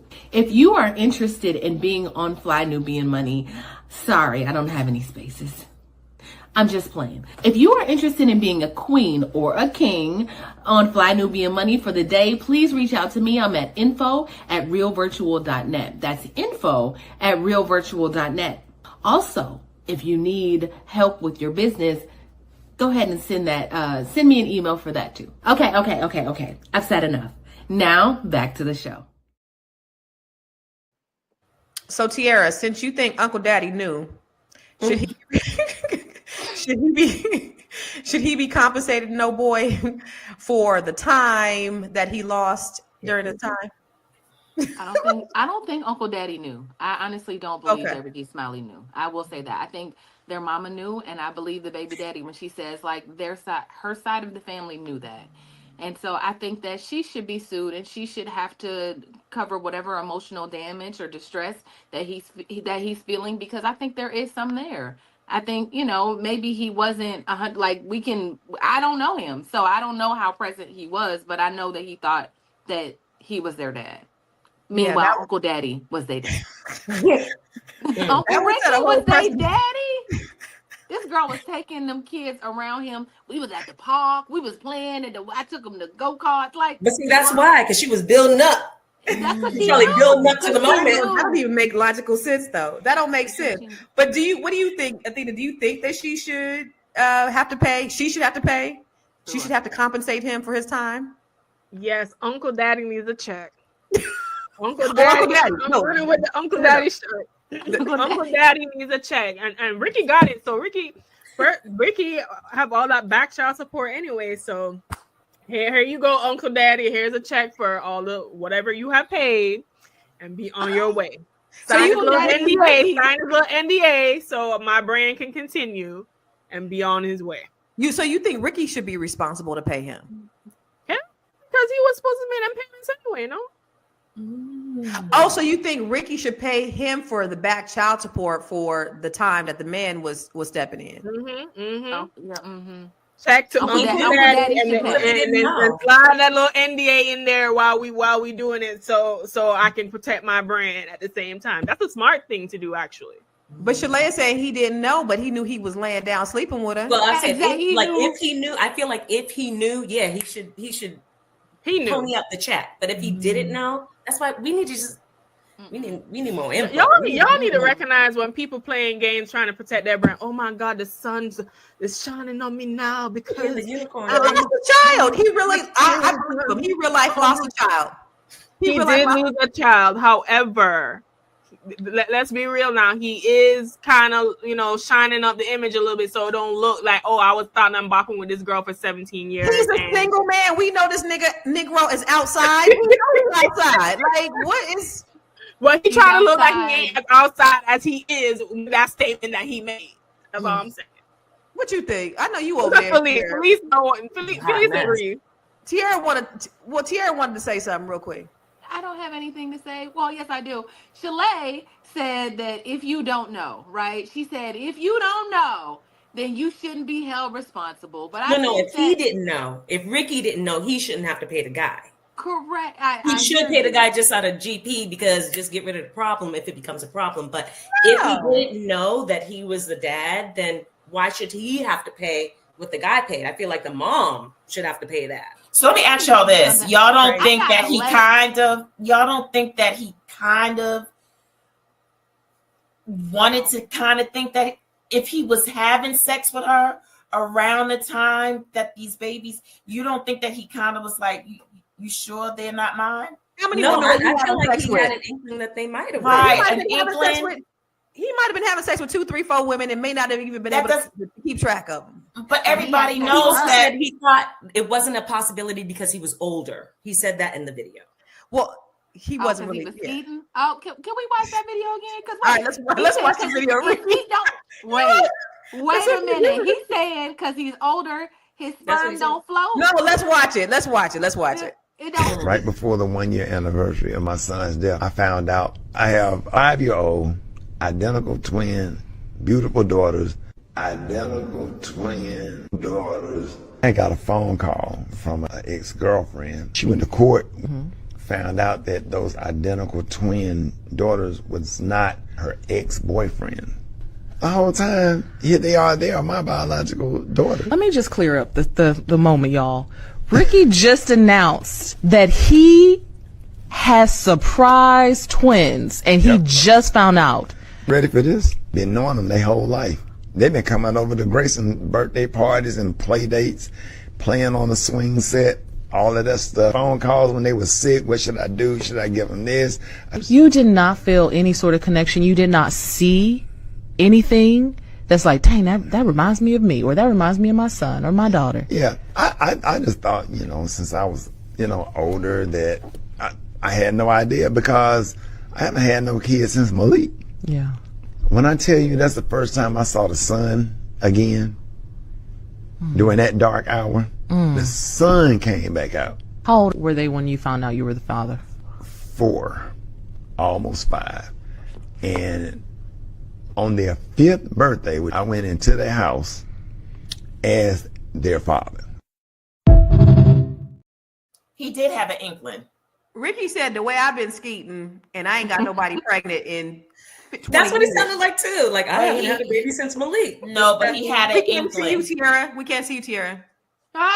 Go ahead, Hold on. Dr. Felice. He had an inkling. He just logically and reasoned why it wasn't possible. But he had an inkling that when you lay down with people, they can get pregnant, period. Like, seriously, that's not a thought, y'all. That's just a fact. When you lay down with a woman, a man and a woman, and you have sex, pregnancy is always a possibility. So whether or not you think something is yours, you know that fact is always solid. So he had an inkling because they laid down, but he reasoned it with his age. Because he said, I've been skeeting all this time and ain't nobody got pregnant yet. So must not be mine. Tiara, you ready? I know I see you. Wait, well, not yet. There you are. What happened, Tiara? What you got to say? Hold on, y'all. I'm having so many issues. Can you hear me? Yeah. Yes. That man said his boats don't float. Like he thought he had a little special needs sperm. Well, one of them survived. Right. Going all the way to the top. It only takes one. Y'all.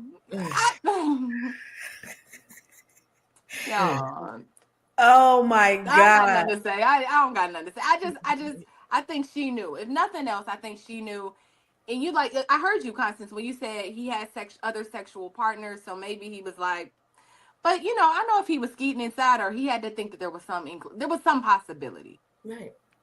But they look alike. The guys look like twins, so I mean, who knows, right? Because they look like they could have been brothers. So there's that. Right.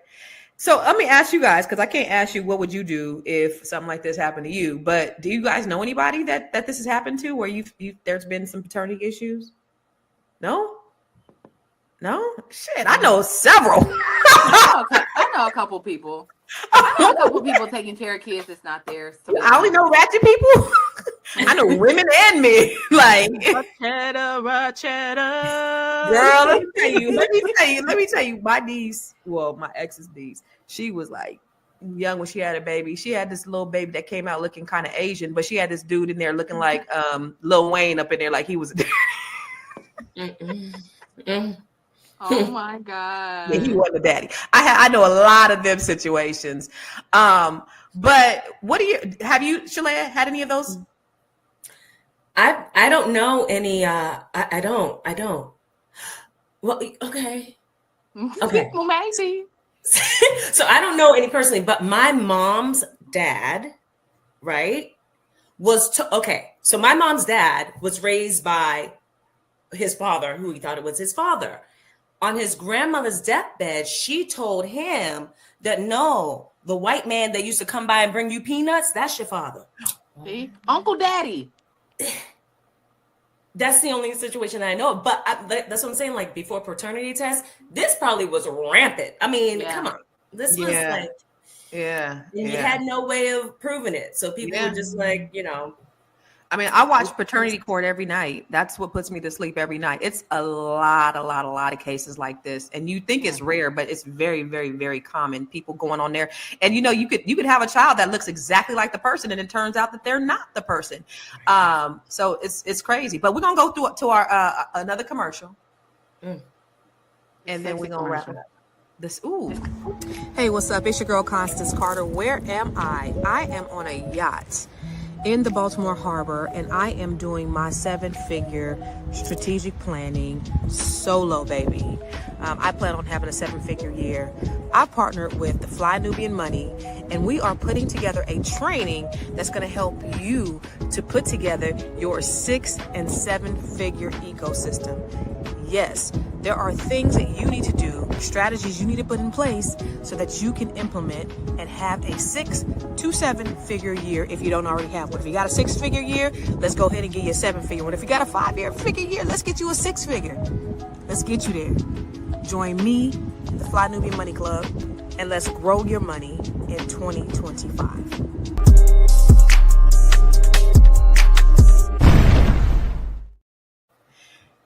How many of y'all coming to the training in 2 days?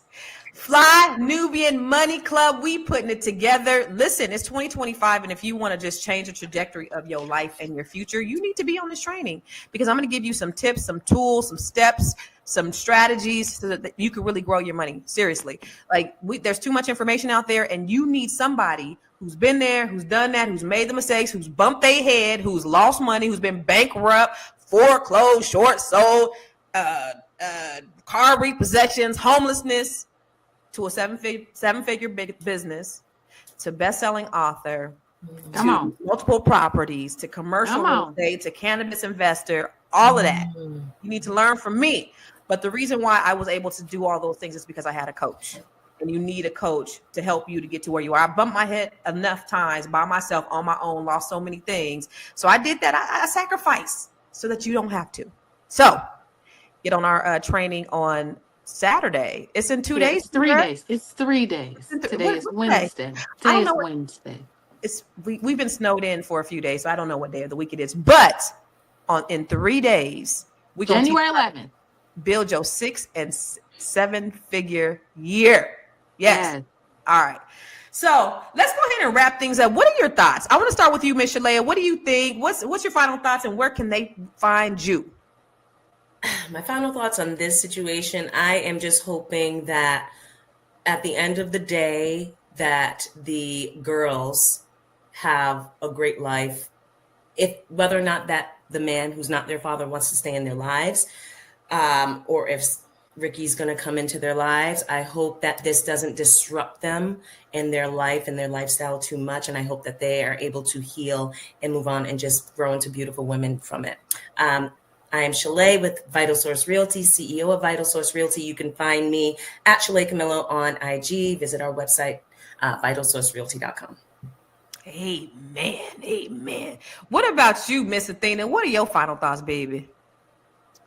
Well, my final thoughts are this: women, please leave the dusty behavior behind in 2024. We need to be accountable for our bodies. We should not be allowing no man to put us on no 12 years of slave timeline. We should know who the father of the children are. And men, y'all need to stop picking up these dusty women.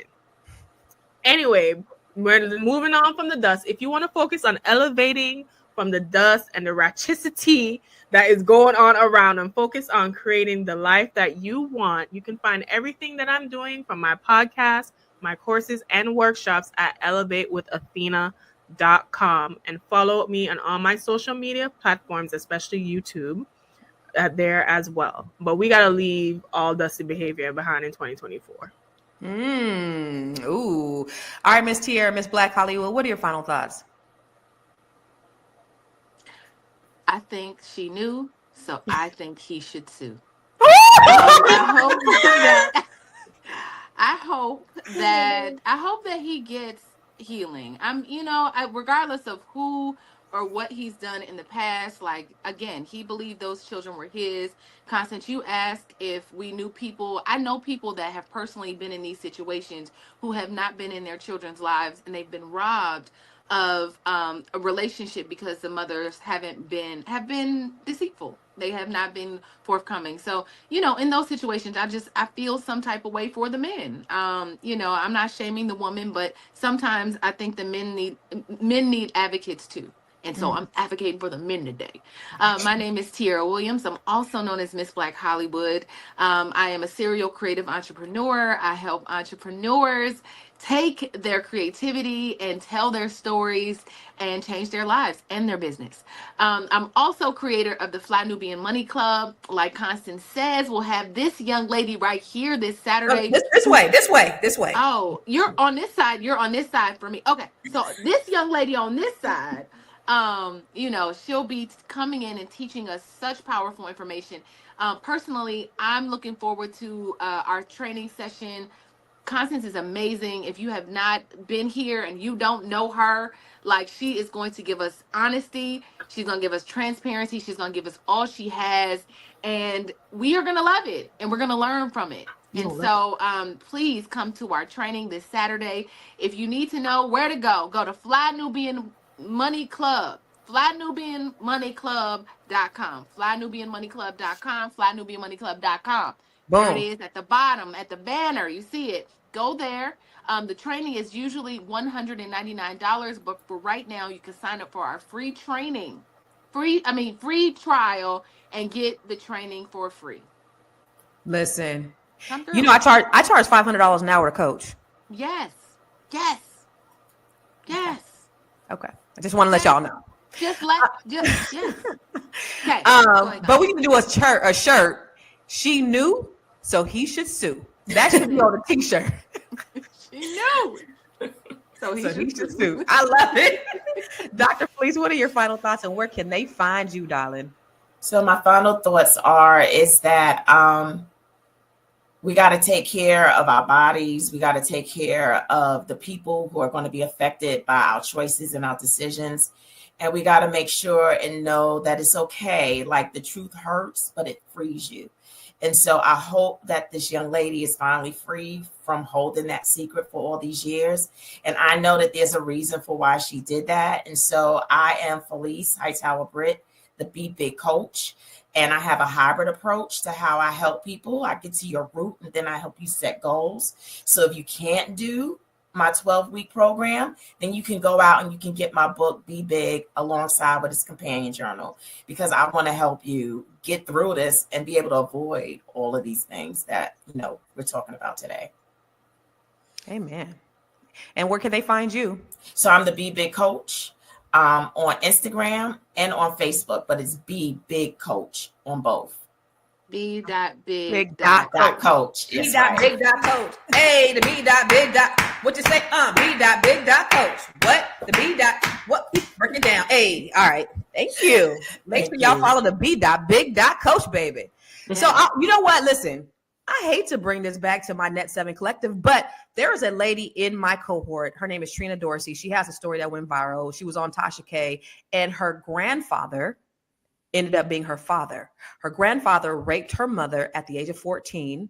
And then her mother gave birth to her. They put her in a mental hospital, and she's been in there since Trina's about my age. So she's been there, almost 50 years because they were trying to cover up the secret.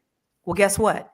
That's in a book that's getting ready to come out with the Net 7 Collective. It's called Unbreakable. It's a collection of stories of all the women, of some of the women, of about 17 women that have gone through my cohort, that are talking about their stories and how they've been able to overcome what they've been through. But it's a powerful collection of stories from some brilliant women. In fact, on my Facebook page today, I quoted one of the other ladies, Kamika King. She was talking about how she lives in Alabama, and she's a IT professional, and she worked at NASA at one time, but how she had a corporate lynching, how some white men put a belt around her neck and commenced to pretend like they were going to lynch her in the office, and how they overcame and where they are today. We all go through drama and we all go through trauma, but how do we overcome that trauma? And so Net 7 Collective, our pre-sale of our books is available right now on Amazon. So if you go to Unbreakable, Constance Carter, order the pre-sale. And I talk about my story too. So y'all gonna learn a little bit about my business too. I'm not gonna tell y'all on here, but if you get the book, you get to learn a little bit more about some of the trauma that I've been through as well. So where can you find me? Everywhere. I am Constance Carter, Net 7 Collective, starting at the end of the month. If you want to become an author, you can become an author with me. If you want to learn how to speak, if you want to learn how to monetize your genius, build your 7-figure net worth, this is what I help Black women from all over the country do. Go to bookwithconstance.com. That's bookwithconstance.com. Now listen, this, ladies, is one for the books, right? Ricky Smiley's story has some layers of family, loss, unexpected blessings, and of course, money. Because at the end of the day, I think this is what this comes down to. It's got us thinking about how life can hit you with surprises that you never know are coming. Is this a blessing? I don't know. But whether it's stepping up as a parent, dealing with messy situations, or figuring out how to make it all work financially is something that we can all learn from. This was a good conversation. Listen, I love having these conversations with the ladies of I was gonna say but I was gonna get cussed out afterwards. I was gonna say but I gotta say Fly Nubian Money. Okay, this is not the Fly New. I'm a little country, but it's always good having these engaging conversations, because the thing that I love about us is our versatility. We could talk about finances. We could talk about generational wealth. We could talk about politics. We could talk about Black issues. We could talk about ratchet shit. We talk about all of them. And everybody on here is fully capable in engaging in all of these aspects. There's nobody that's been on this platform that's not capable of having these conversations. And that's the beautiful, beautiful thing that I love.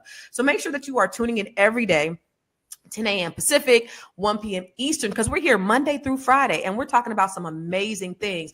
Most of all, we want you to learn from it. We want you to implement, and we want you to share. So make sure you, whatever, because I think we're on about 10, 12 platforms right now. Whatever platform you're on, make sure you subscribe. Come to I Am Constance Carter, because I don't got a whole lot of subscribers. Come over there to my YouTube page and subscribe to mine too. Subscribe to all our channels. Make sure you follow us all. And you can also listen to us on Spotify. So if you can't look at us, you can go listen to us on Spotify. So search for flynubianmoney.com. And don't forget, at the end of the day, we need you to text the word Queens. Look at how Tiara looking at me. She was like, you don't. She's looking at me like Ike. Look at Tina. Text the word Queens to 87948. You see that? QUEENS to 87948. 87948. Is that all right, Ike? Is that all right, Ike? Eat the cake. Also, somebody was asking in the chat when your training starts. It's from 10 to 12 p.m. or 10 a.m. to 12 p.m. So we'll be there for 2 hours. Go to flynubianmoneyclub.com. Eastern. Yes. Okay. Make that note. Wait, 10?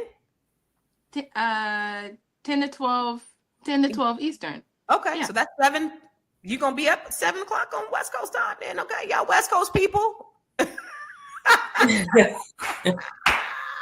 if you want a 6 and 7 figure year, you're going to get up to get that year, aren't you? That's right. Thank you, Athena. Thank you, Athena. I appreciate that. So let's go. Ladies, I appreciate you guys with the engaging conversation today. It's always good hanging out with y'all. Love y'all to pieces. We'll see you tomorrow. Same time, same bat channel.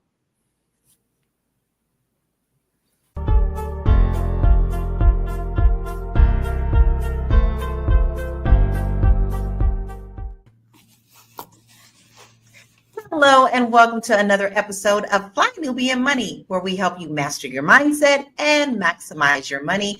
I am Laura Lalaki, international real estate agent, and today we're tackling a really serious issue that affects millions of Americans, especially at retirement age. And it seems like it's a distant dream for them now, because so many have to continue to work. 66 years old, a woman shared her story of working hard her entire life, and now in her later years living with roommates because she hasn't been able to save enough to retire. This is the reality for so many people across the country. And today we're talking about the retirement crisis in America, why so many are forced to work until the day they die, the financial struggles that keep people from retiring, and what can be done about it. So let's get into it. Here is my royal panel. We have Joe Corley, licensed therapist, mental wellness coach, and educator. We have Constance Carter, our wealth activist, Dr. Alicia Watkins, couples coach and social work professor, and Dr. Lene, brand your brilliance coach. Hello, my royal court. So glad to see you today. This is going to be a really interesting conversation. So let's start this off with a video that we need to see where this lady is talking about her circumstances. To be retired. And what are you doing at 66? I'm working my butt off. No savings, no 401k, not even enough to cover an emergency. She sold her home and with 2 other women bought a smaller one, living together to save money. Thank you very much. How has that been?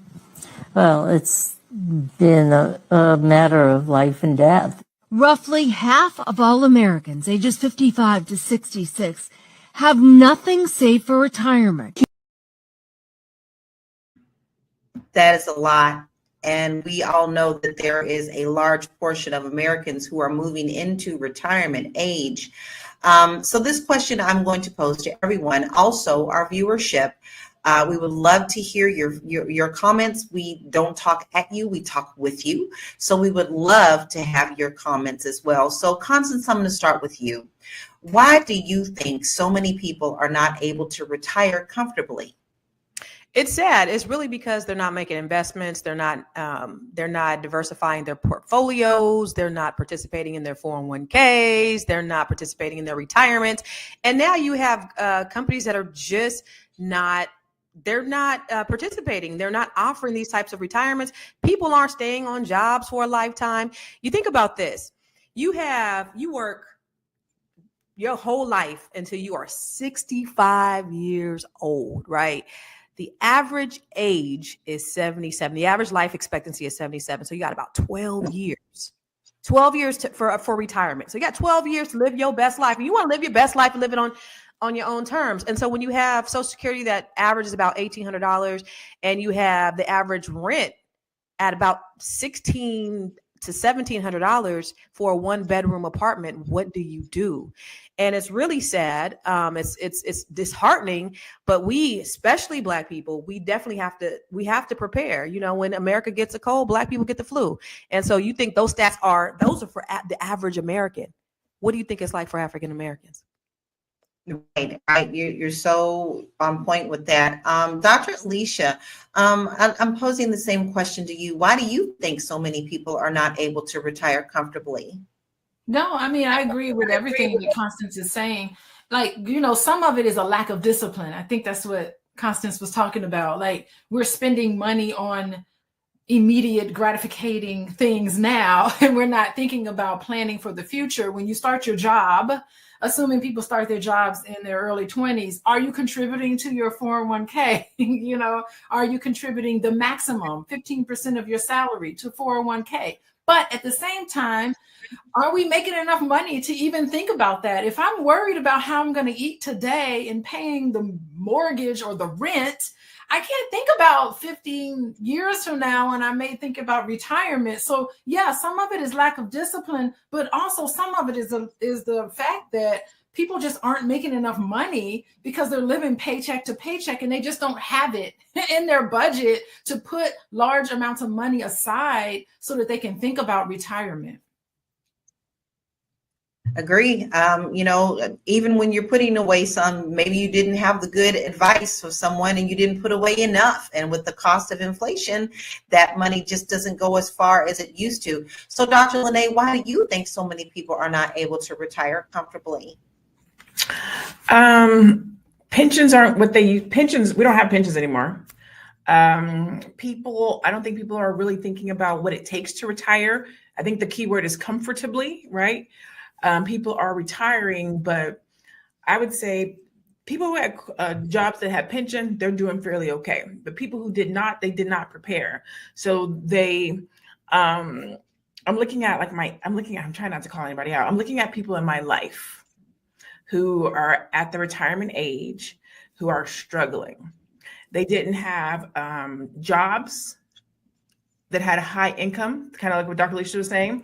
So they didn't have the ability to save 401k or otherwise. They were sold a hope and a dream of retirement being there and that was going to be the thing that took care of them, and it's not. They didn't have side businesses or investments or stock or real estate or anything outside of their 9 to 5, kind of like what Constance was talking about.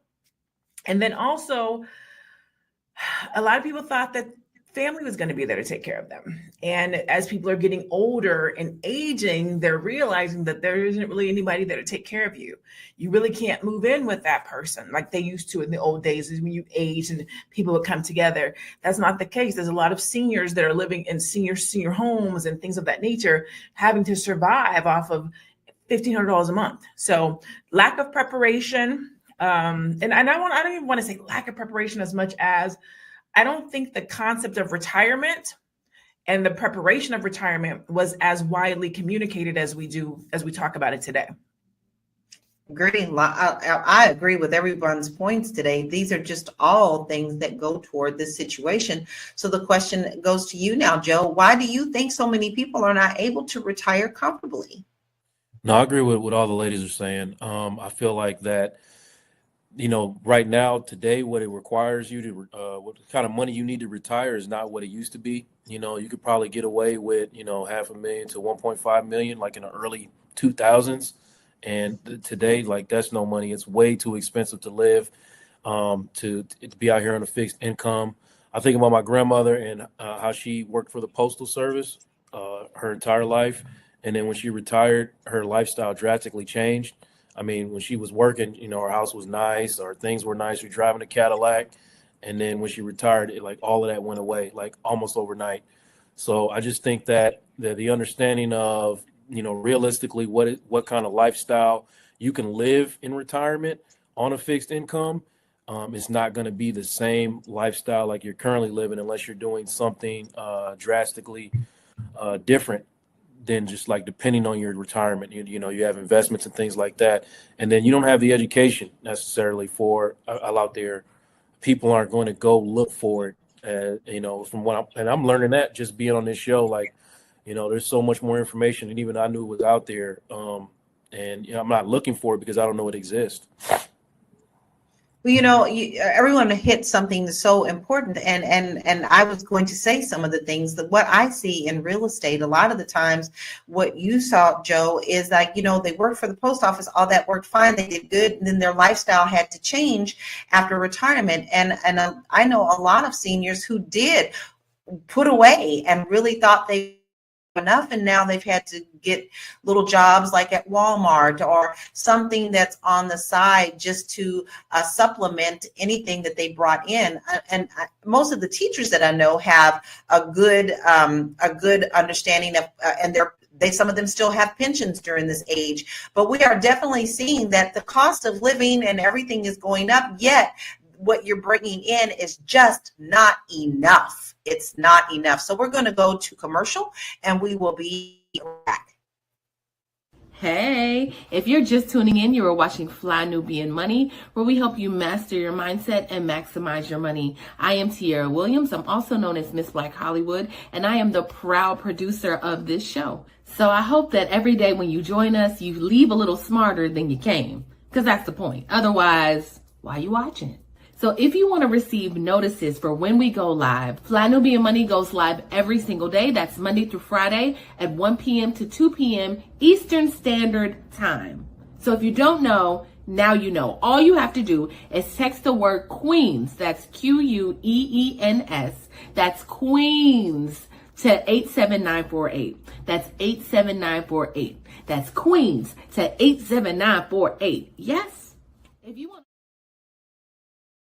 Yes, so simple. Make sure that you pull out your little assistant here. This thing does everything. This thing absolutely does everything. All you need to do is text the word Queens, Queens, to 87948. And you will get a notification of us going live every day. I get mine every day.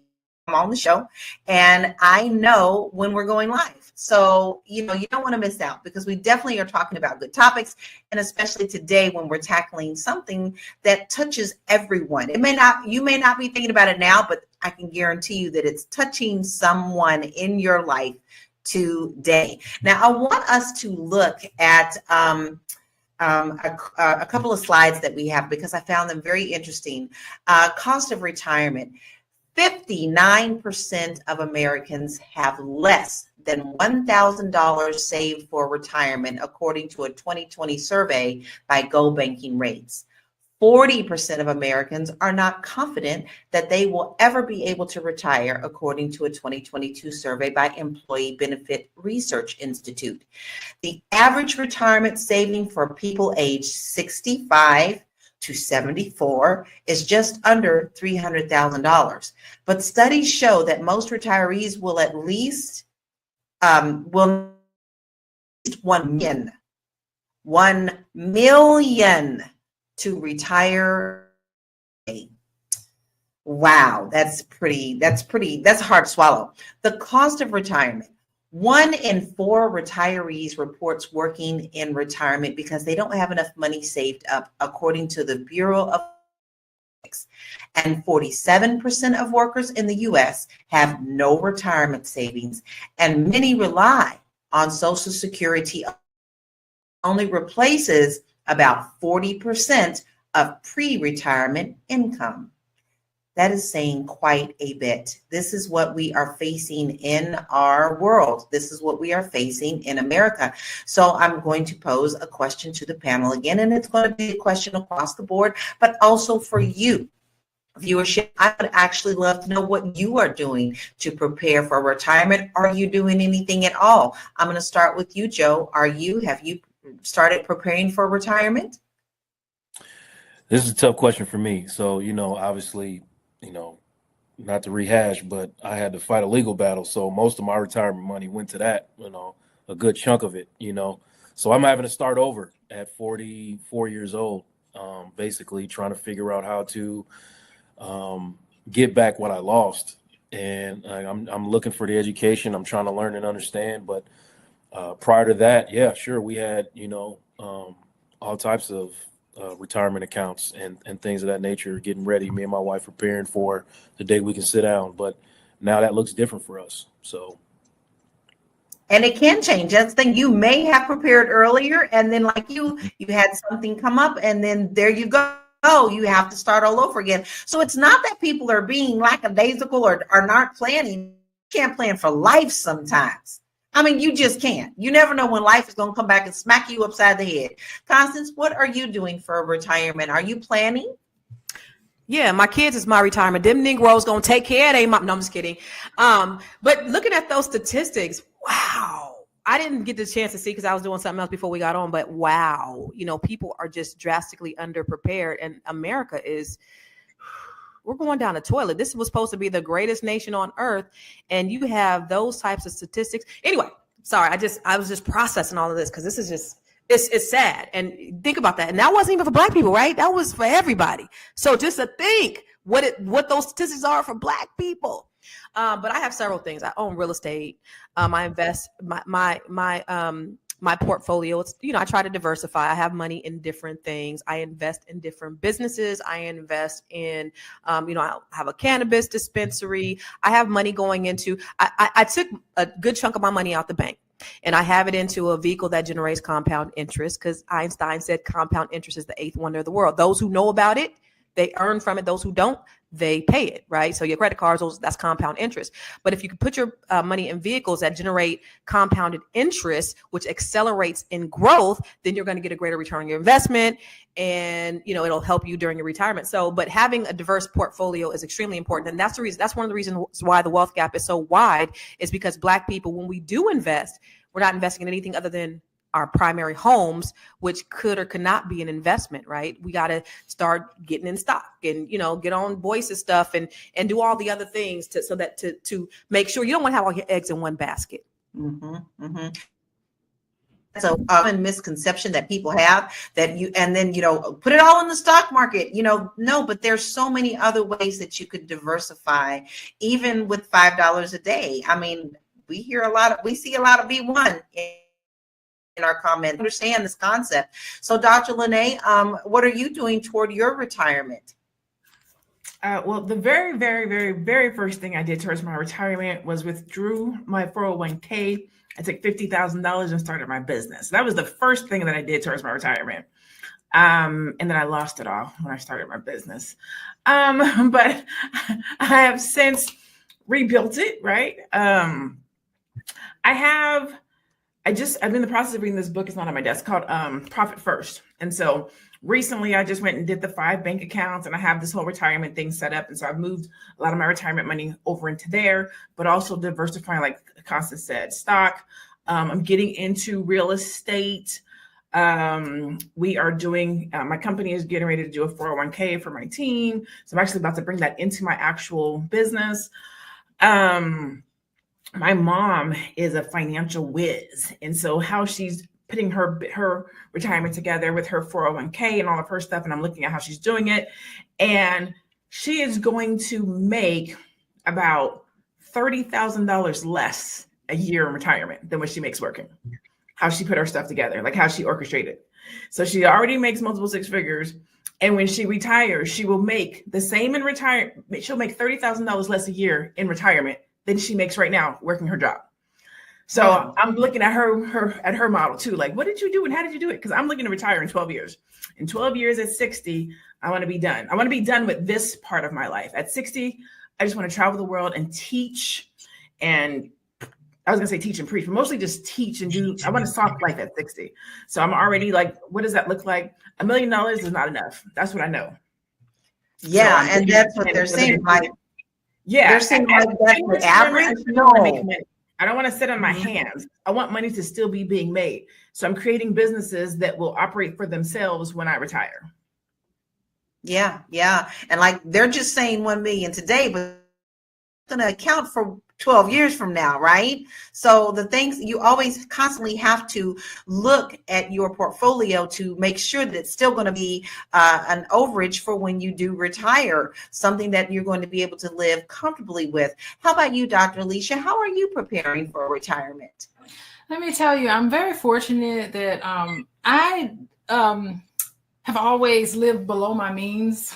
And that's a fortunate thing to say. I live well below my means. Even when my whole life, I was told, I was given messages that a vehicle is just something that you buy to get you from point A to point B, so it's not like I never felt like I needed to spend a lot of money on material things, and that money, you just spend enough money to take care of your necessary expenses, and then the rest of that you save. So I maxed out my 401k always. And I struggled, especially early on, starting off living in Chicago, working. I really knew, maybe it was just the culture of which I was raised. I don't really know why I was just so big on investing so much money in my retirement. And so that was just something that was instilled in me. I do want to say, Joe and Lene, thank you so much for self-disclosing your struggles, because it is a wonderful illustration about what happens to a lot of us, that we're one tragedy, one illness, one legal issue away from even doing the right thing, and certain things that can happen to us that can set us back. So I really love the vulnerability of you, Joe, for talking about that, and then also saying, you know what, it was a tragic thing, an illness or a law issue that set you back, but your positivity and how you discuss it, and even currently, is very inspiring. Also, you, Dr. Lene, you talked about how you lost money starting your business, but you didn't lose the lesson. It sounds like you have learned so much from that, and that although you lost $50,000, you have this lesson, and you're doing some really wonderful things right now in your business. So I think that the two of you sharing was extremely inspiring, especially for people who are listening to this and freaking out mentally and getting stressed out about feeling as if they don't have enough. And then no matter how old you are, it's never too late to start investing. So, and that is something that I think is admirable, in the fact that if you don't talk to people about your life journey, you can't help someone. And the fact that we do that here on the show is important. I will share the fact that no one talked about this in my house growing up. Retirement, what? My mother worked until she had a heart attack and died. So there was no retirement. It wasn't until much later in my life that I learned that you had to do this thing, like mid-30s, before I got really serious about investing. So a lot of us just weren't taught about it in our homes. And I think that's something that we can say today, that you have the opportunity to change in your households by at least teaching your children what they need to do to take care of their financial households too. Don't be afraid to talk to your kids. Don't be afraid to, don't be the one that says, what goes on in this house financial, stay in this house financial, and then you don't teach them what that means. So we have a lot more conversation to go. I think some more of the stats that we have later are going to it's not, as long as we're talking about them, we can also give solutions. So we'll be right back after this commercial.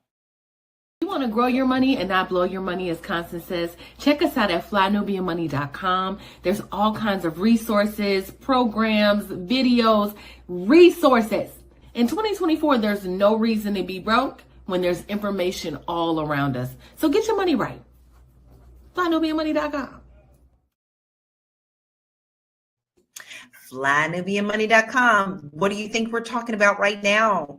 This is where you can get the ABCs 1, 2, 3s. All you have to do is go nubianmoney.com. We have plenty of resources there. If you confused, this topic scares you, but because money scares people, but we are talking about how you can secure and have an easier time of it if you start now. So if you get your understanding now, you can plan better. So make sure that you go to flynubianmoney.com to get your initial set of instructions and start learning what you need to do to protect your financial house. Now, there are many different ways that we can see things changing for retirement. We've got the housing crisis. We have student loan debts.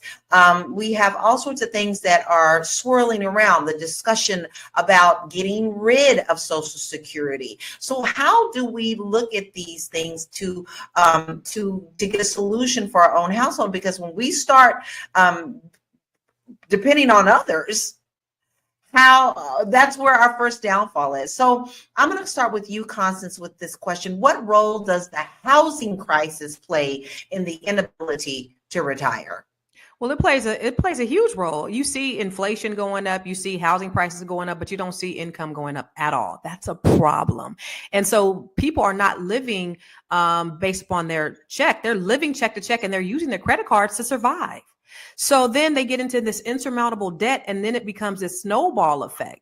And so all of those things are factors. You have the housing crisis. Yeah, you got interest rates. So you got the houses going up and you got the interest rates going up. So the houses aren't even going down. So imagine when the interest rates go down, the housing prices are going to go up even more because the interest rates didn't even curb the market in a lot of areas. So you got the house prices go up, you got the interest rates going up, you got inflation. I was just talking to my kids this morning, and we were talking about my son's car. And I've either had a hybrid or a electric vehicle, but I put gas in my son's car when I was in California, and it was like $108. I haven't really had to worry about gas in a very, very long time. $108 to put gas in a car, to fill up a tank, is crazy. So it's all of these things that we got to do on a daily basis. When they talk about the cost of eggs, the cost of groceries, I got 3 big head grown ass boys that eat me out of a house and home. I'm going to the grocery store 2 to 3 times a week. I'm not spending no less than $150, $200 every time I go. And then they come up in there talking about ain't no food up in the house because y'all Negroes eat it up. So it's a lot, and a lot of people are suffering. A lot of people are struggling, and it's unfortunate. But that's where we are in America. I don't know what they're gonna do to help though. The government, I don't know. Yeah, because it's all up in the air. And then currently we have people being put into places in the administration, not to get political, but you have to. You've got people who are being put into positions who they don't know anything about. Ben Carson knew jack shit about the housing market, and the person who's going in now knows jack shit about the housing market. So when you have this mentality of let other people help us out, no, baby, they don't even know what they're doing neither. All they're doing is making sure they take it care of in their wallet. But Dr. Lene, there was a comment that said, what's wrong with working into old age? And I want to bring that in. You said your mother is doing very well about her planning, but is working something that she still wants to do in her retirement? No. So she's going to take a break. She'll be, I think, 66, 67. She's going to take a break. This is her second retirement. So she retired once, and then she wanted to do some different things, some different life stuff happened. So she went back, she went back. She's like, I want another check. So she's in public work. So she went back to work to get another retirement check. So she just had to work for, I think, like 7 years, and then that gave her another check. And so that's how she's been able to go into retirement and almost get paid the same as her working. But she'll be retiring at the end of this year, I believe. And I think she'll be 66, 67, something like that. But there's nothing wrong with working into your old age if you're doing something that you love, right? I look at Dr. George Fraser. That man will hop on a plane and travel to speak, to teach. He loves what he does. If you love what you do, why not do it to the day you die? Cicely Tyson, right? She did it to the day she died. There's work that needs to get done that people love that you can do until the day that you die. It's the labor of work that frustrates people that people don't want to do, right? You don't want to have to work to pay your bills till the day you die. That's different than finding a profession that you enjoy, setting yourself up financially, and doing a work that you love. The work that I do is not a job. The work that I do is not even work. I enjoy what I do. I show up and I do it every day, and I do it with a smile on my face. It's pleasant. When I say I'm going to retire at 60, I'm going to retire from the hustle of the work that I do. But that is because I have planned to be financially set up. I plan to have X amount of $1 million in retirement. Like, the world and the life that I plan for myself in retirement says I can be done at 60 so that I can go and enjoy different fruits of my labor. I can go and volunteer. I can go and sponsor. I can go and be a philanthropist. I can go and do these other things, but I'm enjoying my life until I die. So I think we don't have to be afraid of working until the day we die. I think it's what type of work we're doing, how we're financially set up, how we've thought about retirement and what that looks like for us. And if you are in your 40s, like I'm 48, you still have time to prepare. You can get a side hustle. You can start a business. You can do real estate. You can invest. There's still ways to retire decently well right now so that you don't have to work until your 80s or 90s or whenever you plan on, going to meet your maker. I agree. And you hit it right, because you know what? I have aunties that are retired, and baby, they're happy that they're retired, but they also don't want to sit home twiddling their thumbs. So they go out and they do extra things. They have little extra jobs just because they want to be around people. They want to feel like they're active. They still enjoy that. But the difference is they do not have to if they don't want to. And there is a huge difference for that. So we have a couple more slides I do want to discuss, because we're diving in deep. And I think it's really important for us to understand these numbers because they are mind blowing. The median retirement savings for Black families is $23,000 compared to, get ready to hold your seats, $150,000 for white families, according to the Economic Policy Institute. Retirement account access. Only 36% of Black workers have access to employer-sponsored retirement plans, compared to 54% of white workers. And Social Security dependency, this is a hot topic, y'all, and it's already been thrown out back and forth.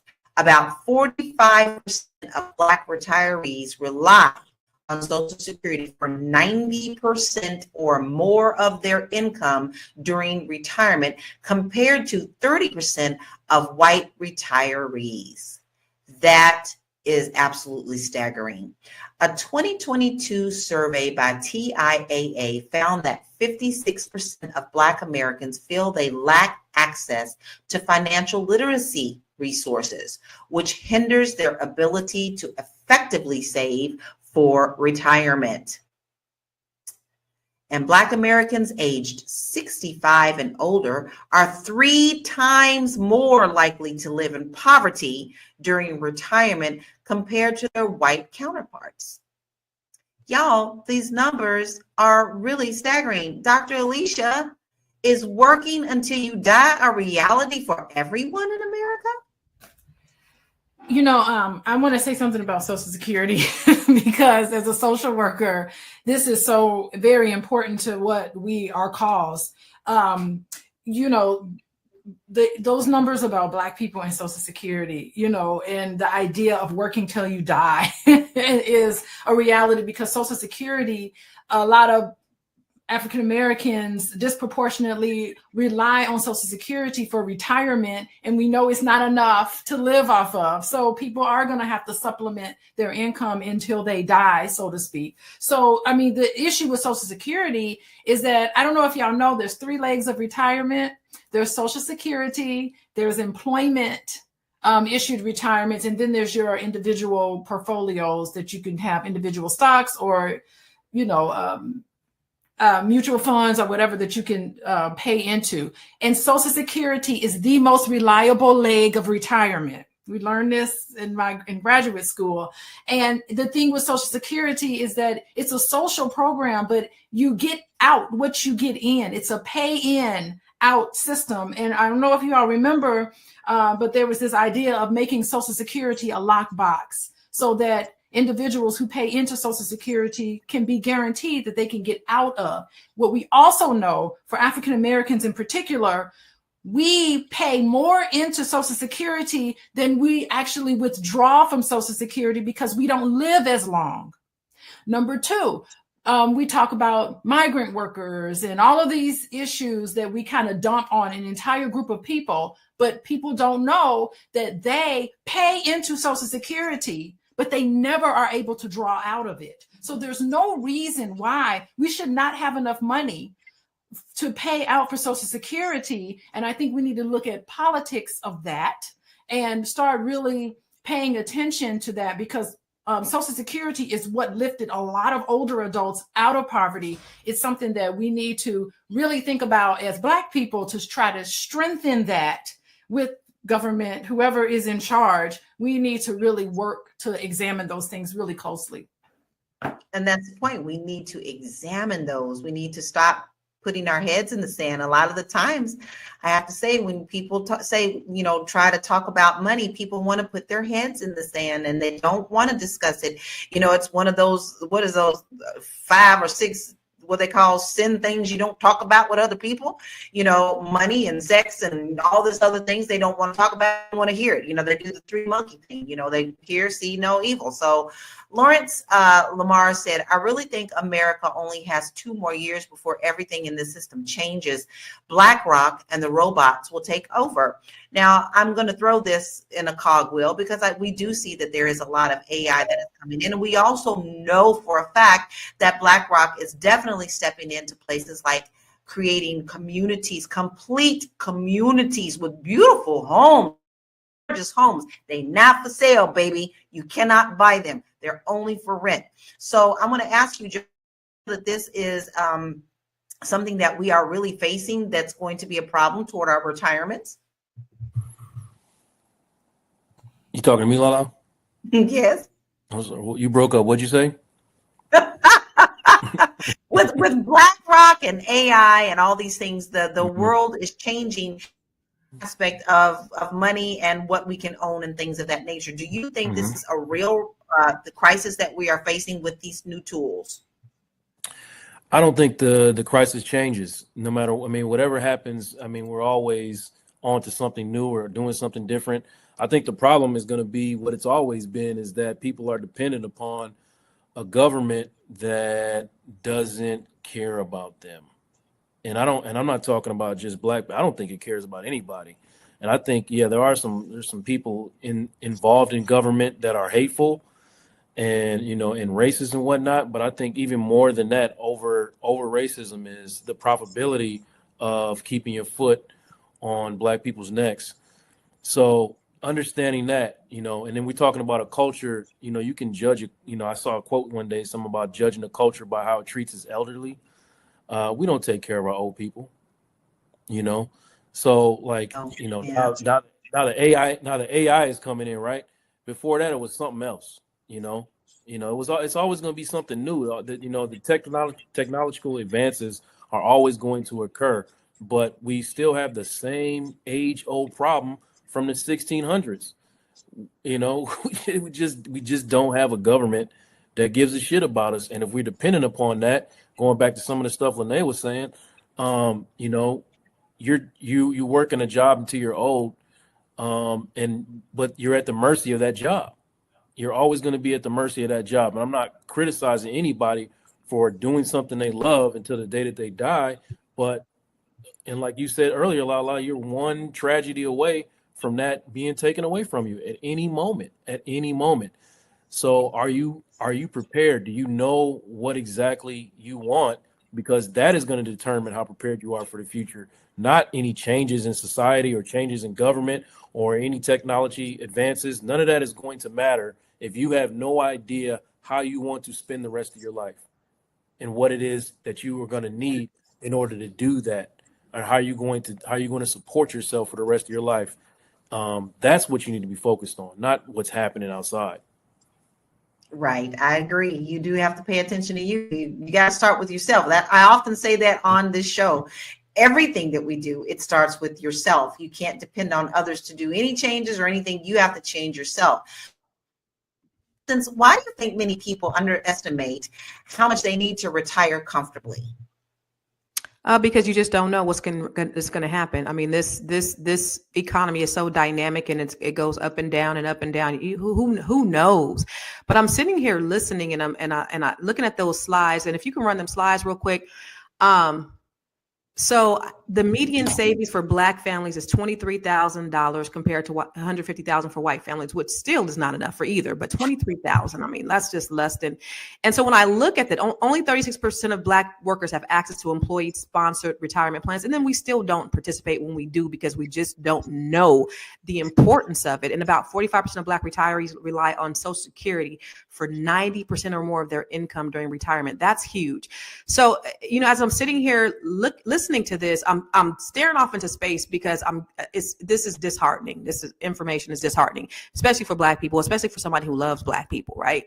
And so then I automatically go into solution mode. Okay, what do we do? And this is the reason why how we have these discussions is so important. It's important that we have people like Dr. Joe and Dr. Alicia because we need therapy. Black folks need therapy. It's important that we have people like you, Lala, in real estate because we need to be investing in real estate. It's important that we have you, Dr. Lene, because we need to learn how to be brilliant and build our brilliant businesses. Like, this is all extremely necessary. Everybody on here is necessary. So my hopes is that you're not just listening to this. We're going to talk about solutions, and hopefully, Black people, you actually take action to change the narrative because these statistics are very grim. And I don't know if you really understand the gravity of what we're seeing here. And it's only getting worse if we don't take advantage. When you talked about AI, instead of being afraid of AI, we definitely got to take advantage of it and utilize it for our wealth. That's right. Tap in. Tap in. There's ways to tap into everything. They can do it. So can we. So you just have to tap in where you know that there is a point, there's a lull that you can fill. Your excellence can fill. Don't be afraid of technology. Learn to embrace it and make it work for you. But we still are continuing this very important conversation, but we're going to take a short break. We'll be right back. Fly Nubian Money is now on Spotify. Yes, we are on Spotify. So if you can't watch us, you can listen to us. All you have to do is search Fly Nubian Money and we will appear. All of our episodes. Make sure that you leave a 5-star rating and review so other people that come along and are looking for a good show to watch, they'll follow us too. If you are interested in being on Fly Nubian Money, sorry, I don't have any spaces. I'm just playing. If you are interested in being a queen or a king on Fly Nubian Money for the day, please reach out to me. I'm at info@realvirtual.net. That's info@realvirtual.net. Also, if you need help with your business, go ahead and send me an email for that too. Okay. I've said enough. Now back to the show. We got magic. We do magic. We help you up yourself in your financial house, and we also can help you with your business. Sometimes you spread yourself too thin. You can't do it all. You're working 24/7. Sometimes if you just learn to delegate or you take something off of your plate, it can help you grow when you focus on what's more important for you, the tasks that you need to be doing. So in order to do that, all you have to do is email us at info@realvirtual.net. Let me spell it, info@realvirtual.net. Let us help you. Let us help you up your game. Now, listen, we have another video that I want us to watch because this conversation is really, really good. So let's watch that video. Hey, guys. So I was hearing, of course, on TikTok, because that's where we get our news from anyway, right? Somebody was saying how they heard that Congress wants to raise retirement up to 75. 75, y'all? Let me tell you, there's no way. They already told us that they're going to cut Social Security. So what are we working for? I will be retiring in 10 years, if not sooner. I will not be working to pay their salary, because that's pretty much what we would be doing if we worked until 75. They need to down the retirement age back to 55. But yeah, they must think that American people are crazy, because what would make them think that we're going to work until we're 75 years old? Yeah, granted, there are people that are doing that now, but we all don't want to do that. Yeah, we all don't want to do that. So we see that our older generation, and I don't say that lightly, because I'm telling you, the new 50 is you can be 70 and you in the 50s. Like we have changed a lot of things in our lifestyles, but they are facing this. So what do you think is a good retirement age to aim for, Dr. Lene? I literally just asked that question. I don't know. 75, I think, is too old, but 55, I think, is too young. So when I heard that, I was like, 55 is too young to retire. 75 is too old. So maybe like 60, 65. I think what they have it at right now is a good age. I feel like 60, 65 is a good retirement age. You still got a nice 20 years to relax, kick back, enjoy your grandkids, travel the world, still be in good health. 55, like, if I'm being honest, just based on how we live, in your 20s, you don't know what the hell you're doing. Your 30s, you're trying to figure it out. Your 40s, you're implementing. Like, you're actually putting in the work in your 40s. You can't turn around and be done at 55. You still need the 40s and the 50s to kind of grind it out. 65, hang up your cleats and be done with it. But that's what I think. What y'all think? Like, I'm interested to see how other people feel about retirement. I'll be 55 next month. So I think that's a little too early for me.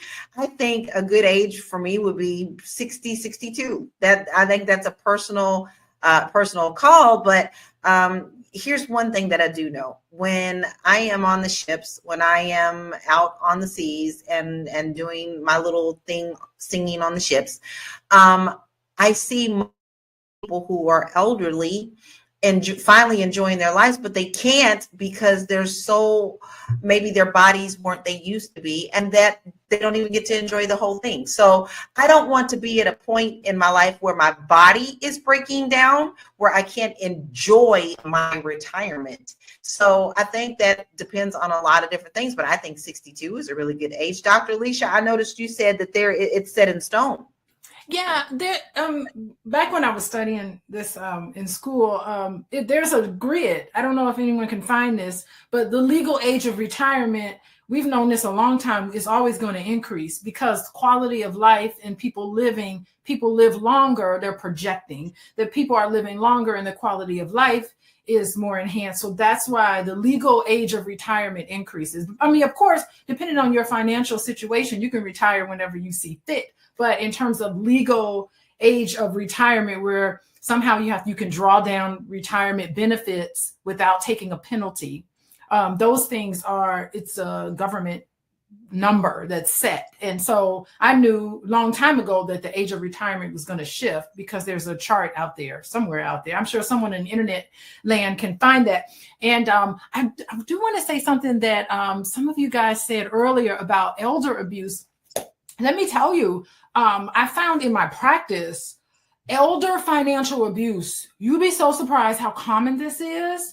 It's like, sometimes older adults don't have that contact with individuals like they need to, and they feel somewhat very vulnerable, and so it leaves them vulnerable not only to exploitation but also financial exploitation. So I've seen this a lot of times in my practice about how adult children can take care of their parents and take advantage of them financially. So I've seen that in a lot of my practice and just working as a social worker for decades on decades. And it's really terrible because some of the older adults their cognition, sometimes declines, dementia, Alzheimer's, and that puts them at risk to experience, they have to lean on other people to make financial decisions for them. And sometimes it's not really the best and they can take from them. So I just wanted to make that point there about that's a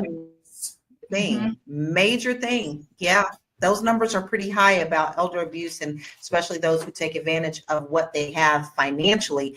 We had some really great answers from our viewers. We had 62, 65, 67. So it seems like it's all falling into the 60s.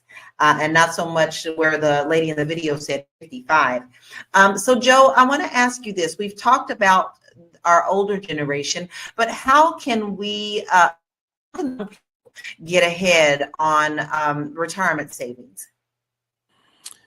You blanked out just a second. Every time it's somebody, you said, how do younger generation get ahead on retirement savings? Is that what you're asking? Yes. I think it has a lot to do with education. I don't mean like traditional education. I mean like understanding, what money is and what money does. Like I said, I'm 44 and I've learned more about finances and money in the past 2 years than I've learned my entire life. So like this education system that we have right now is not designed for us to take care of ourselves. It's designed for us to take care of this country. And the country in return does not take care of us. So what we need to do is take care of ourselves. You know what I mean? Like we need to encourage the younger generation to understand real, true economics and not the falsehoods that's been jammed into us over generations and generations about what it looks like. You work a job and if you work a job until you're 65 and you hang it up, you give you a watch, and if you don't do that, you're lazy or you're not a good person. You know what I mean? So like that, it's just insanity.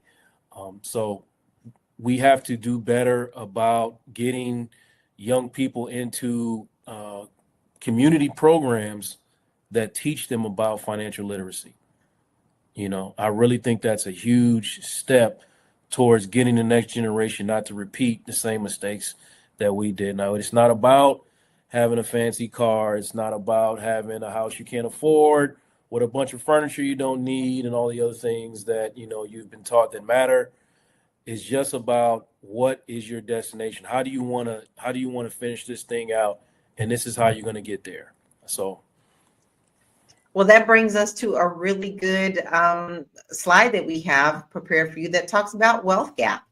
The racial wealth gap plays a significant role, with the median wealth for Black households at $24,100 compared to $189,100 for white households, and that's according to the Federal Reserve 2020.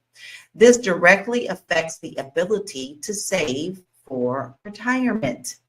If you have to work so hard just to get your bills paid, and it's really hard to even think about putting money away because you need to feed your family, then we have to go back to actually, what is the wealth gap? What are we getting paid? Why is there such a disparaging big gap between that? But that also brings me to another question. Constance, should the government increase Social Security benefits to account for inflation? Sorry about that. Yes, of course, for cost of living. And it's supposed to be according to the cost of living, but it's not, because as I said, your average Social Security benefit is $1,800 a month. And your average rent is $1,600 to $1,800 a month. And how you going to get food? How you going to get groceries? How you going to get gas? How you going to get your clothes clean? How you going to pay for your utilities? How you going to do all the rest of that stuff if you only getting $1,800? And for Social Security, there is a certain amount that is being put in a bank, just like you said, Dr. Alicia, a lockbox, but it's supposed to be put into an account. I'm paying this, but they are borrowing this money and they're using it for wars and everything else. And so we don't have enough money. All the money that we're putting, this is like us putting away a savings account for ourselves for when we retire. And we go to the savings and it ain't there because the federal government is mishandling the money. That is the real problem.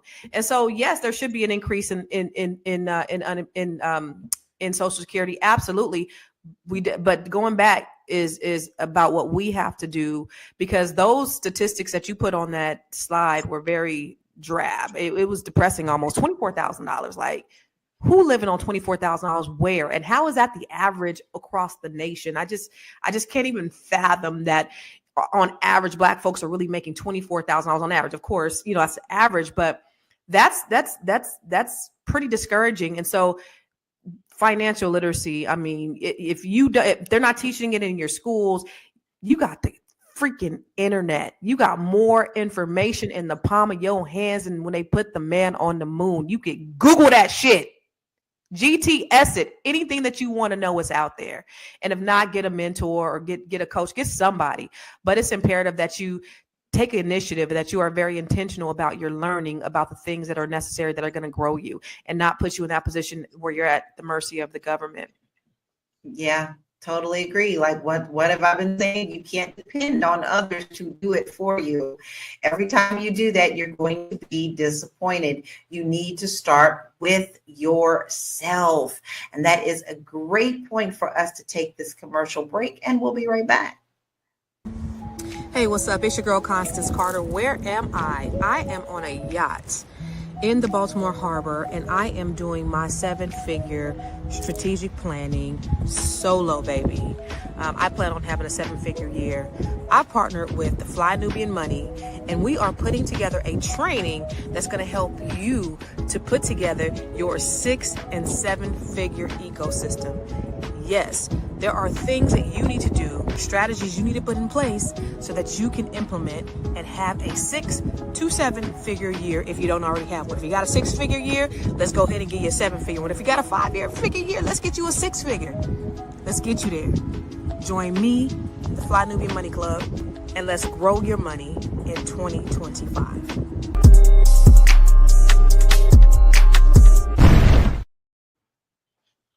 Man, That's the reason why I'm not even gonna step on nothing that you're doing. You tell us what you're doing this weekend. Well, no, but the very topic that we're talking about is the very reason that we need to have these conversations. And this is a free conversation that we getting ready to have on this upcoming Saturday about this very thing. I'm actually talking about, you know, the where we are, where we're going, but how can we curb that? How can we close the wealth gap? How can we change the trajectory of our lives and we start living at least a 6-figure lifestyle, if not a 7? But the topic today, this is why that's so important. But y'all getting a free training. So everybody on here is 400 people on this watching us live right now, and hopefully a few thousand more that's gonna watch it later.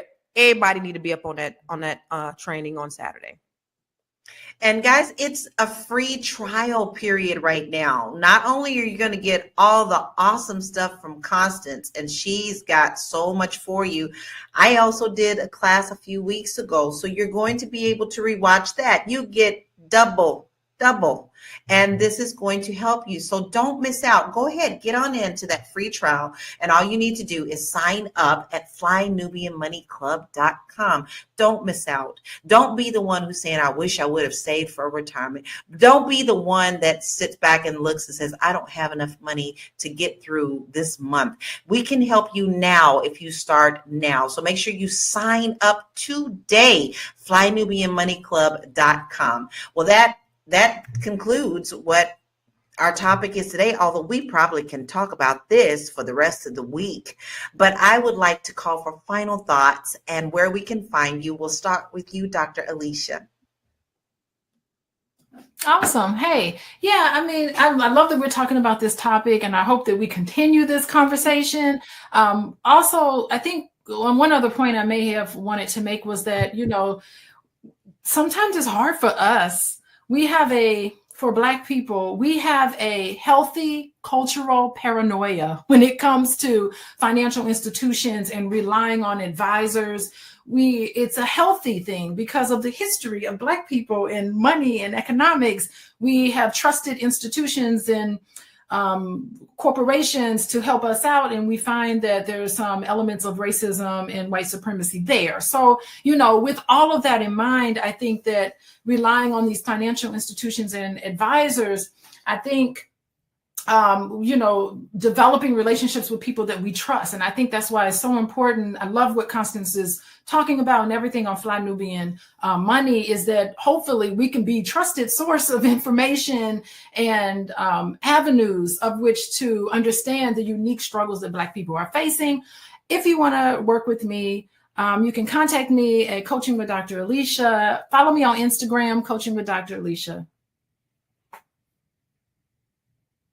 You got your homework assignment. She made it very easy. You want to make sure that you go to her website, check out all of her resources, because I always tell everybody you got to stock and chicken talk, every last one of us. We got some good stuff for you. Joe, what is your final thoughts and where can we find you? Cool. Listen, in the words of Tony, it's whatever you want.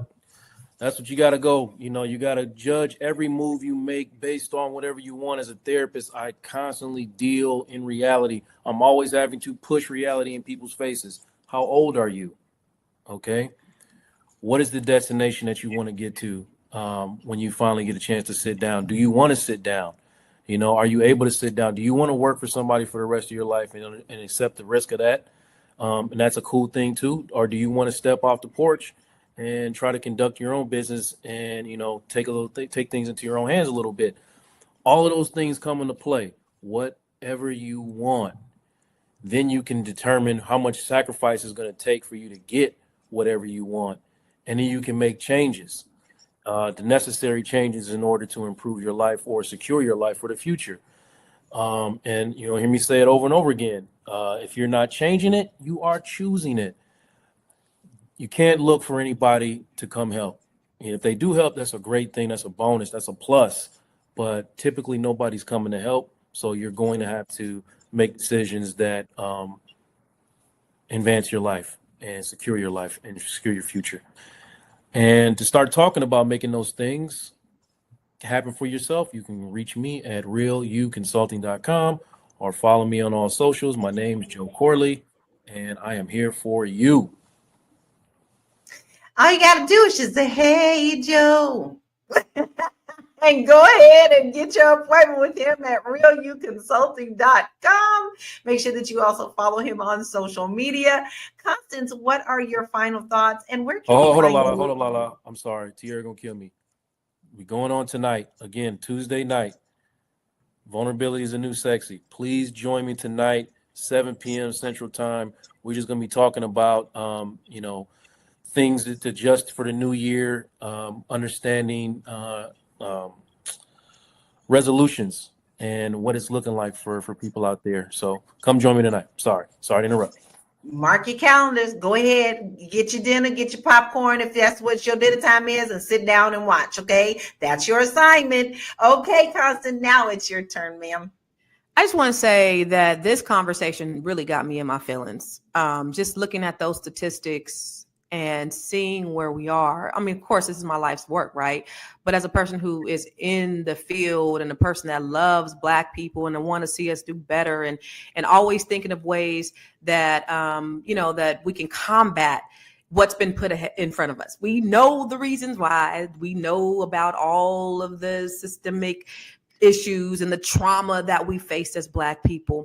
But at this point, we could either be part of the problem or be a part of the solution. And so what is the solution? We have to start having conversations with our families about finances. We got to start learning more about finances. We have to start investing our money in other things. You can pick up your phone and get an Acorns account and then start just putting just change. Acorns, just change, and then it'll start investing in the stock market for you. For the people who are not really familiar with stock, and you know, it'll be money that you don't even miss.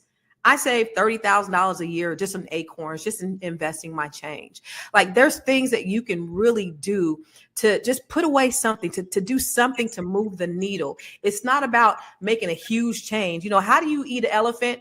One bite at a time. And so it's those little things, the little wins that we can do, the little things that we can do to create a snowball effect, to create a change and transformation in our lives. That's what I want, but we have to be intentional about the change. And this is the reason why these conversations are so uberly important for us Black people, because we got to change the dynamic of where we're going. The $24,000 yearly net worth for Black people is crazy. I don't know who's living on that. You spending that on gas a year, let alone, you know, what can you really buy with $24,000 a year? So I just want us just to be intentional about, you know, talking about financial literacy, getting on our devices and learning about financial literacy, and then coming together and taking whatever training that's free, Google University, everything. There's so much information out there that there's no reason why we should still be in the same situation that we've been in the past. There's no reason. They didn't fucked around and gave us the internet, y'all. There's no reason. But where can you find me? Everywhere. I am Constance Carter. I work with Black women to help them to build wealth. I have a new book coming out with the Net 7 Collective. It's called Unbreakable, and it's a collection of stories of survival, success, and sisterhood, where we are talking about our stories and how we've been able to stand on our stories to create power and generational wealth for ourselves and our families. And the new Net 7 Collective is coming up at the end of the month. So if you are a Black woman or you know a Black woman, have them hit me up. Go to bookwithconstance.com. She gave you all the assignments. I hope you wrote them all down, because she is one busy lady. Okay. She is one busy queen. But here's the thing. She is willing to share this information with you. So you don't have to say you don't have someone to help you get the resources that you need to get yourself leveled up. Dr. Lene, now what are your final thoughts and where can we find you? I'm going to be quick and simple. And I'm going to say, if you're struggling in your life today, you're going to be struggling in your retirement tomorrow. That's the simple truth of the matter. If you are not living the quality of life that you want to right now, where you are capable and able to work, it is going to be twice as hard, twice as rough for you, maybe 3 times when you retire. So right now is the time to get your ducks in a row.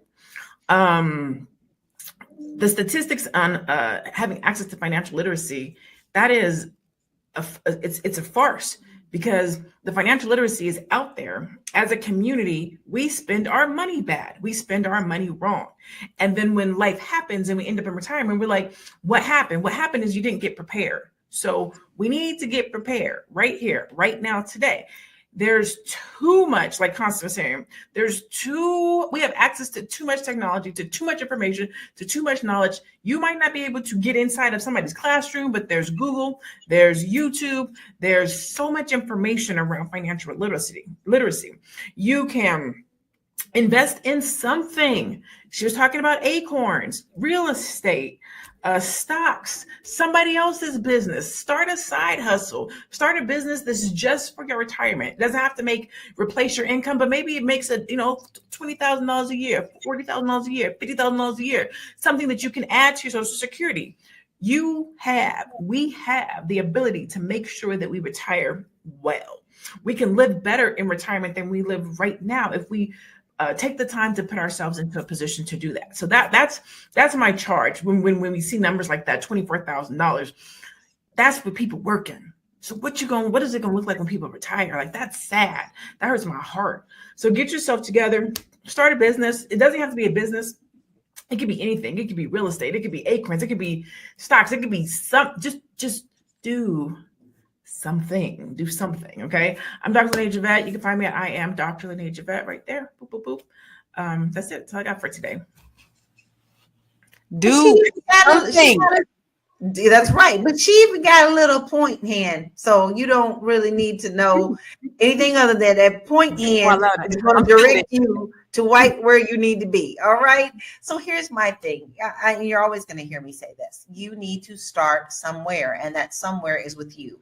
If we have said something today that has struck a chord with you, maybe it made you feel uncomfortable. Maybe you were like, this is not something we want to talk about. Then we have hit the right chord for you to play. That means that is something that you have to look at in your life. We've hit that pain point. Let us help you get to the right place.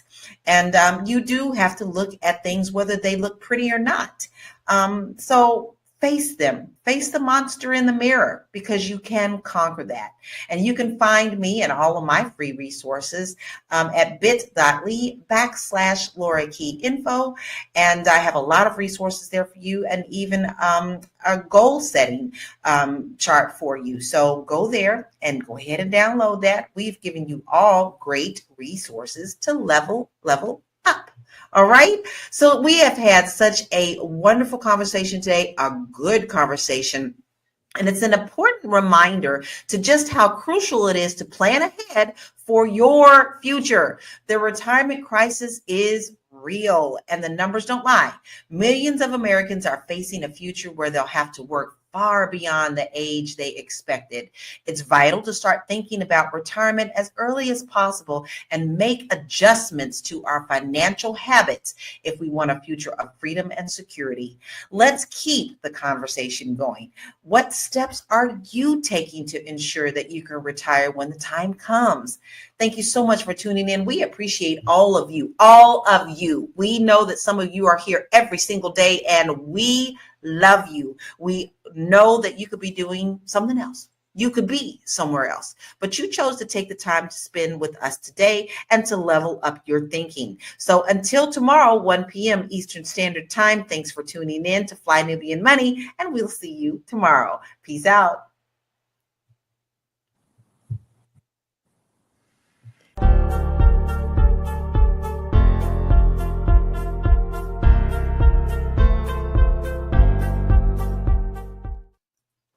Hello, everybody, and welcome to Fly Nubian Money, where we help you master your mindset and maximize your money. I am Laura Lalaki, international real estate agent and your host for today. And we've got a hot topic that's all about love and money and protecting your assets. Rapper Lil Baby recently made headlines by saying legal marriage is off the table for him. He claims it's the only way to protect his wealth and a test for true love. Now, this has sparked a lot of conversation about prenups, legal contracts, and whether marriage is about love or business. So today we're digging into the money side of the relationship and how to protect your finances, and whether prenups are the answer, and how to have these conversations in a way that's fair for everyone involved. So let's talk about love, money, and legal contracts that can make or break it all. And all I can think now is that Prince song, Love or Money.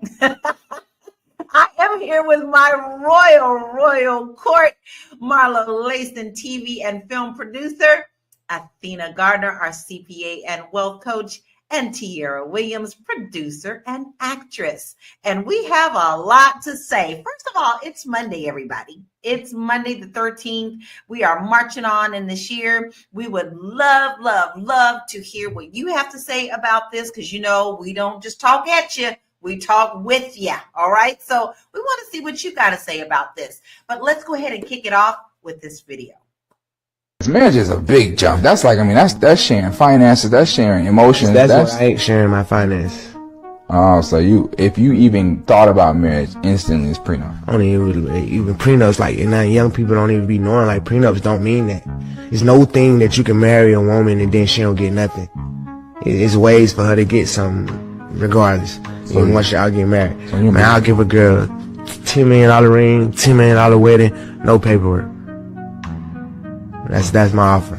So I mean, so we not married. I vowed to death do us part. We married. Just no paperwork. You know? And that could change when I get older, but I don't really see that. Because it's just a sheet of paper. No, it's not just a sheet of paper. It's something that actually stands. Oh. And if we sign it and all that, now we got to go through the worst of it. And I'm not thinking of the worst ever, but I still got to think of that type of stuff. What about if you, God forbid, go back to prison and then, you know, you can't see her because you're not. I wouldn't give a damn. Yeah, now, what if you're in the hospital and you can't see her? I wouldn't give a damn, man. Okay. I think he's got it twisted, y'all. I think he's got it twisted. It doesn't matter if you have that paper or not. So I'm sorry. I know that there are a lot of couples that I have friends that have done this and it never turned out right. So here's my initial Question, quick rapid answer to all of my queens here. Would you consider being married without the legal paper? Tiara. Yes. Athena. Hell no. To the no. Marlo. Your turn, Marlo.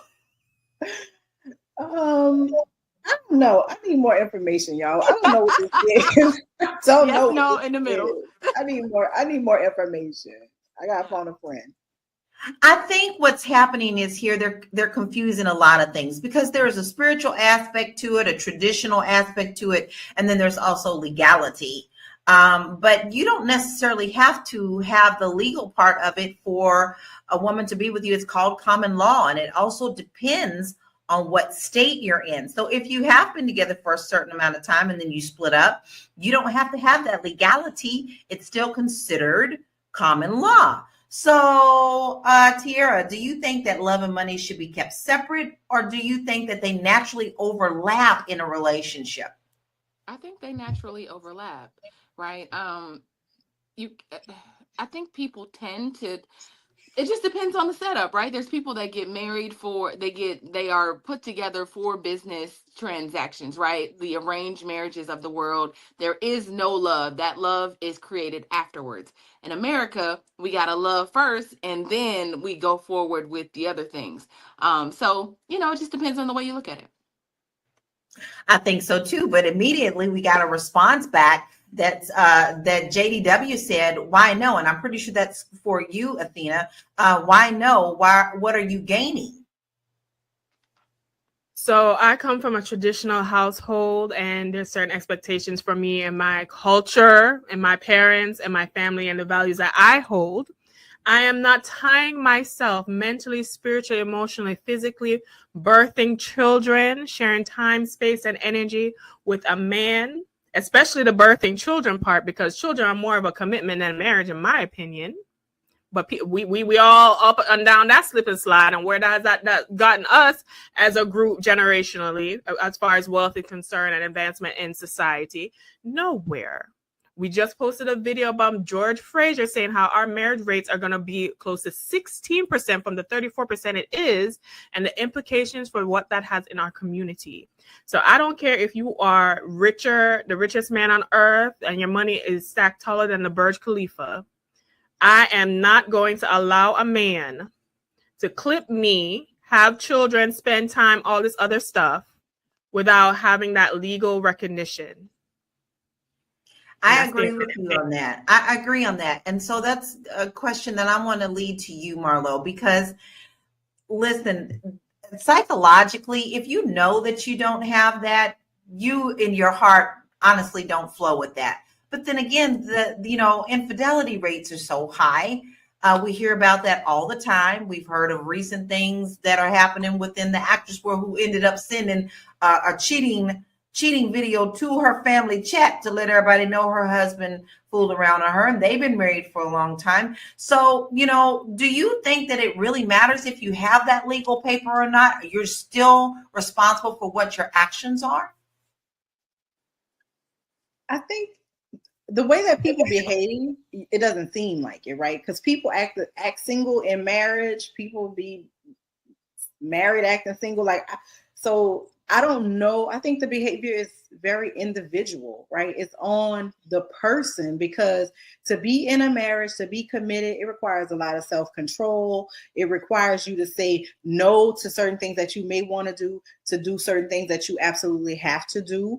And I think that when you somebody like Lil Baby, when you have this, the world is my oyster mindset, and people open doors for you, and things are just seem to be endless, I can see why he would say that he doesn't want that, right? Because his whole situation is fleeting. Fans are fleeting, girls are fleeting. The whole thing is like kind of touch and go. So it's individual, but I think if you're looking for a future set foundational partnership, then marriage is the way to go. There isn't another recourse, because in death, you say, well, I'm not going to say divorce, right? In death, you'll be left holding a bag of nothing for all of your contribution and effort and work, right?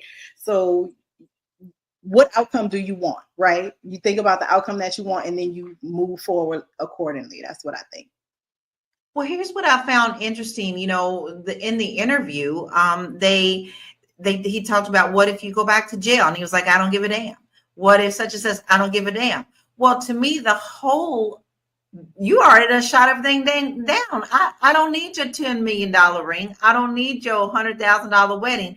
Your attitude tells me everything I need to know. But I want to pull up some of the comments that were put up on Instagram about this interview, because I think they're very interesting. So let's kind of check out what some people are thinking outside of us. So T says, successful men just got wise.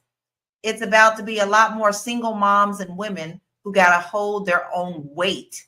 The days of taking nicas, changes how they want to spell this, to the bank are over. Right? I mean, really? Are you kidding me on that? That one took me straight out, y'all. Fran says, I hate to say it, but he's right. And then Mr. Unapologetic says, yep, just stay single and protect your assets, fellas. Okay, that's enough of that right now, because I want to get right back into this, because I don't think you are. All of that is still up in the air.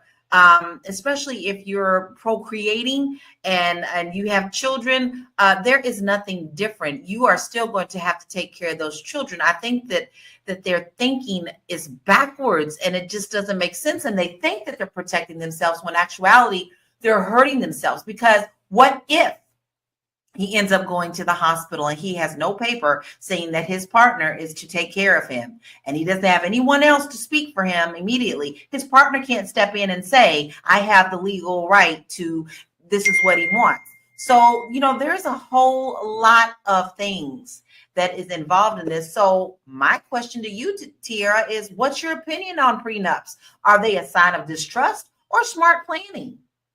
Well, before we get there, I just want to say, in Lil Baby's defense, in the beginning, he said, this may change. My mind may change about this. He also said, I'm not mad at the idea of getting married. He said, I think he wants to marry Jada. That's the thing. He wants to marry her. He just doesn't legally want to put himself in a situation, because I think that for rich men and men that, have done well for themselves, this whole, like, she wasn't what you shooting in the gym, but she's going to take half, this whole idea, let's not act like women don't get in situations to then take advantage of rich men. Like, let's just sit there for a second and not act like every woman is like us, right? Women that'll hold you down, come in, and there's a lot more women out there that are like that, that'll take advantage, that'll put him, drag him, whatever, than women like us. Now, he happens to have a woman who is an entrepreneur. Jada is, she has her own success in her own right. And I think as long as they can figure out for themselves what this relationship looks like and decide, there has to be an agreement between the two of them. What I hear is, I don't want the government in my business, but if I'll do whatever you want, I'll give you a $10 million wedding, a $10 million ring, but I'm just not doing their paperwork. But let's figure it out between us. He seems generous. He's not saying you can't have none of my money. He's not saying that. That's not what he's saying.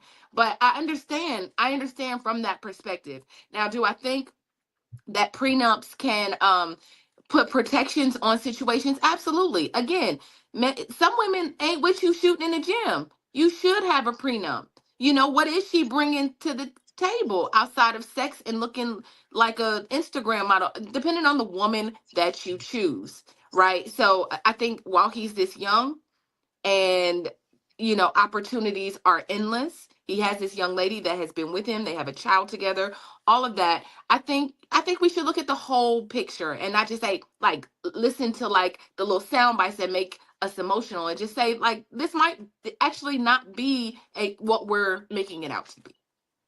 I can agree with that, and I can go with that. I'm usually very open-minded, but what I'm finding is this younger generation wants it all. The young ladies want it all from them a lot of the times, and it's tough to get them to want to do things, because you do have a lot of ladies that just bounce around the people who have the money. And then I'm also seeing men saying the same thing, because we've had many different shows where we've talked about men and having all these baby mamas. And I think that it leaves a void for humanity in there. I still think if the child grows up and sees that daddy's name is not on the birth certificate or whatever, or however they choose to do it, now you have a whole nother generation that has to heal from certain traumas. My days, when I was born, my parents weren't married. Okay. And another thing, I ain't afraid to say it now. My daddy was 35. My mother was 18. And at that time, you weren't allowed to put the father's name on the birth certificate if they weren't married. My father snuck to do it. That's how important that it was for him. So I don't know how I feel about this, other than, yes, you have to make it for your own self. But what are we instilling in this generation that should be important about the institution of marriage? And we're going to get back into this conversation. We'll be right back. Hey, if you're just tuning in, you are watching Fly Nubian Money, where we help you master your mindset and maximize your money. I am Tierra Williams. I'm also known as Miss Black Hollywood, and I am the proud producer of this show. So I hope that every day when you join us, you leave a little smarter than you came, because that's the point. Otherwise, why are you watching? So if you want to receive notices for when we go live, Fly Nubian Money goes live every single day. That's Monday through Friday at 1 p.m. to 2 p.m. Eastern Standard Time. So if you don't know, now you know. All you have to do is text the word Queens. That's Queens. That's Queens to 87948. That's 87948. That's Queens to 87948. Yes. If you want.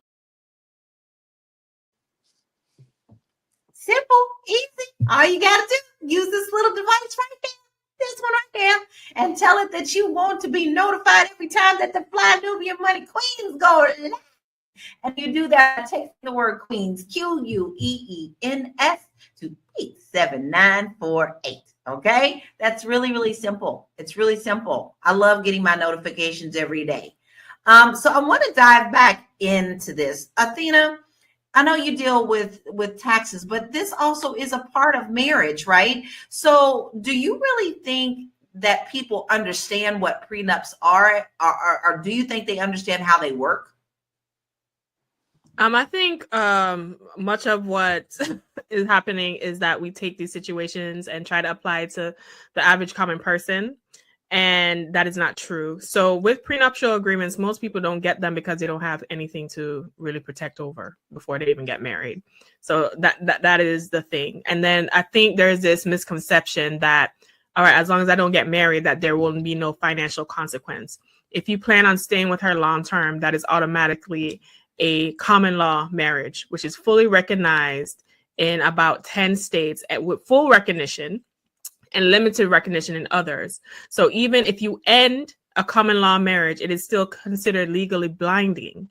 And to end that relationship, a couple may need to go through a formal divorce process just as they would with a traditional marriage. So my issue with us as a community is that it always seems like we're trying to find these loopholes to avoid being the adults that we need to be. And being married does require you to be an adult, because there are consequences when you don't, one, take time to vet and choose a proper partner, but two, do things to cause damage and harm to a relationship to where someone would want to leave you, and you face the financial consequences that you may face.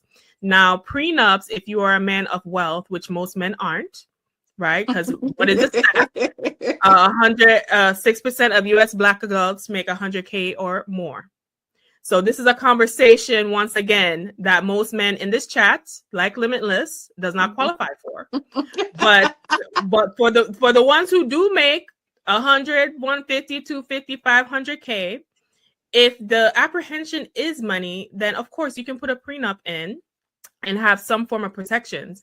But I always find, and I discussed this on a podcast recently, is that what especially in the situation of men, what is being asked for, the emotional support, the love, the cook food and clap cheeks like cooking with Kaya, all of that is supposed to be the premium value, but as soon as it comes to the brass tacks and the relationship got to end, that had no value, that had no significance, that was of no consequence, and only the dollars matter. So I think people need to have clarity around what is the real value. Is it that do I need to just keep working my job because you have this fear that I'm going to take everything, and if the money is really what the value is, and why you need me here?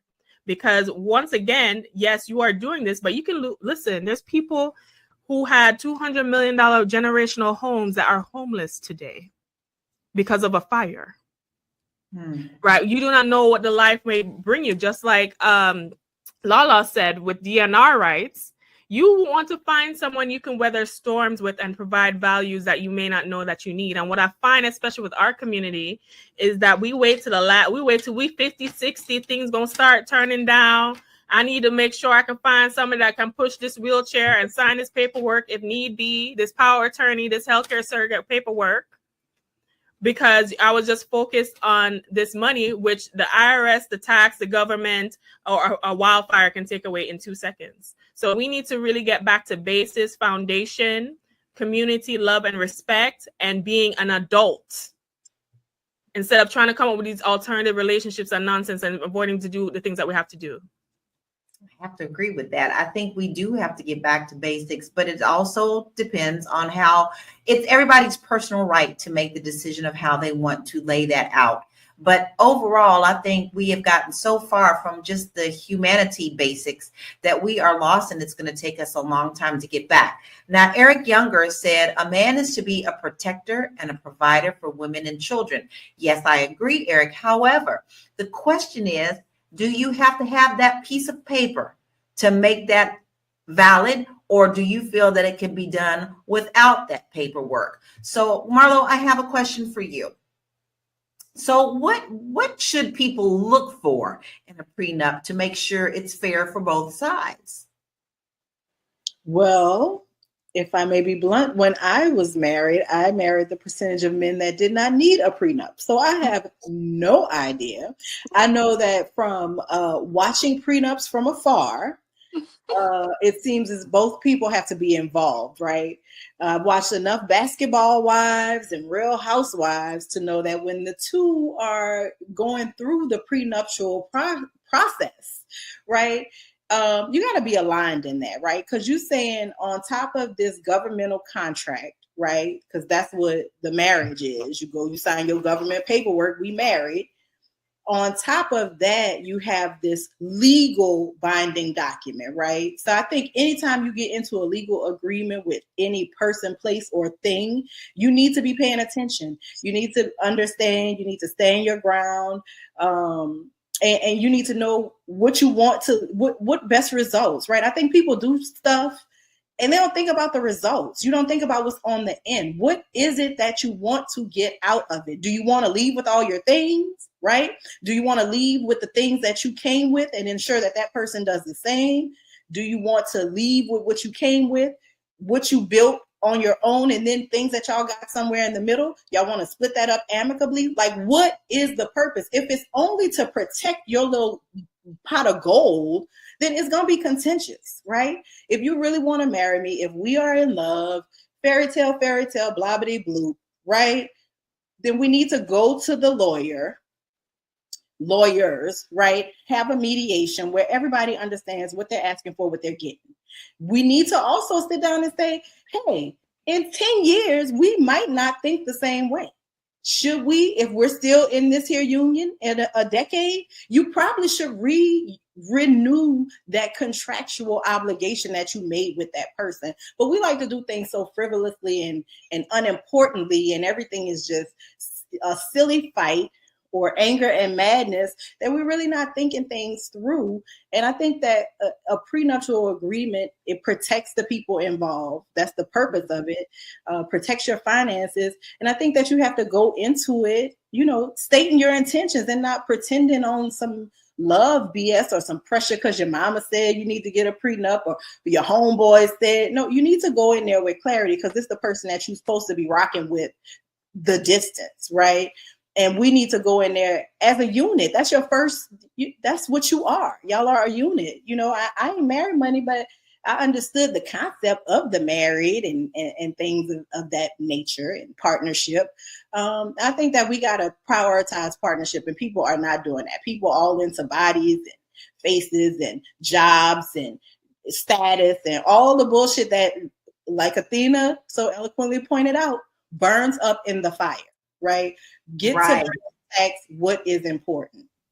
Right. And I also think that that could be tied into what a lot of people are not doing now is the premarital counseling. I think I think whether you do it with a minister or whether you go to a therapist or whatever, I think that is a huge part of what people need to do. I'm happy to say we did. It brought up things, and for those who are just joining the show and don't know who we are, I've been married for over 30 years, but a part of that was we did go to marital counseling before, and we ended up talking about things that we hadn't talked about before that was important to us, and had those things aired out, and then really had tough decision talking about them. So I think that's really important. But I would like to go to some stats because I want you to kind of look at how this is looking in today's world, and how that looks for our society right now. So the financial transparency in relationships. Financial infidelity. Approximately 43% of U.S. adults who have combined finances in relationships admit to committing financial deception, such as hiding purchases or accounts. And we all see the stuff like people be showing, I'm going to hide my husband. I'm going to hide these bags until my husband is not in the house, right? We see those. Impact on relationships. A 2018 study shows that 76% of married couples involved in financial infidelity say the experience negatively impacted their relationship, and 10% got divorced over it. Then generational differences. Younger generations are more prone to financial infidelity, with 67% of Generation Z and 57% of millennials admitting to such behavior, compared to 34% of Generation X and 33% of baby boomers. I think that's something for us to think about, but I know that we have to go to break. I would love to hear some more comments from our family who always joins us out there. I would love to hear what you have to say, not just us. Come on, talk about it. But we'll be right back after this break. You want to grow your money and not blow your money, as Constance says, check us out at flynubianmoney.com. There's all kinds of resources, programs, videos, resources.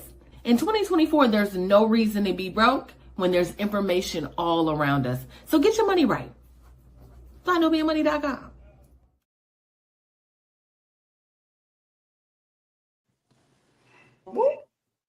Get your money right. flynubianmoney.com. Listen, it's 2025. That bell's done tolled. We done knocked down that final countdown, and we are in this new year and halfway through January. So if you have not looked at your finances, this is the perfect time to do it today.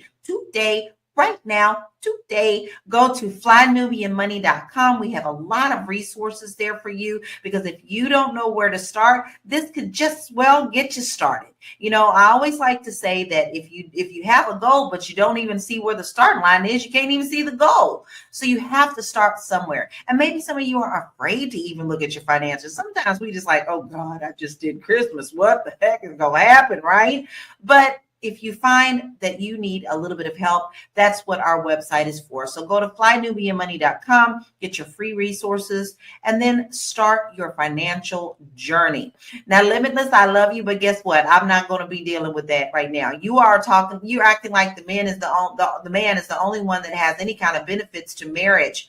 But I also know that women the same way. Look at the cases of I'm going to throw a kink in this, y'all. Look at what Janet Jackson did. The only reason that Janet Jackson got married is, you know darn well, her prenup was like $500 million. And if she had a kid and they stayed married for 5 years, she got money. And that's what she did. And the minute that she served her time with that billionaire and had that baby, she backed out. Okay. And the only reason she got married is because for her, the legal part, the paper was the part. But what good did it do? So yes, that's a billionaire situation. But there are women that also are much more financially stable than men. So this is not a one-way street, Limitless, and we're not having that. We're not having that here today. Well, I also just want to add that I forgot the book that I read, but remember the book that we discussed here on, and I forgot it because I brought it up, but it was saying that basically a married woman or a woman in relationship automatically adds 15 hours of, unpaid labor to her schedule, managing schedules, making dinner, a good woman, anonymous, a good woman, Limitless, is who I'm talking about. Not a woman that's sitting around like twiddling her fingers and just like, whatever, I'm just here. I just want your money. Like, we're not talking about those women. We talking about the women that hold it down, that work, that are partners, right? So you can talk about what a woman doesn't bring to the table, but we all know what a good woman will do. Even if you're successful, I think, Limitless say he has 5 investment properties, and good for you. If you got a good woman with you, she's gonna 2x, 3x that. Y'all gonna walk away with something way bigger, because that's what a woman does. You give her a situation, she's gonna elevate it. A good woman is gonna elevate it. So let's stop playing like women ain't out here changing men's lives and holding it down. A lot of billionaires that we see, a lot of successful men that we see would not be the men they are without their women. Quit playing. Exactly. And that's what we are talking about. We are talking about good women. So, but I am going to tag on to what you said, Tiara. So how do you think Little Baby's stance on marriage reflects concerns about protecting wealth? One more time. When we elevate. Ask me that question one more time, because you were going in and out. Okay. How do you think that Little Baby's stance on marriage reflects the concerns about protecting wealth when you just sit up there and said that we elevate? A good woman will elevate. Yeah, I think he gets the benefit of a good woman. That's why he looks over at her and says, I'll make her my wife, but we got to have another agreement between us as opposed to me signing this paperwork. And so if the young lady is with it, then, to each its own. They have a situation that they figured out for each other. What I've seen in my lifetime is that marriage doesn't always work. Let's be honest, y'all. Marriage doesn't work for everyone. It's worked for Lala. It works sometime for Marlo, because Marlo's gonna get married again. It's gonna work, right? So it works, but it really takes 2 committed individuals who see a vision and a goal. I'm gonna tell you, one of the things that I absolutely will not do is marry a man without a vision. Marry a man that can't see us. It's like, I'm gonna get in your car and I'm gonna support you, but where are you taking me? Where are we going? If the answer is nowhere, and then, so I'm gonna just say this. Maybe Lil Baby got a vision. Right now, he's very young. Like, I mean, if this man was 40 years old with this same conversation, it would be a problem. But him being in his 20s, I'm not too worried about it, because he seems like a good kid. He's 30. He's 30. Okay, well, he'll figure it out in 10 years or so. But like he said, he might change his mind. Who knows? But he seems like a good little dude. So hopefully he figures it out. Actually, or he he's does. going to do what's best for him. I read up on him, and Jada he gave her something before he went in, and she tripled it and doubled it and then gave it back to him when he got out of jail. So, and he has said that, he may rethink that as well. But I think that there is a fear, because we hear so many terrible, because that's all you hear. You only hear the terrible stuff. No one ever really wants to report on the good stuff. That it is putting a fear into these young adults. Now, Big Mac says, I honestly don't care about the money. I'd rather hand over my check and tips to my significant other, and she can handle the finances. Okay, Athena, I'm going to ask you, is that something that you would be willing to do in a marriage? With Big Mac? With Big Mac? Hand over them tips, Big Shout Mac. out to Mr. Machiavelli.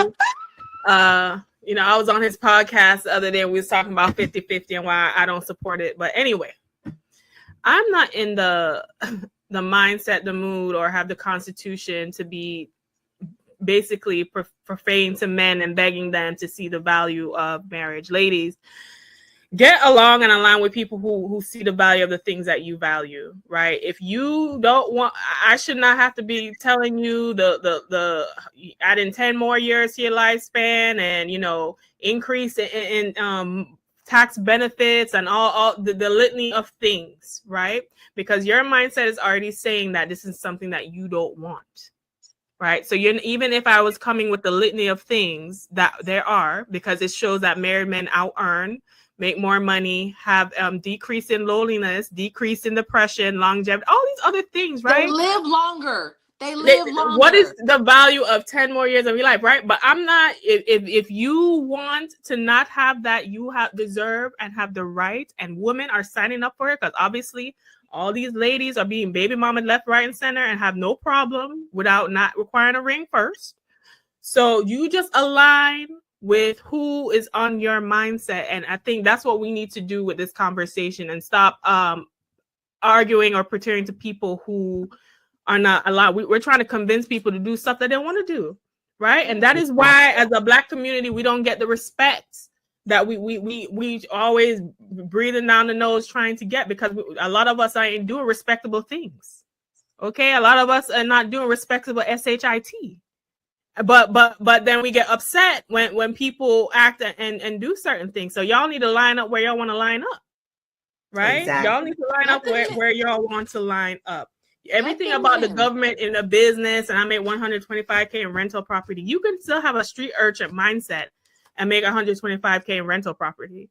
Like, I want to debunk the myth that dustiness is only a financial aspect. I've dated plenty of rich men that make more than 125K that had a dusty mindset, and I had to leave them in the dust where they was at too, right?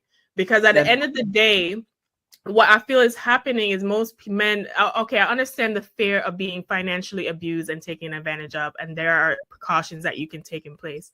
But to then say and diminish a woman's value because it may not be financial, and then to even put that in perspective, when it comes to Black women specifically, most Black women are not hypergamous, because most Black women are contributors in their household or contribute more financially.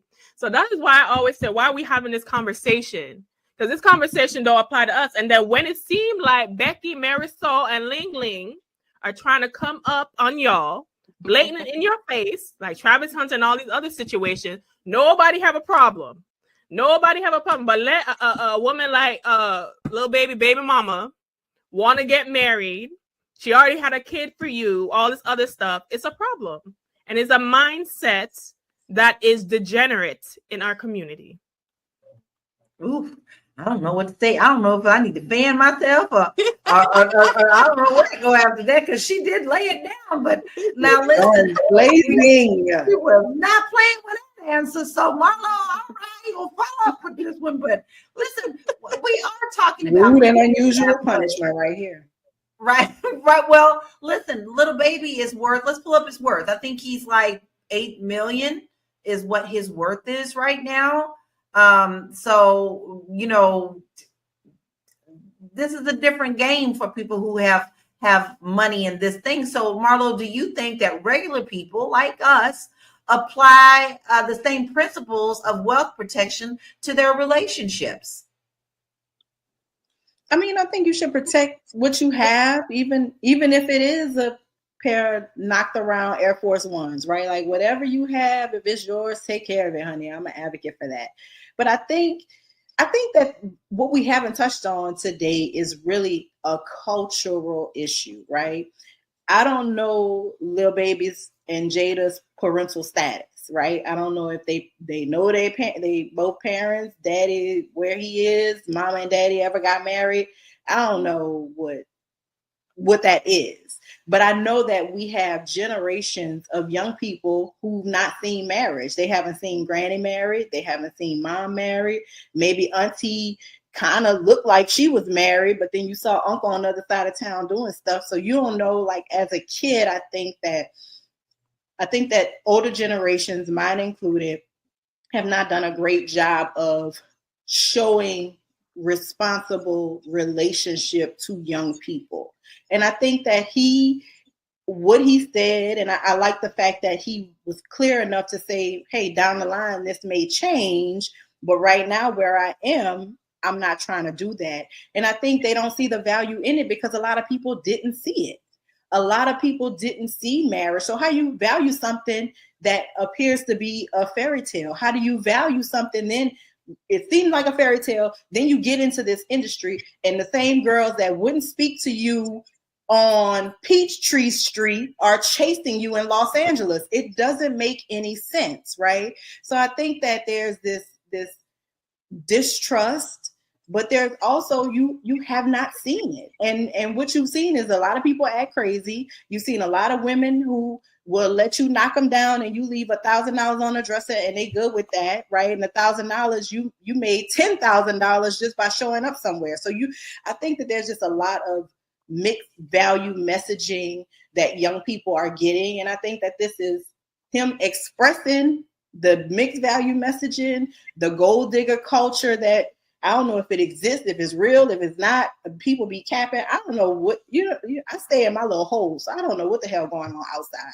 But I think that he's just reflecting a lack of reverence for marriage throughout certain pockets of Black culture. Obviously not all, right? Everybody's different. But when we look at our marriage numbers, there's certainly been a decline in the 30 years that Lil Baby has been alive. So I think that, a lot of factors that are at work, and culture is certainly one of them. I agree. And let's also talk about matters of the heart. Nobody wants their heart broken, period. And I think a lot of that also outside of people's money and wealth and pockets, some people are also protecting their heart, because a lot of times when these relationships fall apart, it's because someone done cheated or someone is not as dedicated to the relationship as the other. And matters of the heart can cause you to also want to hurt the other party. And whether that is financial or spiritual or whatever, everything goes hand in hand. We are all made up of different things. And we have to understand that matters of the heart usually is the root of this. Okay, so let's take a little break and we'll be right back. Fly Nubian Money is now on Spotify. Yes. We are on Spotify. So if you can't watch us, you can listen to us. All you have to do is search Fly Nubian Money and we will appear. All of our episodes. Make sure that you leave a 5-star rating and reviews so other people that come along and are looking for a good show to watch, they'll follow us too. If you are interested in being on Fly Nubian Money, sorry, I don't have any spaces. I'm just playing. If you are interested in being a queen or a king on Fly Nubian Money for the day, please reach out to me. I'm at info@realvirtual.net. That's info@realvirtual.net. Also, if you need help with your business, go ahead and send me an email for that too. Okay. I've said enough. Now back to the show. So you already know that you don't want to miss a show. We love to hear your comments. And I know that sometimes you just get busy. Life be lifing, but you want to know what we're talking about. So all you have to do is just head on over to Spotify. Make sure that you download that. Then look for us. Look for us, Fly Nubian Money, because you can take us on the go. If you got to take that jog, if you got that business meeting that you need to do, then you can catch us later. But make sure you go over there and give us a 5-star rating so that other people can find us as well. Now, with that being said, that business meeting may be holding you back from seeing us. But hey, who's doing your work while you're in that business meeting? It's really easy. You need some help. Delegate. Okay, so you can do that by emailing us at our magic email address at info@realvirtual.net. info@realvirtual.net. Let us help you concentrate on more important things while we help you get the back end going and rolling. All right, seamless. It's completely seamless. So, all right, now listen. I do have a question. Let's talk about the future. Now, we do have, I am married on the panel. We have Marlo, you're engaged. Okay. Look at she said, that's how I feel about my husband too, Marlo. He's mine. I'm going to keep him. So, Tira, you're single. So I want to ask you, how do you think, as an unmarried woman at this time, How can you plan for the future with your possible spouse while still protecting individual finances? Because, honey, I know you talented and you got a lot of things going on. So listen, you got things to worry about too. Yeah, I can't worry about the man that's coming and potentially coming. I have to, he'll come whenever, he's sent to me. Whenever the moment is right and he's been attracted to me is when I'll meet him. In the meantime, what I can do about Tiara is make sure that Tiara is whole, Tiara is secure financially and spiritually, and my mental health is right. So like there are all these things that I can do just to make myself better as a person, have more empathy. I listen to a lot of men. I listen to a lot of my married friends. I listen to a little bit of everybody, just trying to get the lesson and understand it. And so, although I am dating and seeing different people and just doing my thing, right? There's a certain kind of man that I would want to attract, and they have to have the right spirit for me. And so until that man comes, then I'm just going to be here just preparing. And to be honest, I'm not saying I don't need a man, but I'm just saying if the right person, if the right person doesn't come, if I don't meet the right person, which I will, but if they didn't, I think I would be perfectly fine with that too. Maybe. I just have some friends, honey. Look, I just have some friends. But I get it because you know what, you can't put your whole life on hold while you're waiting for that possible partner to come along. You're not sitting back twiddling your thumbs. So I'm going to pose the same question to you, Athena. What does that look like for you? How would you want to plan your future with your future spouse while protecting your finances? Because you are a very successful businesswoman.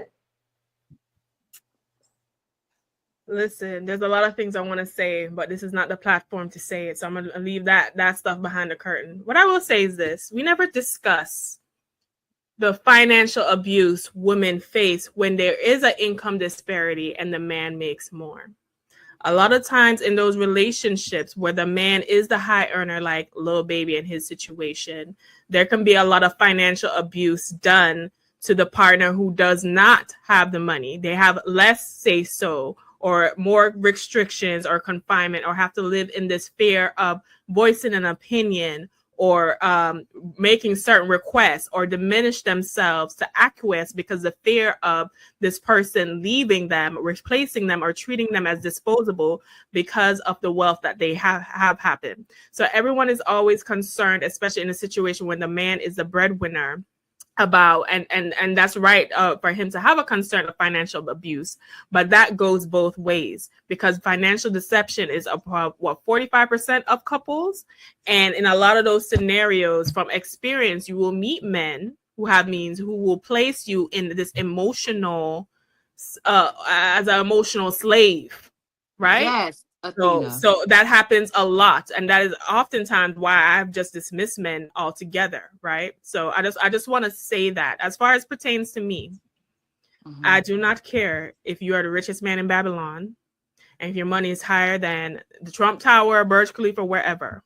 I'm not being no emotional slave.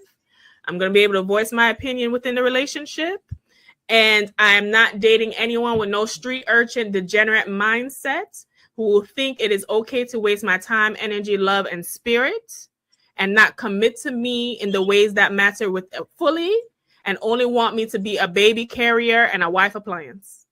Being a wife is work and a duty, and I know that because my parents have been married for 40 years, and I've always said that being a wife is work.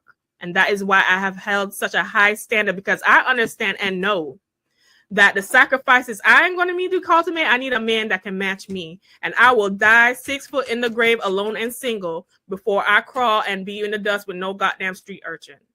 And I know it is hard, ladies, because we want love, but you cannot have no dusty ass man have you on no 12 years of slave timeline and accepting all kind of nonsense to deal with his ego and emotional issues that he don't want to deal with.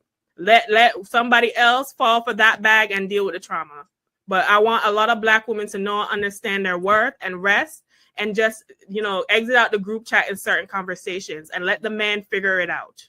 Amen. Amen. Let the church say amen. Amen. Yeah. Gotta get my church family there. Tiara, do you have anything else to add to that? Well, I being in Hollywood and being around a lot of successful men, that's what I see, Athena. Men that use their power to assert it over the woman, to make her insecure, to make her feel I mean, some of my friends are literally trapped in the house and just waiting for the man to come home, and it just oh my God, that's what that sprang up for me. But I also wanted to add to that is that I have a cousin who was murdered 2 years ago by her husband. And my cousin was very successful. This is another aspect of it. She lifted him up, dusted the dust off him, and put him in position.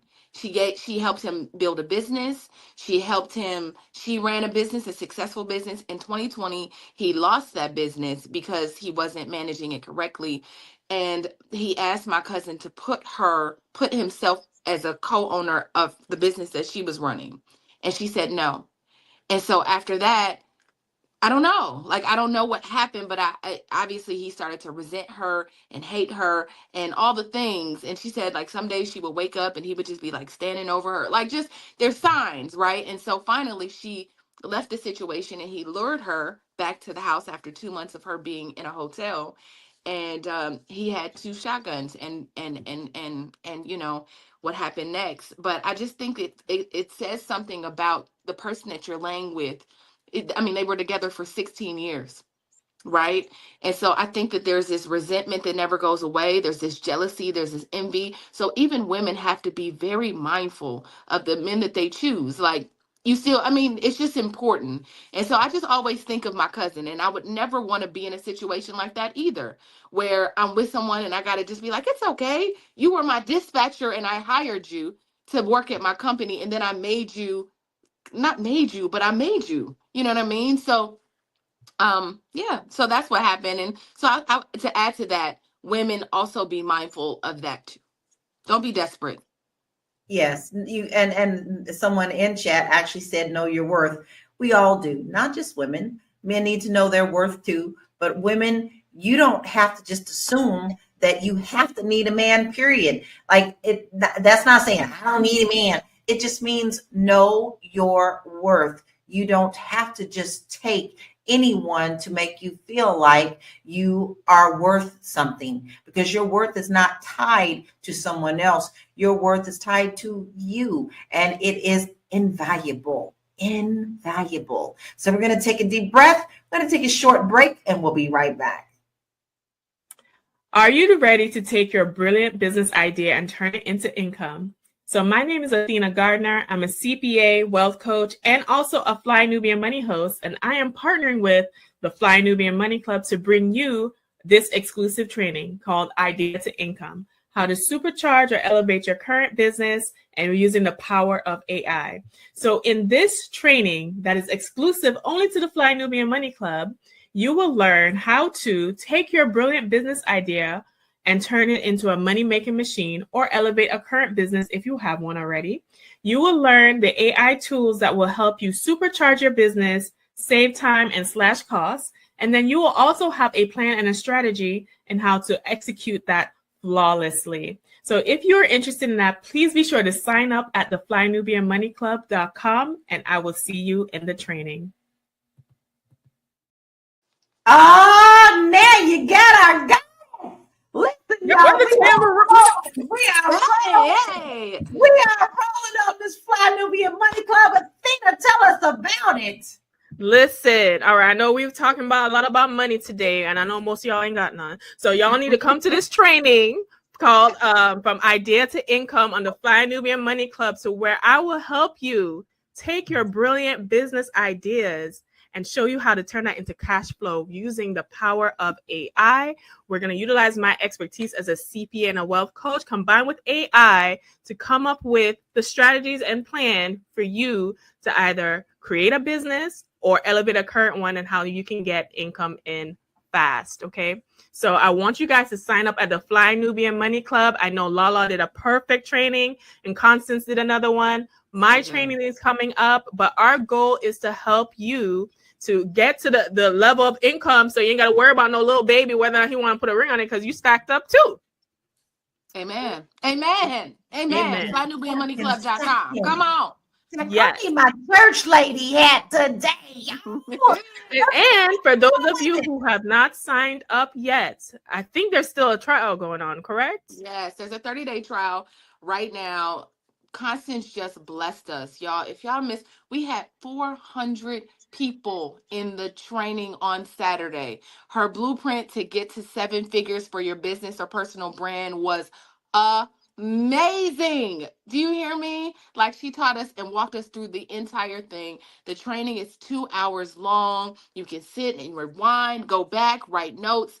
I mean, there was so many gems. So, and then we'll also, for that free trial, also give you access to Lala's training, where she taught us how to buy property, domestic and internationally.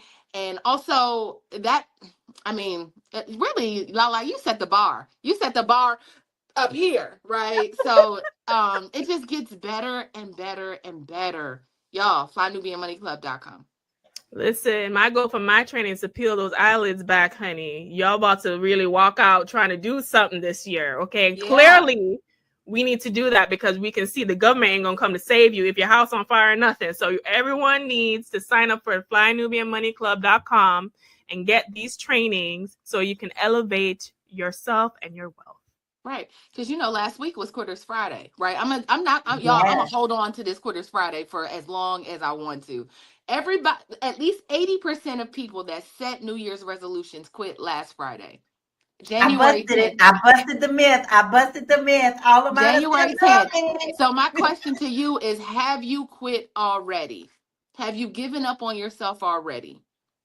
And guess what? If you did, that doesn't mean that you have to just commit to defeat. All you do is you get up and you brush your knees off, y'all, and keep moving forward. Maybe you just need to reassess. So that's exactly what you need to do with Fly Nubian Money Club.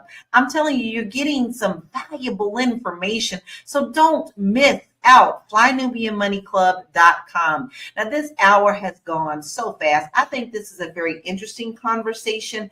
I think we also got a little bit of laughing out of it, but it is very much a serious conversation that we really should have for ourselves, our house, our family, our household, our communities.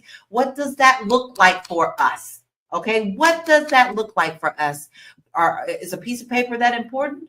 Or are we okay to move on without it? So, Marlo, I'm going to ask you first. What are your final thoughts, and where can we find you, please? So my final thoughts are: be intentional, right? Whatever you choosing to do, you want to get married, you don't want to get married, just be intentional. This idea of planting your seed all over the earth and neglecting those children and leaving society to deal with the runoff is crazy. This idea of thinking that you can adopt the lives of celebrities who live very different lives than us a lot of times, like just in terms of access, and they got people doing shit for them. Stop. Focus. Get in your own lane. Be intentional about your money, about your work, about your love, about your kids. It's time out for silly season. It's time out for throwing drinks and Real Housewives bullshit. All of that, throw that away. Intention is going to be the name of the game from here moving forward. Be intentional. If you're looking for me, you can be intentional about looking for me, because my Instagram handle is right there on the screen. And you can follow me, and I will start tracking my dietary woes as I attack a goal of my own, where I am trying to, I will enter a amateur bodybuilding competition. So I'm changing my mindset so that I can change my body. So if you want to roll with me, holla at your girl. I'll be over there. Over Marlo. That's me. Oh, she gonna be over there too, y'all. We following her. We watching her do her thing. We gonna see her do her thing. It is sexy.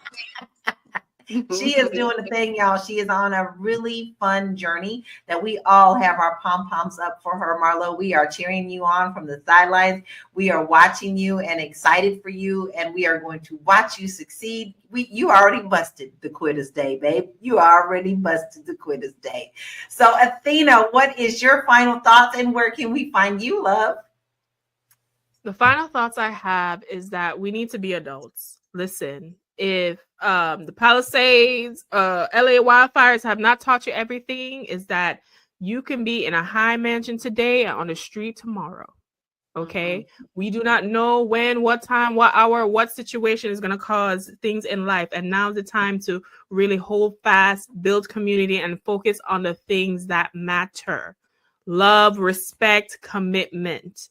Black people, we want all these things, yet very few of us are doing the things necessary to advance us. And we are a collective. So the small can't do it for everybody. The small can't do it for everybody.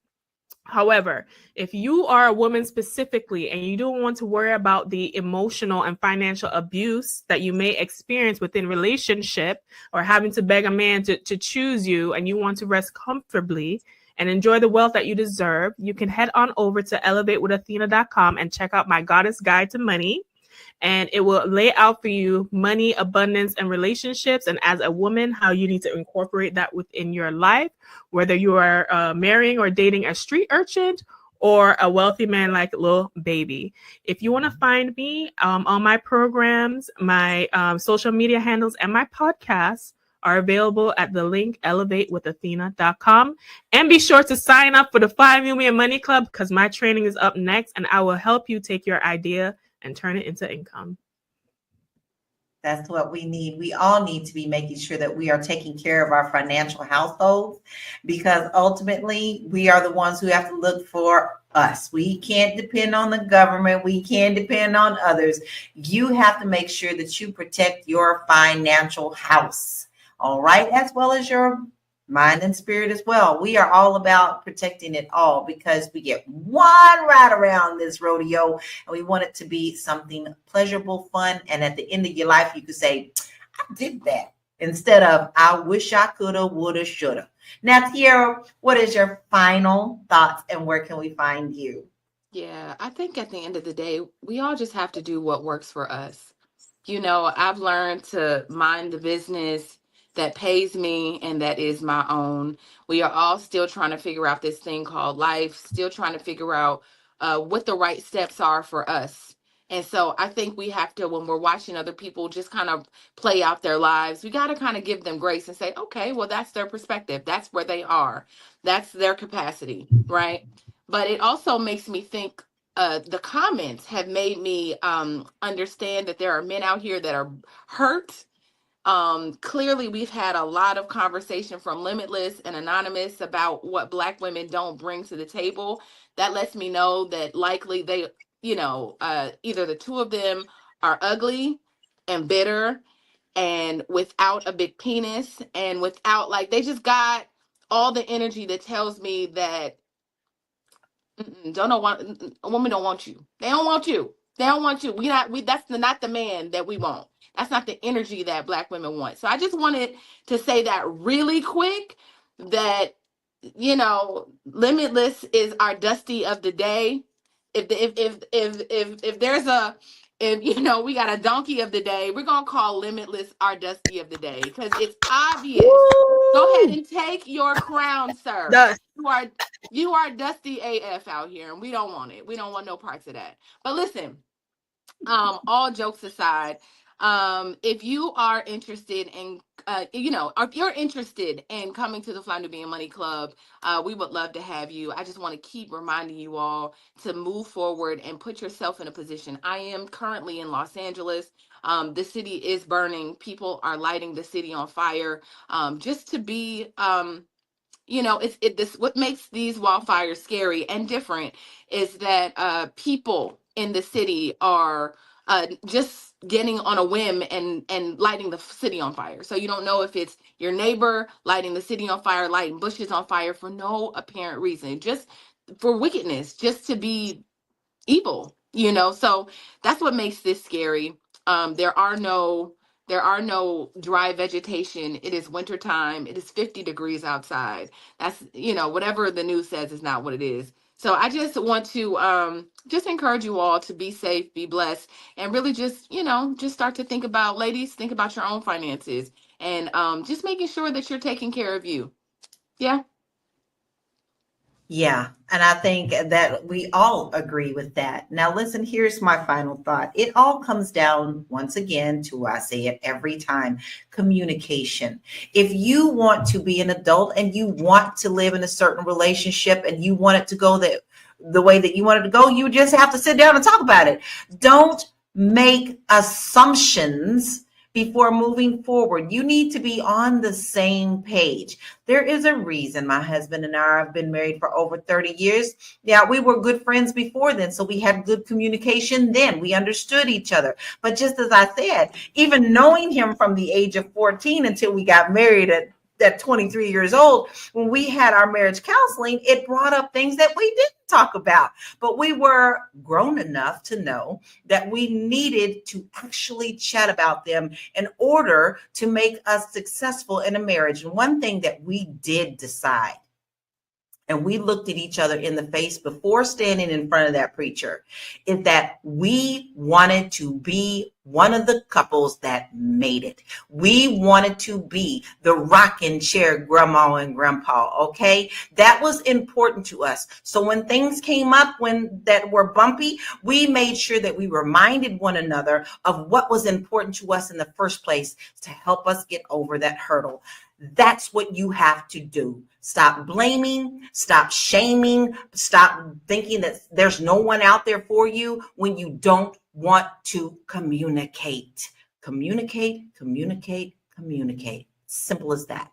And I've got a lot of good free resources for you as well. And now you can find it on my website at www.laurakey.net. If you're thinking about moving abroad, I got you. Let's talk about what that looks like. Let's talk about what that means in your life and some things that you may be facing that you didn't think about. I have a free quiz that will help you assess if that's something that you want to do, and that is on my page. Now, with that being said, also on my page, just as Tiara has mentioned, I am an agent in Los Angeles, California, as well as other states, but I have many clients in LA who have lost their homes. They've lost their homes. I've had 4 clients lose their homes. So listen, if you want to help and you don't even know where to begin, you can also go to my webpage. There is a free resource button for you that you can see who needs donations, where people are getting fed, who needs what, who needs shelter, who needs water, pets, elderly. You have to think about everything. So there is a resource page there for you. I don't ask you much. But I am asking you today, please go to that resource page and do something today to help someone else. Because if the shoe were on the other foot, you would want that help as well. Okay. So today's discussion has been extremely eye-opening. Yeah, it really has for me. Whether it's little babies' stance on legal marriage or the importance of protecting your wealth, we've covered a lot of ground. So love and money are deeply connected. But that doesn't mean that have to be at odds. With the right conversations, legal protections, and mutual respect, couples can find ways to build love and wealth together. So thank you for joining us on Fly Nubian Money, where we help you master your mindset and maximize your money. I am Laura, international real estate agent, and I was your host for today. And remember, whether it's about love or money, making informed decisions is the ultimate flex. Stay safe, stay informed, and we'll see you tomorrow at 1 p.m. Eastern Standard Time. Be blessed. Bye. The dust. Get out of here.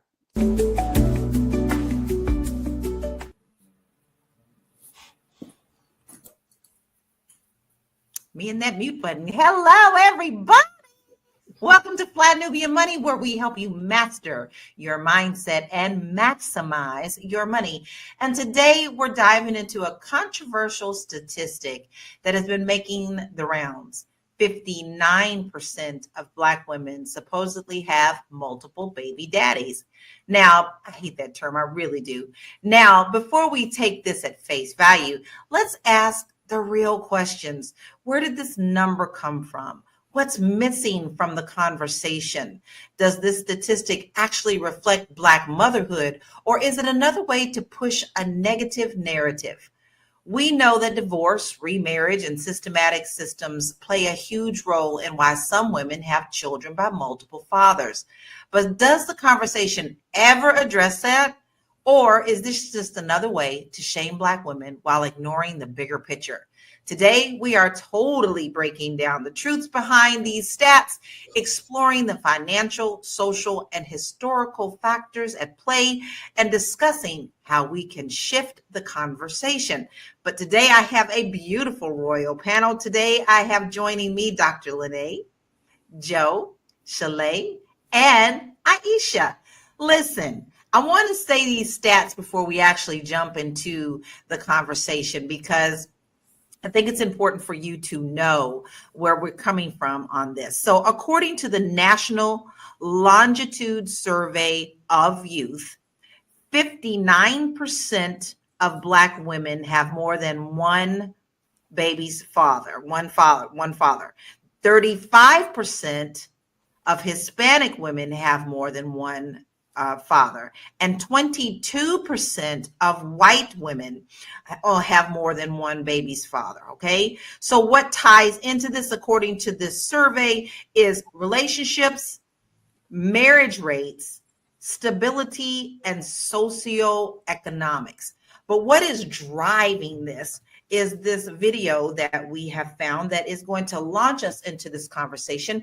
But before we get to that video, I want to remind you that we don't talk at you. We don't talk at you. We talk with you. So go ahead, put your comments in. We will acknowledge those. Please put in your thoughts about this topic and what you think contributes to these numbers. But right now, let's check the video out. We'll be right back. If you're easily offended, run now. That's your only trigger warning. 58% of American Black women that have children have at least one child by multiple different men. In other words, 58% of Black women have two or more baby daddies. Okay. According to a study that was done by Cassandra Dorius, who was a postdoctorate fellow at the University of Michigan's Institute for Social Research, mothers with multiple fathers for their children are more likely to be underemployed, to have lower incomes, and to be less educated. According to the study, families with multiple fathers are stressed out, with issues often arising about how to consistently raise a child in different households. I got a question, because I've heard this used about the fact that 59% of Black women that have kids have two or more baby daddies. I've heard this used by the pundits on podcasts. I've heard this used by the manosphere. I've heard this used by a lot of men that want to just bash the out of women. But what I want to know from the men is this. Typically speaking, because I've had conversations with thousands of women at this point, they all say, especially the ones that have multiple children by different men, they say, after my first marriage ended, I became celibate. I said, I'm going to hold out. I'm not going to do this. I'm going to wait to have sex again, that kind of thing. The men they were encountering that were Black men were saying, well, you already somebody's mama. Why I got to wait to get the draws? Why I got to wait to clap the cheeks? Why I got to wait to get the... And before we sit up here and try to damn and condemn women for having more than one child out of wedlock. Now, granted, there are a large percentage, a growing percentage of women that want children without getting married, to which I say, y'all know my opinion on that. I think that's stupid. I think that's stupid. I'm always think that's stupid. But to the men that want to bash women, that try to be celibate afterwards, this still proves to me men have no problem sleeping with and reproducing with women that they supposedly deem the unworthies, the undesirables. Because I thought single mamas I thought they were the untouchables. I thought they were the undesirables. So why is it that women that have children, both in and out of wedlock, with one man already, still get sexual access from these supposed high-value kings of the earth?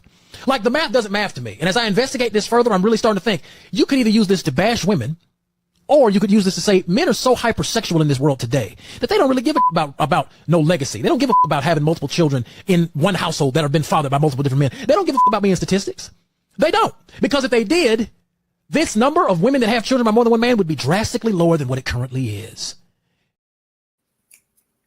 I think my man came with some serious receipts on that, but I want to do a quick rapid response question, because you heard the stats. 59% of Black women, 35% of Hispanic women, and 22% of white women have multiple babies' fathers. Were you shocked at this, Dr. Lene? Dr. Lene, did these numbers shock you at all?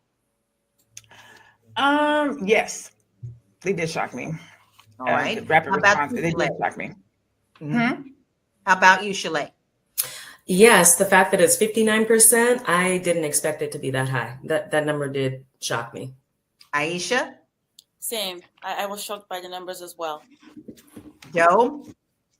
I don't think I was that shocked. All right. So now I'm going to piggyback off of you because you're the only one out of all of us who wasn't shocked. So I would like to know why you weren't so shocked about this numbers. Because I understand that it's not the problem. It's not a problem. It's a symptom of a larger problem. You know, I have lived experience. You know, my mother herself had multiple baby fathers, so it's just kind of like what I see. So it doesn't shock me that you know, that's more of that percentage is that high. Interesting. So now, before we move on, I want to be fair because we are going to talk about the men's side. So while specific statistics on men fathering children with multiple partners are limited, existing data provides some insight into family dynamics within the Black community. Fatherhood rates, approximately 46% of Black men aged 15 to 49 are fathers, slightly higher than the average for all men. By their 40s, this figure rises to 81%. So let's look at some Black demographics. Multiple partner fertility. Research indicates that Black parents are about twice as likely as white parents to have children with more than one mother. So, okay, I'm going to tell y'all right now, the 15 took me out. Joe, did that one surprise you? 15% for men and starting at 15 years old? Yeah, that is a little surprising. Sure. That's a little surprising to me. So, Dr. Lene, how do you think systematic factors like mass incarceration and economic instability contribute to this statistic? Because they're definitely not tapping into everything that can feed into this. No, I mean, mass incarceration. I mean, sorry, I got to go back a little bit. The thing that surprises me the most is the 59% to the 22%. That is the thing that surprises me, the drastic gap between white women and Black women. I think I might have thought more like Hispanics. Like I thought it might have been more like 35. You know what I'm saying? Like closer, not so far. How is that possible that we're that far apart? I know multiple women that are not Black who have multiple kids by different dads that are not Black. That's an interest. That's the piece that is shocking and very interesting because I don't know if it's a race. I'm hesitant to wonder if it's a race thing because when I think about it, it's a woman thing. It's a dating thing. It's a being in love with a man or being with a man and having a child with him. And then this man moves on. So I'm a little bit, I might even say bothered that it's such a wide gap because the way that the research is presenting itself, it's as if either Black women or Black men are irresponsible when compared to other races and nationalities. I think you hit a pretty big nail on the head there. But also, we have talked about how there is quite a bit of an unbalance when it comes to men and women in numbers and finding a partner. And at certain ages, I'm going to be the devil's advocate here. I'm going to throw a cog in the wheel. At certain ages, we start hearing our biological clocks going, hey, I may not be married, but I want a baby. So Shalay, do you think that also contributes to this and why? I definitely think that that's a contributing factor. Women, like you said, that biological clock, that's a real thing. And, you can hear it and not necessarily believe it until you get to that point where you're like, ooh, I'm at that point. I was at that point. I've experienced that. And so we, as women, are sometimes put in positions where we have to make a decision, right? Do I want to wait for Mr. Right or do I want to become a mom? And it's a real thing. I want to also point out, and I'm sure that we'll get into it, one of the factors that I feel like this study is not looking into, and that guy hit it on the head, the hypersexualism of men in our community. And not just saying just our community, but that is something that I think that we need to look at. All right, so I'm gonna jump that question off to our king on the panel. How do you feel about Shalay's observation, Joe? Do you feel that this is something we're also not addressing, the hypersexualization of our men? For sure. I think Shalay is exactly right.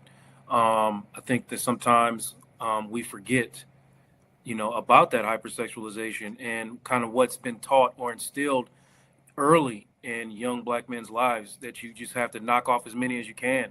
Like, you get taught that, you know what I mean? And no one sits, hardly, I don't want to say no one, but rarely are you sat down and be told, hey, one woman is where it's at. That's what real masculinity looks like. That's what it really means to be a king. So I think that also has to be put into the equation. Aisha, what are your thoughts on this? Do you think that we are being unfairly looked at with not all of the considering factors that I've mentioned? Because that was an official stat. Yes, I think it was quite shocking too when I saw the stats, but I agree with you. Like, why is it so skewed? Is it skewed because there's a narrative to paint the Black family in a certain way to just keep that narrative going? Because I, just like Dr. Lene, have friends that are not Black that have children with multiple fathers. How come that is not reflecting, right? So I think that there is a way a report is put out to reflect a particular group, so that way that group is perpetually looked down upon. Everybody knows that everybody looks down at the Black woman, but to me, as a Black woman from Africa, I am proud of being a Black woman every day, all day, because guess what? We give birth to the world. So whether they try to pin us and say we have multiple this and that, is because we're so desired, whether they like it or not, right? But then we also have the responsibility, I understand, culturally, to protect that, right? But at the end of the day, they want to paint a negative aspect of who we are, because they know, every human being knows that the Black woman is the power of the world, period. That is why she's able to give birth to a lot of children. That is why she's desired by a lot of men. It's as simple as that. But they cannot put us down. Even when they try to put a report out, yes, we will learn from this report and we'll come together as women and try to raise the younger women so that this kind of report will not reflect us any longer, because we know that we are women of the earth. We give birth to the world, period. 10,000% rocket fuel. And with that, we're going to take a short break and we will be right back. Woo! It's a good show right here. But I'm biased. If you are just tuning in, you are watching Fly Nubian Money, where we help you master your mindset and maximize your money. My name is Tierra Williams. I'm also known as Miss Black Hollywood, and I'm the proud producer of this show because it is lit. If you want to receive notifications for when we go live Monday through Friday, 1 to 2 p.m. Eastern Standard Time. All you have to do is text the word Queens to 87948. That's Queens to 87948. That's QUEENS to 87948. Also, if you want to grow your money and not blow your money, all you have to do is go to flynubianmoney.com. There's all kinds of resources, there's courses, there's free giveaways. There's just no reason to be broke in 2025. All you have to do is go to flynubianmoney.com. Obviously, you don't want to be entertained here. You want to know enough to grow. Wait, I need to put that on a shirt. You got to know to grow. Got to know to grow. So know and grow with flynubianmoney.com. Because that's what we do around here. We help you get your financial house in order. So you want to make sure that you go to flynubianmoney.com, get you a starting point. I know a lot of you want to put your heads in the sand. Maybe finances scare you. You don't even know where to begin. Sometimes we get in a box.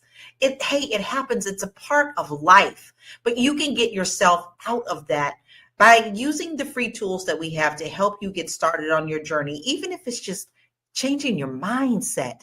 That is more than gold, is changing your mindset. So make sure you go to flynubianmoney.com. I want to jump back into this conversation because, Aisha, you made me think of something that I read earlier today, and my husband and I were laughing about it. There was, of course, all these clickbaits that you have on these social media things because they want engagement. But it said, men made houses, men made cars, men made blah, blah, blah, blah, blah. And at the end it said, what have women done? And someone at the bottom said, women made all those men. And so I was like, we both laughed. My husband said, sure did. So Shalay, I want to address something here.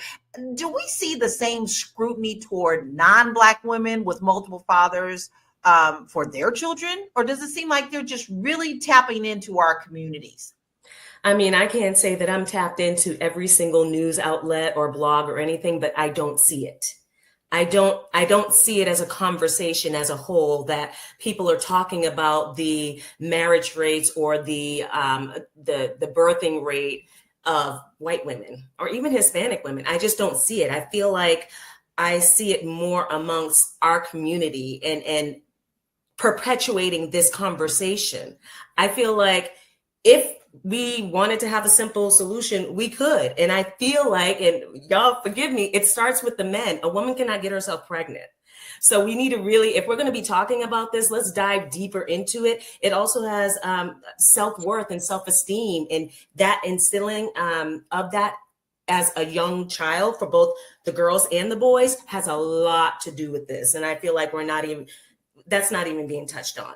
But also that comes from cultural things and history and how the last generation raised this generation. There's so many layers to this, but I think that we need to start really having conversations with our men about who it is that they want to be and what it is that they want to create and what it is that they want to leave behind as a legacy for the Black community.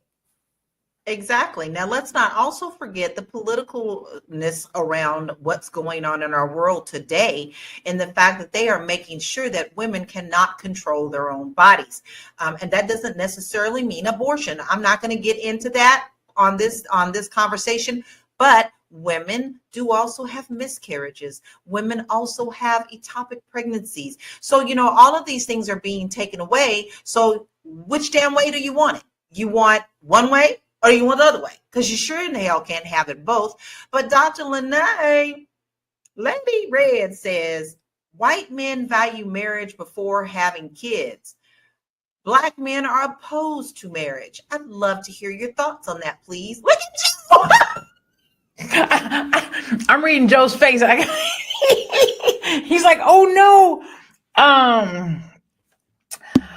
Okay, here we go. White men, we were talking about hypersexualization. We're talking about that bathroom conversation. We're talking about how young men are taught and what they're learning, right?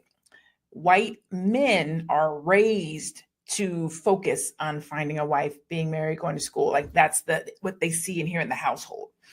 I don't think it's that Black men oppose marriage. It's just like Joe was saying, it's not the thing that they are brought up. It's not the conversation that they're having.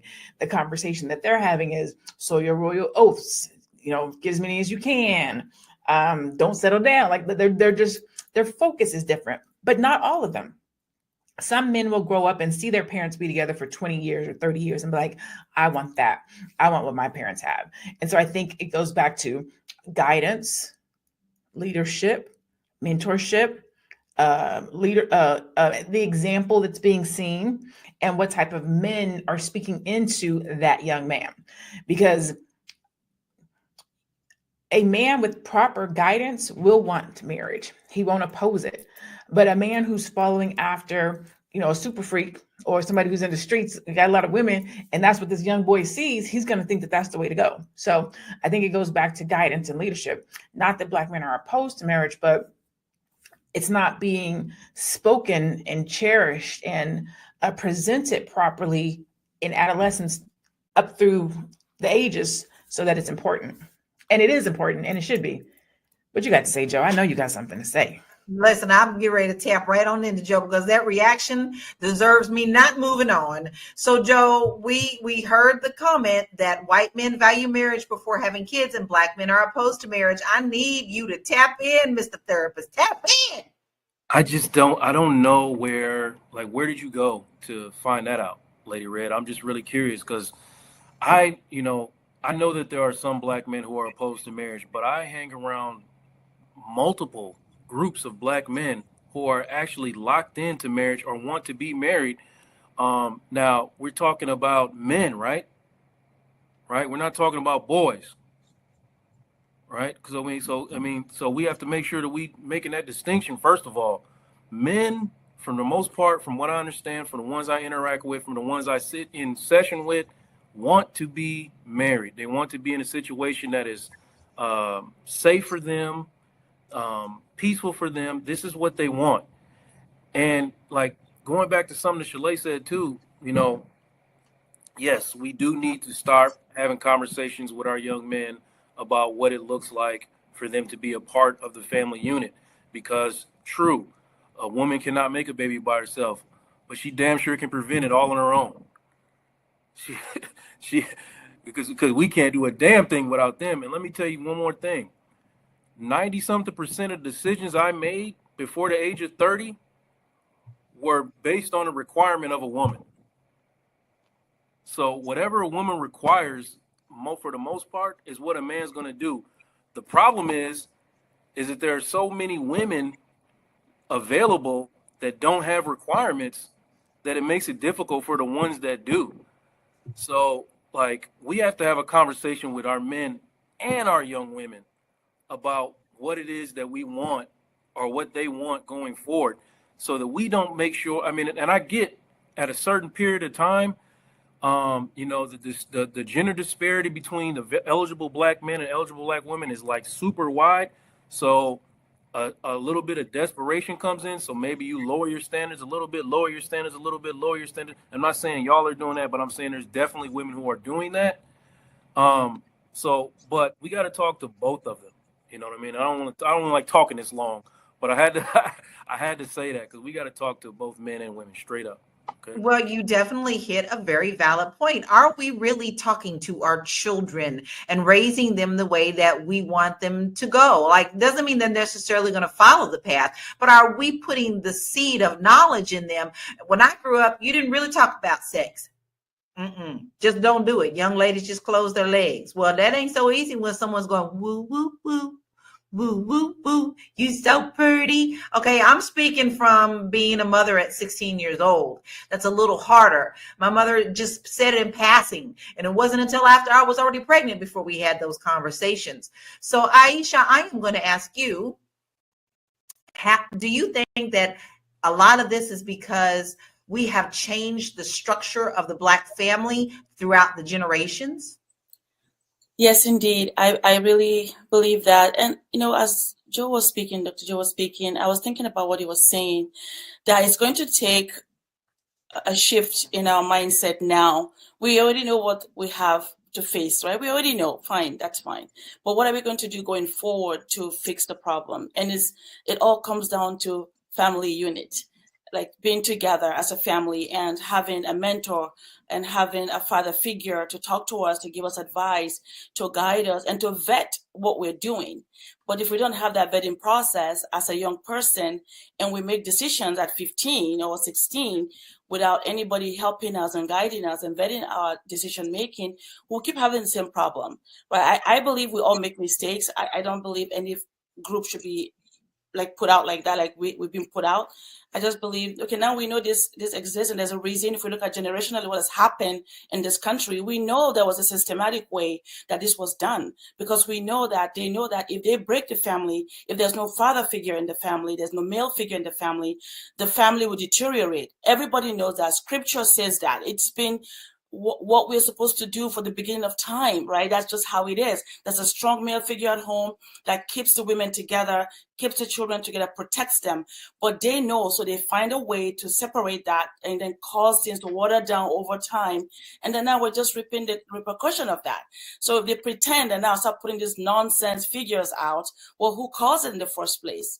Right? Who caused it? So it's something that sometimes I just laugh about it, because as an immigrant from Africa, where we have a father at home all the time that is always guiding us, I can see that's why it was done specifically to cause something like this to happen eventually. But again, guess what? We're getting wiser now. We'll come back together. you, me, all of us will form a group and mentor the young women, like scripture says. Let the older women mentor the young ones and tell them how to live. Let the men also mentor the young men, show them how to live. That's the way we'll fix the problem. Right? To me, I don't say that's a problem. I say it's an opportunity, because guess what? Whether we like it or not, it happens to every culture, but they know how to pretend and keep it quiet while they put our business out there, because our men are not protecting that narrative. But now we can do that. We can change that. So that's what I think. I love that. There's a lot of positivity in that. And we're going to take a break on that positivity because we need to woo-saw. We'll be right back. I know you're busy, you got things to do, and you can't take us on the go with you every single day. Good news for you. We are now on Spotify. So if you can't watch us, now you can listen to us on Spotify. Search Fly Nubian Money and all the episodes shall appear. All you have to do is like, subscribe, leave a 5-star rating, leave some comments, tell people how you love us, so that when other people come along and are looking for a great show to watch, they can find Fly Nubian Money too. One last thing, and just in case you've been sitting under a rock, Fly Nubian Money now has an investment club. We are the Fly Nubian Money Club. It's easy. All you have to do is go to flynubianmoneyclub.com, and I am committed to bringing in top experts from all industries to help you level up. They're teaching us the skills that we need to compete in this market. We often say that nobody is coming to save us, not the government, but guess what? We're coming to save us. I'm coming to save you with the Fly Nubian Money Club. So listen, all you have to do again is go to flynubianmoneyclub.com. We have a 30-day free trial set up just for you, just for those people that are struggling. Even if you ain't struggling, you ain't got to struggle. I'm coming. Okay, let me stop playing. I'll see you soon. No reason to struggle, not when you have us in your corner. And by having us, I do mean us all on this screen, because majority of us already taught something in the Fly Nubian Money Club, and you missed it? No, you didn't miss it, because if you join now, flynubianmoneyclub.com, you get a 30-day trial, and you can tap in, baby. Tap into everything that we have taught you. It's priceless. Worth more than gold. Go ahead and sign up now at flynubianmoneyclub.com. All right, now listen, Shalay, I'm gonna tap into you on this one. Listen to this comment from Floyd, my love. I don't need a man. I'm an independent woman. Women are choosing to raise children in single parent homes. So are Black women choosing single motherhood, or circumstances making it more common? I believe both. I believe that in some instances, Black women are choosing to, okay, if I don't have a man in my life who is emotionally, physically, financially conducive to the environment that me and my children need in order to be a happy family unit, yes, I'm choosing to be a single mother. This whole talk about I'm an independent woman, I don't need a man. I think as humanity, we need each other. I don't think that women, when they say that, or if you hear that, I don't think they really mean I don't need a man. It's like, if it's going to be a headache, I don't need that. I feel like I want to go back to a point about family unit that Alicia said. The family unit is very important. So even if you decide not to be romantically involved with the person that you created children with, you're still a family, and that should be first and foremost. And I think that there needs to be mature conversations around effectively co-parenting, because I've seen it happen and it is possible, but it takes two people who are willing to do the work, who are willing to say, hey, we may not be romantically involved anymore, but we are still a family and we still have the responsibility to raise these children as best that we can be. So let's create a positive, conducive environment for that. There you go. That's the whole thing, creating the environment for this. I think we're missing key points here by just talking about what I call the surface waves. Underneath those waves, they can be high, 100 feet high, but what you have is an underlying thing that must be talked about, which is the calmness and the foundation that we are missing. Yes. We are missing in this whole point.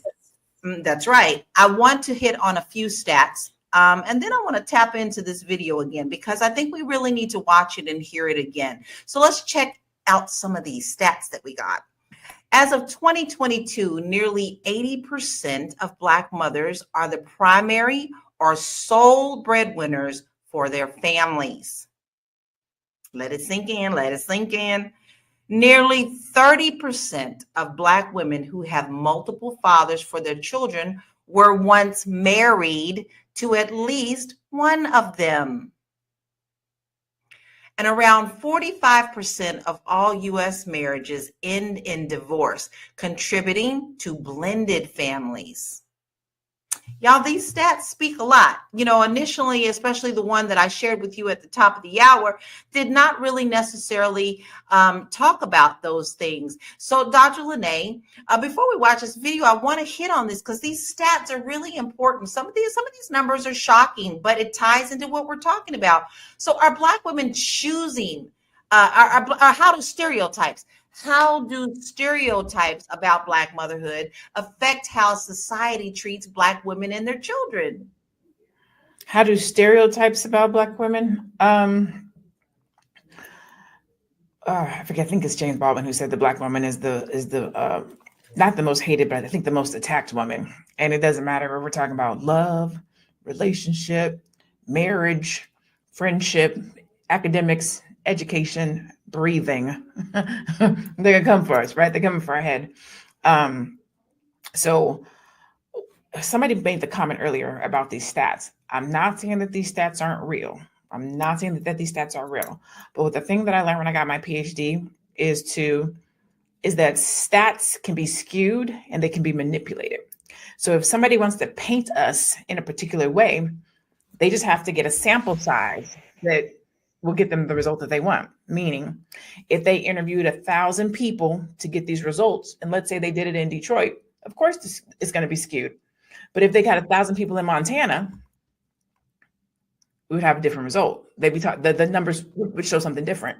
So I always have to be cognitive of where these things come before I lean into the stereotype, because they implant the stereotypes so that's how we operate and think. And then they come around and give us a statistic that reinforces it. But if you were to, I was about to put my foot in my mouth. The reality is, if we were to sample and use our own population, do 60% of the people that you know have multiple fathers? The Black women, the 60% of the Black women that you know have multiple baby daddies, right? And I said, so when we're thinking about stereotypes and we're thinking about what the stats say, and we're thinking about these things that are being pushed down our throat, look at your own environment. Look at where you operate to see, is that my reality? And then who did this? Who did the research, and where did they do it at? Because I give this example all the time when we're talking about eggs. Most of the time, the people who are doing the egg research is the people in the egg industry. So of course the results are going to say eggs are good for you, protein. But then when you go and look at people who say, well, are eggs really good for you? It's the people who oppose eggs. So you always got to look at the researcher who's giving the statistics. What do they have to gain from it or lose from it? And then what do you know and say about yourself and your community and the people around you? So I don't listen to stereotypes. Sometimes I do, but sometimes I have to go by my gut, because I am Black and I'm always going to give the Black man and the Black woman the benefit of the doubt. Agreed. But I also want to really tap into you, Aisha. I'd like to know the mindset difference between African women and American Black women. Do you see a difference with that? Yes, there is a difference. And the difference again comes from just culture, right? Culturally, whereas in Africa, back home, if you come home pregnant, it's truly, you're being looked down upon. It's a big deal. And the whole family sees that as a disgrace, right? As a human being, that's how they view it. But if we look deeper than that, we understand that having a child is not a disgrace. Of course it's not. It's a blessing. But the way it happened, they see it as a disgrace. So for that reason, being raised in a place where you are very careful about that. You don't want to be with a man that's not going to marry you. You don't want to be with a man that your family or your brothers have not vetted, because you understand that if you go with this person and something happens, because you don't have that protection around you of your older brother telling you can't go there, or your dad saying, hey, I don't want to see you over there, then the consequences are very dire. It's almost like you've been hidden somewhere, not to disgrace the family. So because of that, women, we shy away from being with men that are not our husbands, right? So that kind of protects you in a way, because your father is telling you can't do this, and it's just part of our culture, being raised in a communal way. So it prevents or helps you not to make decisions that will cause you lasting struggles, right? So I think that's the difference here, because in the culture here, now that I've been in America for 32 years, I can see the difference where most of the people, they're more freer. They're more freer, probably because there's no father, so they're freer to do more things that I wouldn't have been able to get away with back home. Like, you can't even go out at a certain time. You have to be home.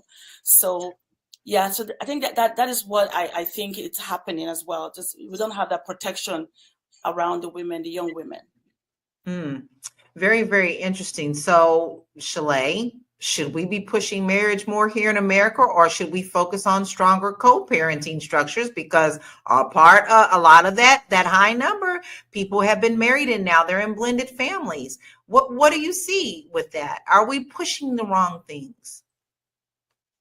So I believe that marriage is absolutely beautiful with the right person, with a healthy person. So yes, I don't think that we should be pushing. I think that edifying marriage is a wonderful thing. I think that edifying marriage by any means necessary is very dangerous and unhealthy.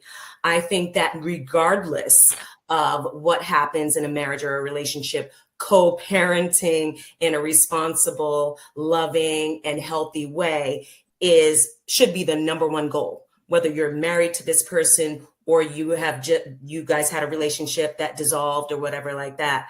So yes, we should encourage marriage. I think that marriage is great in many ways, but I also personally have several friends going through divorce right now, and it's horrible, and the marriage was horrible.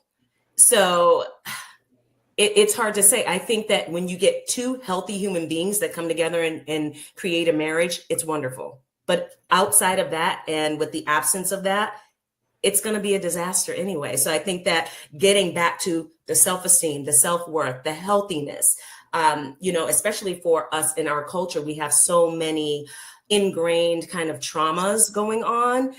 That's all going to spill over into marriages. Getting a piece of paper is not going to solve that. We need to be getting at the real issue, and we're so reactive dealing with the symptom of what's really going on underneath the surface of this thing. Well, I think America is really good at trying to attack the things that's too little too late. They always want to put blame, but they don't want to look at the true foundation of the problem. Let's be honest. A lot of the times our families were torn apart. Yes. They did try to establish marriages, but what did you do? You tore us apart. You took our children. You put us on the auction block. So don't hand me that shit, because I'm going to tell you right now, it goes all the way back to that. And I don't care what anybody says. That is the foundation that you built our family on. Bucks, bucks. They were like, we were bred like horses, and that's where that whole mentality of get as many, because that came from what they did. And Aisha, and I'm sorry I said your name, I think I said Alicia earlier. Aisha, she nailed on the head with protection. If we can lead with the right intentions, the right actions are going to follow. The problem is we're not. Some of us are not healthy enough to lead in these relational situations with the right intentions. Protection. If your intention as a Black man is to protect your woman and protect your family and provide, whether or not you have that piece of paper and you're married, which is a great thing, or you had a relationship that dissolved, and you're still going to lead with that intention. And there's going to be beautiful, symptoms and beautiful things as a result that come out of that. We got to get our intentions in order. Exactly. Exactly. Totally. Exactly. So listen, we're going to take a short break and then we're going to come back and still continue to tackle this conversation. And we're going to watch that video again. So if you missed it at the top of the hour, we're going to watch it again. We'll be right back.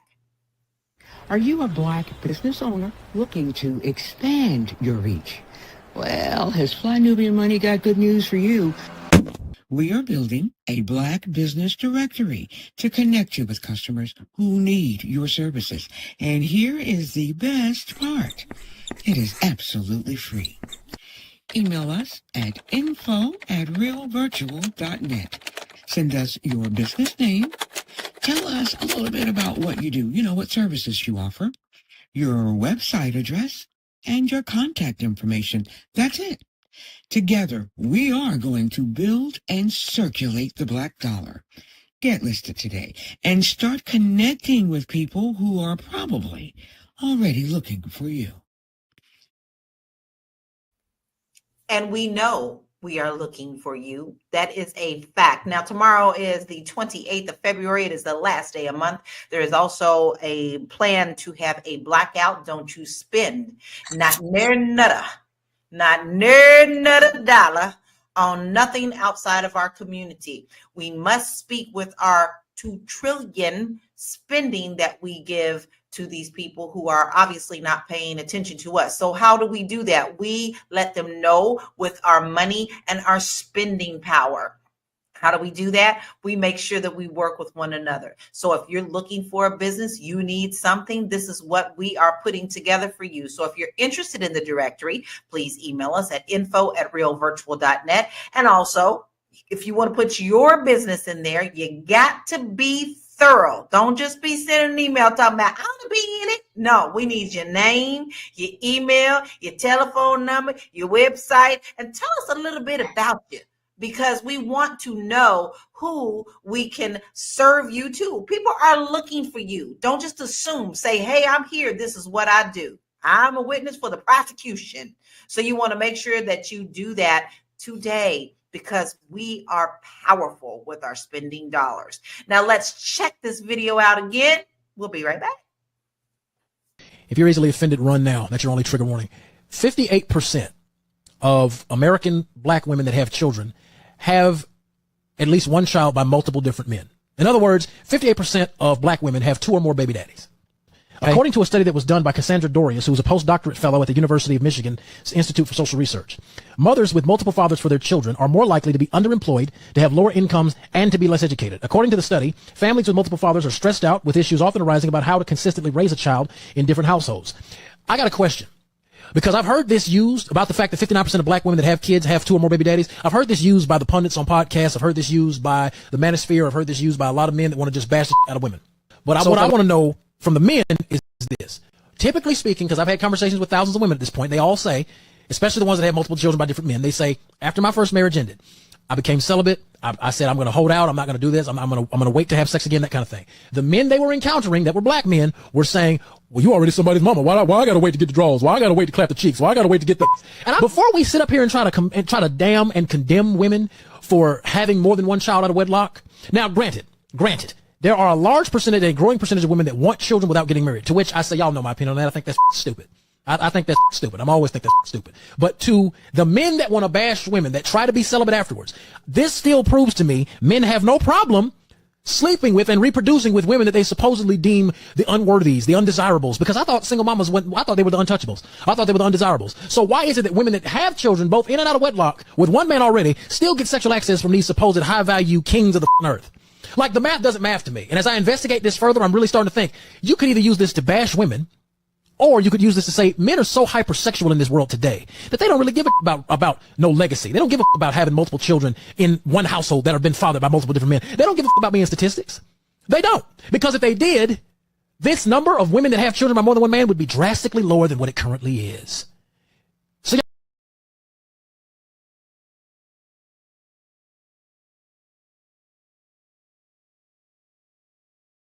So Okay, well, listen, we done saw that again, right? All right, so that was our first reaction. When we first saw it, I know we had our knee-jerk reactions, but now I want to revisit with each and every one of you on if you have heard something different. Joe, did you hear something different in a different tone this time watching it for the second time? I mean, a little bit. What I do hear is people, another person possibly engaging in a gender war. I mean, I do appreciate the fact that he's trying to hold men accountable, but I mean, I'll keep saying it. Like it's a conversation that needs to be had on both sides of the street. Yes, brother, if you are laying down with a woman and you reproduce with that woman, you are inherently responsible for what comes out of that woman. Okay, and you have to do your part to take care of that woman. Woman, if you do not want to have this 100% preventable. Pregnancy is 100% preventable. If you're not prepared or ready to have a baby with someone, you do not have to. And I don't know enough. Let me ask women, like how much I don't know, how preventable is pregnancy for, I mean, how preventable is it?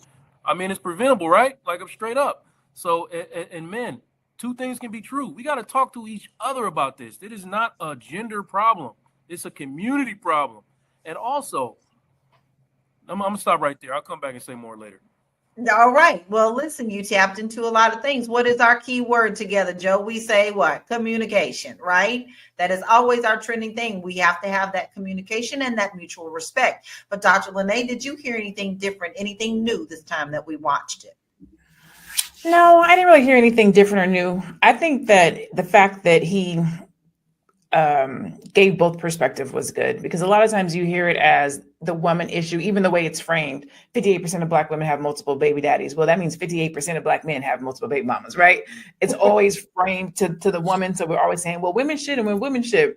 And I always will usually come to the defense and say, men cannot have babies too. Like, it's not only on the woman.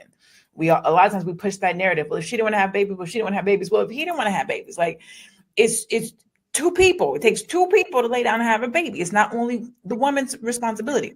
It is not only the man. Like, both parties have a role to play. And I think he did a good job of making sure to keep it fair and balanced, but also, tapping the brothers on the shoulder and say it goes both ways. It's not just one narrative.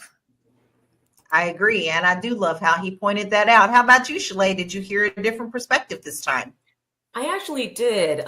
Something else stood out to me about when he was saying that the women who are in the first marriages and decided to be celibate, and now they're getting this pushback from the men. And I want to actually ask Joe, because I know earlier Joe had said that the men that he's sitting with, they're looking for marriage or after marriage.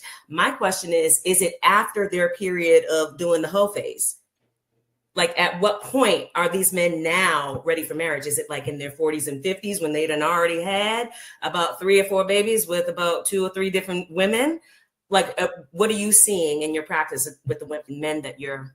I don't think the hoe phase is like the marker, like, because there are men who go through hoe phases and then get to that point. There are men who never had a hoe phase and they get to that point. I think that it takes a lot of time for Black men to develop, and rightfully so, in the environments that we come from, in the nature of this country. It's just not happening the way that we need it to happen. And it might not happen that way in our lifetime. You know what I mean? Like, and the same for Black women. You will never, and if anybody hearing the sound of my voice, in your lifetime, you will never get the payback this country owes you. Okay? You will never get it. So to answer your question directly, it's more about getting to a certain point emotionally that makes you understand when you want to start, like, being serious about women. Is it typically when they're the men that you're meeting with? What's the age range that you're typically seeing that they're like at that point where they're like, okay, I'm serious about marriage? Exceptional, probably like in the mid 30s, but typically in the early 40s. Okay. Unfortunately, I think that has a lot to do with this. Women peaking at a certain time, men peaking at a certain time. Am I wrong, Joe? No, you're not wrong. You're not wrong. Like, women also have to reach an emotional maturity to get to a point where we've talked about it before, where those red flags don't look like 6 flags anymore. You know what I mean? Like, Gotcha.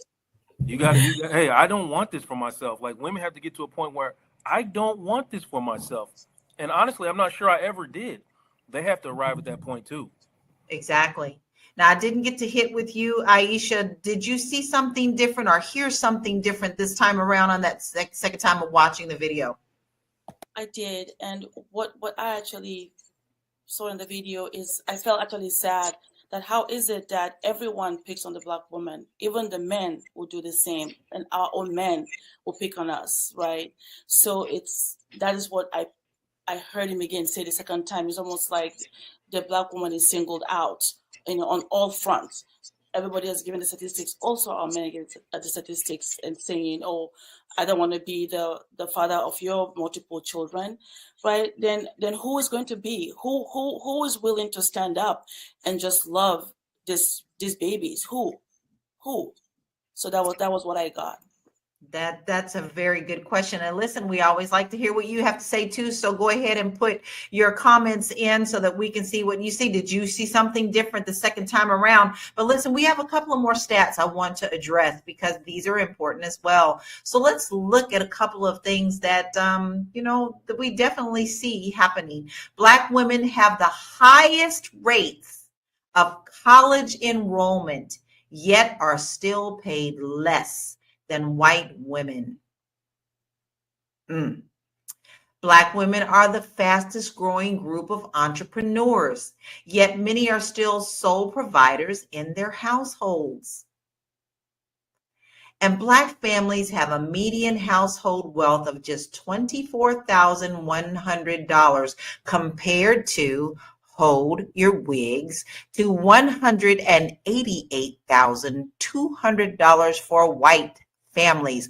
I get blown a freaking way every time I see that. It boggles my freaking mind. It really does. It really, really does. So, Dr. Lene, what can we do to support single mothers instead of shaming them? Because to me, these stats that we've all heard today, they didn't take into account a whole lot of things, but it did take into account to make it look like our community is the worst. I don't agree with those numbers. Like, I just can't see how somebody's living off of $24,000. Again, skewed statistics. I mean, because that number comes up whether we're talking about Black families or when we're talking about entrepreneurs. Have you ever noticed that is the exact same number? That when people talk about the number that the average income for a Black entrepreneur versus somebody else, it's the same $24,000. You ever pay attention to that? It's crazy. But what can we do to support Black women? That's such a loaded question. I think the support it varies depending on the goals of the woman. So for me, when I was going to school and my mom would help me, she would meet me at my son's school and pick him up, and she'd meet me at my school, take my son for the night so I can go to school, so I can get my education, so that I can be who I am. But then when I became an entrepreneur, I had to let my son go to his dad's house for a year so that I can focus on my business. So that was how somebody could support me as a single mom, but everybody's situation is going to be different. So I think the support is in showing up and being what that single mom needs to get to the goal that she is trying to accomplish, whatever that might be. For somebody, it might be, I'm looking for a husband, but I have a child and I can't get out and date. Well, watch the kid, right? The goal is going to be different for everybody. And I think that the support is literally that, support. How can I help you? What do you need? Is it access? Is it information? Is it knowledge? Is it financial support? Is it babysitting? Like, what is the support? I think that when you start talking about those quote unquote stereotypes, not just in the single mom, but the Black woman in general being the strong woman, we don't ask for help. And then sometimes we're not, I'm not going to say wise enough, but we have, our pride won't let us say we need help. I think that is a huge point that we haven't even addressed. But Shalay, that 81% Black woman being the sole breadwinner, that is also a very high stat. So what are your thoughts on that? That is a very high stat, and it's so, my thoughts, it's so unfair. And this goes back to what I was saying about it does not matter